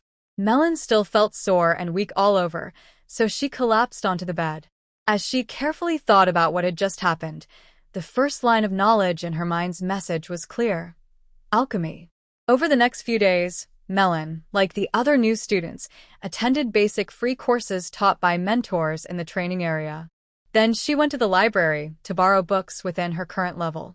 The subjects she studied included symbols and language, materials mechanics, energy principles, spell model theory, the origins of mental power, basic alchemy, other fundamental disciplines, and several languages. These were the things she could learn for free. Some of these free courses overlapped with those at the Water Cloud Academy, but the content was much more extensive. Besides attending classes, her days were filled with helping mentors organize laboratories, clean magic rooms, prepare potions as an assistant, and care for rare plants in the garden. When she was at the Water Cloud Academy, she had also managed a herb garden, so this work was not difficult for her. "Today's first class is on the basics of golem creation with teacher Natalie," whispered a dark-haired male apprentice beside Malin. "Golem basics are a bit confusing. I feel like I don't understand many parts," said a brown-haired female apprentice, wearing glasses, frowning. The three of them walked along the busy street in the trading district, forming their own small circle like other apprentices. The boy was named Gref, and the girl was named Fanlani. These were friends Malin had made during her 6 months at the Golem Academy. "Fanlanti, why did you choose to study mutated creatures?" "Those things are so disgusting," Malin asked casually. "You don't know this, but besides creating new species, those mutated creatures with potential for cultivation can display great fighting power during battles, and they don't need to be very close to enemies," said the female apprentice named Fanlani. "That's true. Fanlani's choice is really good. I wish I could choose alchemy, but unfortunately, I don't have the talent for it." "As for Malin, you are so talented in potion making. Why did you choose alchemy?" "Because I like money." Well, magic stones. Malin stopped and looked at a nearby shop. Let's go take a look there. The trading area of the Magic Golem Academy is a very special place. It is large and arranged like a lively small town. Of course, it's not as bustling as Perivia, but the wizard's taste is just as refined as that of nobles and merchants. Inside the Academy's trading zone, the shops are not as fancy and elegant as those on Perivia's commercial street, but Malin likes it here, especially the alchemist shops. You can find almost any material she needs. Of course, Malin prefers cost-effective creations. The materials she needs are rarely expensive or rare. Most are cheap, but hard to gather. Gleef and Van Lanny were very interested as they followed Melon through various shops. Compared to Melon, these two didn't live as comfortably at the academy and rarely bought raw materials from such stores. They were curious about everything. Oh, so the red gemstone powder that the mentor uses is so expensive, Van Lanny said, looking at a bag of red gemstone powder on the counter. No, Van Lanny, the red gemstone powder our mentor uses is made from the purest red gemstones. The powder made from scraps is not the same level at all, Melon replied with a smile. Every real wizard is like a big money-burning machine, she added. Van Lanny shrugged. Since they are real wizards, of course they need to use the best materials. Melon shook her head and explained, actually, the most expensive red gemstone powder doesn't perform much better than these cheap powders in low-level magic.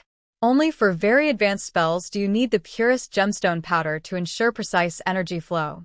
The main purpose is to reduce the chance of failure, but it doesn't significantly affect the results. Wow, Melon, you're really impressive to know all this, Gleef said sincerely. If you want to know like Melon, you'd have to spend every day in the lab, Van Lanny teased. There's no comparison. Melon can craft potions to exchange for magic stones. I only get a few magic stones each month, so I don't have that kind of opportunity, Gleef said helplessly. That's just an excuse, Van Lanty sneered. Not entirely. But, Gleef, as a wizard, if you insist on buying and handling materials with your own strength, you'll gradually learn the properties of different materials and understand what quality is needed in various situations. Never give in to temptation. What do you need?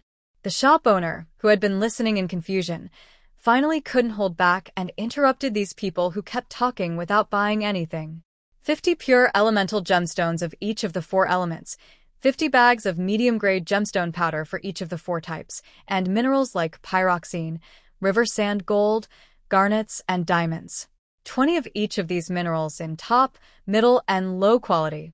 Also, 50 grams each of wolf eye, crow blood, and fire feather, Melon said firmly, waving her hand to stop the shop owner. She spoke loudly and calmly. Of course, as a favorite in the wizarding world, wizards are almost always like this toward ordinary people. The higher the level of the wizard, the more arrogant they tend to be. Melon didn't like this attitude, but often it produced good results. For example, just now, the shop owner, who had looked impatient, immediately changed to a flattering smile, nodded repeatedly, and hurriedly waved to have his assistants prepare the items. This is a big deal, and the young apprentice in front of them is clearly a disciple of a high-level wizard. If they manage to establish this connection, future business opportunities. However, Melon's next words left the shop owner very disappointed. I had thought that wizards didn't care about money, but the girl in front of me seriously broke that assumption. She is clearly a natural-born merchant.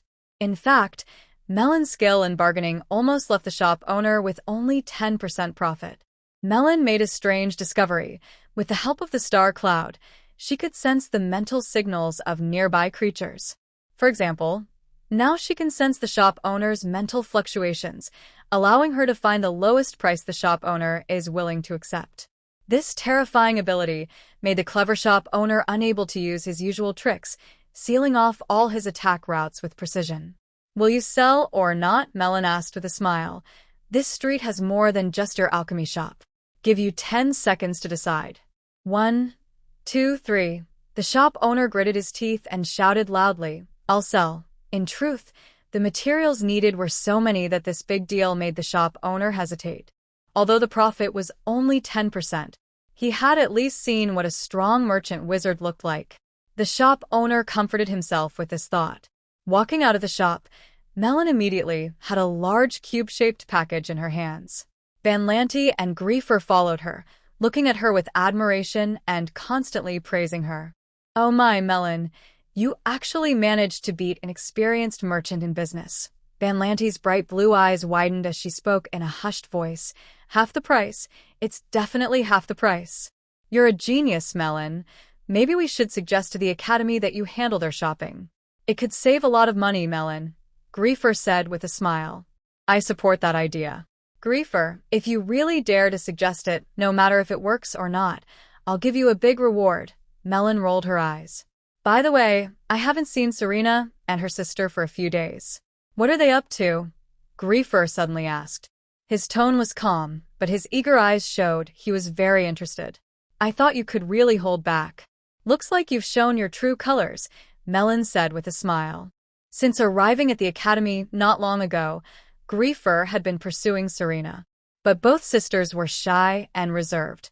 The more he chased, the faster they avoided him.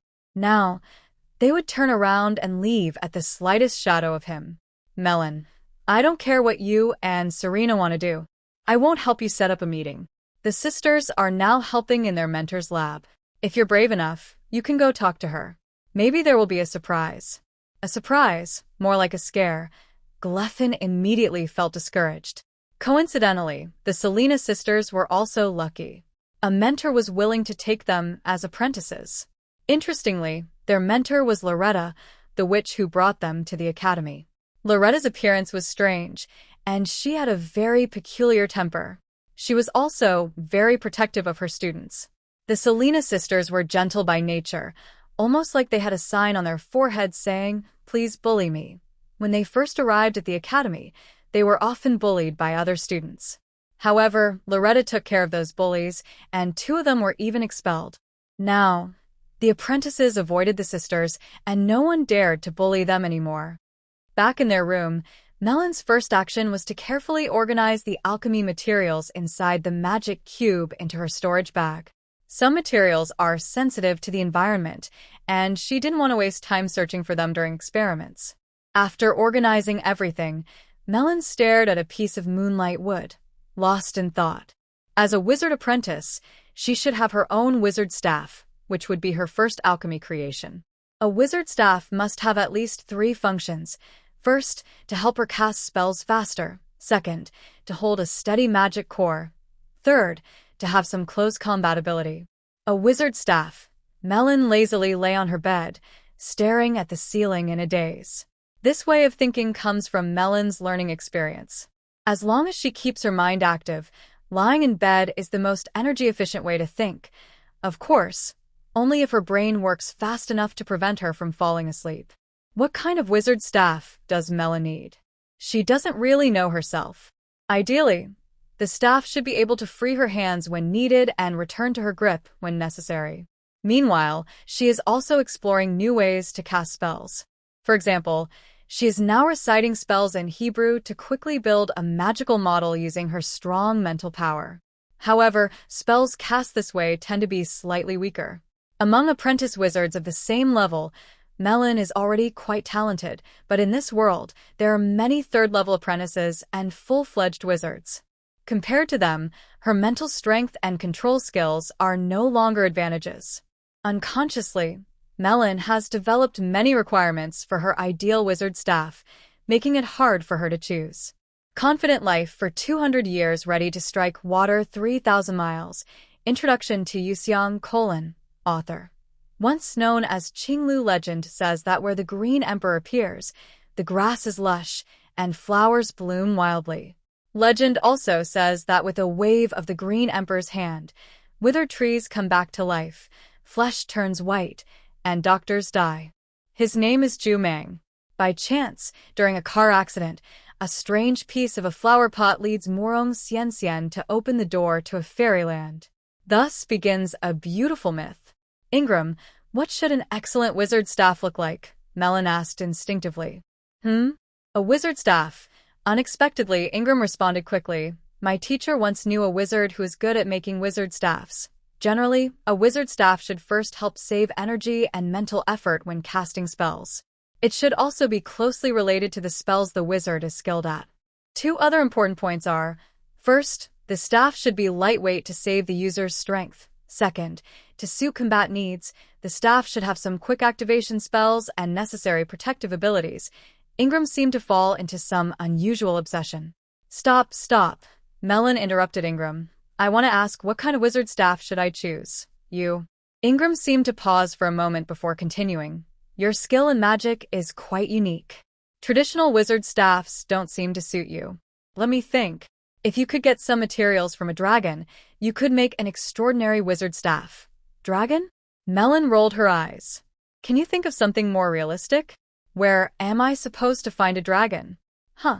Suddenly, Melon paused, and a bright idea flashed in her mind. A dragon. Dragons have almost disappeared from the wizarding world. Although some groups might have materials from dragons, it's definitely not something a small apprentice like her could get. But Ingram gave her a new idea. The most famous attack of a dragon is its fiery breath. Even the fake dragon's breath is very powerful. If her wizard staff could mimic a dragon's breath, then all other functions wouldn't matter anymore. Melon's mind started working quickly. First, she needed to think about energy storage.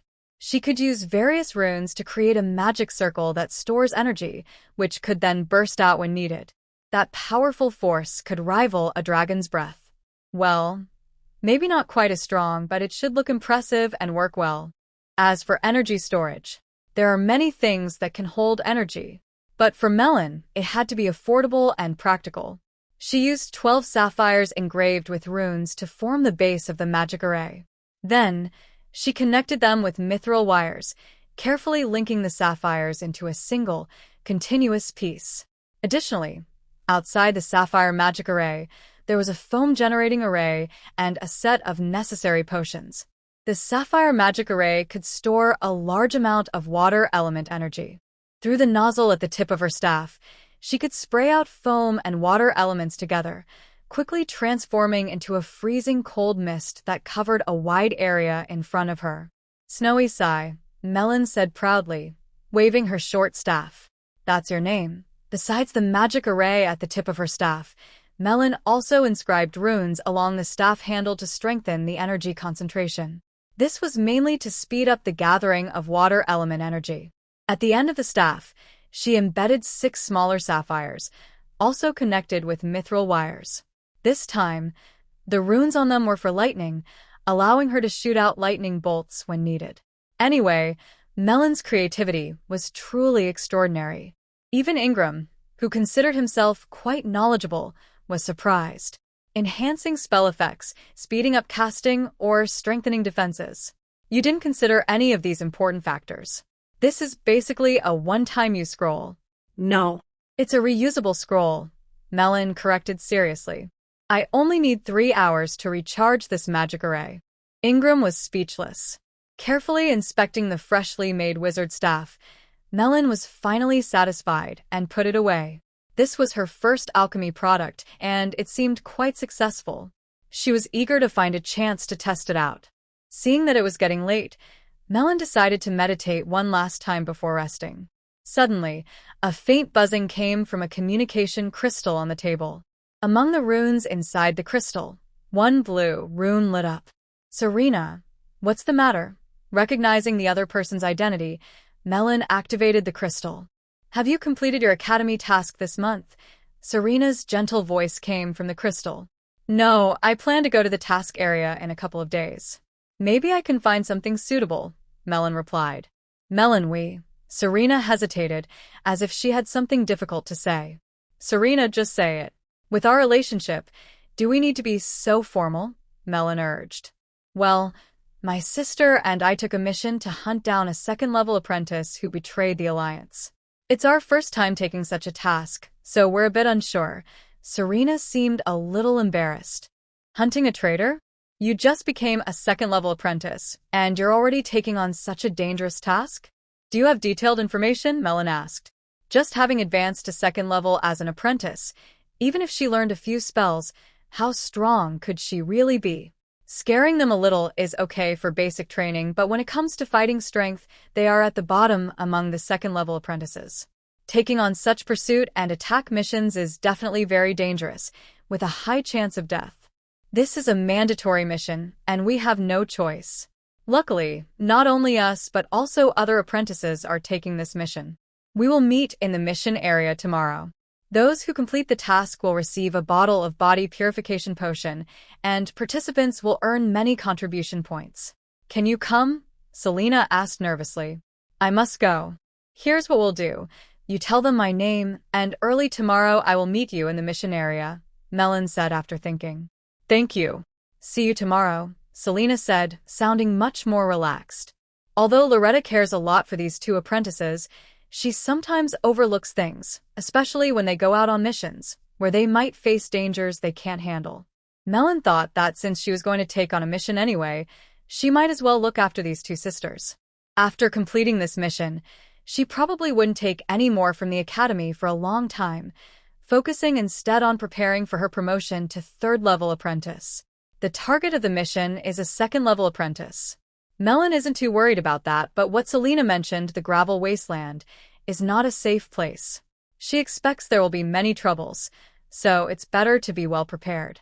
The Golem Academy's mission area is always the busiest place in the academy. Here, a variety of apprentices gather.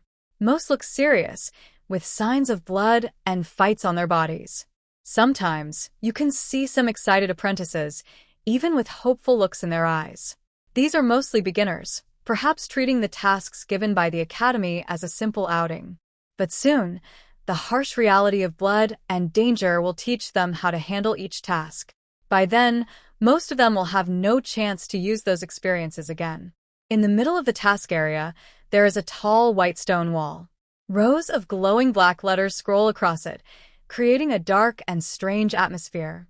Among these tasks, some words are in dark red, giving off a bloody smell. Just looking at them makes people feel uneasy. At the Magic Golem Academy, there are no rules forcing apprentices to complete specific tasks. However, the academy requires each apprentice to finish at least one task within a certain time. This is the only mandatory rule. But with rights come responsibilities. This is the agreement in the wizarding world. Of course, different tasks have different risks and rewards. If you understand your own abilities and the task well, you will choose the one that suits you best. In a quiet corner of the square, a few figures stand silently, as if waiting for someone. Has Melon not arrived yet? Selena crossed her arms, feeling a bit bored. Not yet. Why are you in such a hurry? Since she promised, she will definitely come. Selena calmly wiped her fine dagger, its sharp blade making her worried it might cut her hand. Sorry. I am late. Malin wore light armor, with a gray cloak over it, looking a bit bulky. She had a crossed sword hanging at her waist, a bow and a quiver of arrows on her back, and a small black bag. We just arrived too. Seeing Malin approach, Selena quickly went to meet her. The others arrived early, and are waiting for us. Sure enough, several apprentices soon came over. Most of these people Malin knew, but not very well. One boy seemed unfamiliar. He stood next to a girl named Monica and was looking at the three girls with a bold gaze. This is senior brother Frodo, ranked 21st on the second-level apprentice strength list. Selena gently nudged Malin. Malin felt a chill. That annoying guy was actually on the strength list. There are thousands of second-level apprentices in the academy. Every year, they hold a ranking contest. The top 50 can be listed on the strength list. The academy also gives these 50 students very generous rewards, such as potions, magic stones, scrolls, magic tools, or other alchemy items, helping them train better and become third-level apprentices. It can be said that among the 50 second-level apprentices at the prestigious school, those below the third level hold an extremely high status. Such individuals, wherever they go, tend to cause psychological pressure on others. Senior Frodo, Melon greeted. You're Melon? The dean personally chose you as a disciple? That's quite lucky, but luck is the most unreliable thing. If you want to rely on luck to walk the wizard's path, you'll be disappointed, Frodo said, his eyes fixed on Melon. Oh no, it seems Frodo is unhappy with me. Melon immediately sensed that Frodo's tone was unfriendly. All right, Senior Frodo, let's go to the gravel desert. I heard that there are also third-level apprentices involved in this mission. If we arrive late, we might get nothing, Monica said calmly. You're right. Frodo looked at Melon again, then waved his hand and turned away. Monica and the others quickly followed. Melon, I shouldn't have brought you here. Maybe. You shouldn't go, Serena said shyly. She had already noticed that those people seemed to be targeting Melon. Of course I have to go. Without training, how can I become stronger? Maybe one day, my name will appear on the strength rankings, Melon said. Since entering the Golem Academy, she had gained more confidence and no longer wanted to be so low-key. When Selena spoke, she appeared more confident and spirited than her sister. Let's go. We'll talk once we reach the gravel wasteland, Melon said casually, shrugging her shoulders and turning to follow the others. The Selena sisters, however, looked worried as they trailed behind. The location of the Golem Institute is quite far. If you travel by carriage, it takes over a month to reach the gravel wasteland. But if the goal is to complete an institute task, you can rent a flying carpet at a low price, and the fee can be reduced based on how well the task is done. Melon and Selena sat on a corner of the flying carpet, deliberately keeping some distance from the others. Although they haven't been at the Golem Institute for long, Melon has already noticed that the internal conflicts there are even more intense than those at the Water Cloud Institute. These people are all students of the Golem Institute, mostly around the same age, but if you think their minds and maturity are the same as their age, you're underestimating them. They are not only clever, but also ruthless, especially when it comes to dealing with apprentice mages. Melon knows that the magic tools she carries have already caught their attention. The reason they haven't attacked her yet isn't because of the rules, but because of Alonso Furton's influence. Melon doesn't believe in friendship among classmates. In the face of profit, such bonds are as thin as paper. She suspects that once they reach the gravel wasteland, she might be betrayed and her magic tools stolen by others using her as a pawn. Her best option now is to stay quietly in the academy and not cause trouble. However, some people might pick fights or try to teach her a lesson, and she could end up losing her magic tool again. Also, she must complete certain academy tasks every few days. If someone plans to trap her, hiding won't help.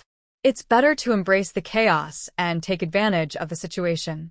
Right now, she needs a lot of real combat experience, life and death situations, to strengthen her spirit and prepare for advancing to the third-level apprentice.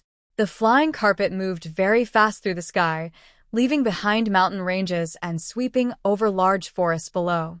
Around midnight, Melon saw the distant mountains disappear, replaced by an endless plain. The bright moon shone over the plain, casting a cold, silver light that looked like it was coated with mercury. This is the gravel desert. You can get off here, said a third-level apprentice who was controlling the flying carpet.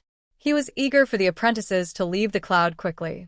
In such a place, every second spent here means getting closer to danger. The flying carpet slowly descended. Frodo and the others jumped off first. Melon saw this and pulled Serena and her sister down from the carpet. After everyone reached the ground, the third-level apprentice said nothing and turned the carpet around, quickly disappearing into the night. Melon, are we camping outdoors today? Serena asked nervously. Do you think this is the academy? Missions outside are not so comfortable. If you're not prepared, this mission ends immediately, Melon replied sharply. I am ready, Serena said softly, biting her lip, but her expression was very firm. There are many types of academy missions. Some are done inside the school, like planting, raising animals, or helping with experiments. But these tasks usually pay very little or are very dangerous. Some plants and animals are very risky. They can be poisonous or aggressive. But the most frightening part is helping with official wizard experiments. Usually, official wizards don't want their apprentices to get hurt, but injuries and disfigurements happen often. Basically, apprentices helping with experiments are often used as test subjects. So, it's understandable that someone like Serena, who is gentle, wouldn't want to stay in the academy doing these tasks. Even though these apprentices have their own thoughts right now in the wild, they seem to have to work together. A temporary camp quickly formed, with apprentices gathered around the campfire. Half of them were curious, and the other half nervous. They spoke meaningless words, but their eyes kept scanning the darkness. However, they didn't know that, dozens of miles away, a mysterious and sinister pair of eyes had already fixed on them. Malin sat quietly beside the fire, seemingly meditating. In fact, she was contemplating the use of the nebula. The nebula didn't significantly boost her strength, but it did improve the purity of her mental energy and stabilized her magic model. This allowed her power to grow steadily and avoided some future problems. Malin believed that the nebula contained deeper secrets. Whenever she had free time, she would study it carefully, trying to understand its mysteries. She didn't realize that by pondering the nebula, she was unintentionally speeding up its natural movement, which helped her practice. Although the effects weren't obvious now, it would greatly benefit her future development. Selena and Serena also sat silently by the campfire. They seemed to be either meditating or pretending to sleep, but their faces looked very calm. The night wind howled, blowing the fire into flickering sparks. In the distance, a piercing howl sounded, similar to a wolf's cry, chilling and sorrowful. "What's that?" Upon hearing the shout, Melon felt a strange sense of fear in her heart. She opened her eyes and saw that Frodo had stood up, Monica was also standing, and everyone else had risen as well. "Melon." Selena opened her eyes and looked at Melon with some worry. Her gaze also shifted toward her. "There are so many of us. There's nothing to be afraid of," Melon said with a gentle smile to comfort her sisters. "Enemies." Everyone prepared a fight, Frodo shouted, and the apprentices became tense. Melon also stood up. In the distance, figures appeared, and the sound of hooves grew louder. On the distant wilderness, shadows surged like a tide, filled with killing intent, rushing toward them. The attackers moved quickly and soon came fully into view. Their clothing was varied, some wore tattered leather armor, others just plain clothes. Their horses were different types, and their weapons were diverse, but all radiated a fierce aura. "Are these the legendary bandits?" Melon wondered. She had heard of bandit activity in the gravel desert. They were fierce and brutal, eating human flesh, drinking blood, and robbing passing merchants. They especially liked to grind children into blood pulp using stone mills to make blood wine. Now, it seemed that these sudden bandits had a murderous aura that resembled demons from hell, truly ruthless and savage. Among these bandits, Melon also saw some with curved horns and full-body scales, resembling wolves but without any fur. They stood about 1 meter tall at the shoulders and nearly 2 meters long, fierce beasts. Clearly, these were the notorious and vicious thin-scale horned wolves from the gravel desert. However, this bandit group was quite capable. They had managed to tame these wolves. It's known that wolves are very wild and difficult to control, so being able to tame them shows some skill. Swish, swish, swish. The sky was filled with a rain of arrows, dense and overwhelming, like locusts rushing forward. The arrows were very strong, seeming ready to tear through everyone's bodies. The bandits stopped about 500 steps away, first unleashing a storm of arrows to attack. Bright moon, wilderness, bandits, arrow rain. Together, they painted a picture of danger, blood, and wild chaos. "Luckily, I was prepared," Melon muttered. She strangely pulled out a tower shield and drew her sword. She and Serena hid behind a shield, blocking most of the arrows, then used her sword to deflect the ones that got through. This tower shield was a trophy from Melon's last mission. As for her storage bag, that was no secret. As a student of the Dean, she had some skills, and no one knew she had several storage bags. With some preparation, the bandits' attack only caused minor disturbance. The apprentices quickly responded with their own magic. Suddenly, a cloud of poison appeared above a group of bandits. Within the poisonous fog, about 10 bandits and their mounts collapsed. They didn't struggle for long before they died. That poison cloud spell is very powerful. Frodo's skills are sharp. If it were just a magic duel, I might not be his match. But if it comes to life and death, he will probably be doomed. Mayleen's main tricks are not just her low-level spells, but her mental illusions, potions, the Barkel magic ring, and her special bow. Frodo is also a well-known second-level apprentice. As long as he doesn't provoke her, Malin doesn't want to bother him. But it's wise to stay cautious. Better safe than sorry.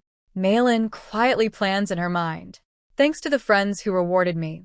Orange 666, reading not good, Purple Night Charm, Li Xian, Fong Fingqiu Yishan, Naimo, Lin Xiu, Cold Glory, Lead Seagull, Watermelon, and Demon Enforcer. Your support makes Qingliu's world more wonderful. While Frodo cast his Poison Cloud spell, other apprentices also used their magic. The bandits on the opposite side immediately fell in large numbers. The screams of near-death and the strong smell of blood filled the battlefield. The small-scaled horned wolves that had been staying in the back started howling loudly, and their eyes gradually turned red. They became restless and began jumping around. Don't attack yet, something's wrong. Melon sensed something strange and stopped Serena and her sister from acting. These two had little combat experience, and they had just been promoted to second-level apprentices. Their mental strength and energy they could use were limited. They could probably only fight 4 or 5 times before losing their ability to continue. Meanwhile, the small-scaled horned wolves hadn't moved yet, which was suspicious. Ha ha ha. As expected of students from the Golem Academy, remaining calm in front of so many bandits. But since you've entered the Gravelstone Plain, you won't leave easily. Suddenly, a long laugh echoed from the bandit group. An icy blue beam shot out, targeting a pale-faced apprentice who had just finished casting a spell. He was exhausted and had no strength left to dodge. Cold sweat broke out on his forehead. At that moment, a round shield suddenly flew over and blocked his path. With a soft pop, the icy beam was stopped perfectly by the shield. A layer of ice instantly covered the shield, which then fell to the ground like a heavy weight. The power of this freezing beam was quite strong, even freezing the ground with a layer of frost. Meanwhile, hundreds of remaining bandits scattered like flowing water, forming a fan-shaped formation. A young man dressed in a gray apprentice robe slowly stepped forward. "Are you the traitor Pados who betrayed the Alliance?" When Frodo saw this wizard apprentice appear, his expression became serious. Monica and the others also looked tense. Melon clearly felt the heavy, oppressive atmosphere. "So, you're the wanted traitor? I heard killing you can get a purification potion," Melon said, looking at the apprentice and recalling what Serena had told her. "Yes, that's me." Pados' eyes sparkled with strange light as he swept his gaze over everyone. Melon noticed that this guy only glanced briefly at the male apprentices, but when he looked at the female apprentices, his eyes changed, full of obvious possessiveness. "I heard that the Magic Golem Academy rewarded a purification potion to those who hunt me down. Only high-level potion masters can make this potion. Even I am tempted to kill myself just to get it," Pados said slowly. "Pados, you secretly set an ambush to eliminate us? Do you think we didn't notice the bandits?" "We deliberately fell to the ground to lure you out of your hideout," Monica said calmly. "Unexpectedly, you fell for it. If you think that just a few bandits and small wolf creatures can guarantee your safety, you're very mistaken. I know very well that you few people think you have prepared some magic tools to kill me. If I didn't know this, I might have been killed before entering the gravel plain. Now, I am using your plan against you. If you think these are just small-scale wolf-like creatures, you are very wrong." Pados then took out something that looked like a horn and blew it loudly.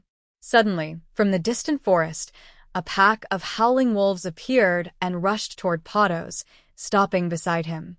A pack of small-scale wolves. Monica's face turned pale and worried. Yes. "The wolf pack is my biggest support. Do you think I would risk revealing my position in the wilderness for no reason? People die for wealth, and birds for food. When you accepted this mission, you should have been prepared for danger," Pados said proudly. "It's over.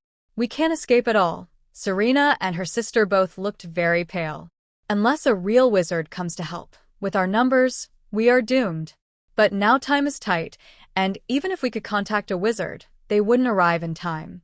As for running away, it's impossible. The enemy's bandits are all cavalry and even the wolves. In the wilderness, even fast horses might not outrun them. And we only have apprentices on foot." "Haha, Suddenly, Frodo started to laugh. Monica and the others also showed cold smiles. Phaedrus suddenly had a bad feeling. He saw Monica and a nearby apprentice take out a green potion. At the same time, another apprentice quickly passed a spray bottle of medicine among Melon and others, explaining how to use it. When pressed, the spray bottle released a fine mist that entered everyone's noses, eyelids, mouths, and ears, covering their faces. At the same time, a fresh scent flowed through their breathing organs, making it very comfortable. This is an antidote. When Melon smelled it, she immediately understood the effect of the spray. Seeing the green potion in Monica's hand, she quickly realized what they were about to do. It seemed these people were well prepared and had clearly gathered information about Phaedrus's hidden cards. Just then, Monica and another apprentice threw their bottles. Bang! Bang! 2 glass tubes shattered, turning into clouds of mist that quickly spread outward. Kill them! Phaedrus now understood what was happening, but it was too late. As soon as the wind blew, the mist would spread faster than horses or wolves could run. Fortunately, Frodo and the others were in an open area where the mist didn't spread as quickly. After giving the order, he quickly drank a potion and then shot a freezing beam toward Frodo, the strongest fighter. Meanwhile, the bandits and wolf packs also charged toward the people from the Golem Academy. Howl.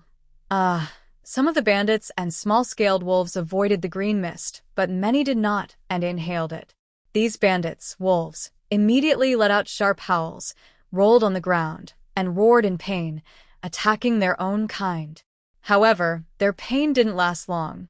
The corrosion started in their respiratory systems and spread quickly throughout their bodies. Soon, they lay quietly on the ground, with dark, murky liquids slowly flowing beneath them. Newbies. It's your turn now, Monica shouted loudly at Melon and the others behind her. We're going to fight too. It's a good chance to practice and test our skills in real combat, Melon replied loudly. All right, Selena, usually not very brave, was probably inspired by the desperate struggle of the bandits and wolves. She drew her sword and rushed ahead of Melon, shouting, "Sister," and joined the fight against the bandits. Thud! Melon stabbed her sword into a bandit's leather armor, making a small hole in his heart. She then dodged a deadly slash from the bandit, shifting to the side. Kill. Keep killing. Before attacking, Melon cast a quick wind spell on herself and also boosted Selena and Serena with wind magic. I remember when they first entered the Wizard Academy, a teacher told them that there are no weak spells, only weak wizards. All existing spells have been tested and refined over many years by experienced wizards. Their existence is necessary, and using the right spell at the right time brings the best results. Right now, Melon moves among the bandits like a quick leopard. Her sword flashes like lightning, fierce and intense. Her fighting experience grows with each battle. Although she is covered in blood, it all comes from enemies. Meanwhile, the less experienced apprentices have already used up their spells and can only fight with swords, struggling against their foes. Because casting spells consumes energy, they look clumsy and exhausted.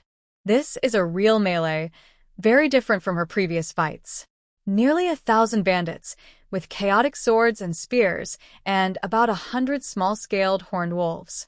Any hesitation means instant death. There's no room for luck here. What is the most challenging fight for a person's will? Of course, it's fighting on the battlefield, facing thousands of enemies with fearless swords and blades. In the wilderness, bandits and wolves form a fierce army. Each person fights alone with a sword, facing this brutal force. It truly tests courage, wisdom, strength, and luck. Each life disappeared under the sword. Every bandit she stabbed herself made Melon more alert, sensing the presence of lost souls. She seemed to become a death god, constantly taking lives. This time, over 1,000 bandits attacked the Golem Academy's apprentice mages. They were fierce and brave, killing many. Some had even reached the level of lower knights. If the students of the Golem Academy hadn't balanced magic and martial skills, they might have all been killed. For mages, close combat is the most disliked. But for apprentice mages, because their magic skills are weak, Physical strength and fighting skills are often their main means of survival.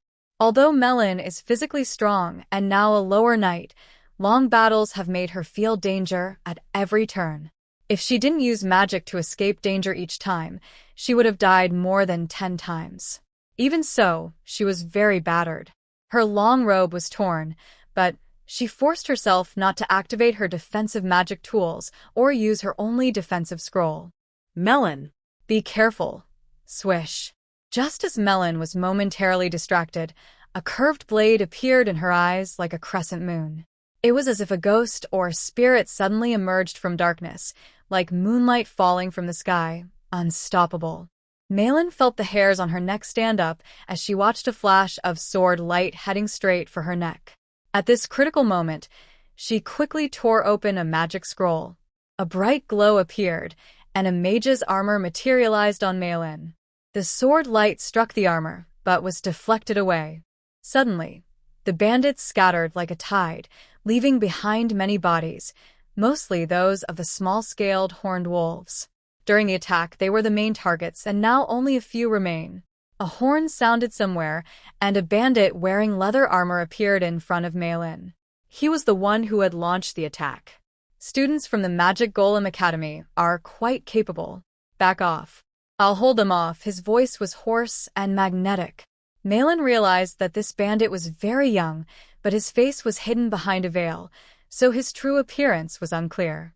The most striking thing was his curved dagger, which looked like liquid silver, long and large, about 6 feet, capable of splitting a horse in half with ease. Before he finished speaking, the young bandit took a step forward and suddenly lunged 10 or more steps ahead, swinging his curved dagger again at Melon. Ding ding ding ding ding ding.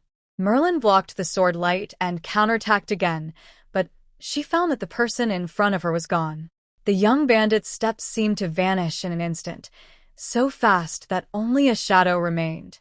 In quick succession, he swung his curved sword dozens of times. If Merlin hadn't reacted so quickly and had the protection of a mage's armor, she might have been defeated already. Merlin fought back bravely, her sword light dancing. She managed to block dozens of strikes. Suddenly, the pressure eased. She saw that the bandits had retreated completely. The young bandit moved suddenly, leaping dozens of meters away. After a few jumps, he was far off and disappeared into the night in the wilderness. Only a few hundred horses and a field of corpses remained at the scene. It turned out that the bandit leader stayed behind to let his men escape, fighting with a sword to hold them back, so his team could leave safely.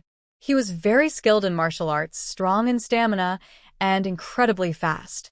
Merlin had never seen anyone so powerful in martial arts before. "Should we chase him?" Serena asked as she approached.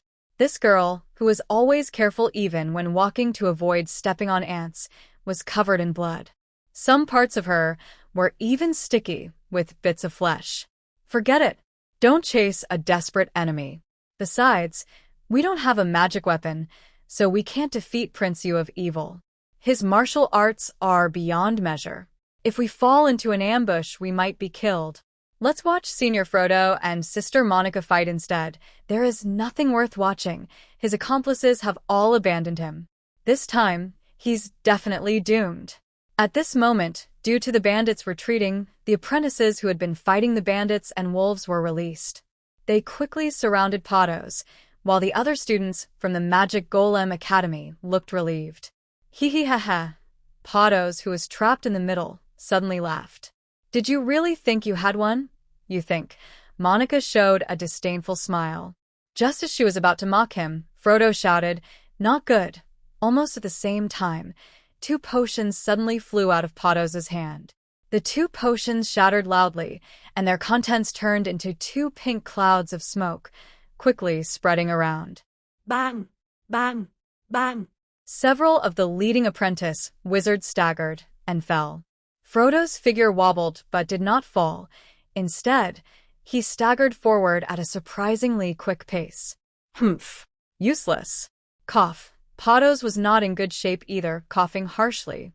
His originally pale face flushed with an unusual redness. Malin noticed that his clothes were also badly torn, with some areas showing burn marks. clearly indicating serious injuries. Upon reflection, she wasn't surprised. Pados had just been attacked by several second-level apprentices. Although the fine-scaled wolf helped him share some of the attacks, he still got hurt. However, she was a bit surprised by Frodo's panicked escape. In her view, with Frodo's strength, if he hadn't run away and had fought Pados to the death, there might have been a chance to win. But that opportunity was lost. Just as Pados threw out the potion, Malin had already taken a disorienting drug. She couldn't be sure of its effect, and she was also worried about her own strength. Most importantly, she had heard that Pados had a way to escape. Using that method, he had avoided pursuers several times, but no one knew what it was. Seeing others' reactions, she quickly collapsed, ready to act when the time was right. Fortunately, the disorienting drug she took could counteract Pados's use of the potion. Otherwise, she would have fainted like the other apprentices. Oh, and there was one person who hadn't fully fainted. To her surprise, that person was Monica. Wizards have been dealing with energy and various potions for many years. Their bodies are very different from ordinary people, and they can develop immunity to some potions. Additionally, they have used similar potions before, so the effects of antidotes may not fully work. That's why apprentices like Frodo and Monica, who are much stronger than their peers, haven't been fully affected. However, Monica's body is not as strong as Frodo's. Frodo still has the strength to run away, but Monica collapses to the ground. She is still conscious but cannot move, and only her eyes are angrily glaring at Pados. Humph. Still daring to glare at me? Now, it's your turn to pay the debt. But you're so beautiful, so before paying, let me collect some interest first. Pados shows a lecherous smile and steps closer to Monica. All the students at the Magic Golem Academy have fallen, and the strongest, Frodo, has already escaped. Only Monica remains conscious but unable to move, so Pados doesn't care. Pados, you dare, Monica shouts fiercely but with fear. Ha, what is there I dare not do? Pados laughs happily. I will capture you, and once your wounds heal, I will enjoy you thoroughly. He steps closer to Monica, suddenly waves his hand, and Monica's eyes turn cold. She uses all her strength, and a delicate dagger appears in her right hand, stabbing toward Pados. Pados did not expect Monica to still have one last move. Carelessly, he thought he could completely avoid it, but it was too late. He suddenly turned to the side and kicked Monica away. Ugh! Monica let out a muffled groan as her body fell like a cloth bag. This time, she truly fainted. Humph. That move is over. What other tricks do you have? Pados's expression grew fiercer. Although Monica's desperate attack earlier didn't seriously injure him, it cut a wound across his chest. Blood quickly stained his robe, and his steps became unsteady. It's time, Meline, who had been waiting for the right moment, suddenly leapt like a leopard. Her long sword, hidden behind her elbow, flashed out and aimed at Pados's neck. Pados had already been injured multiple times and was less alert. Now was a rare, golden opportunity to strike him down. Splurt! Blood splattered as Pados turned his head just in time, his face showing shock and disbelief, as if he couldn't believe he was about to die. Bang! Pados's body collapsed to the ground, his eyes still wide open, clearly unwilling to accept death. The remaining small-scaled wolf-like creatures, after his death, scattered and fled into the wilderness. Malin also relaxed a little. Although those thin-scaled wolf creatures weren't likely to threaten her life, during the recent fight, she had already used most of her magic tools and scrolls. Only a lizard magic ring and a few potions remained, which were her last cards. She couldn't afford to reveal them easily. After taking a short rest and making sure no other enemies were nearby, Malin began checking on the apprentices. Most of the apprentices were injured to some extent, but none were seriously hurt. They had mostly been affected by a sleep-inducing potion and were unconscious, completely unprotected. An evil thought crossed her mind. If she killed these classmates now, she could make a good profit. Who made me so soft-hearted? Malin hesitated for a moment but finally decided to abandon this tempting idea. She walked over to Pados's body. The guy was already dead, with his eyes still open, looking like two small, rotten peaches. You looked bad in life, and now you look even worse dead. Malin closed Pato's eyes and then took a storage bag from his body. The bag was quite spacious. Inside, besides some clean clothes and a thick stack of large denomination banknotes, there were 6 crystal balls, hundreds of magic stones, 3 sleep-inducing potions, 6 hemostatic potions, 3 good-quality long swords, and a very special black cloak. The reason this cloak was special is because it was a magic tool. It is said that Patos often escapes during his flight, always managing to slip away just before being caught by pursuers. He mysteriously disappears without a trace, leading many to believe he must have a very cool escape magic tool. However, despite many rumors, no one has ever seen it. The answer should be right on this cloak, Melon muttered to herself as she carefully examined the cloak. Naturally, this cloak can hide the wearer's presence and shape in any environment. Without using magic or martial arts, even high-level wizards nearby cannot detect it. It's a very powerful magic tool, Melon suddenly realized. This magic device is highly sought after, and now it should be hers. But it won't be easy to add it to her collection. Right here. 4 or 5 figures rushed out of the woods. Leading them was Frodo, who had just escaped. Behind him were several other wizard apprentices, 3 of whom were 3rd-level apprentices. Frodo looked at the messy battlefield in surprise. Besides scattered corpses and a few injured horses, Melon, Monica, and some other apprentices were cleaning up. Near a dying campfire, they had piled a large heap of broken loot, with wolf pelts and wolf horns being the most noticeable. Monica, what about Patos? Asked a 3rd-level apprentice behind Frodo, frowning as he stepped forward. Senior Ottos. Monica clearly saw who was coming, relaxed, and quickly glanced at Frodo. Then she respectfully said to the apprentice that Patos was badly injured and escaped. Huh? Frodo, what happened? Ottos turned to look at Frodo, his tone becoming serious.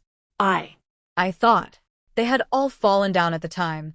Frodo wished he could disappear into the ground. After he ran away, he accidentally met Ottos and the others, who also had the task of defeating Patos. In his mind, with Patos's cruel and ruthless nature, Melon and the others in his hands would surely be dead. But when Ottos and the others heard that Patos was injured, they eagerly asked him to lead the way. However, now, it was clear they were disappointed. Why didn't Patos kill you all? Ottos asked suspiciously. He certainly wanted to kill us. But he didn't expect that I hadn't truly fainted. When he was about to kill me, I unexpectedly injured him badly. Unfortunately, I had inhaled some potion, which made my mind a bit foggy. Otherwise, I would have definitely killed him. In the end, he rode away on a horse. Of course, Monica was telling the version Melon gave her. Part of the first half was true. She did stab Patos with a dagger, seriously injuring him. Otherwise, Melon might not have been able to get the upper hand so easily. But the rest of the story was made up. The truth is, after carefully searching, Melon took all the valuable items from Patos, then moved his body away and used a potion to make him disappear. She also drove a healthy horse far away, then used a potion to wake everyone up and told a false story. The funniest part is that Monica cares a lot about her reputation and wanted to take credit for the good deed, so Melon simply let her do so. Melon didn't dislike the purification potion that could increase her chances of leveling up. However, if she got Patos's head, she would have to share the loot. She didn't care much about wolf pelts, but gold notes, magic stones, crystal balls, and that natural cloak were worth much more than the purification potion. She could also secretly gather some discarded potions and refine them for her own use. So, he really ran away. Atros's eyes darted quickly as he looked around at Melon and the others. Suddenly, he asked, which way did he go? That way, Monica pointed in a direction, which was deep in the gravel wasteland, as Melon had told her. Chase after him, Atros said with a flicker of determination, calling out to his apprentices and heading into the wilderness. We should leave too. Frodo signaled that he was ready to return to the academy. About an hour later, the academy's flying carpet arrived and took Melon and the others back to the school. At the moment of parting, Serena looked quite sad. She wanted to earn some extra money with Melon, but in the end, she only managed to gather a few dozen wolf pelts. She felt a bit guilty for her good friend. This harvest isn't small. With dozens of wolf pelts, we can at least get 2 or 3 magic stones, Melon comforted her. It's not that she was unkind. Some things are too sensitive to share. Even with close friends, certain secrets must be kept. During this journey, Melon sensed that someone's gaze kept flickering over her, either Frodo or Monica. She had to be very careful. The apprentices weren't fools. At first, they might not have suspected anything, but over time, they probably started to have doubts. Still, Melon wasn't worried. They had no solid proof, and since she was the dean's student, they wouldn't dare openly offend her. Back at the academy, Melon immediately returned to Alonso's wizard tower. Although she was under Alonso's watch, as long as she kept the secrets of the star cloud, the Arcus bow, and the bark lizard ring hidden, there was little risk. Besides, the dean wasn't always watching her every moment. Once in her room, Melon carefully sorted her spoils from this trip. The biggest prize was definitely the natural cloak. But the 6 crystal balls were also very valuable. They contained 6 level 0 spells: Mage Hand, Ray of Frost, Touch of Fatigue, Daze, Swift Strike, and Ice Storm. Below the rank of Official Wizard, it is not possible to cast spells above level 0. Even students of the Dean do not receive discounts when exchanging spells. Melon had planned to buy a few spells when she advanced to a 3rd-level apprentice, so this time, she saved a lot of effort. Wouldn't it be great if I had level 1 spells? Melon sighed, feeling a bit disappointed. Although she wanted to learn more practical level 0 spells, 2 or 3 should be enough. Level 1 spells are much more expensive than level 0 spells, and it would be nice to save some magic stones. The cold wind howled outside the tower. In the blink of an eye, several months passed, and winter arrived. Inside the wizard tower, Melon held a delicate porcelain cup filled with steaming, fragrant coffee, warming her hands. She was dressed in casual clothes, leaning back in her chair, looking a little lazy. Taking a gentle sip of coffee, Melon fell into deep thought again. She now surpasses some official wizards in potion-making skills, and her progress in alchemy and puppet crafting is also very noticeable. But what made her most frustrated was how quickly her magic stones were used up. She needed to find a long-term way to earn money, but all of this depended on her being a 3rd-level apprentice. Now she has learned how to advance to the 3rd-level apprentice, and she even has a bottle of body purification potion, which was made from recycled, discarded potions. Level 3. Once I become a 3rd-level apprentice and learn a few basic spells, I will find a way to earn more magic stones, Melon decided firmly. One update on Saturday and Sunday. Inside a room in the wizard tower, Melon sat cross-legged on the bed, a bright red potion placed in front of her, looking serious. Only when reaching the 3rd-level apprentice would she attract her mentor's attention, and she would have enough energy to cast spells. This would make her more skilled in alchemy and puppet experiments. She chose to try for this level now because, during her pursuit of Potos, her mental strength broke through again, giving her more confidence. She didn't tell Selena and others about her attempt. She only greeted her mentor Alonso. To others, Melon just said she was doing experiments and asked them not to bother her no matter what happened. It's not that she didn't trust Selena and the others. Even if someone wanted to harm her during her promotion in the wizard tower, they wouldn't have a chance. It was just her usual cautiousness. The 3rd-level apprentice is the last stage before becoming a full wizard. For those apprentice wizards without special talents, this goal might be unreachable in a lifetime. However, for Melon, it is even less than a starting point. 1st-level apprentices simply use energy particles and cannot cast spells yet. Their combat ability is similar to that of knights. 2nd-level apprentices can cast simple level 0 spells, making them much stronger in battle than regular knights. As for 3rd-level apprentices, their mental strength far exceeds that of ordinary people. They have a deeper understanding of spells and have learned some casting techniques. They can cast prepared spells very quickly, even faster than senior knights. 3rd-level apprentices are also reserve members for becoming full wizards. The earlier they advance to this level, the higher their chances of becoming a full wizard later. For wizard academies and other organizations, full wizards are very rare. Third-level apprentices are the backbone of these groups. Every wizard organization values third-level apprentices highly, especially young apprentices. Young means they are more adaptable and more likely to succeed in becoming full wizards. Major wizard groups spare no effort in training young third-level apprentices. That's why Melon wants to become a third-level apprentice as soon as possible. To reach third-level apprentice, you need to master at least 3 spell models and be able to cast 8 level 0 spells in a row with your mental strength. Melon picked up the bright red potion in front of her. This was her purified cleansing potion. As for the magic model, she had already completed it. Usually, with a talent level of 5, it takes 3 to 5 years of practice to advance from a second-level apprentice to a third-level apprentice. But Melon achieved this in less than 2 years. Well, she hasn't succeeded yet, but she believes she definitely can. Since gaining the Star Cloud, her mental strength has been steadily increasing. The concentration potion feels as easy to drink as water. Although drinking a lot of potions can leave deposits in her body, she now has a purification potion that clears all hidden dangers. Melon recalled the process of advancing to a third-level apprentice in her mind.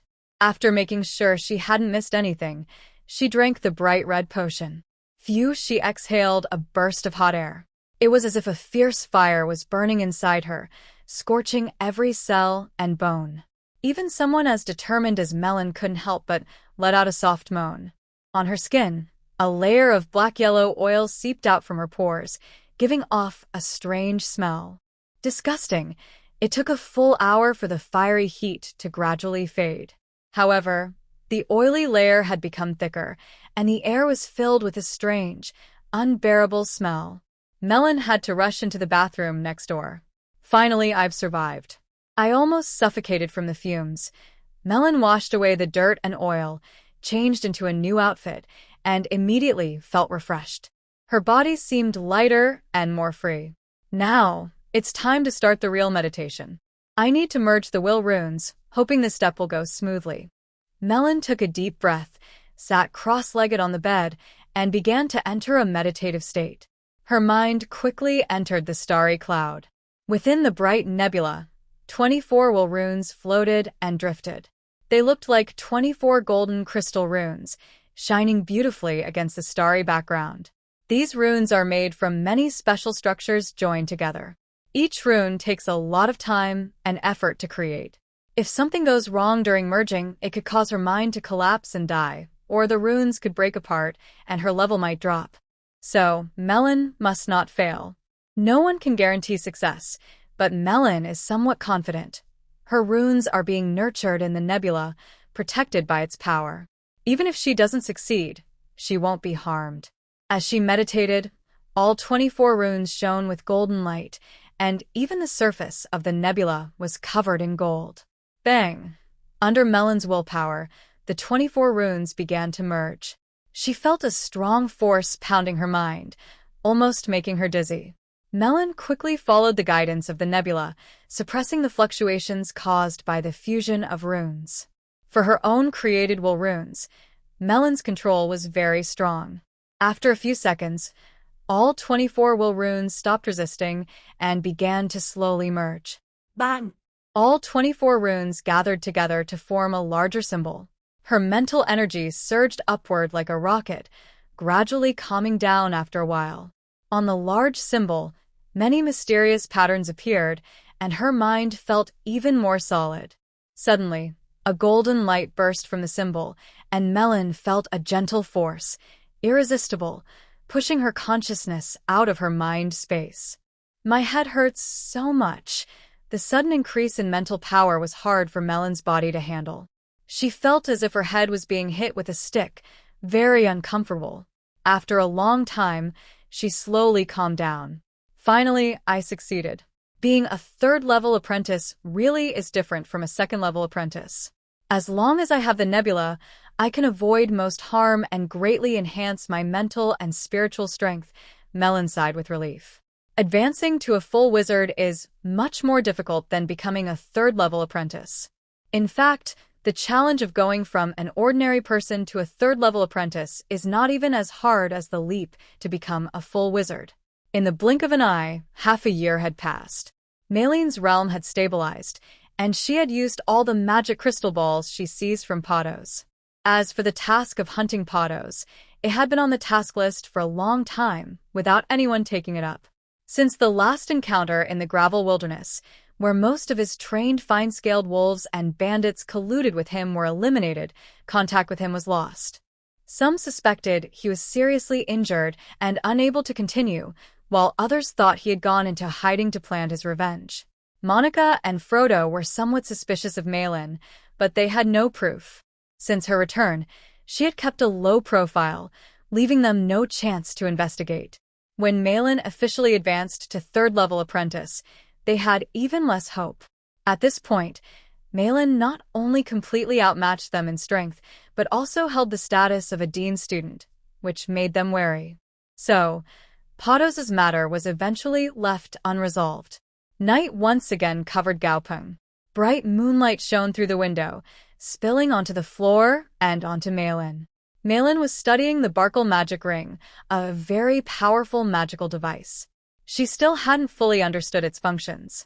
However, this time, upon advancing, she not only removed the fourth layer seal but also discovered a new use for the Barkle magic ring. After unlocking the fourth seal, the ring could transform into an icy lizard.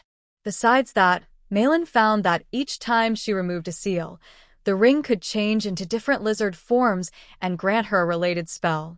For example, the first transformation is into an acid-toxic lizard and Malin learns the spell Acid Ball. The second transformation is into a bird-catching lizard and she learns webcasting. The third transformation is into a sword lizard and she learns Metal Skin. The fourth transformation is into an ice lizard and she learns Ice Spike. Interestingly, when Malin casts these spells, she only uses a small amount of mental energy, and her magic power remains almost intact, thanks to the magic ring. In other words, as long as her mental energy is fine, she can keep casting spells until the magic in the ring runs out. Metal Skin, Malin softly commands, her skin tightening quickly, turning a shiny silver color. She gently strikes her palms together, producing a metallic clang. Whoosh! She quickly slashes her hand downward toward the corner of the table. With a soft sound, the corner of the sturdy wooden table is cut off, and the piece falls to the ground with a thud. Wow, that's really sharp. If I suddenly use this spell, it might be hard to defend against. I can't wait to see the next few hours in lizard form, Malin murmured. At that moment, the communication crystal ball on the table suddenly buzzed. Malin sent a mental message into it, and a small, chubby figure appeared inside the crystal. Malin, are you busy right now? The chubby figure asked with a smile. His name is Avery, and he is Malin's agent. Since she successfully made a wizard staff, Malin has been gradually creating small alchemical items and tiny puppets.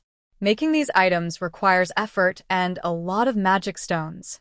So, Malin found Avery in the trading area to help sell her products. Over the past 6 months, Avery has been quite helpful, easy to work with, and very clever. Not busy. Is there something you need? Malin asked with some curiosity. Last time you made that warning puppet, it was very popular. For more customers have placed orders, Avery replied. Okay, tell them they can pick up their orders next week. By the way, Avery, any news from the trading area lately? Malin casually asked. I heard someone is selling a potion recipe at a very high price, but it seems to have some flaws, Avery said.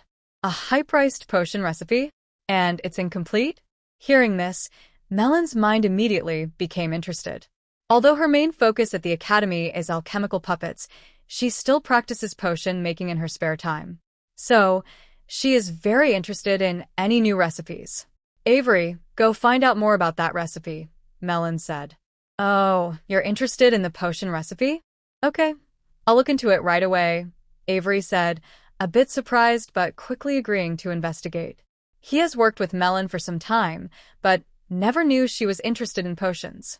He muttered to himself, not wanting to offend his sponsor, so Avery quickly went to find out more. Soon, he confirmed the news and contacted Melon again. Melon, come quickly. I've found someone selling a potion recipe. He's leaving the Golem Academy today to go to another part of the Alliance. If you don't come now, he'll leave directly. Avery's message made Melon stop hesitating. She put aside her work and headed straight to the trading area. Usually, potion recipes are treasured by alchemists and rarely shown openly, so it's uncommon to see them for sale in the trading zone. After leaving the Wizard Tower, Melon hurried to the trading area and found Avery. Where is he? A Melon, the seller is a knight with strong skills, Avery explained as they walked. In the trading zone, a potion recipe sometimes appears and sells for a high price.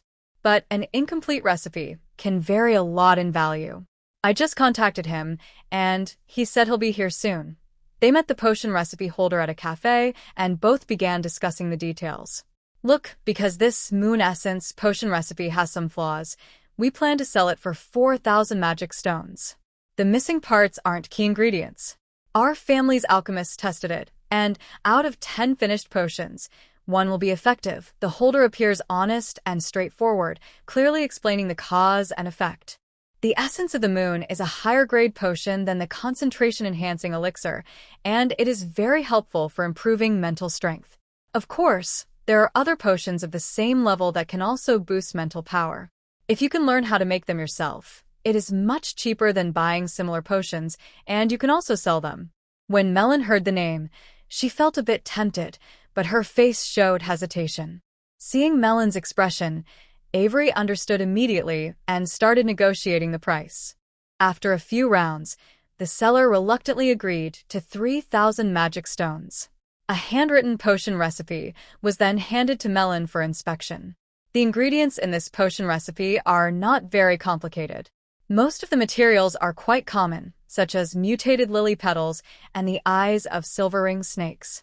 The most important ingredient is a type of evening primrose, which becomes more potent the older it is. Besides the ingredients, the recipe includes detailed proportions, the process of making it, and some precautions. Overall, the potion recipe looks fine. If the other person hadn't mentioned it, Melon really wouldn't see any flaws. Regardless of the situation, this potion recipe is needed by Melon. She quickly completed the transaction. After the seller left, she asked Avery to help gather some related materials, then prepared to return to the Wizard Tower. Melon still has a few other formulas and can also make concentration potions. Selling these potions could bring her good profit. However, her main focus is on practicing and alchemy. Although she hasn't fallen behind in potion making, her work is mostly experimental. The moon essence is very important. It's a great potion for boosting mental strength. As long as the recipe isn't too weak, she believes she can still make moon essence. Any missing parts can be replaced with star energy. As Melon walked, she thought about her plans. Suddenly, about a dozen apprentices dressed in clothes that didn't look like those from the Golem Academy approached her. Melon paused, then suddenly remembered that today was the day the trading area was open to outsiders. The Golem Academy's trading zone is also open to outsiders. Melon had received some external requests to trade alchemy items before, but these trades are scheduled and strictly managed. At first, Melon didn't pay much attention and just glanced at them. But when she did, she was surprised to see a familiar face. It was Arthur, a third-level apprentice from the Water Cloud. However, Melon knew him, but he did not recognize her. Melon was just a waste in Water Cloud, while Arthur was an elite student there. They had little contact, so Arthur naturally wouldn't know her. Melon, a student from the Golem Academy among the group, saw Melon and quickly greeted her. Melon nodded politely. Are these your friends? Yes, they have heard of our academy's trading area and wanted to come see for themselves, the apprentice replied respectfully. Seeing the expression of the Golem Academy student, the others showed a hint of surprise. Their eyes were sharp, clearly noticing the other's flattery. Could it be that this young girl is an important person from the Golem Academy? Immediately, their attention was drawn to Melon. Upon closer look, they were even more surprised. She was a level 3 apprentice. Being a level 3 apprentice isn't unusual. In a large wizard organization like the Golem Academy, there are many. But the key point was Melon's young age, probably only 15 or 16. A genius. That was the only explanation. Looking at the respectful attitude of the nearby level 3 apprentice, everyone understood that she was not only talented, but also likely held a high status. Seeing all these wizard apprentices, Melon kept a calm expression and simply said to the apprentice from the Golem Academy, "You can take the other guests to look around first. Please wait a moment. I have something to discuss." She pointed at the young man named Arsef. Okay. The third-level apprentice was a bit surprised. Although Melon was very talented, she rarely interacted with others and ignored those overly eager boys. Today, she suddenly spoke to an outsider, which was quite unusual. Curious but not questioning, he obediently led a few other confused apprentices to a nearby shop. Come with me. All right. Okay. Unlike the Melon he remembered, Arsef looked a bit nervous now. She had come to the Golem Academy to buy a special alchemical item, which was crucial for her to advance to a full wizard. However, as soon as they entered the trading area, the female apprentice stopped them. Although both were third-level apprentices, this was her territory. Judging by her behavior, Melon clearly held a special status and was not to be offended. Arsef felt anxious and silently followed Melon, not daring to speak. "Are you a wizard apprentice from Shueyun? How do you know that?" Arsef asked in surprise. "I have been to Shueyun Academy with my elders before, so I recognize it." Melon pointed to the badge on Arthur's chest. "You've been to Shueyun Academy." Arthur felt a sense of familiarity. Yes, Melon nodded, choosing not to tell the full truth. Instead, she began to make up a story. "My first mentor has a connection to Shueyun Academy. They took me there once, and I saw you from afar. I remember because a few years ago, two wizard families had a big conflict. My mentor didn't want to get involved, so they left and came to Misty Continent. So, how did you join the Golem Academy?" Arthur asked. After asking, he looked regretful. "Talking too much causes trouble. Why am I asking all this?" "That's okay," Melon said casually, which eased Arthur's worries. At that time, the Wizard Alliance was accepting apprentices. My mentor told me to take the chance and join the Golem Academy. Later, I was accepted by Dean Alonso and recently advanced to a third-level apprentice. Dean Alonso? Arthur's expression was both surprised and happy. Although he guessed that Melon had a high status, he didn't expect her to have such a big background. The potion he needed was very hard to make, and if he could ask Alonso to help, it would be great. Arthur felt excited, but although they shared a connection through Water Cloud Realm, they had no other relationship. He didn't know how to ask her for help. While talking, they arrived at a coffee shop. They found a seat and ordered 2 cups of coffee. Melon took a sip and asked, "I left there over a year ago. I wonder how things are now. Can you tell me a little about it?" Of course. Arthur wanted her help but didn't know how to build a closer relationship. When Melon asked, he was very happy and started talking eagerly. Despite looking rough and tough, Arthur was actually good at storytelling and told his story clearly. The conflict between the Moncaro and Roser families started because the sorcerers of the Moncaro family were responsible for the deaths of the heads of the Roser family. However, the father and son of the Roser family, Farrell, were killed by her. Now, the blame has been placed on the Moncaro family. During the recent fight between the two families, the Roser family was close to being destroyed. Luckily, the Water Cloud Realm Academy sent help in time. A student named Yu used a clever plan to blow up a Moncaro family carriage, seriously injuring the family and some important members. Several mentors then defeated them all. 1,000 birds? Maline's lips curled into a gentle smile. It seemed her old classmate was doing well, and was even luckier. What happened after that? Not much. The Monte Carlo family basically fell apart. After the main leaders and elders died, the other members barely managed to carve out a way to survive under the protection of the family elders. Did Water Cloud Academy pursue them? Of course not. We understand the importance of letting the tiger go free to avoid future trouble. The Academy and the Riser family have issued a joint order to hunt them down, but those who escaped are very clever. So far, no one has found them. Arthur said with a bit of frustration. Malin really wanted to ask about her own bounty, but after thinking for a moment, she decided not to ask too much. She didn't want to attract trouble. Even though Alonso was watching over her, she still didn't want to rely entirely on others for her safety. So, the situation is now stable. Yes, Arthur nodded proudly. This incident has greatly boosted Water Cloud Academy's reputation. Many small wizard families have also come to support us. Is that so? Malin replied calmly. Seeing Melon's expression, which seemed somewhat dismissive, Arthur was surprised and a bit proud, almost forgetting himself. He quickly put on an honest look and said, "Haha, just joking. Our Water Cloud Academy is only strong in a remote area, but no matter what, we can't compare to the Golem Academy." Hearing this, Arthur sighed.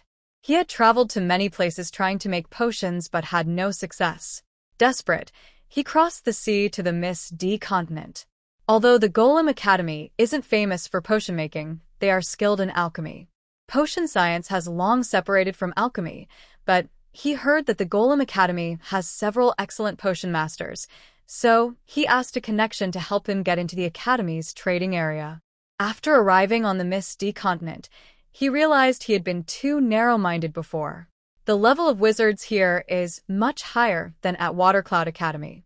If Water Cloud Academy were placed here, it would only be considered a second-rate school. Haha. Melon was not interested in these things. She pondered for a moment and pretended to be casual, saying that Chinyu has achieved such great success. He will surely receive many rewards. Of course, Arthur said with envy. The dean has personally accepted Chinyu as a student. What? Melon's hand trembled, spilling her tea, her face showing shock. Chinyu has been accepted as a student by the dean. Melon's expression surprised Joseph. He glanced at the young apprentice in front of him and cautiously asked, "Do you know junior brother Chinyu?" "Not exactly," Melon quickly responded, feeling a bit tense. "When I visited Shueyun Academy, there was a student helping with tea and water who seemed to be called Chinyu. At that time, he wasn't officially an apprentice yet. I never expected he would change so much in such a short time. Chinyu's talent wasn't exceptional, and even if he achieved great success and was accepted as a close disciple by the dean, it was still surprising. But hearing this, Melon was happy. Being the dean's student meant he wouldn't be bullied at the academy. She turned to see Joseph looking at her with envy and smiled slightly, saying, "Why are you so jealous? Although you don't have Chinyu's luck, your talent is also impressive. You're already a level 3 apprentice. With more effort, becoming a full wizard is just a matter of time. That's not so easy," Joseph replied with a bitter smile. "In terms of age, I just turned 20, so I have a good chance of becoming a full wizard. But you don't know, I only started learning magic at 15. So what?" Melon was genuinely surprised. During their conversation, Joseph had casually mentioned that his talent was level 4. With enough resources, advancing to a full wizard shouldn't be difficult. Yet he looked worried. "I started learning magic too late, and my body has too many impurities. During the apprentice stage, it wasn't a big problem, but to become a full wizard, it became a major obstacle." "Is that really possible?" Melon said, speechless. But she also understood. The path of a wizard is full of difficulties and thorns. Many people lose everything over small flaws. She looked at him with sympathy and asked, "So, what do you plan to do?" "In such situations, whether there is a solution depends on whether you have enough magic stones. If you're too poor, you can only wait for a lucky chance. If you have magic stones, buying a purification potion can solve the problem. However, these potions are very rare and not easy to get just with magic stones." The fact that he came to the Magic Beast Academy suggests he has other plans. "After learning about this, I was upset for a while, but later I received guidance from a teacher at the academy," Arthur said happily. "That teacher had the same experience as me, but eventually succeeded in becoming a full wizard." "Oh, so you found a solution. According to that teacher, to remove the hidden risks, you need to take a special potion." He secretly looked at Melon and continued, "It's called a purification potion, and it can remove impurities from the body. Then you come to the Golem Academy." Yes. Arthur's face showed a hint of hope. I worked very hard to gather 4 sets of materials to make a purification potion, but I couldn't find a potion master who could brew it. There used to be a herbalist guild in our area, where potion masters might have been able to make the purification potion. However, that guild was destroyed. Later, a teacher guided me. He had originally asked a potion master from your academy to help brew it. Promise him, because making a purification potion is not easy, and gathering all the materials is even harder. Ingram's voice suddenly entered Melon's mind. But I don't know how to brew, Melon replied mentally. I've brewed it before. Prepare 2 magic stones just in case. According to Ingram, the hardest part of making the purification potion for Melon isn't the brewing technique, but the energy supply. After all, she is only a level 3 apprentice. But if she can prepare 2 magic stones, it would be much safer. It must be admitted that although Melon didn't choose potion making as her main subject, Ingram is an excellent potion master herself. Under her guidance, Melon's potion skills improved rapidly. Often, her progress was limited by her mental strength and energy supply, preventing her from making more advanced potions. Melon also needs the purification potion. Although she has opportunities to obtain discarded potions, some potions are rarely brewed, so it's not easy to find leftovers. Seeing Arthur with a hint of anticipation in his eyes, Melon hesitated for a moment. Since we are destined to meet, fellow cultivator, please hand over the raw materials for the purification potion. Come here tomorrow at this time to collect them. Arthur was overjoyed upon hearing this. He had been thinking about how to ask Melon to help him, but unexpectedly, she spoke first. Of course, he didn't realize that Melon was actually taking the initiative herself.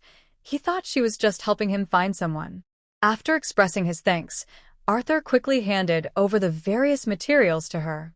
Arthur then went to find his companions, while Melon returned to Alonzo's wizard tower. As the direct disciple of the headmaster, she was allowed to use a small laboratory inside the tower. Originally, she planned to study the potion formula she had just bought, but the matter with Arthur suddenly interrupted her plans, so she changed her focus. These materials are quite complete, Ingram said quietly. Although there was no rule against capturing spirits for personal use, Melon still tried to be careful and not let others know her true abilities, even her mentor. She carefully checked all the materials and was surprised to find that not only were they complete, but their quality was also quite high. With Arthur being a 3rd-level apprentice, she wondered how he managed to gather them. He must have endured a lot of hardship, which was undeniable. Melon offered to help, not on a sudden impulse, nor because of their past connection at the same academy. In fact, Melon didn't have much fondness for Water Cloud Academy. However, Arthur brought news of an old friend, which made her very happy. Also, the difficulties Arthur faced with his bottleneck reminded her of her own past struggles, so she felt a sense of sympathy. Therefore, Melon didn't mind helping him as long as it didn't harm her own interests. Moreover, if the potion was successfully made, she could produce more purification potions.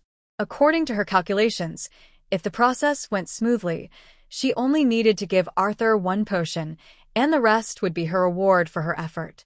Even if she spent some resources, it was okay. At most, she wouldn't need to pay for processing fees.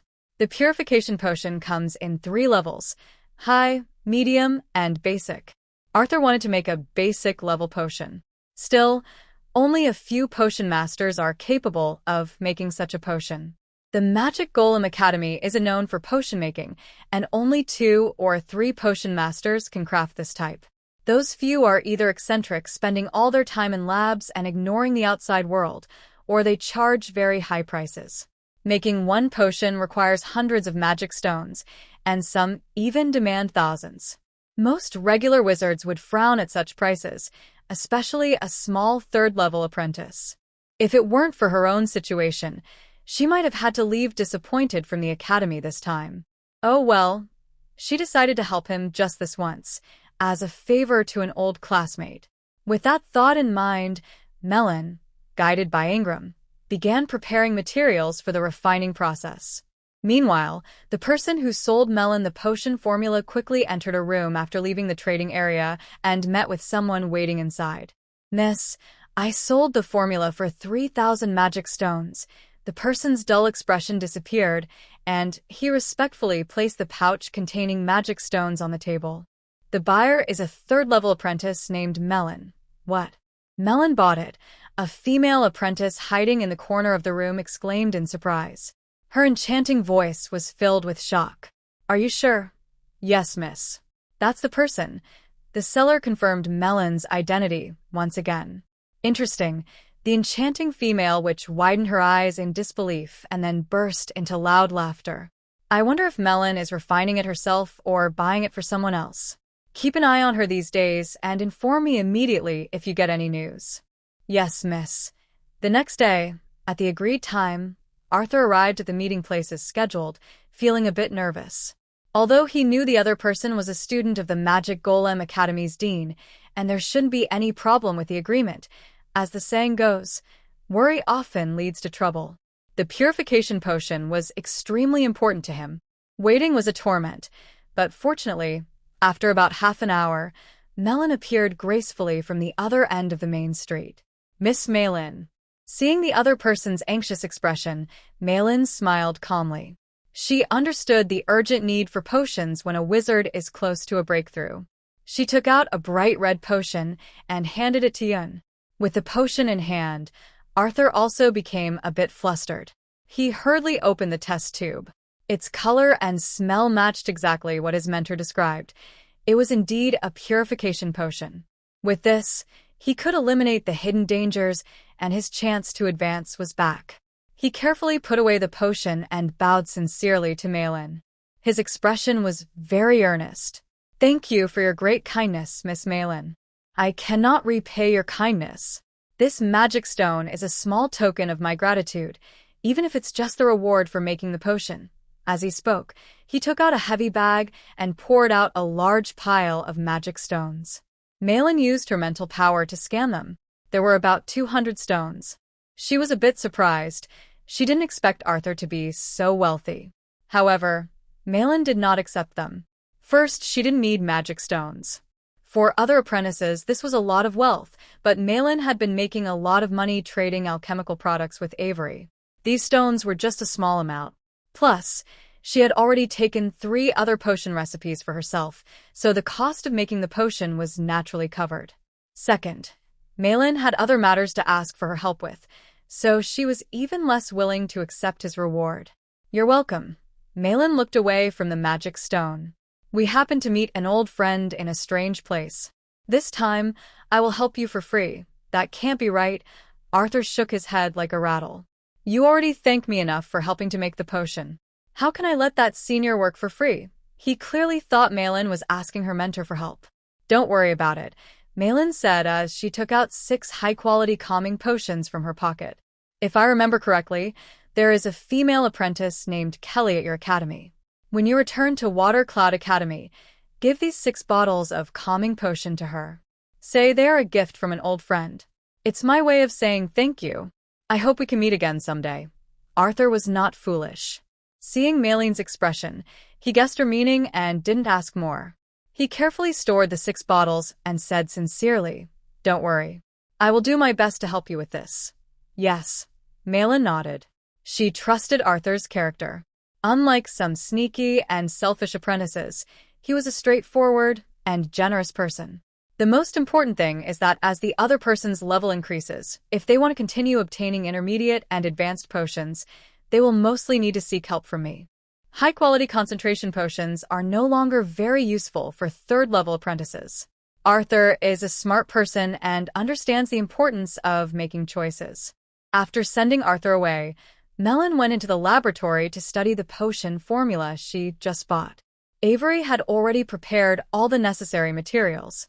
On the long table in the room, there were many cauldrons, a small heating device, and a strange solution in a cauldron that was still being heated. Melon's eyes were red, and her face looked a bit tired. She sighed and slowly poured the ground materials into the heated cauldron. Suddenly, with a loud bang, a white smoke rose from the transparent cauldron, floating above it and not dispersing. The air quickly filled with a strong, unpleasant smell. While carefully sensing the solution in the cauldron with her mental energy, Melon quickly poured a prepared yellow liquid into the still heating cauldron. Her eyes sparkled with small red dots, and she kept a close mental watch on the tiny changes in the solution. At the same time, she recited a spell, maintaining the flow of energy. Temperature, concentration, energy, and the time it takes for the effects to fade after mixing. When the color of the solution in the crucible just started to change, she quickly added a small handful of plant powder into her mind, following Melon's lead in maintaining the energy flow and continuous spellcasting. She stirred rapidly to ensure the new powder blended well. After about 10 seconds, the white vapor above the crucible gradually dispersed as Melon stirred. The liquid inside the crucible turned a pale moon white and emitted a faint, fresh scent. 8 samples. Melon sighed softly and poured the moon white liquid into a test tube. There were already over 30 similar vials of this potion on the table. This time, she prepared 50 sets of materials, all of which Melon used up.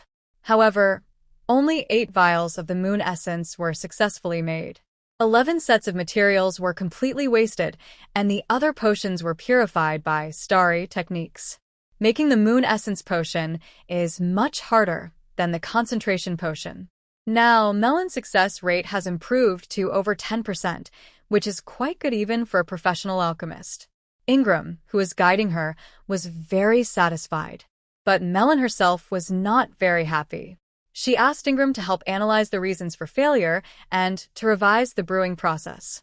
What is the purpose of a lackey? It's to show its value in small, detailed tasks. This potion experiment took 3 full days. After leaving the lab, Melon's first action was to take a shower because she felt quite dirty. She reflected on the lessons from the failure, which mainly involved 2 reasons. First, her own mental strength was not enough. With her current mental power, making the moon essence potion was very difficult, and she needed to improve her mental strength further. Actually, Melon was a bit too hard on herself. Second, the recipe had flaws. If she had the complete formula, the success rate would be higher. Although Melon and Ingram tried over a dozen ingredients, they couldn't derive the full recipe, which was frustrating. If it weren't for the star cheat device, the success rate would be even lower. Just after tidying up, her communication crystal ball buzzed.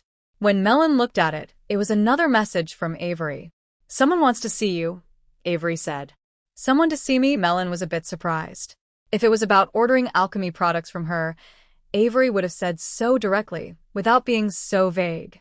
A second-level apprentice named Scarlet. The moon essence potion recipe came from her. "She wants to meet you as soon as possible," Avery explained. "Interesting." Melon paused for a moment and said, "Arrange a time. Let me know when it's set."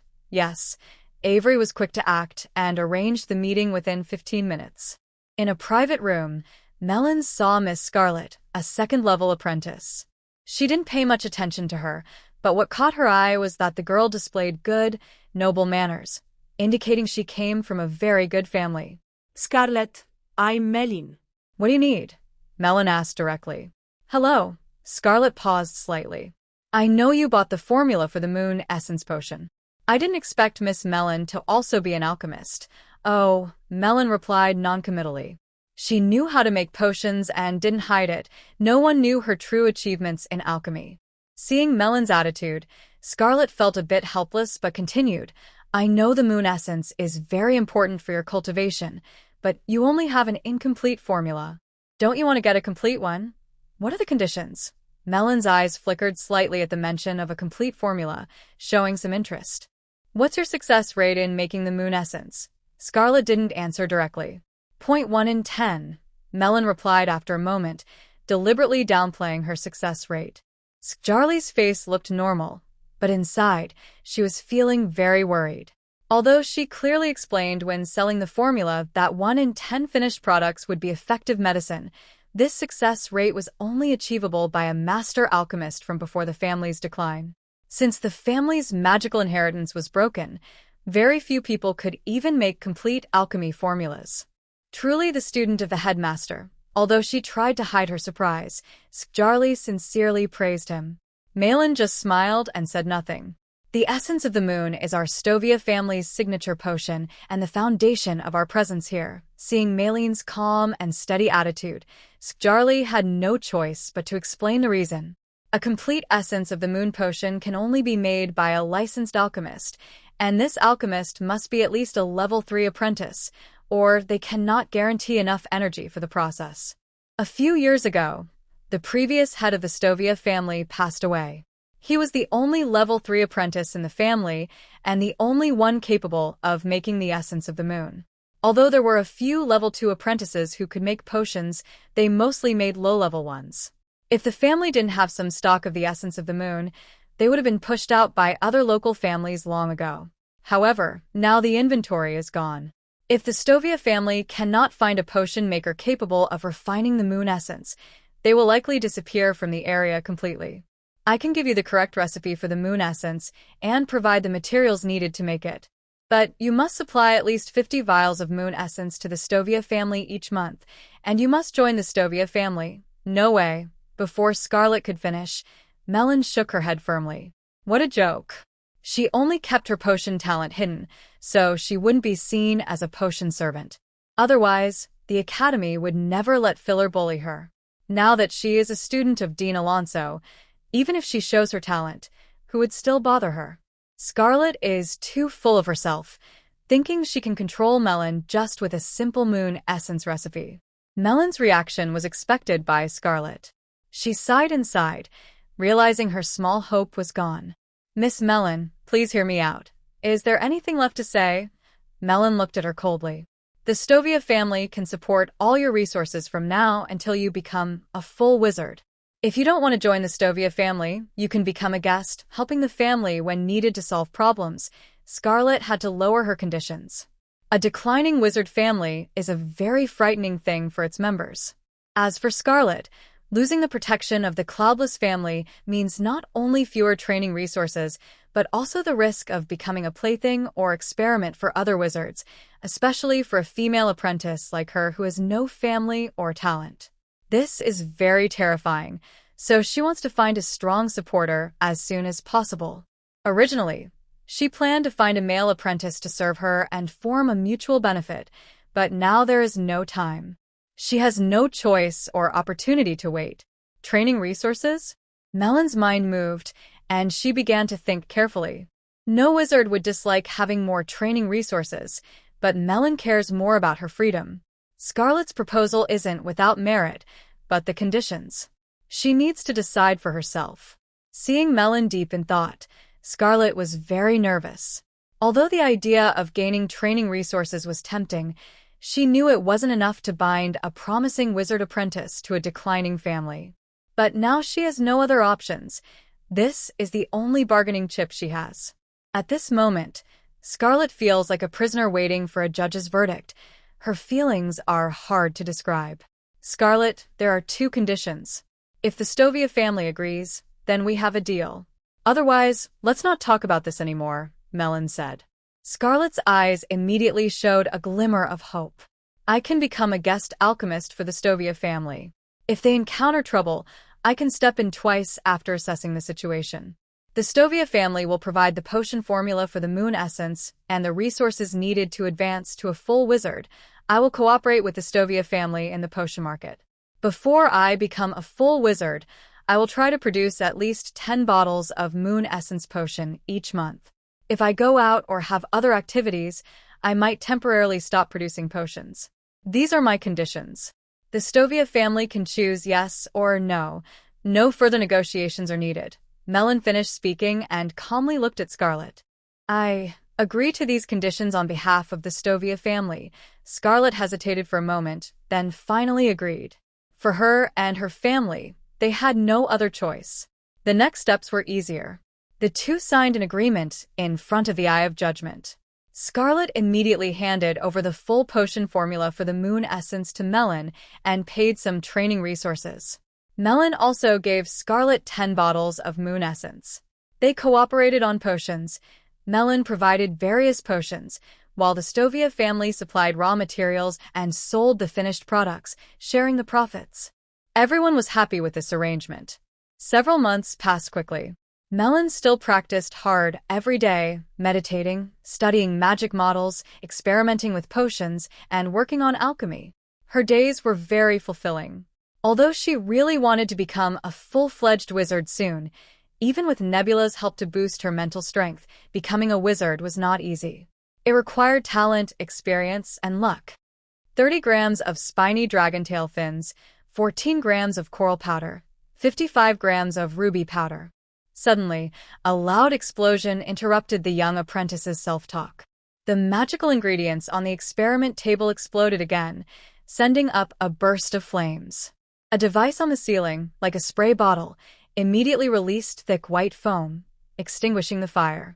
The room's temperature dropped sharply. Why do I say, again? The young apprentice, wearing a tattered robe, looked helplessly at the book in her hands and muttered, "Strange. The formula is correct, the energy transfer and spell recitation are stable, so why have I failed more than 20 times in a row?" The disheveled young girl was Melon, who was focused on studying magic. For 2 months, she had been working on a potion to improve physical health. It was an old recipe from the 100 Herbs Cottage, one that even Ingram had never tried to make. Although using Starry might increase the success rate of potions, it doesn't clearly help improve one's own strength. Melon now has some wealth, so she isn't worried about a few coins. After all, true strength comes from oneself. However, when she was making this ancient recipe, she faced some unexplained difficulties. When the attempt failed, all the materials were completely destroyed, with no chance to save them. Melon couldn't help but stare at the recipe in her hand, lost in thought. Just as Melon was about to rest for a while, her communication crystal suddenly buzzed loudly. She looked and saw it was her mentor, Dean Alonso. "Come immediately. We need to discuss an important matter." A look of surprise crossed Melon's face. She wondered what her mentor wanted to talk to her about. Without hesitation, she ordered the cleaning puppet to tidy up the laboratory. Then she calmly left the lab and headed straight to the hall where Alonso usually rested. Most of the time, Alonso stayed there when he wasn't meditating, experimenting, or teaching. To be honest, this mentor treated her well. Besides high hopes for her in alchemy and puppet arts, he didn't ask for anything else. Of course, in terms of training, even mentors need to invest effort to guide. But with Alonso's careful guidance, Melon learned a lot. He was very open-minded. He entrusted her with the work of assistant in the laboratory, which covered her questions, and he also checked on her regularly every month. Regarding the alchemy, it is not the main focus taught by Alonso. This avoids Melon from revealing the nebula. As for other knowledge related to alchemy and puppet techniques, it is even easier for Melon. The reason is simple. Every day after practicing, Melon develops the habit of reading various books on alchemy and puppet techniques. Although these books require points and magic stones to access, it is not a problem for Melon.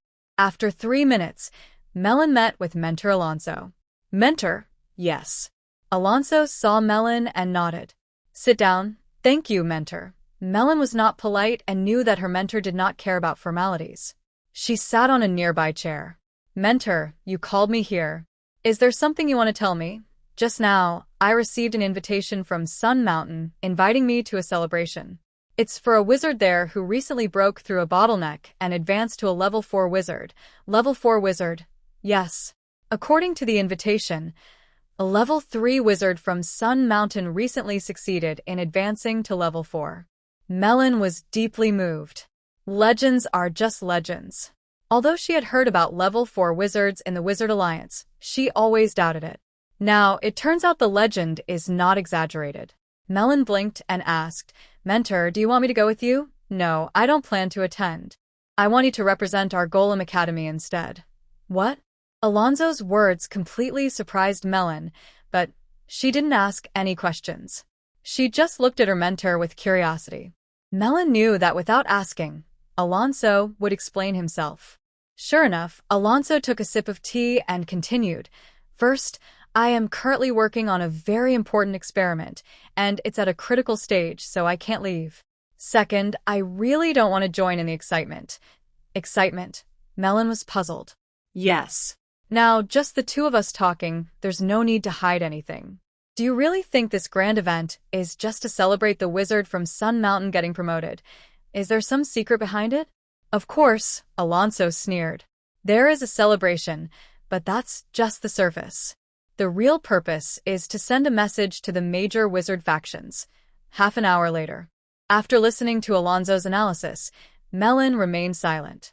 She didn't expect her mentor, who usually seemed indifferent to external affairs and focused on experiments and research, to be so clear and thorough in his understanding, especially after he explained the power structure of the Misty Continent. Melon had known some of this before, but it was nowhere near as detailed and complete as what she heard from Alonso today. The wizard forces on the Misty Continent are indeed very strong. Like in other places, they are made up of major wizard organizations, wizard families, and wandering wizards. The Golem Academy is located in the northern part of the Misty Continent. The main wizard groups there are the Sun Mountain, Iron Line Peak, and the Wizard Alliance. For thousands of years, these three have been the dominant powers, maintaining a relatively balanced situation. However, all three organizations are secretly gaining strength, trying to surpass each other. After understanding this, the grand event held at Sun Mountain becomes quite interesting. It is said that each of the three major wizard groups originally only had one level 4 wizard, and this has been the case for thousands of years. Advancing as a wizard is very difficult. Talent, luck, and resources are all necessary. Most wizards spend their lives as apprentices, and only a few manage to become full-fledged wizards. Level 3 wizards are very rare, and level 4 wizards are even rarer. Only super geniuses with great opportunities and vast resources can become level 4 wizards. Usually, among tens of thousands of wizards, only one might reach level 4. With the combined strength of the three major wizard organizations, it is already impressive to always have at least one level 4 wizard. Now, Sun Mountain has produced another one. It sounds like these wizard organizations each have tens of thousands of members. The influence of a single wizard is tiny, but the reality is different. As for the level 4 wizard Melon, although I have never seen her, legend says she possesses incredible magical power, able to destroy the heavens and the earth with a single gesture. This is not an exaggeration. Sun Mountain has gained a 4th level wizard, enough to shake the current power balance among the three major factions. According to the invitation, almost all wizard organizations in the northern region of Misty Continent were invited to this grand event. Their careful planning is now obvious. No wonder Alonso didn't want to join the fun. The Wizard Alliance is strong enough to compete with Sun Mountain, but the Golem Academy doesn't represent the entire alliance. As the head of the academy, he naturally didn't want to show any weakness. Instead, Melon would attend on his behalf, cleverly avoiding such issues. She was just a representative. It would be awkward for others to bully her, and as a student of the dean, it wouldn't be considered rude. Basically, it was a way to play smart. After hearing Alonso's request, Melon thought for a moment and suddenly had a bold idea. Sun Mountain has a special potion called Sun Essence. This potion is amazing because it strengthens the body and can be taken multiple times, especially helpful for practicing fighting energy. Melon's fighting energy training has been stuck for a long time. It's not because of her talent, but because fighting energy and magic training often conflict. As her magic ability improves, her fighting energy progress slows down. Melon had heard of Sun Essence's fame before. However, Sun Mountain strictly controls this potion. Even members within the organization find it hard to get. It's almost impossible to find on the market. To obtain it, she would need to find a way from within. After the grand event is held, many wizards from different places will come to attend. At that time, with so many people, it might be chaotic. Perhaps I will have a chance to steal the essence of the sun. Even if the hope of success is small, at least I can try. Plus, I might get to see the grand scene, which is a good opportunity to learn more. If Alonso knew that his student Melon had this idea of wanting to attend the event, he would definitely stop her from going on her own. A wizard's growth can't be achieved behind closed doors. Although Melon is already a 3rd-level apprentice, deep down she is still a 16-year-old girl, full of imagination and energy. Places like this grand event are very attractive to her. Even though she has already decided she wants to go, Melon still shows a hesitant look. Mentor, you also said that although this event is a celebration, there are hidden dangers. I really don't want to get involved in this mess. Alonso was surprised at first, then he smiled. Haha, don't worry. You're just a young one. They won't make things difficult for you. Even if they ask you to show your stance, just push everything onto me. Melon still looks reluctant. He might think his status will protect him, but what if he's secretly giving orders or if we encounter danger on the way? You little girl. Alonso, being experienced, could see through his apprentice's tricks. However, he did not reveal anything. Melon's actions actually suited his wishes. Only someone like her was suitable to continue on the path of a wizard. Half an hour later, Melon returned to her room, her face full of pride, like a fox that had just stolen a chicken. Earlier, Melon pretended to retreat to gain an advantage, aiming to get some useful magic tools from Alonso.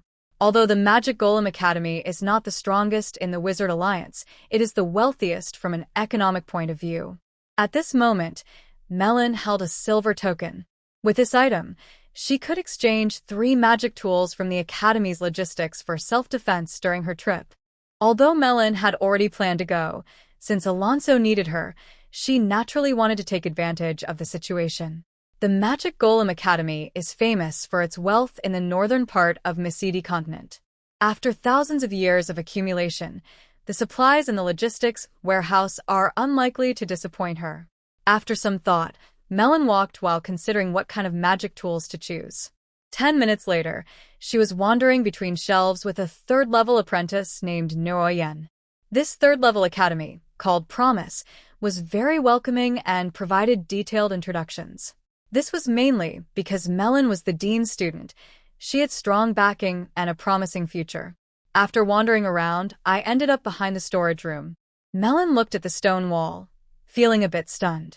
She sensed that something behind the wall was gathering energy particles. The area inside the storage room also had very dense energy particles, even more than those in Master Alonso's wizard tower.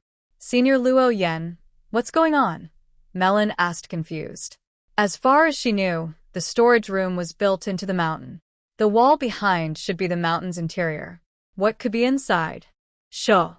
This is where the Elders' wizard towers are located. Be careful not to make noise. They really dislike being disturbed, Luo Yen replied softly. Melon was surprised and lowered her voice too. Senior, is that a level 4 wizard? I thought the strongest in our school was only a level 3. Hee, it seems the dean hasn't told you. He probably doesn't want you to carry too much burden and prefers you focus on alchemy, Luo Yen said. Melon was a bit confused by his words, but after thinking for a moment, she seemed to realize something. A faint smile appeared on her face. I almost fell for my mentor's tricks. He's really tight-lipped. It looks like the Magic Golem Academy isn't as simple as it seems and hides many secrets. Luo Yen seemed to know something about this. Melon then showed a sincere expression and asked, Senior Luo Yen, what do you mean about those elders? Can you tell me more? Originally, the other party would refuse, but unexpectedly, Luo Yen agreed immediately. This left Melon stunned, and she didn't need to use the prepared words she had planned. Although these matters, the dean will eventually tell you, I am stepping in now. Please don't tell others, or I might get into trouble, Luo Yen warned. Hee, don't worry, Senior. I keep my mouth shut and won't cause you any trouble, Melon quickly assured. After Melon's promise, Luo Yen stopped hiding the truth. Most people outside, even many in the academy, think our golem school is only famous for alchemy and puppet techniques. But that's not true. While alchemy and puppet techniques are powerful, they slow down personal growth because they take up most of a person's life. If you get too absorbed, you won't have the energy to practice other skills. For wizards seeking the true power of the world, this is a mistake. Our school's founders were extraordinary people. They wouldn't do such foolish things. The founder Luo Yen mentioned is Howard Jackson, the first dean of the Golem School. According to rumors, he once led 18 statues across the Misty Continent and, with his students, established the school. Many know Dean Jackson as a great alchemist, but his strength is not what most people think, a third-level wizard. Then he is. Maylene's voice also became respectful. Of course, most of it was pretending, But she had already begun to suspect in her heart that this ancestor of their sect was probably an incredible hero with amazing skills and strength. Dean Jackson is a level 4 wizard. A level 4 wizard. Malin was speechless for a moment. That was so shocking. If everyone knew that the Magic Golem Academy, which had been considered second or even third-rate for thousands of years, had once had a level 4 wizard, they would be stunned. Cough cough, Malin struggled to process what Nguyen had said, then asked, since Dean Jackson is a level 4 wizard, why does he set up tricks to make people think he's just an ordinary level 3 wizard? I'm not very sure about that either. Nguyen hesitated and said, Dean Jackson didn't leave any detailed words, only some vague oral descriptions. The exact situation is now impossible to verify. Summary of The Good Wife of the Tang Dynasty. Complete others transmigrate as empresses or noble ladies or wealthy daughters. Why am I just a child bride with a rural household registration? The worst part is, it's a chaotic era where officials and bandits are hard to tell apart. How is this little girl supposed to survive? Fortunately, my path is not lonely. At home, I have 4 walls. On my bed, my sick mother. Beside me, my little husband, and below, a group of snotty children. I can't rely on my husband anymore. Where has my father-in-law gone? Never mind. Things are more valuable than people, and people are more important than things. As long as I have someone, everything is possible. Well, bread will come, and my husband will grow up. That's just how it is. Although I don't know why Director Jackson is hiding his true rank, I am sure that this founder is an extraordinary person. His strength is definitely more than what others know. Although the Academy no longer has 4th-level wizards, there are still more than 10 3rd-level wizards. Most of them are hidden inside the wizard tower in the mountain's heart, practicing in secret. The outside world doesn't know. Nguyen looked up proudly. In terms of strength, our Golem Academy may not compare to Sun Mountain, Iron Heart Peak, or Illusion Heart Valley, but among the Wizard Alliance, we are among the top, only behind the top 3. Suddenly hearing so many secrets, Melon felt a bit overwhelmed. Nguyen's identity must be very special. Otherwise, he wouldn't hear such confidential information.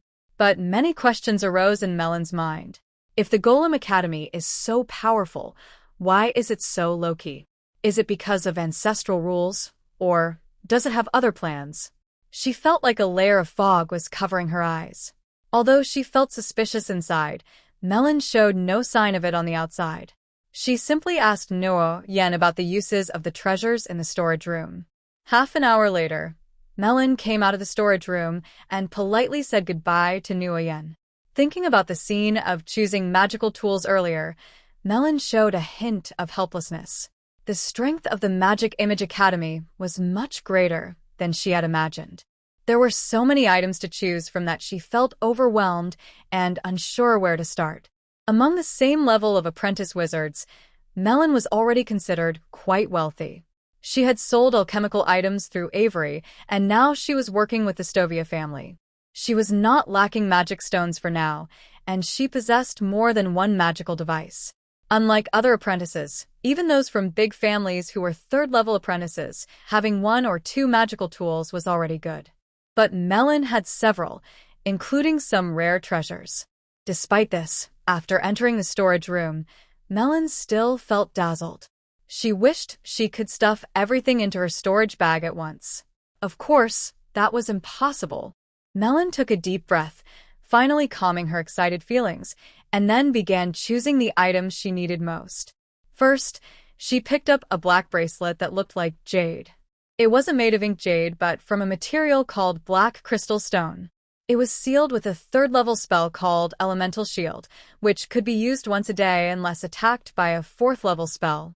Next is a Shield Guardian, a large metal figure over 2 meters tall. It is a favorite bodyguard and servant for wizards, serving as a close combat tank that obeys commands perfectly. Although it is not as powerful as a golem, this creature can still be a big trouble for knights or senior wizards. Finally, Melon also chose a scroll of Fire Explosion, a powerful 3rd-level spell. It can surprise opponents and cause them to suffer a hidden setback. Of course, Melon needed to prepare some items herself. She carried magic stones for meditation and energy replenishment. She also packed a few magical tools, hoping not to use them during the journey. The rest of her belongings were left in her room. This was Alonso's wizard tower, so there was no need to worry about losing things. After thinking for a moment, Melon asked Avery to help her buy a carriage for travel. She couldn't endure the hardships of long-distance travel. Once everything was arranged, she began her evening meditation. It's 5 o'clock. Looking at the alarm clock on her bedside table, Melon quickly got up, dressed, washed, and ate breakfast in a hurry. Then she left the wizard tower. She guessed Alonso was probably in the laboratory, so there was no need to say goodbye. Outside the academy, Avery had already prepared the carriage. After he left, Melon took the driver's seat, looked back at the academy gate, then turned around and gently waved the whip. Drive. The carriage rumbled along the small road. 3 chestnut-colored horses pulling the cart snorted loudly and sped up. The academy behind them grew smaller and smaller. After turning a few corners, it disappeared completely. No, those tall wizard towers peeked out from behind the trees with their dome tops. Ahead, a fork appeared. Melon frowned slightly, took out a sheepskin map, checked it carefully, then urged the horses to turn onto the right path. The 3 chestnut horses were very obedient, faithfully following Melon's commands, and galloped quickly along the road. Suddenly, 2 loud roars startled the horses. They stopped abruptly. If Melon hadn't reacted quickly, she might have fallen from the cart. What's going on? Without hesitation, Melon prepared to cast a spell and took out her shield guardian from her storage bag, holding it in front of her for protection. Suddenly, rustling sounds came from the bushes ahead.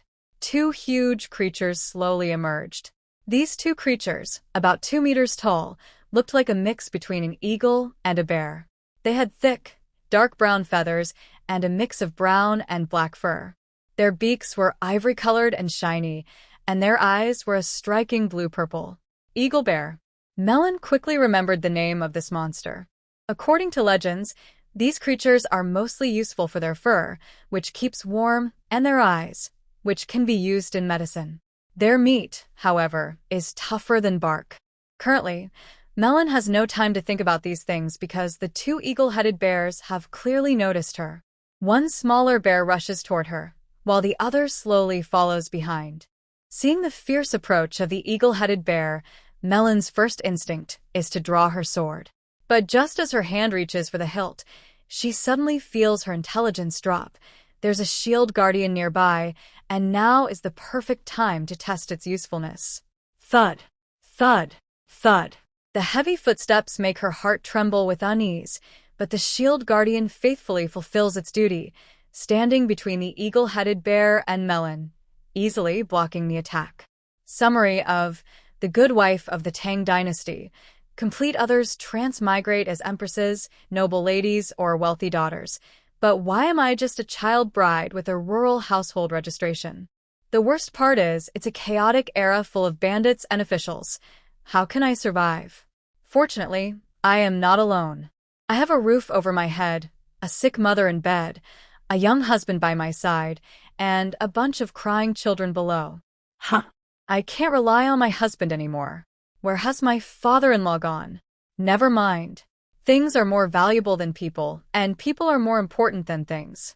As long as there is someone, everything is possible. Well, Bread will come, and my husband will grow up. That's just how it is. The eagle-headed bear's claws clearly couldn't hurt the shield guardian, which was made of metal and reinforced with magic. Although the shield guardian was mainly designed for defense and not very good at fighting, its heavy metal arms still looked powerful. Each strike from the guardian caused serious damage to the eagle-headed bear. The injured eagle-headed bear slowed down noticeably and was eventually defeated when the shield guardian shattered its head. The smaller eagle-headed bear's death clearly angered the other one. It abandoned its plan to attack Melon and charged at the shield guardian. To it, the shield guardian was an enemy.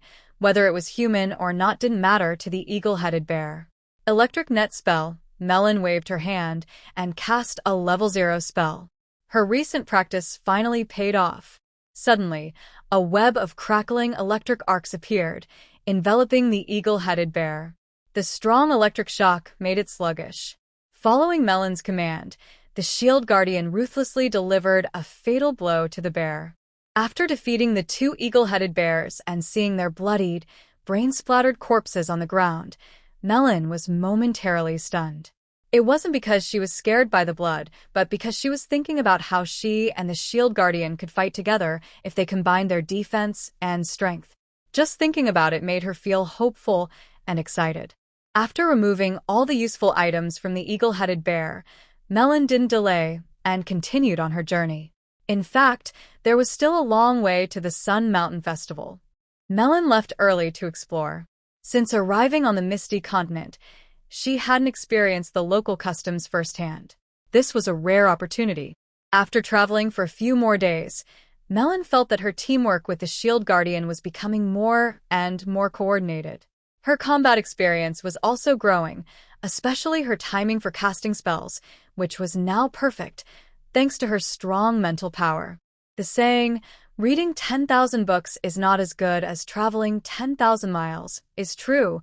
Real combat experience can't be gained in the magic trial grounds of the academy. One day, they finally reached a place less than 10 miles outside the forest. If all went well, they would soon leave the woods and reach a town with people. Melon felt a bit anxious. The academy always felt a little oppressive. Living in such a competitive and scheming environment was very stressful. Outside, it was more relaxing. At least, that's how she thought now. Suddenly, Melon's eyes sharpened. Her nose twitched twice, and her face showed a cautious expression. Fresh blood smell. There should be a recently dead human nearby. Curiosity killed the cat. Melon stopped the carriage, held her breath, and jumped down carefully.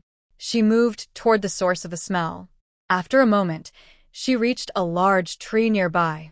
There, she saw a human with a long sword stuck in his chest, pinning him firmly to the tree. His twisted face clearly showed his sadness, hatred, and frustration. He was wearing a mage apprentice uniform from the Magic Beast Academy. Melon's face turned serious immediately. There was no doubt that this mage apprentice was killed by a human, not by another creature. But was this a targeted attack on the apprentice, or just a random killing? Either way, this place was now dangerous. A gentle breeze carried a stronger smell of blood from another direction. Melon took a few steps toward it. Behind the trees, she saw a tragic scene. More than 7 bodies had been brutally murdered. Among them were 2 women. Their bare, wheat-colored skin showed dark scratch marks, clearly indicating what had happened. These people had not been dead long, otherwise, scavengers would have already come. Melon had no desire for revenge. Without hesitation, she turned and left. Seeing how helpless these victims were, it suggested that more than one attacker was involved. Their methods were cruel and ruthless. Whatever the case, she didn't want to stay any longer. Suddenly, Melon's sharp ears caught a faint sound nearby. Almost instinctively, she cast a quick attack spell. A mournful cry echoed from that spot, and a man's body fell heavily behind the bushes. Melon only glanced back briefly before quickening her pace to leave. However, as she drove her carriage away, she realized someone was already following her. With half a day's journey left before leaving the forest, Melon decided she no longer wanted to run. If she left the forest, her pursuers might become more reckless, and she would lose her chance to fight back. Melon chose a good spot for an ambush.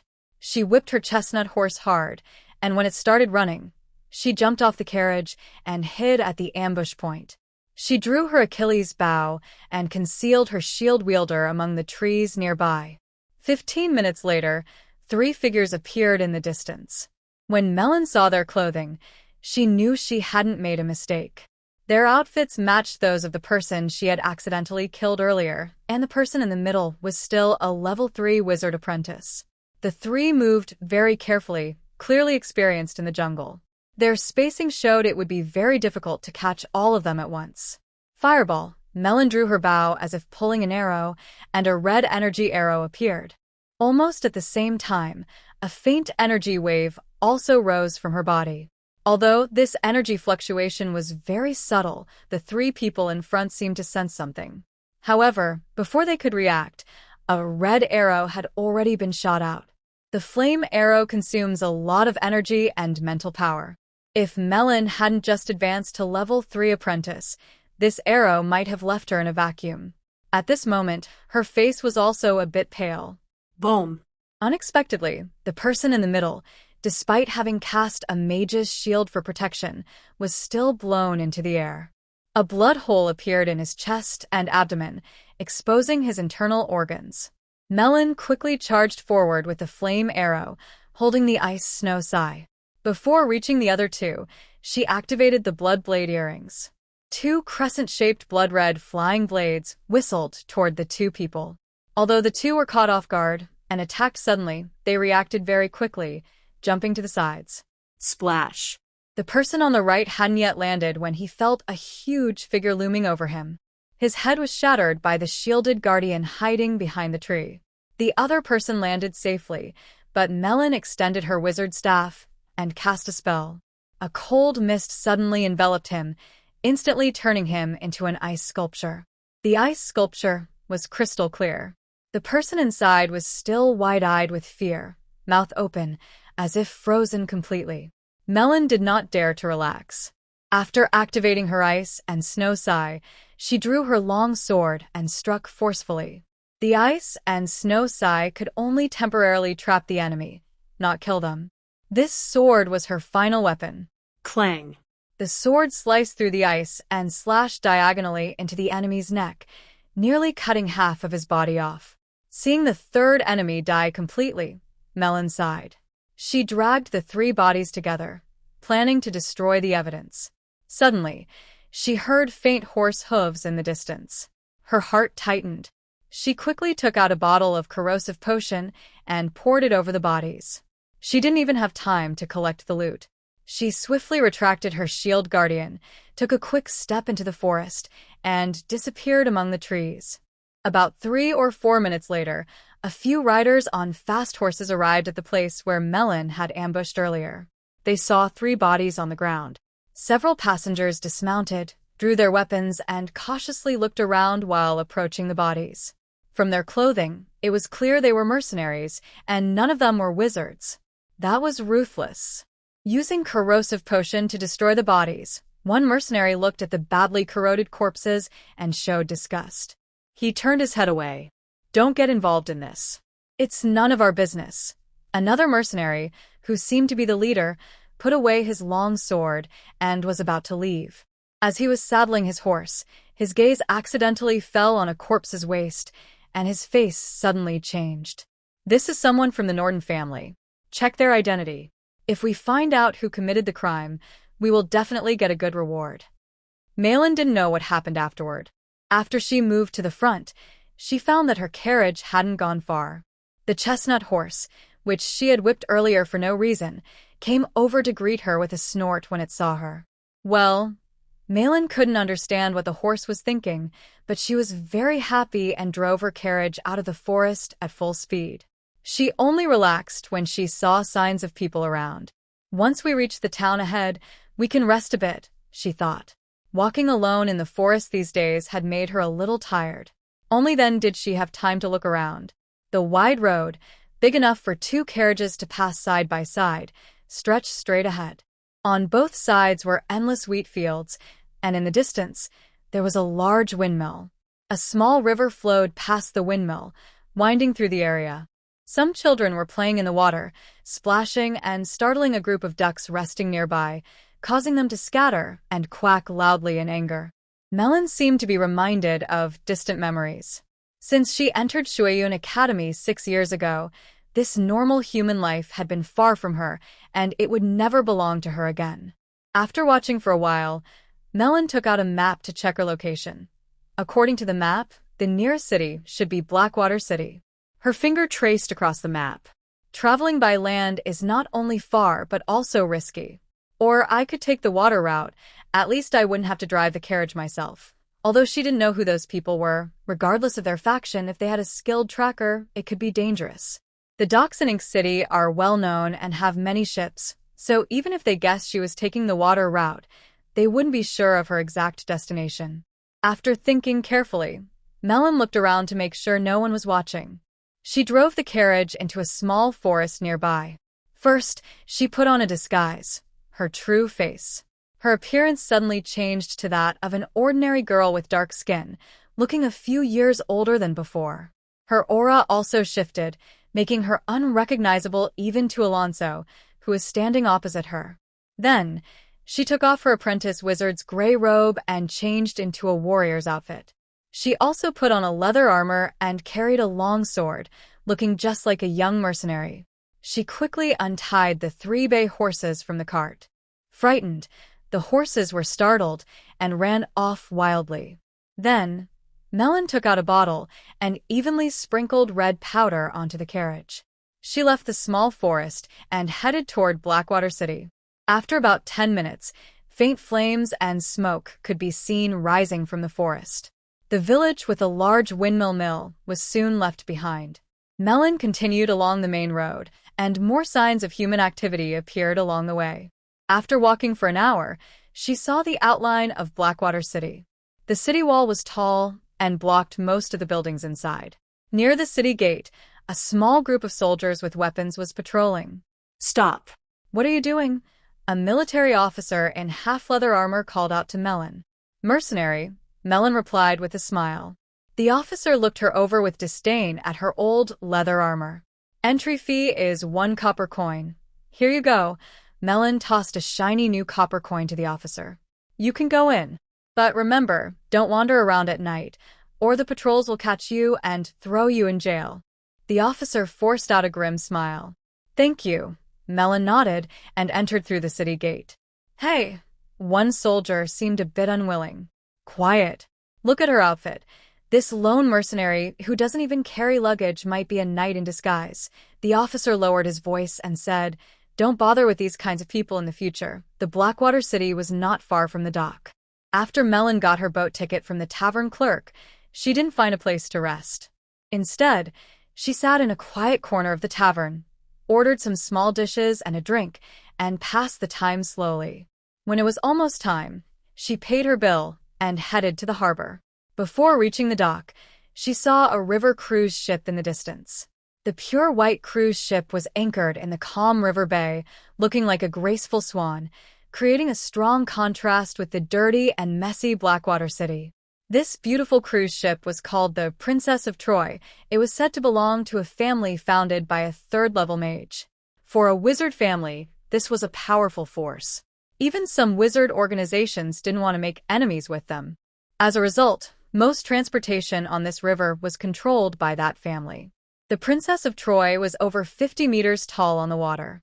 It was said that the ship used magic arrays for power and defense, making it very safe. It also had many entertainment facilities. A single ticket could support a family for a year. After Melon boarded the ship, she first went to her cabin. Quality comes with a price. Not to mention the washing facilities and furniture. Just that large bed enough for 3 or 4 people to sleep on made her feel like she was floating on clouds. So comfortable that words can't describe it. No wonder the ticket inspector looked at her with strange eyes. Ordinary mercenaries wouldn't spend such hard-earned money on a luxury cruise. Could it be that the crew member was trying to cheat her? But Melon knew she was wrong to blame the bartender. Her strong presence in the tavern had led many to think she was a knight. When she asked the crew member to buy her the fastest and most comfortable cabin, he automatically assumed she was a wealthy noble with peculiar tastes. Melon, not knowing much about ticket prices, paid a lot, but for a wizard, money isn't very meaningful. So if she was tricked, it was a joint effort. Looking around the room, Melon quickly felt happy again. She didn't want to live a messy life. That wouldn't suit her personality. Of course, her old mercenary outfit was no longer appropriate, but she didn't want to wear her wizard robes all the time either. She found a green dress from her collection, put it on, and looked like a middle-class girl. She also took off her mask. After checking herself in the mirror, Melon began exploring the cruise ship. This is indeed a luxury cruise for the wealthy. The entire ship has several decks, with the floors made from the most expensive materials. The hallways are covered with thick soundproof carpets, so even a mighty beast walking on them wouldn't make a sound. The decks and the ship's roof feature small gardens and even a magical fountain. The whole surface of the cruise looks like a beautiful, enchanting park. Of course, enjoying such luxury costs money. Luckily, here you don't need magic stones to pay. Melon has plenty of gold coins, so she doesn't feel guilty about spending. To stay safe, she left Ingram in her room, just in case someone tries to break in. With her shield guardian and the magical ring, she believes that as long as she doesn't encounter a real wizard, no one can harm her. In fact, Melon slightly overestimates her strength. With the power she gained from the magic ring, even an ordinary wizard might not be her match. Only 2 floors of the cruise are for passengers. The other rooms, except for the lowest-level crew cabins and essential staff quarters, are filled with various entertainment venues. There are countless delicious foods and fun activities. Melon, being at an energetic age, has little resistance to such things. She happily eats and plays all day, spending over 2,000 gold coins. Sometimes, Melon feels like she has a talent for attracting trouble. The next day, while walking down the corridor, she unexpectedly encounters a young noble. Messi is a typical nobleman, owning large lands, having a good income, possessing the skills of a junior knight, and being well-educated. He also has some knowledge of oil painting, music, and sculpture. He has bright blonde hair, handsome looks, a tall stature, and is never short of women around him. Wherever he goes, Messi always attracts young women and young wives, and he is used to their admiring glances. But today, there was an exception. A girl in a green dress walked past him without noticing him, which made Messi feel very uncomfortable. He paused and looked back at Melon's figure. "Sir, do you have any instructions?" His butler immediately sensed that his master was up to something again. "Peter, check who she is. Does she have a companion or others with her?" Matvey ordered. "Yes, sir," the butler replied and quickly left. Butler Peter was experienced in this kind of task. He bribed a crew member with a gold coin to find out about Melon, then reported back to Messi. Peter spoke in a flattering tone. "Sir, she has no companions. Should I go over and call her? She will definitely." "No, you're wrong, Peter," Messi said with a charming smile. "Her clothes are nice, but the style is plain. This shows that even if she comes from a noble background, she doesn't often socialize with high society. Otherwise, she wouldn't be so out of fashion. She spent over 2,000 coins in a single day, showing she is very wealthy. At her age, traveling alone usually means she either sneaked out or someone is secretly watching over her. But she is very cautious, so she can't rush things." "Your wisdom is impressive," Peter immediately flattered. No matter how many times he tried, flattery didn't work on her. Messi was very proud and said, "Nobles should play their games in a noble way. This cruise ship is nice, but even the best ship can become boring over time. I hope to keep finding prey along the way so my journey won't be too lonely. With my status and position, do I still lack women? Don't you think that forcing them into a corner with a noble game, making them have no choice but to fall into my arms, that's real achievement?" Peter flattered again. "My lord, if I could understand your level, I wouldn't be Peter. But I think you are like a devil who plays with people's hearts." Celebration message, let's celebrate. Everyone, join me in celebrating Qingliu's latest release. Its publication. Thanks to everyone. Thanks to the editor. Thank you to the readers, and thank you to Qidian platform. Every time I get a new release, I feel very touched. It's a sign of recognition and motivation. It's what keeps me going. Just 2 words. Thank you. But a book needs hundreds of thousands of words. Qingliu's biggest wish is, please subscribe. Dear friends, if the noble world is dirty, then the world of wizards is cruel. Slightly kind or slow-witted people cannot survive long in the wizard world unless they are protected by a powerful boss or are the illegitimate child of the goddess of luck. However, given the nature of wizards, even if the goddess of luck appeared before them, they would still fight fiercely. Anyway, if one item in the auction was a coincidence, then all 3 were the same, and each was only 1 gold coin more expensive than hers.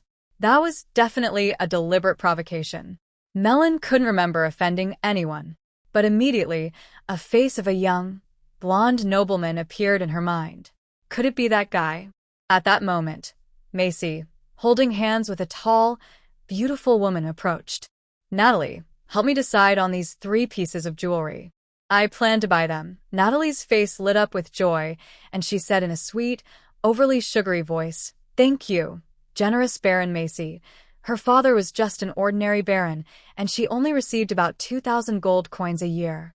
But these 3 pieces of jewelry were worth 2,800 gold coins, more valuable than all her jewelry combined. Melon looked down on this kind of flirtatious approach. She didn't even bother to look at the other person and simply gestured to the attendant who was helping her. The attendant immediately ran over. I plan to bid on 3 items. Please watch over them for me. Anyone who participates in the bidding, just add 1 more gold coin in my name. If I win, I will give you 200 gold coins. Melon pointed to the 3 pieces of jewelry. Anything you wish, dear lady. The servant humbly bowed. Although servants on the cruise earn more than ordinary sailors, their main income comes from tips from guests. Usually they only earn a few dozen coins a month. A generous guest like Melon. Well, this poor servant was suddenly overwhelmed by coins and had never met someone so generous. Macy loudly said to Natalie, "Look, auctions are interesting stages. Some people, for the sake of small vanity, endure heartache and give away coins they got from nowhere." Melon casually told the servant, "After the auction ends, I will come to pick up these 3 items," then left. Natalie pretended to say, "Baron, since others also like these 3 pieces of jewelry, just let her have them. They're not worth that much." Macy smiled and said, "These 3 pieces aren't worth much, but you are my priceless treasure. Rest assured, tonight, the one leaving with these 3 pieces will definitely be my Natalie. My dear Macy, you truly are a charming man." Natalie no longer resisted but leaned closer to Macy, half-heartedly. The auction had many women present, some slim, some curvy, some beautiful, and others pure. Melon was limited by her age. She might not be the most beautiful, but she was definitely among the top. She had the innocence of a young girl, the mystery of a wizard, and a refined aura from her extensive knowledge. These qualities blended uniquely in her, creating a special charm that drew noble young men to talk to her. However, Melon was reserved and only showed interest in the auction items. In fact, she already regretted not wearing a wizard's robe. Even a simple gray apprentice's robe would have kept those men at a distance. After being ignored, the nobles politely left, though they cursed inwardly. They were lucky because they were on the Trojan princess ship. They dared not cause trouble here. If it had been a banquet at a noble castle, they would have definitely tried to bother Melon. Messi was an example. He used a rather unusual method. An hour later, the auction officially began. There were 14 high-value items, originally only 13, but that number was unlucky. Viscount Ephron, who organized the event, brought out a family heirloom to serve as the 14th item. The ship's auctioneer stepped onto the stage and started selling the first item. It excited the refined nobles present. It was a sculpture of a woman, with the lower half as a fishtail.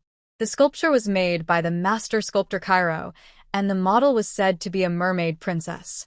Many women attending the auction admired Master Cairo, excitedly watching the statue. The noblemen were also very eager, studying the beauty of the mermaid princess. As the auctioneer announced the start, the atmosphere grew more lively. More people joined the bidding, and Cairo's statue became a symbol of their taste, more valuable than gold. Malin had no interest in these things because she chose the path of a wizard. Items unrelated to magic were just decorations on her journey. She might appreciate them, but she would never stop for them. In the end, the statue attracted a count staying on the second floor of the cruise ship. He rushed down and bought it for 340,000 gold coins, enough to buy 2 good magic tools. This price was much higher than expected. Cairo had many works, and the market value of the Mermaid Princess was around 200,000. The first high-priced item warmed up the auction. Then, one item after another was sold. Although later items were not as rare as the Mermaid Princess, many bidders competed eagerly. By the 9th item, the auctioneer announced it belonged to Baron Messi. This was a basic magic tool that could create a small tornado. During the auction of magical tools, Macy walked over to Melon with Natalie's waist in his arms, pretending to look sad. He said, "I came in such a hurry this time and didn't bring much. I can only use this magic tool to fill the scene. It's really embarrassing." Natalie was surprised and said, "Dear, you are so modest. Listen to the starting bid. It's already 340,000 gold coins. You are truly impressive." Macy looked proud and turned to Melon. "Beautiful Miss Melon, what is your auction item?" Melon didn't look at him and said, "You'll find out soon." Macy sneered and said, "I don't have time to look at each of your items at the display. I'm not interested in things worth only a few hundred gold coins." Confident Life for 200 years. Be ready to cross 1,000 miles of water. Introduction to Scent Control. Author. Former Qinglu legend says that where the Green Emperor goes, lush grass grows and flowers bloom wildly. Legend says that with a wave of the Green Emperor's hand, dead trees come back to life, and even bones turn to flesh, but doctors die. His name is Juman. By chance, a car accident and a strange flower pot fragment lead Morong Qianqian to open the door to a fairyland. A beautiful myth begins to unfold. Melina was too lazy to pay attention to Macy, but Natalie thought Macy had successfully suppressed the girl who wanted to challenge her position. No one knew exactly how Natalie observed Melina planning to challenge her role. Natalie was full of enthusiasm, using her charm to brush against Macy's arm and winking constantly. She knew her strengths and was confident that she could defeat a naive girl by using her advantages.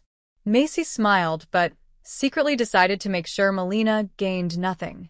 She even hoped Melina would compete for an item, raise the bid to a very high price, and then suddenly give up, waiting for Melina to embarrass herself when she couldn't pay. This was her usual tactic against young aristocrats, and she had used this method to teach several impulsive young nobles before.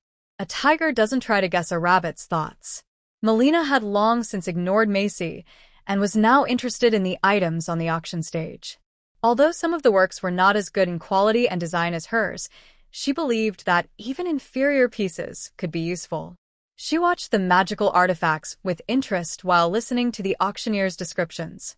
After Macy's magical device auction ended, the auction continued with the next items. After the 12th item was sold, the auctioneer announced loudly, "Next, we will auction item 13, the only mid-level magical device, Windrunner Boots, starting bid 400,000 gold coins." "The bidder is Miss Melina." Messi was stunned and glanced at Melon out of the corner of his eye. He muttered softly, "It must be a case of mistaken identity." "It has to be." At that moment, a supervisor at the auction approached and apologized to Melon. "Dear Miss Melon, our wizard identified this piece of equipment as a masterpiece comparable to an intermediate-level wizard tool, so we raised the starting bid. We hope you understand." Messi felt like he had been slapped hard, his face turning pale. He looked at Melon in disbelief and whispered, "They must have mistaken someone. They definitely got the wrong person." Melon glanced at Messi and smiled at the supervisor. It's okay, you decide. "Honestly, I didn't realize that piece of wizard equipment was so valuable." Messi, who had already lost hope, suddenly brightened like he had found a treasure. He thought to himself, "That's right. She's richer than ordinary young nobles. She must have been lucky and acquired a few magic tools, maybe even unaware of their true value. There are many nouveau riches like that. I bet, with the money from selling those magic tools, she only has about 1,000,000 gold coins, far less than me." Although he thought this, he started to take Melon seriously. A noble with 1,000,000 gold coins was no longer a small noble. Many small nobles couldn't even gather 10,000 gold coins. While Messi hesitated about whether to continue using money to pressure Melon, Melon suddenly brightened her eyes and said to the supervisor, "Sir, I just participated in the auction for those 3 pieces of jewelry. When it's over, please have someone deliver them directly to my cabin." "It won't be too much trouble, right?" "Of course not," the supervisor replied with a smile. Messi's hesitation was broken by Melon's words. He was a noble baron of a noble estate, a victorious man who had harshly humiliated many noble ladies. He would never allow himself to be defeated by a girl. Moreover, if his social circle knew he was humiliated by a noble girl on the Trojan princess, he would lose face.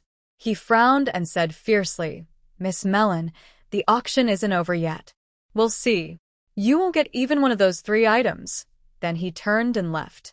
At this moment, he was full of anger toward Mellon. Of course, if he had the chance, he would still humiliate her and then abandon her. How reckless. Mellon shook her head slightly. She really wasn't interested in playing petty tricks with such a noble young man, but if he was being rude, she didn't mind giving him a little lesson. Actually, among wizard apprentices, Mellon was very kind.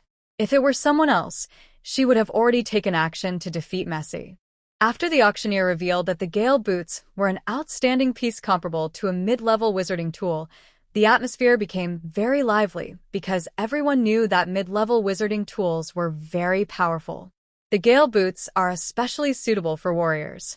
In the end, Mellon's Gale boots sold for 410,000 gold coins. When activated, the Gale boots provide a speed boost, increasing the wearer's agility. However, their flaw is that they require a certain level of mental strength to operate. Without enough mental power, they cannot be used effectively in battle. The next items up for auction were 3 pieces of jewelry that Mellon favored. They were part of a set created by the same person, so they were auctioned together. In Macy's plan, although Mellon had gained an advantage in the magic tool auction, he planned to manipulate the bidding for the 3 jewelry pieces. He intended to raise the price intentionally and then quickly withdraw. However, Macy didn't expect that just as the price reached 10,800 gold coins, Mellon suddenly withdrew from the bidding first. Macy was left with no choice but to pay the coins, biting his lip. Although he was not short of money, he felt extremely frustrated to have spent several times the normal price on 3 ordinary pieces of jewelry. Clearly, I wrote the script, so why did the lead role go to that girl? Macy looked at Mellon with a fiery gaze, wishing he could burn her to ashes. "Sir, these pieces of jewelry." The waiter on the ship held 3 jewelry boxes and stood in front of Macy, smiling warmly at him. "Yes." Messi also has a smile on his face, but it looks a bit stiff. The waiter didn't notice. Even if he had seen it, he would just think it was noble restraint. Natalie, standing nearby, was trembling with fear. She has a beautiful face, but she is not a delicate ornament. The jewelry she wears is worth a lot, though to Messi, it's just a small amount. Given Messi's personality, she's probably very angry right now. If she's not careful, her anger might be directed at herself. As for Mellon, after giving up on the auction, she looked at Messi's expression, which was like she had accidentally stepped on something unpleasant, and felt very pleased inside. She didn't know Messi's dirty thoughts, but she guessed that Messi didn't mean her well. She wasn't interested in the auction anymore and went back to her cabin. Confident in life, for 200 years ready to cross 3,000 miles of water. Introduction to Yuxiang, author. Former Qinglu legend has it that where the Green Emperor goes, lush grass grows and flowers bloom wildly. Legend has it that with a wave of his hand, withered trees come back to life, and even bones turn to dust while doctors die. His name is Zhu Meng. By chance, a car accident and a strange flower pot fragment led Murong Qianqian to open the door to a fairyland. A beautiful myth begins to unfold. It's wrong to have harmful intentions, but it's wise to be cautious of others. Although Mellon didn't think what happened today was very important, the thoughts of the nobles are not normal. Anything unexpected could happen. When traveling, it's best to be careful to prevent accidents. "Ingram, stay alert tonight," Mellon said after returning to her room. She summoned Ingram to keep watch. In another room, Macy, who left the auction house a little later than Mellon, was furious. Natalie, the charming and lovely girl, was not with him. Only the butler, Peter, stood quietly in front of him. The floor was covered with broken porcelain, and there was a large water stain on the carpet. "I must get rid of that wicked girl." Macy paced around the room like a stubborn donkey, then suddenly stopped in front of Peter. "Peter, kill her. I want you to do it today." "Yes, sir." Peter responded out of habit but quickly added, "Sir, this is the Trojan princess, and it might be difficult." "So what?" Macy suddenly became calm, with a cold glint in his eyes. Money can buy any service on this cruise. You know what to do. Yes, sir. Peter understood the message and obeyed. As night fell, the Trojan Princess cruise ship moved slowly on the river. The ship was brightly lit, and music and dancing filled the air. However, on the third deck of the cruise ship, at midnight, there was a strange calm. The staff and passengers who were usually seen there seemed to have suddenly disappeared. A dark figure appeared suddenly in the corridor. He looked at both ends of the corridor, then calmly walked toward a cabin. These cabins had strict security, but the man in black seemed to enter as easily as if it were his own home, opening the door effortlessly, then gently closing it behind him. Master Peter, you don't need to be so cautious. Haven't you already sent the others away with money? Suddenly, the dark room lit up brightly. Melon, dressed in a gray apprentice robe, sat calmly at the table with a gentle smile on her face. Who are you? Peter was confused when he saw Melon in her gray robe. He had never expected her to know his plan. As a beginner knight, Peter knew his own strength well, but he also understood the power of wizards. Even if she was just an apprentice, she was definitely too strong for him to handle. So, Peter panicked immediately. However, he reacted quickly. His first move was not to beg for mercy or attack, but to run away. Just as he turned around, a disheveled figure suddenly embraced him. No, Peter shouted, feeling a sudden chill and his mind becoming fuzzy. I'm sorry, but I can't assist with that request. After a moment, Peter left the room and went to Melon's cabin. He handed her some items, then returned to Macy's room. After cutting off his head, he went to the deck. Isn't that Peter the butler? A guard on the deck recognized Peter and greeted him kindly. The guard's greeting was ignored, but the strong smell of blood immediately made him alert. He looked at the head in Peter's hand with surprise and stammered, Peter the butler, who is this person's head? One hand was already on his sword handle. Here you go. Peter seemed a bit panicked. He flicked the head at the guard and then swung his long sword, rushing forward. Stop. Two other guards nearby instinctively drew their swords to block him, trying to make him stop. But Peter, acting like he had lost his mind, didn't dodge or defend. Unexpectedly, one of the guards' swords pierced Peter's chest. Ugh. Peter suddenly stopped and stared blankly at the wound in his chest. He quickly turned and lunged toward the ship's side, flipping over and jumping down. Splash. Water splashed everywhere. A faint figure, hidden in the night, flew from the other side onto the cruise ship. Before the guards on board could notice, the figure disappeared. A moment later, in Melon's room, Ingram's spirit excitedly expressed how wonderful it felt to once again have a physical body. You are overthinking, Ingram. Such things happen only once. Before we disembark, just stay quietly. Melon then quickly took him into the nebula. Confident life, for 200 years ready to conquer 3,000 miles of water summary of new top cultivation, completed either don't transmigrate or become addicted to it. A mistake by 4 gods of wind, thunder, lightning, and fire caused 14-year-old Shen Yueying's physical body to be destroyed. Even more, these 4 irresponsible gods, to hide their mistake from the king of hell, tricked Yueying into a place called Almondis Continent to possess and be reborn. Magic treasures are sold by weight, flying swords come in boxes, and as long as you have money, you can buy fairy pills wholesale. Almondis is just the first stop of her transmigration. Now, the culprit of her transmigration has been found, and her grievances and debts are clear. However, it seems the 4 great heavenly kings' compensation can't be paid immediately. When will it be fully settled? Thinking about it, the female lead's life is really tough. First struck by lightning, then falling into the sea. She's been through many ups and downs. After experiencing so much, maybe she's finally about to turn her luck around? A murder on a cruise ship is a serious matter. If not handled well, it could even affect the cruise's future business. Fortunately, the murder happened at night, and only the ship's guards and a few guests saw anything. The murderer was the butler, who wanted to steal. So, the cruise company kept things quiet. Good job, Ingram, Melon said inside a cabin. She looked through a stack of gold notes and a few gems, then tried on 3 pieces of jewelry before putting everything away.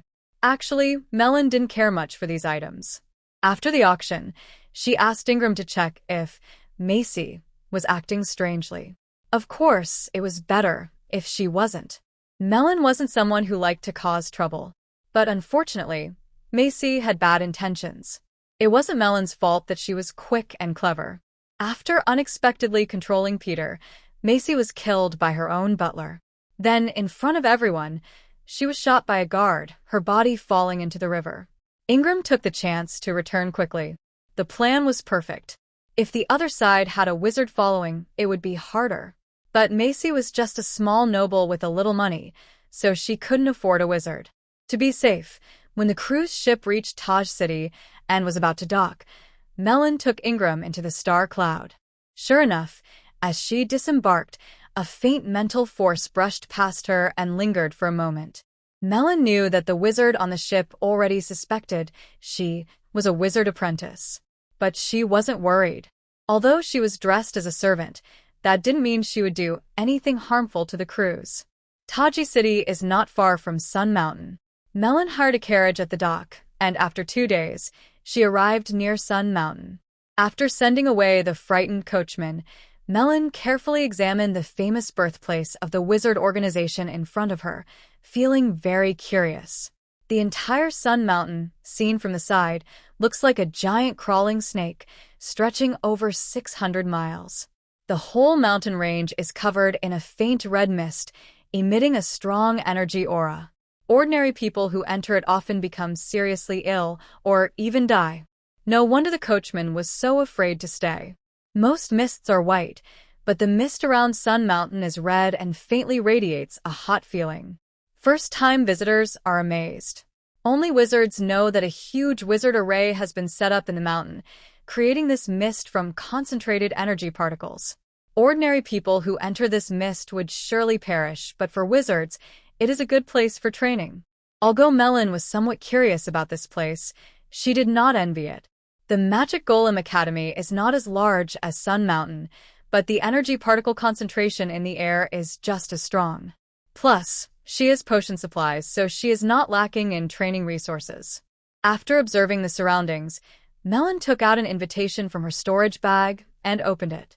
Inside, a red sun symbol suddenly turned into a streak of red light and shot into the void. Soon after, a young man dressed in a gray apprentice robe emerged from the fog ahead. When he saw Melon, his eyes showed a hint of surprise. He bowed politely and asked, "Hello, I am Sun Mountain's second-level apprentice, Yumu. Are you from the Golem Academy?" Melon quickly returned the greeting. "Hello, I am Melon, a third-level apprentice from the Golem Academy. I am a student of Professor Alonso Furton. Because my mentor is conducting a very important experiment, he sent me to represent him at this event." Yumu looked even more respectful. This was not only because Melon was a third-level apprentice, but also because she was a direct student of Dean Alonso. "Miss Melon, please follow me," Yumu said, leading the way. Perhaps he had something special that identified him. After entering the fog suddenly became lighter, revealing a stone path. The two of them climbed the steps and headed into the mountains. The stone path they took was just one of the many routes. After passing through several defenses, they could vaguely see some apprentice wizards. Most of them were from Sun Mountain, but after entering a large square, they began to see other wizard factions. Most of these were full-fledged wizards, but there were also some apprentices. Most of them came with their mentors. Young people like Melon, who took on important roles alone, were quite rare. If you observe carefully, you will notice an interesting phenomenon. All the non-Sun Mountain witches' apprentices do not have the habit of wandering around aimlessly. However, they clearly split into 2 groups, and there seems to be some tension between them. Yes, Melon has this feeling. Miss Melon, the guests on the left are from various major witch organizations or families. Those on the right are wandering witches. "I need to go outside to greet visitors now, so I'll take my leave," Yumu hurriedly explained and left quickly to attend to guests. After looking around, Melon started walking toward the group of guests. It's important to note that wandering witches and the major witch organizations or families usually do not get along well. The wandering witches are very resentful of the wealthy, while the organizations see wandering witches as dangerous troublemakers. Even in this place, they wouldn't speak kindly to each other, and Melon's approach immediately drew attention from some people on both sides. The wandering witches only glanced casually. They weren't very interested in who Melon was.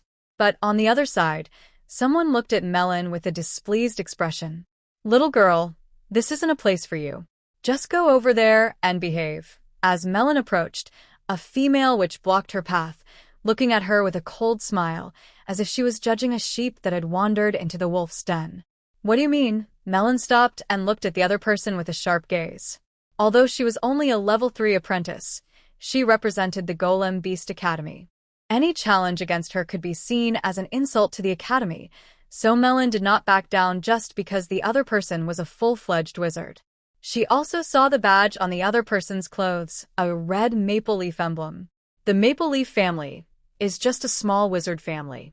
Their strongest member is a full wizard, who is probably the person in front of her. Melon wondered where she got the courage to provoke the Golem Beast Academy. Melon was already thinking about how to teach her a lesson.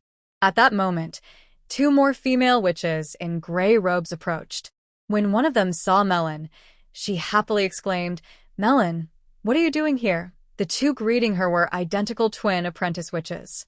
The surrounding wizards saw them and greeted them warmly. Some full wizards, confident in their status, did not approach, but their students eagerly came forward to greet the twins, even showing some flattery.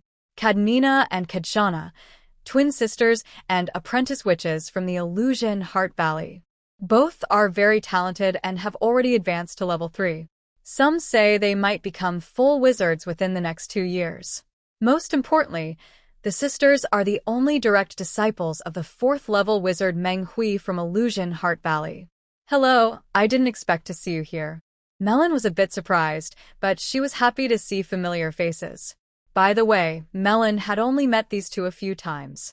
3 months ago, they went on a trial in a special area that required some unique magical tools. Naturally, they wanted tools made personally by Alonso, but that was not easy to achieve. Not only was Alonso reluctant to make them, but other skilled alchemists at the academy also didn't have time to craft those simple items for 2 level 3 apprentices. In the end, Melon helped out, and they successfully completed their trial goals. Later, the sisters asked Melon to make a few small items, praising her skills in alchemy. They developed a good relationship. "Melon, is Dean Alonso not here?" asked Kaitsuna, Melon's younger sister, casually, seeing Melon standing alone. "Yes, the mentor is busy and can't come. I'm here to represent him," Melon replied. The witch from the Maple Leaf family was their head, Kaitsuna Maple Leaf, a 1st-level wizard. She also knew the Kaitsuna sisters and was about to greet them when she noticed Melon talking to the sisters. And it was clear they were equals. She immediately realized she had misjudged the situation. She was thinking about how to smooth things over when she heard the name Dean Alonso, and that shocked her. Magic Stone Academy. Although the Golem Academy is not the top force in the northern part of the Misty Continent or within the Wizard Alliance, it is a huge power compared to the Maple Leaf family. Defeating the Maple Leaf family would be easy and quick for them. However, it seems a bit difficult for her to admit her mistake to a wizard apprentice. She wants to keep some face as a wizard, or else she might become a laughingstock if she leaves Sun Mountain.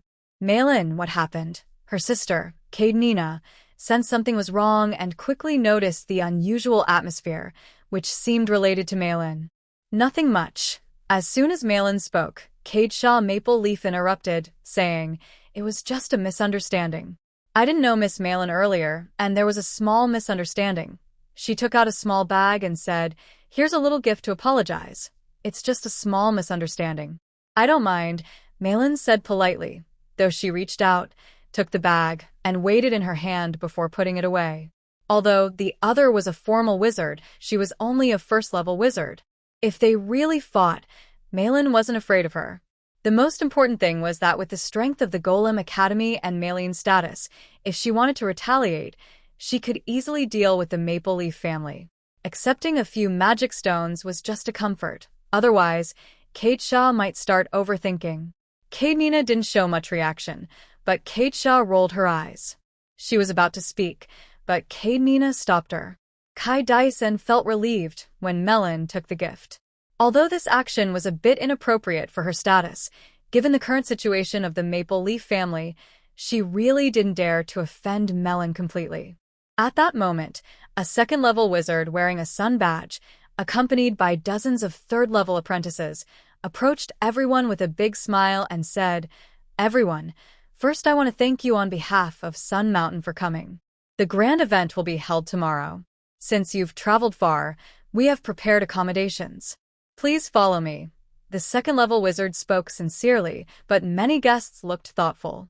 It was one thing for a second-level wizard to handle reception, but the fact that his attendants were all third-level apprentices was quite unusual and made people wonder. In most groups, third-level apprentices are the backbone, so they wouldn't normally be used to greet guests.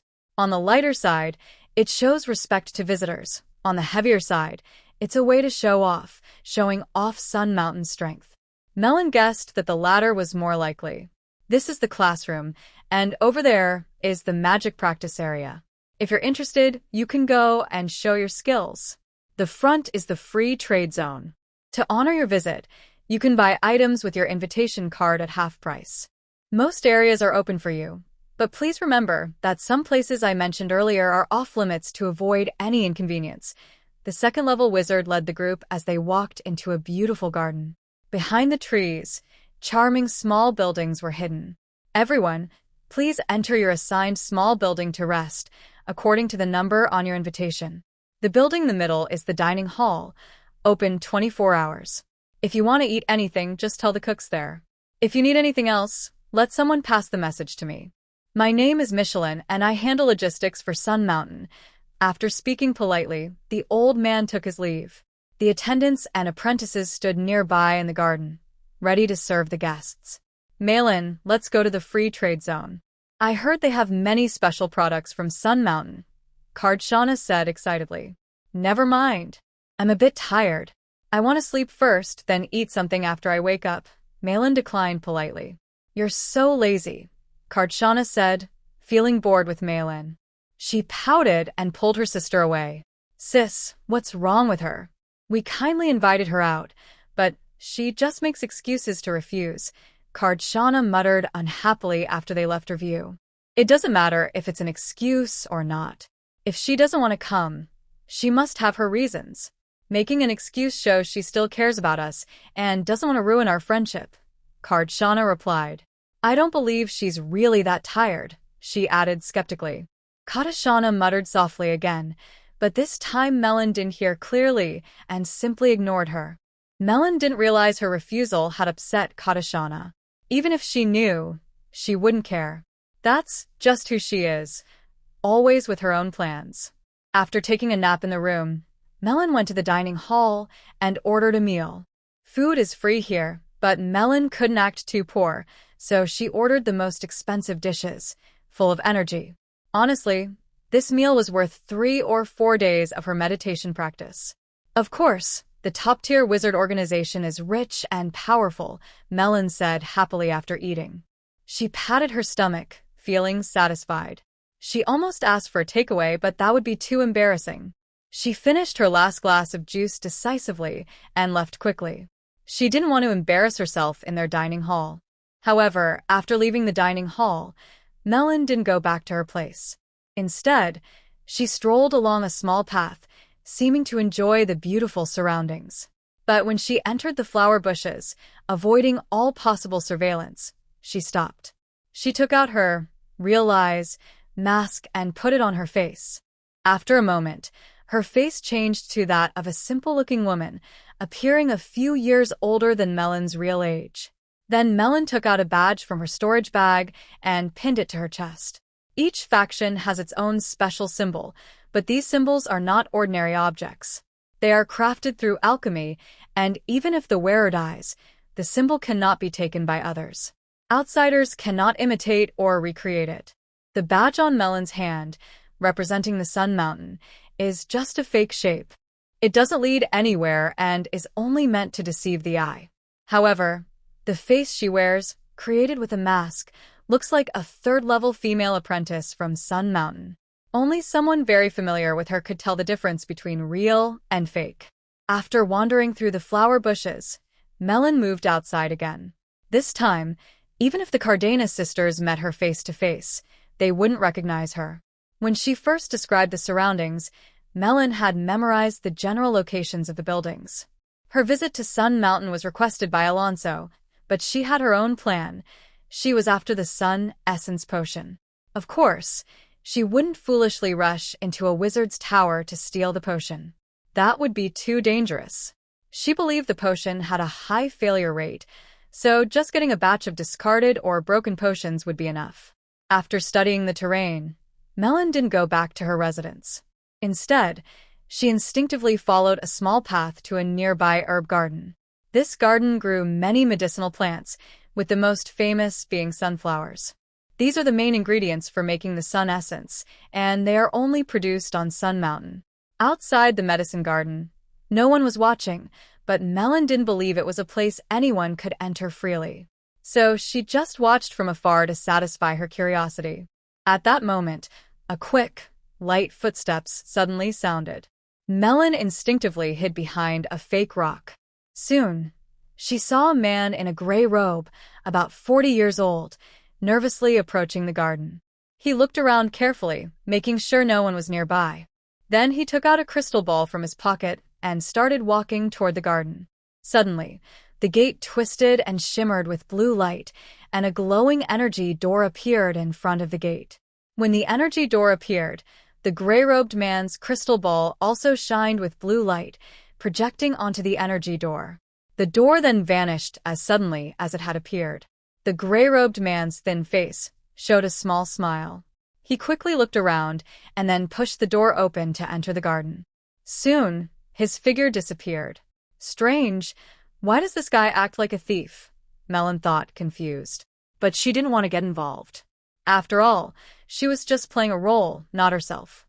Just as Melon was about to leave out of boredom, she heard hurried footsteps again. 3 apprentice wizards, a man, a woman, and another man, walked quickly over. They looked around carefully, clearly searching for something. Stop looking. He must have gone into the garden. Stay here and watch. I will go find someone, said a senior apprentice. No, Senior Lands, you're being too cautious. The 3 of us, he's just one person, either intentionally or not, we can take him down. Why should we share the credit? The female apprentice looked at the other apprentice and stopped him.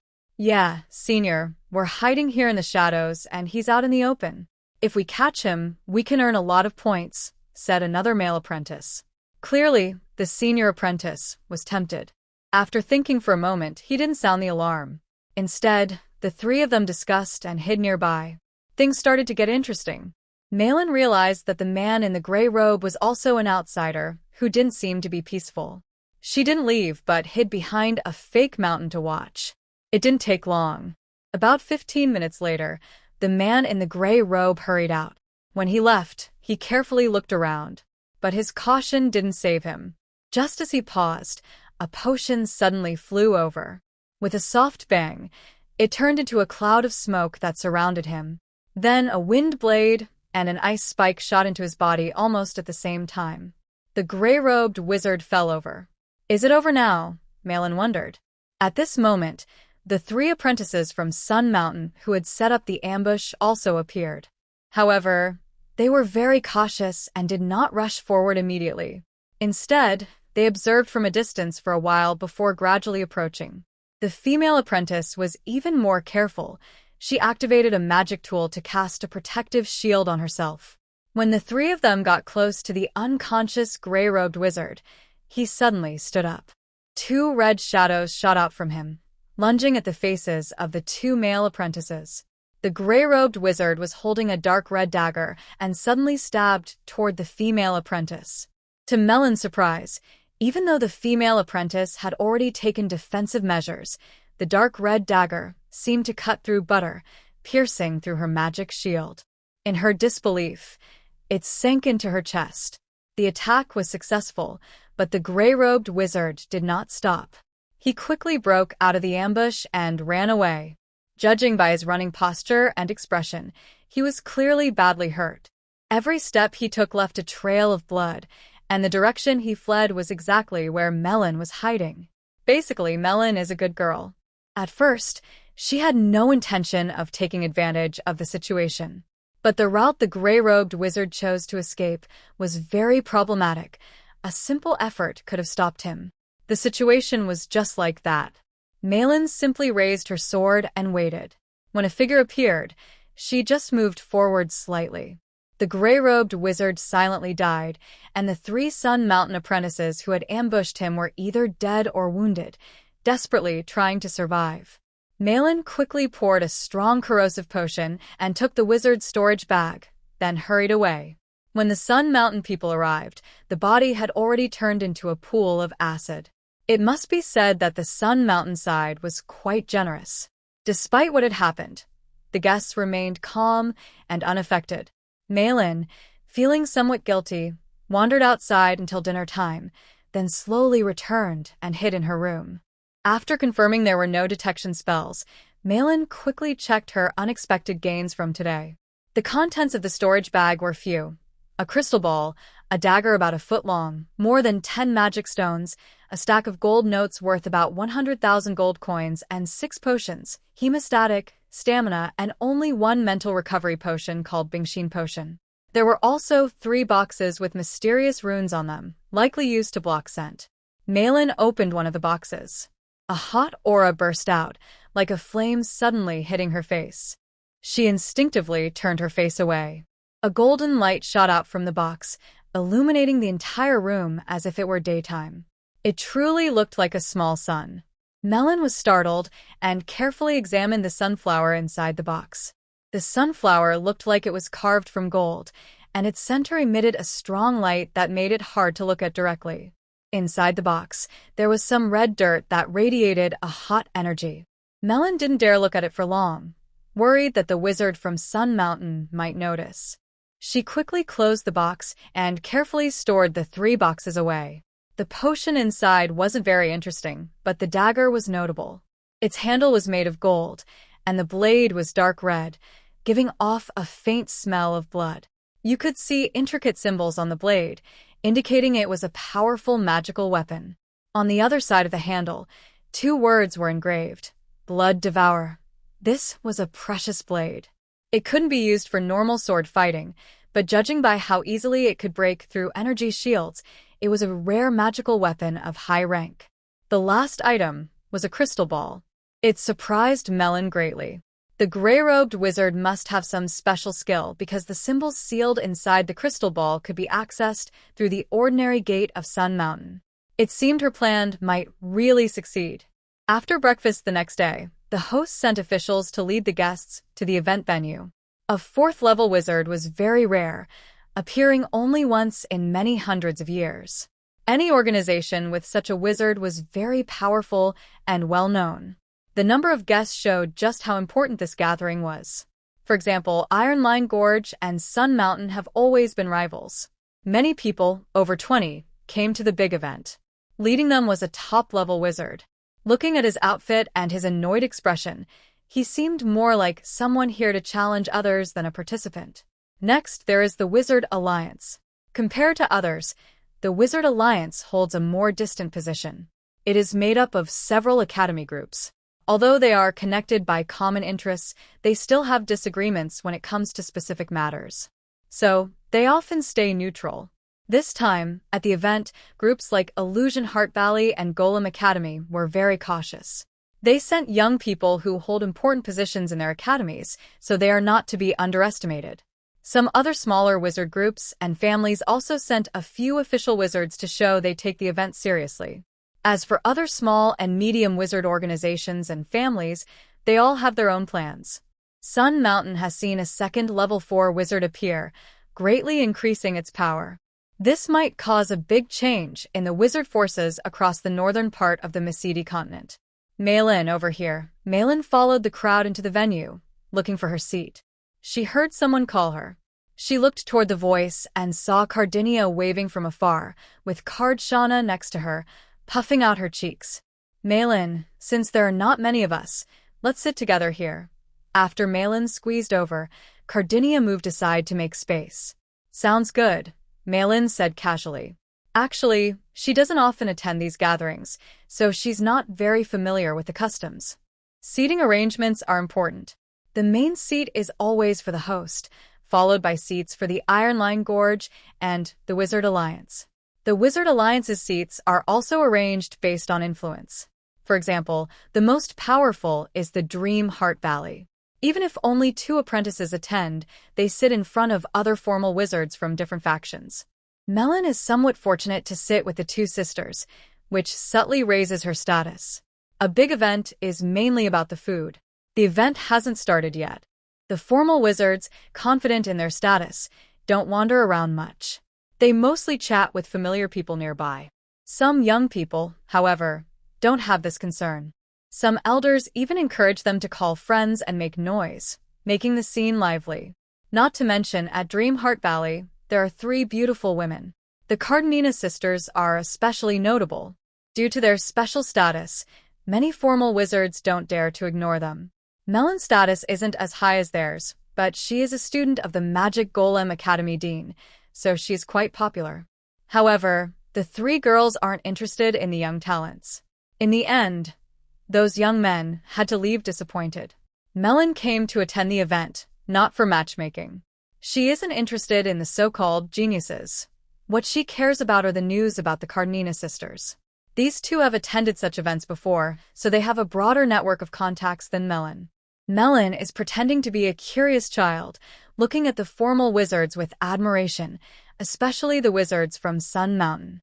At this moment, Melon's eyes are fixed on a level 3 female wizard from Sun Mountain named Rosalind, who is in charge of logistics.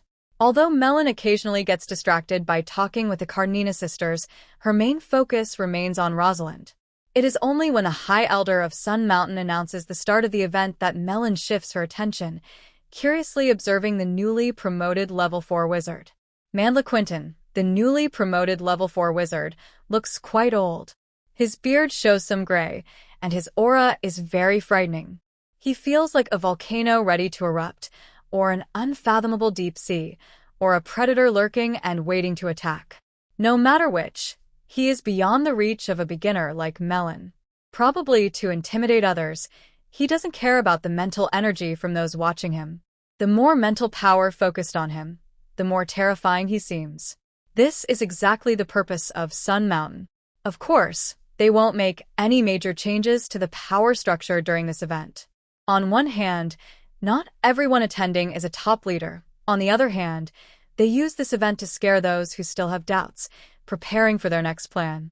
As a level 4 wizard, Manhwa's appearance is already quite polite. It was less than 5 minutes before she left her seat and returned to her wizard tower. The other high-ranking members of Sun Mountain continued to entertain many guests. The gathering was coming to an end. Such large-scale events are rare, happening only once in 100 years. Besides expanding connections, it was also a good chance to trade. Wizard training requires many resources, some of which are very rare. People often exchange these resources, and such events provide a safe, all-in-one place for trading. The Cardinina sisters did the same. They left almost immediately to find the materials they needed. Melon stayed calm, enjoying delicious pastries while carefully watching her surroundings. Since morning, she had sensed something was wrong. The number of people welcoming guests had doubled or tripled, as if everyone was watching everyone else. Fortunately, Melon's identity and strength helped her pass through the limited scrutiny easily. However, wandering wizards and small force wizards received more attention. If not for the trading activities attracting them, many might have left. After confirming no one was paying attention to her, Melon began to look for her target, Rosalind. Before acting, she had to make sure Rosalind was here. Otherwise, it would be easy to blow her cover. Melon didn't think she could leave Sun Mountain easily if her identity was exposed, even if she was a disciple of Dean Alonso. Found her. Melon's eyes followed Rosalind. After carefully observing her steps and speech, she stood up and left her seat. An ordinary third-level apprentice is usually not given much attention. Melon successfully avoided everyone's gaze and slipped into a room. After a moment, a tall, stern-looking white-robed witch came out of the room. "Lady Rosalind, Why do you have time to visit? Kane, who was in charge of guarding the warehouse, followed Melon and asked politely. Why? Can I come? Melon asked coldly. Of course you can. Is there anything I can do to serve you, my lady? Kane's smile became more flattering, showing he was a bit nervous. I want to take a few bottles of sun essence, Melon said. If she could get some good quality potions, it would be much easier than using broken ones. Kane hesitated for a moment, looking troubled. Lady Rosalind, you've already used your quota for this month. You see, I know, Melon interrupted him, showing impatience. I have an urgent need. How about you advance me next month's quota? That should be fine, right? But Kane felt frustrated. He wanted to refuse, but he was afraid. Everyone knew that the wizard Rosalind was one of the most difficult people in Sun Mountain, and she had many suitors. If he offended her, he would have a tough time in the future. But if he agreed to her request and his boss found out, he would be in trouble. But what? Before Melon could speak, a stern voice suddenly sounded from behind another door. A handsome second-level wizard stepped out. Melon's heart skipped a beat. She almost ran away. Her white robe and badge were fake, and she could fool a junior apprentice easily. But if she met a real wizard, she might get caught. It was too late to run now. She prepared to attack and considered a second plan. But facing a second-level wizard, she wasn't sure if she could carry it out. Lord Siler. Kane quickly bowed deeply when he saw the visitor. He cursed inwardly. Everyone knew that Siler was a fanatic admirer of Rosalind. This time, he was definitely going to have bad luck. Surprisingly, Siler didn't get angry. Instead, he said seriously, Kane, since Lady Rosalind wants an advance, it must be urgent. Rules are rules, but people are flexible. We need to adapt. Yes, yes, Kane replied quickly, about to go to the warehouse. Wait a moment. Bring me my quota for the past 2 months too. Schiller gave another command, and Sane paused briefly before leaving quickly. Schiller, what do you mean? Melon asked coldly, making a move to leave. I don't want to owe you anything. Rosalind, don't be in such a hurry, Schiller said with a faint smile. Although he was a bit lower than Rosalind in status, his family had strong support from the Sun Mountain leaders. They had always backed his marriage with Rosalind, not just for power but also for the future generations. Clearly, with his and Rosalind's talents, their children would have better qualities. But Rosalind never liked Schiller, so things might not go smoothly.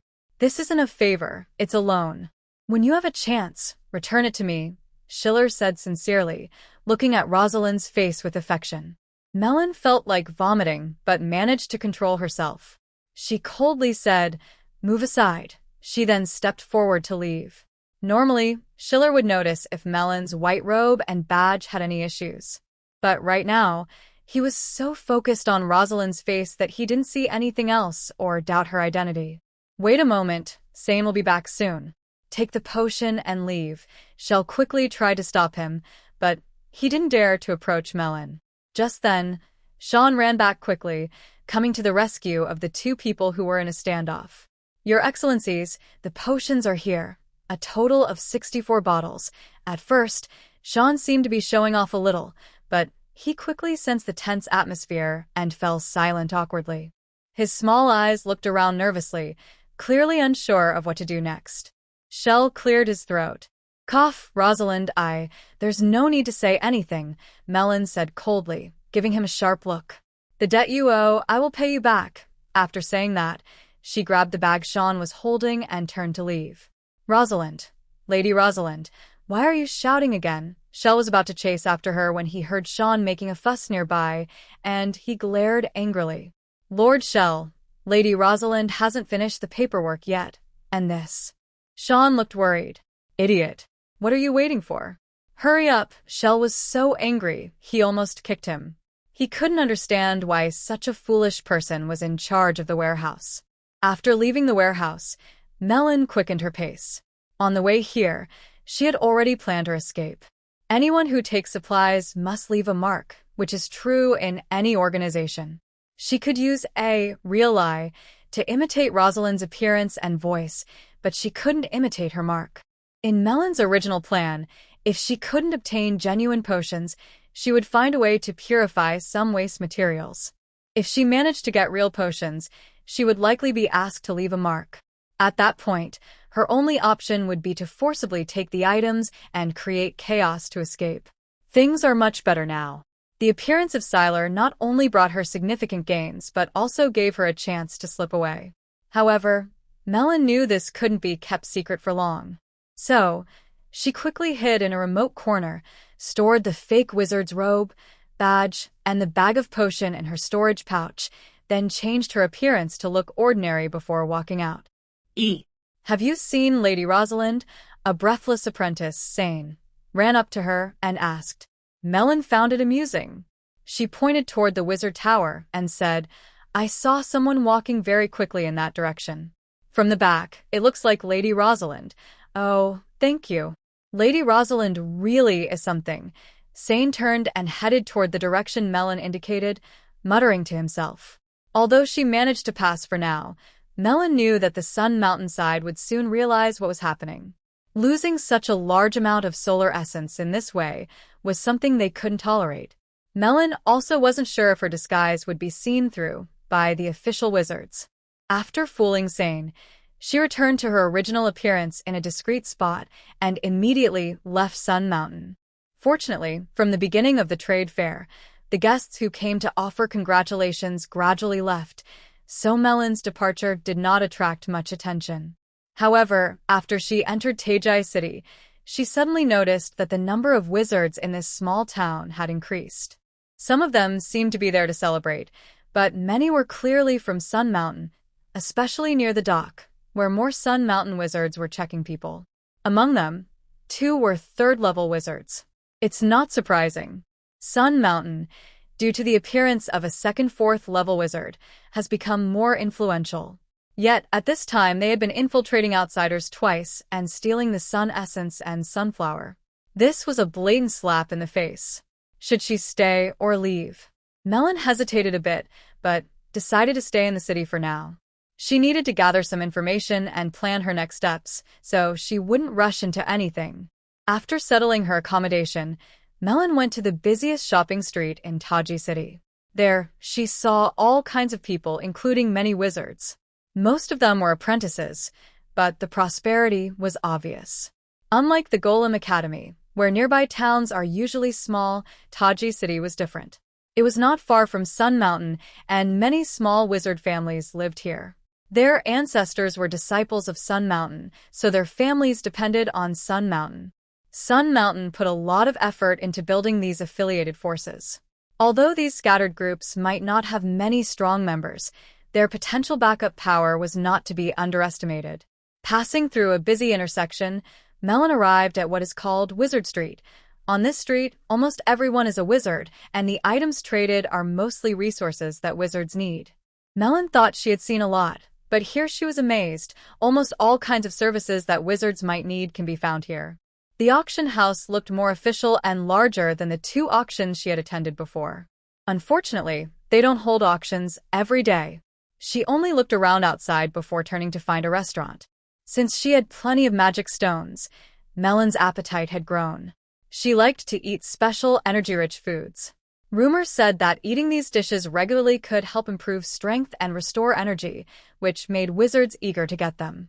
Ordinary inns and restaurants didn't serve these foods, so she had to look for a special restaurant.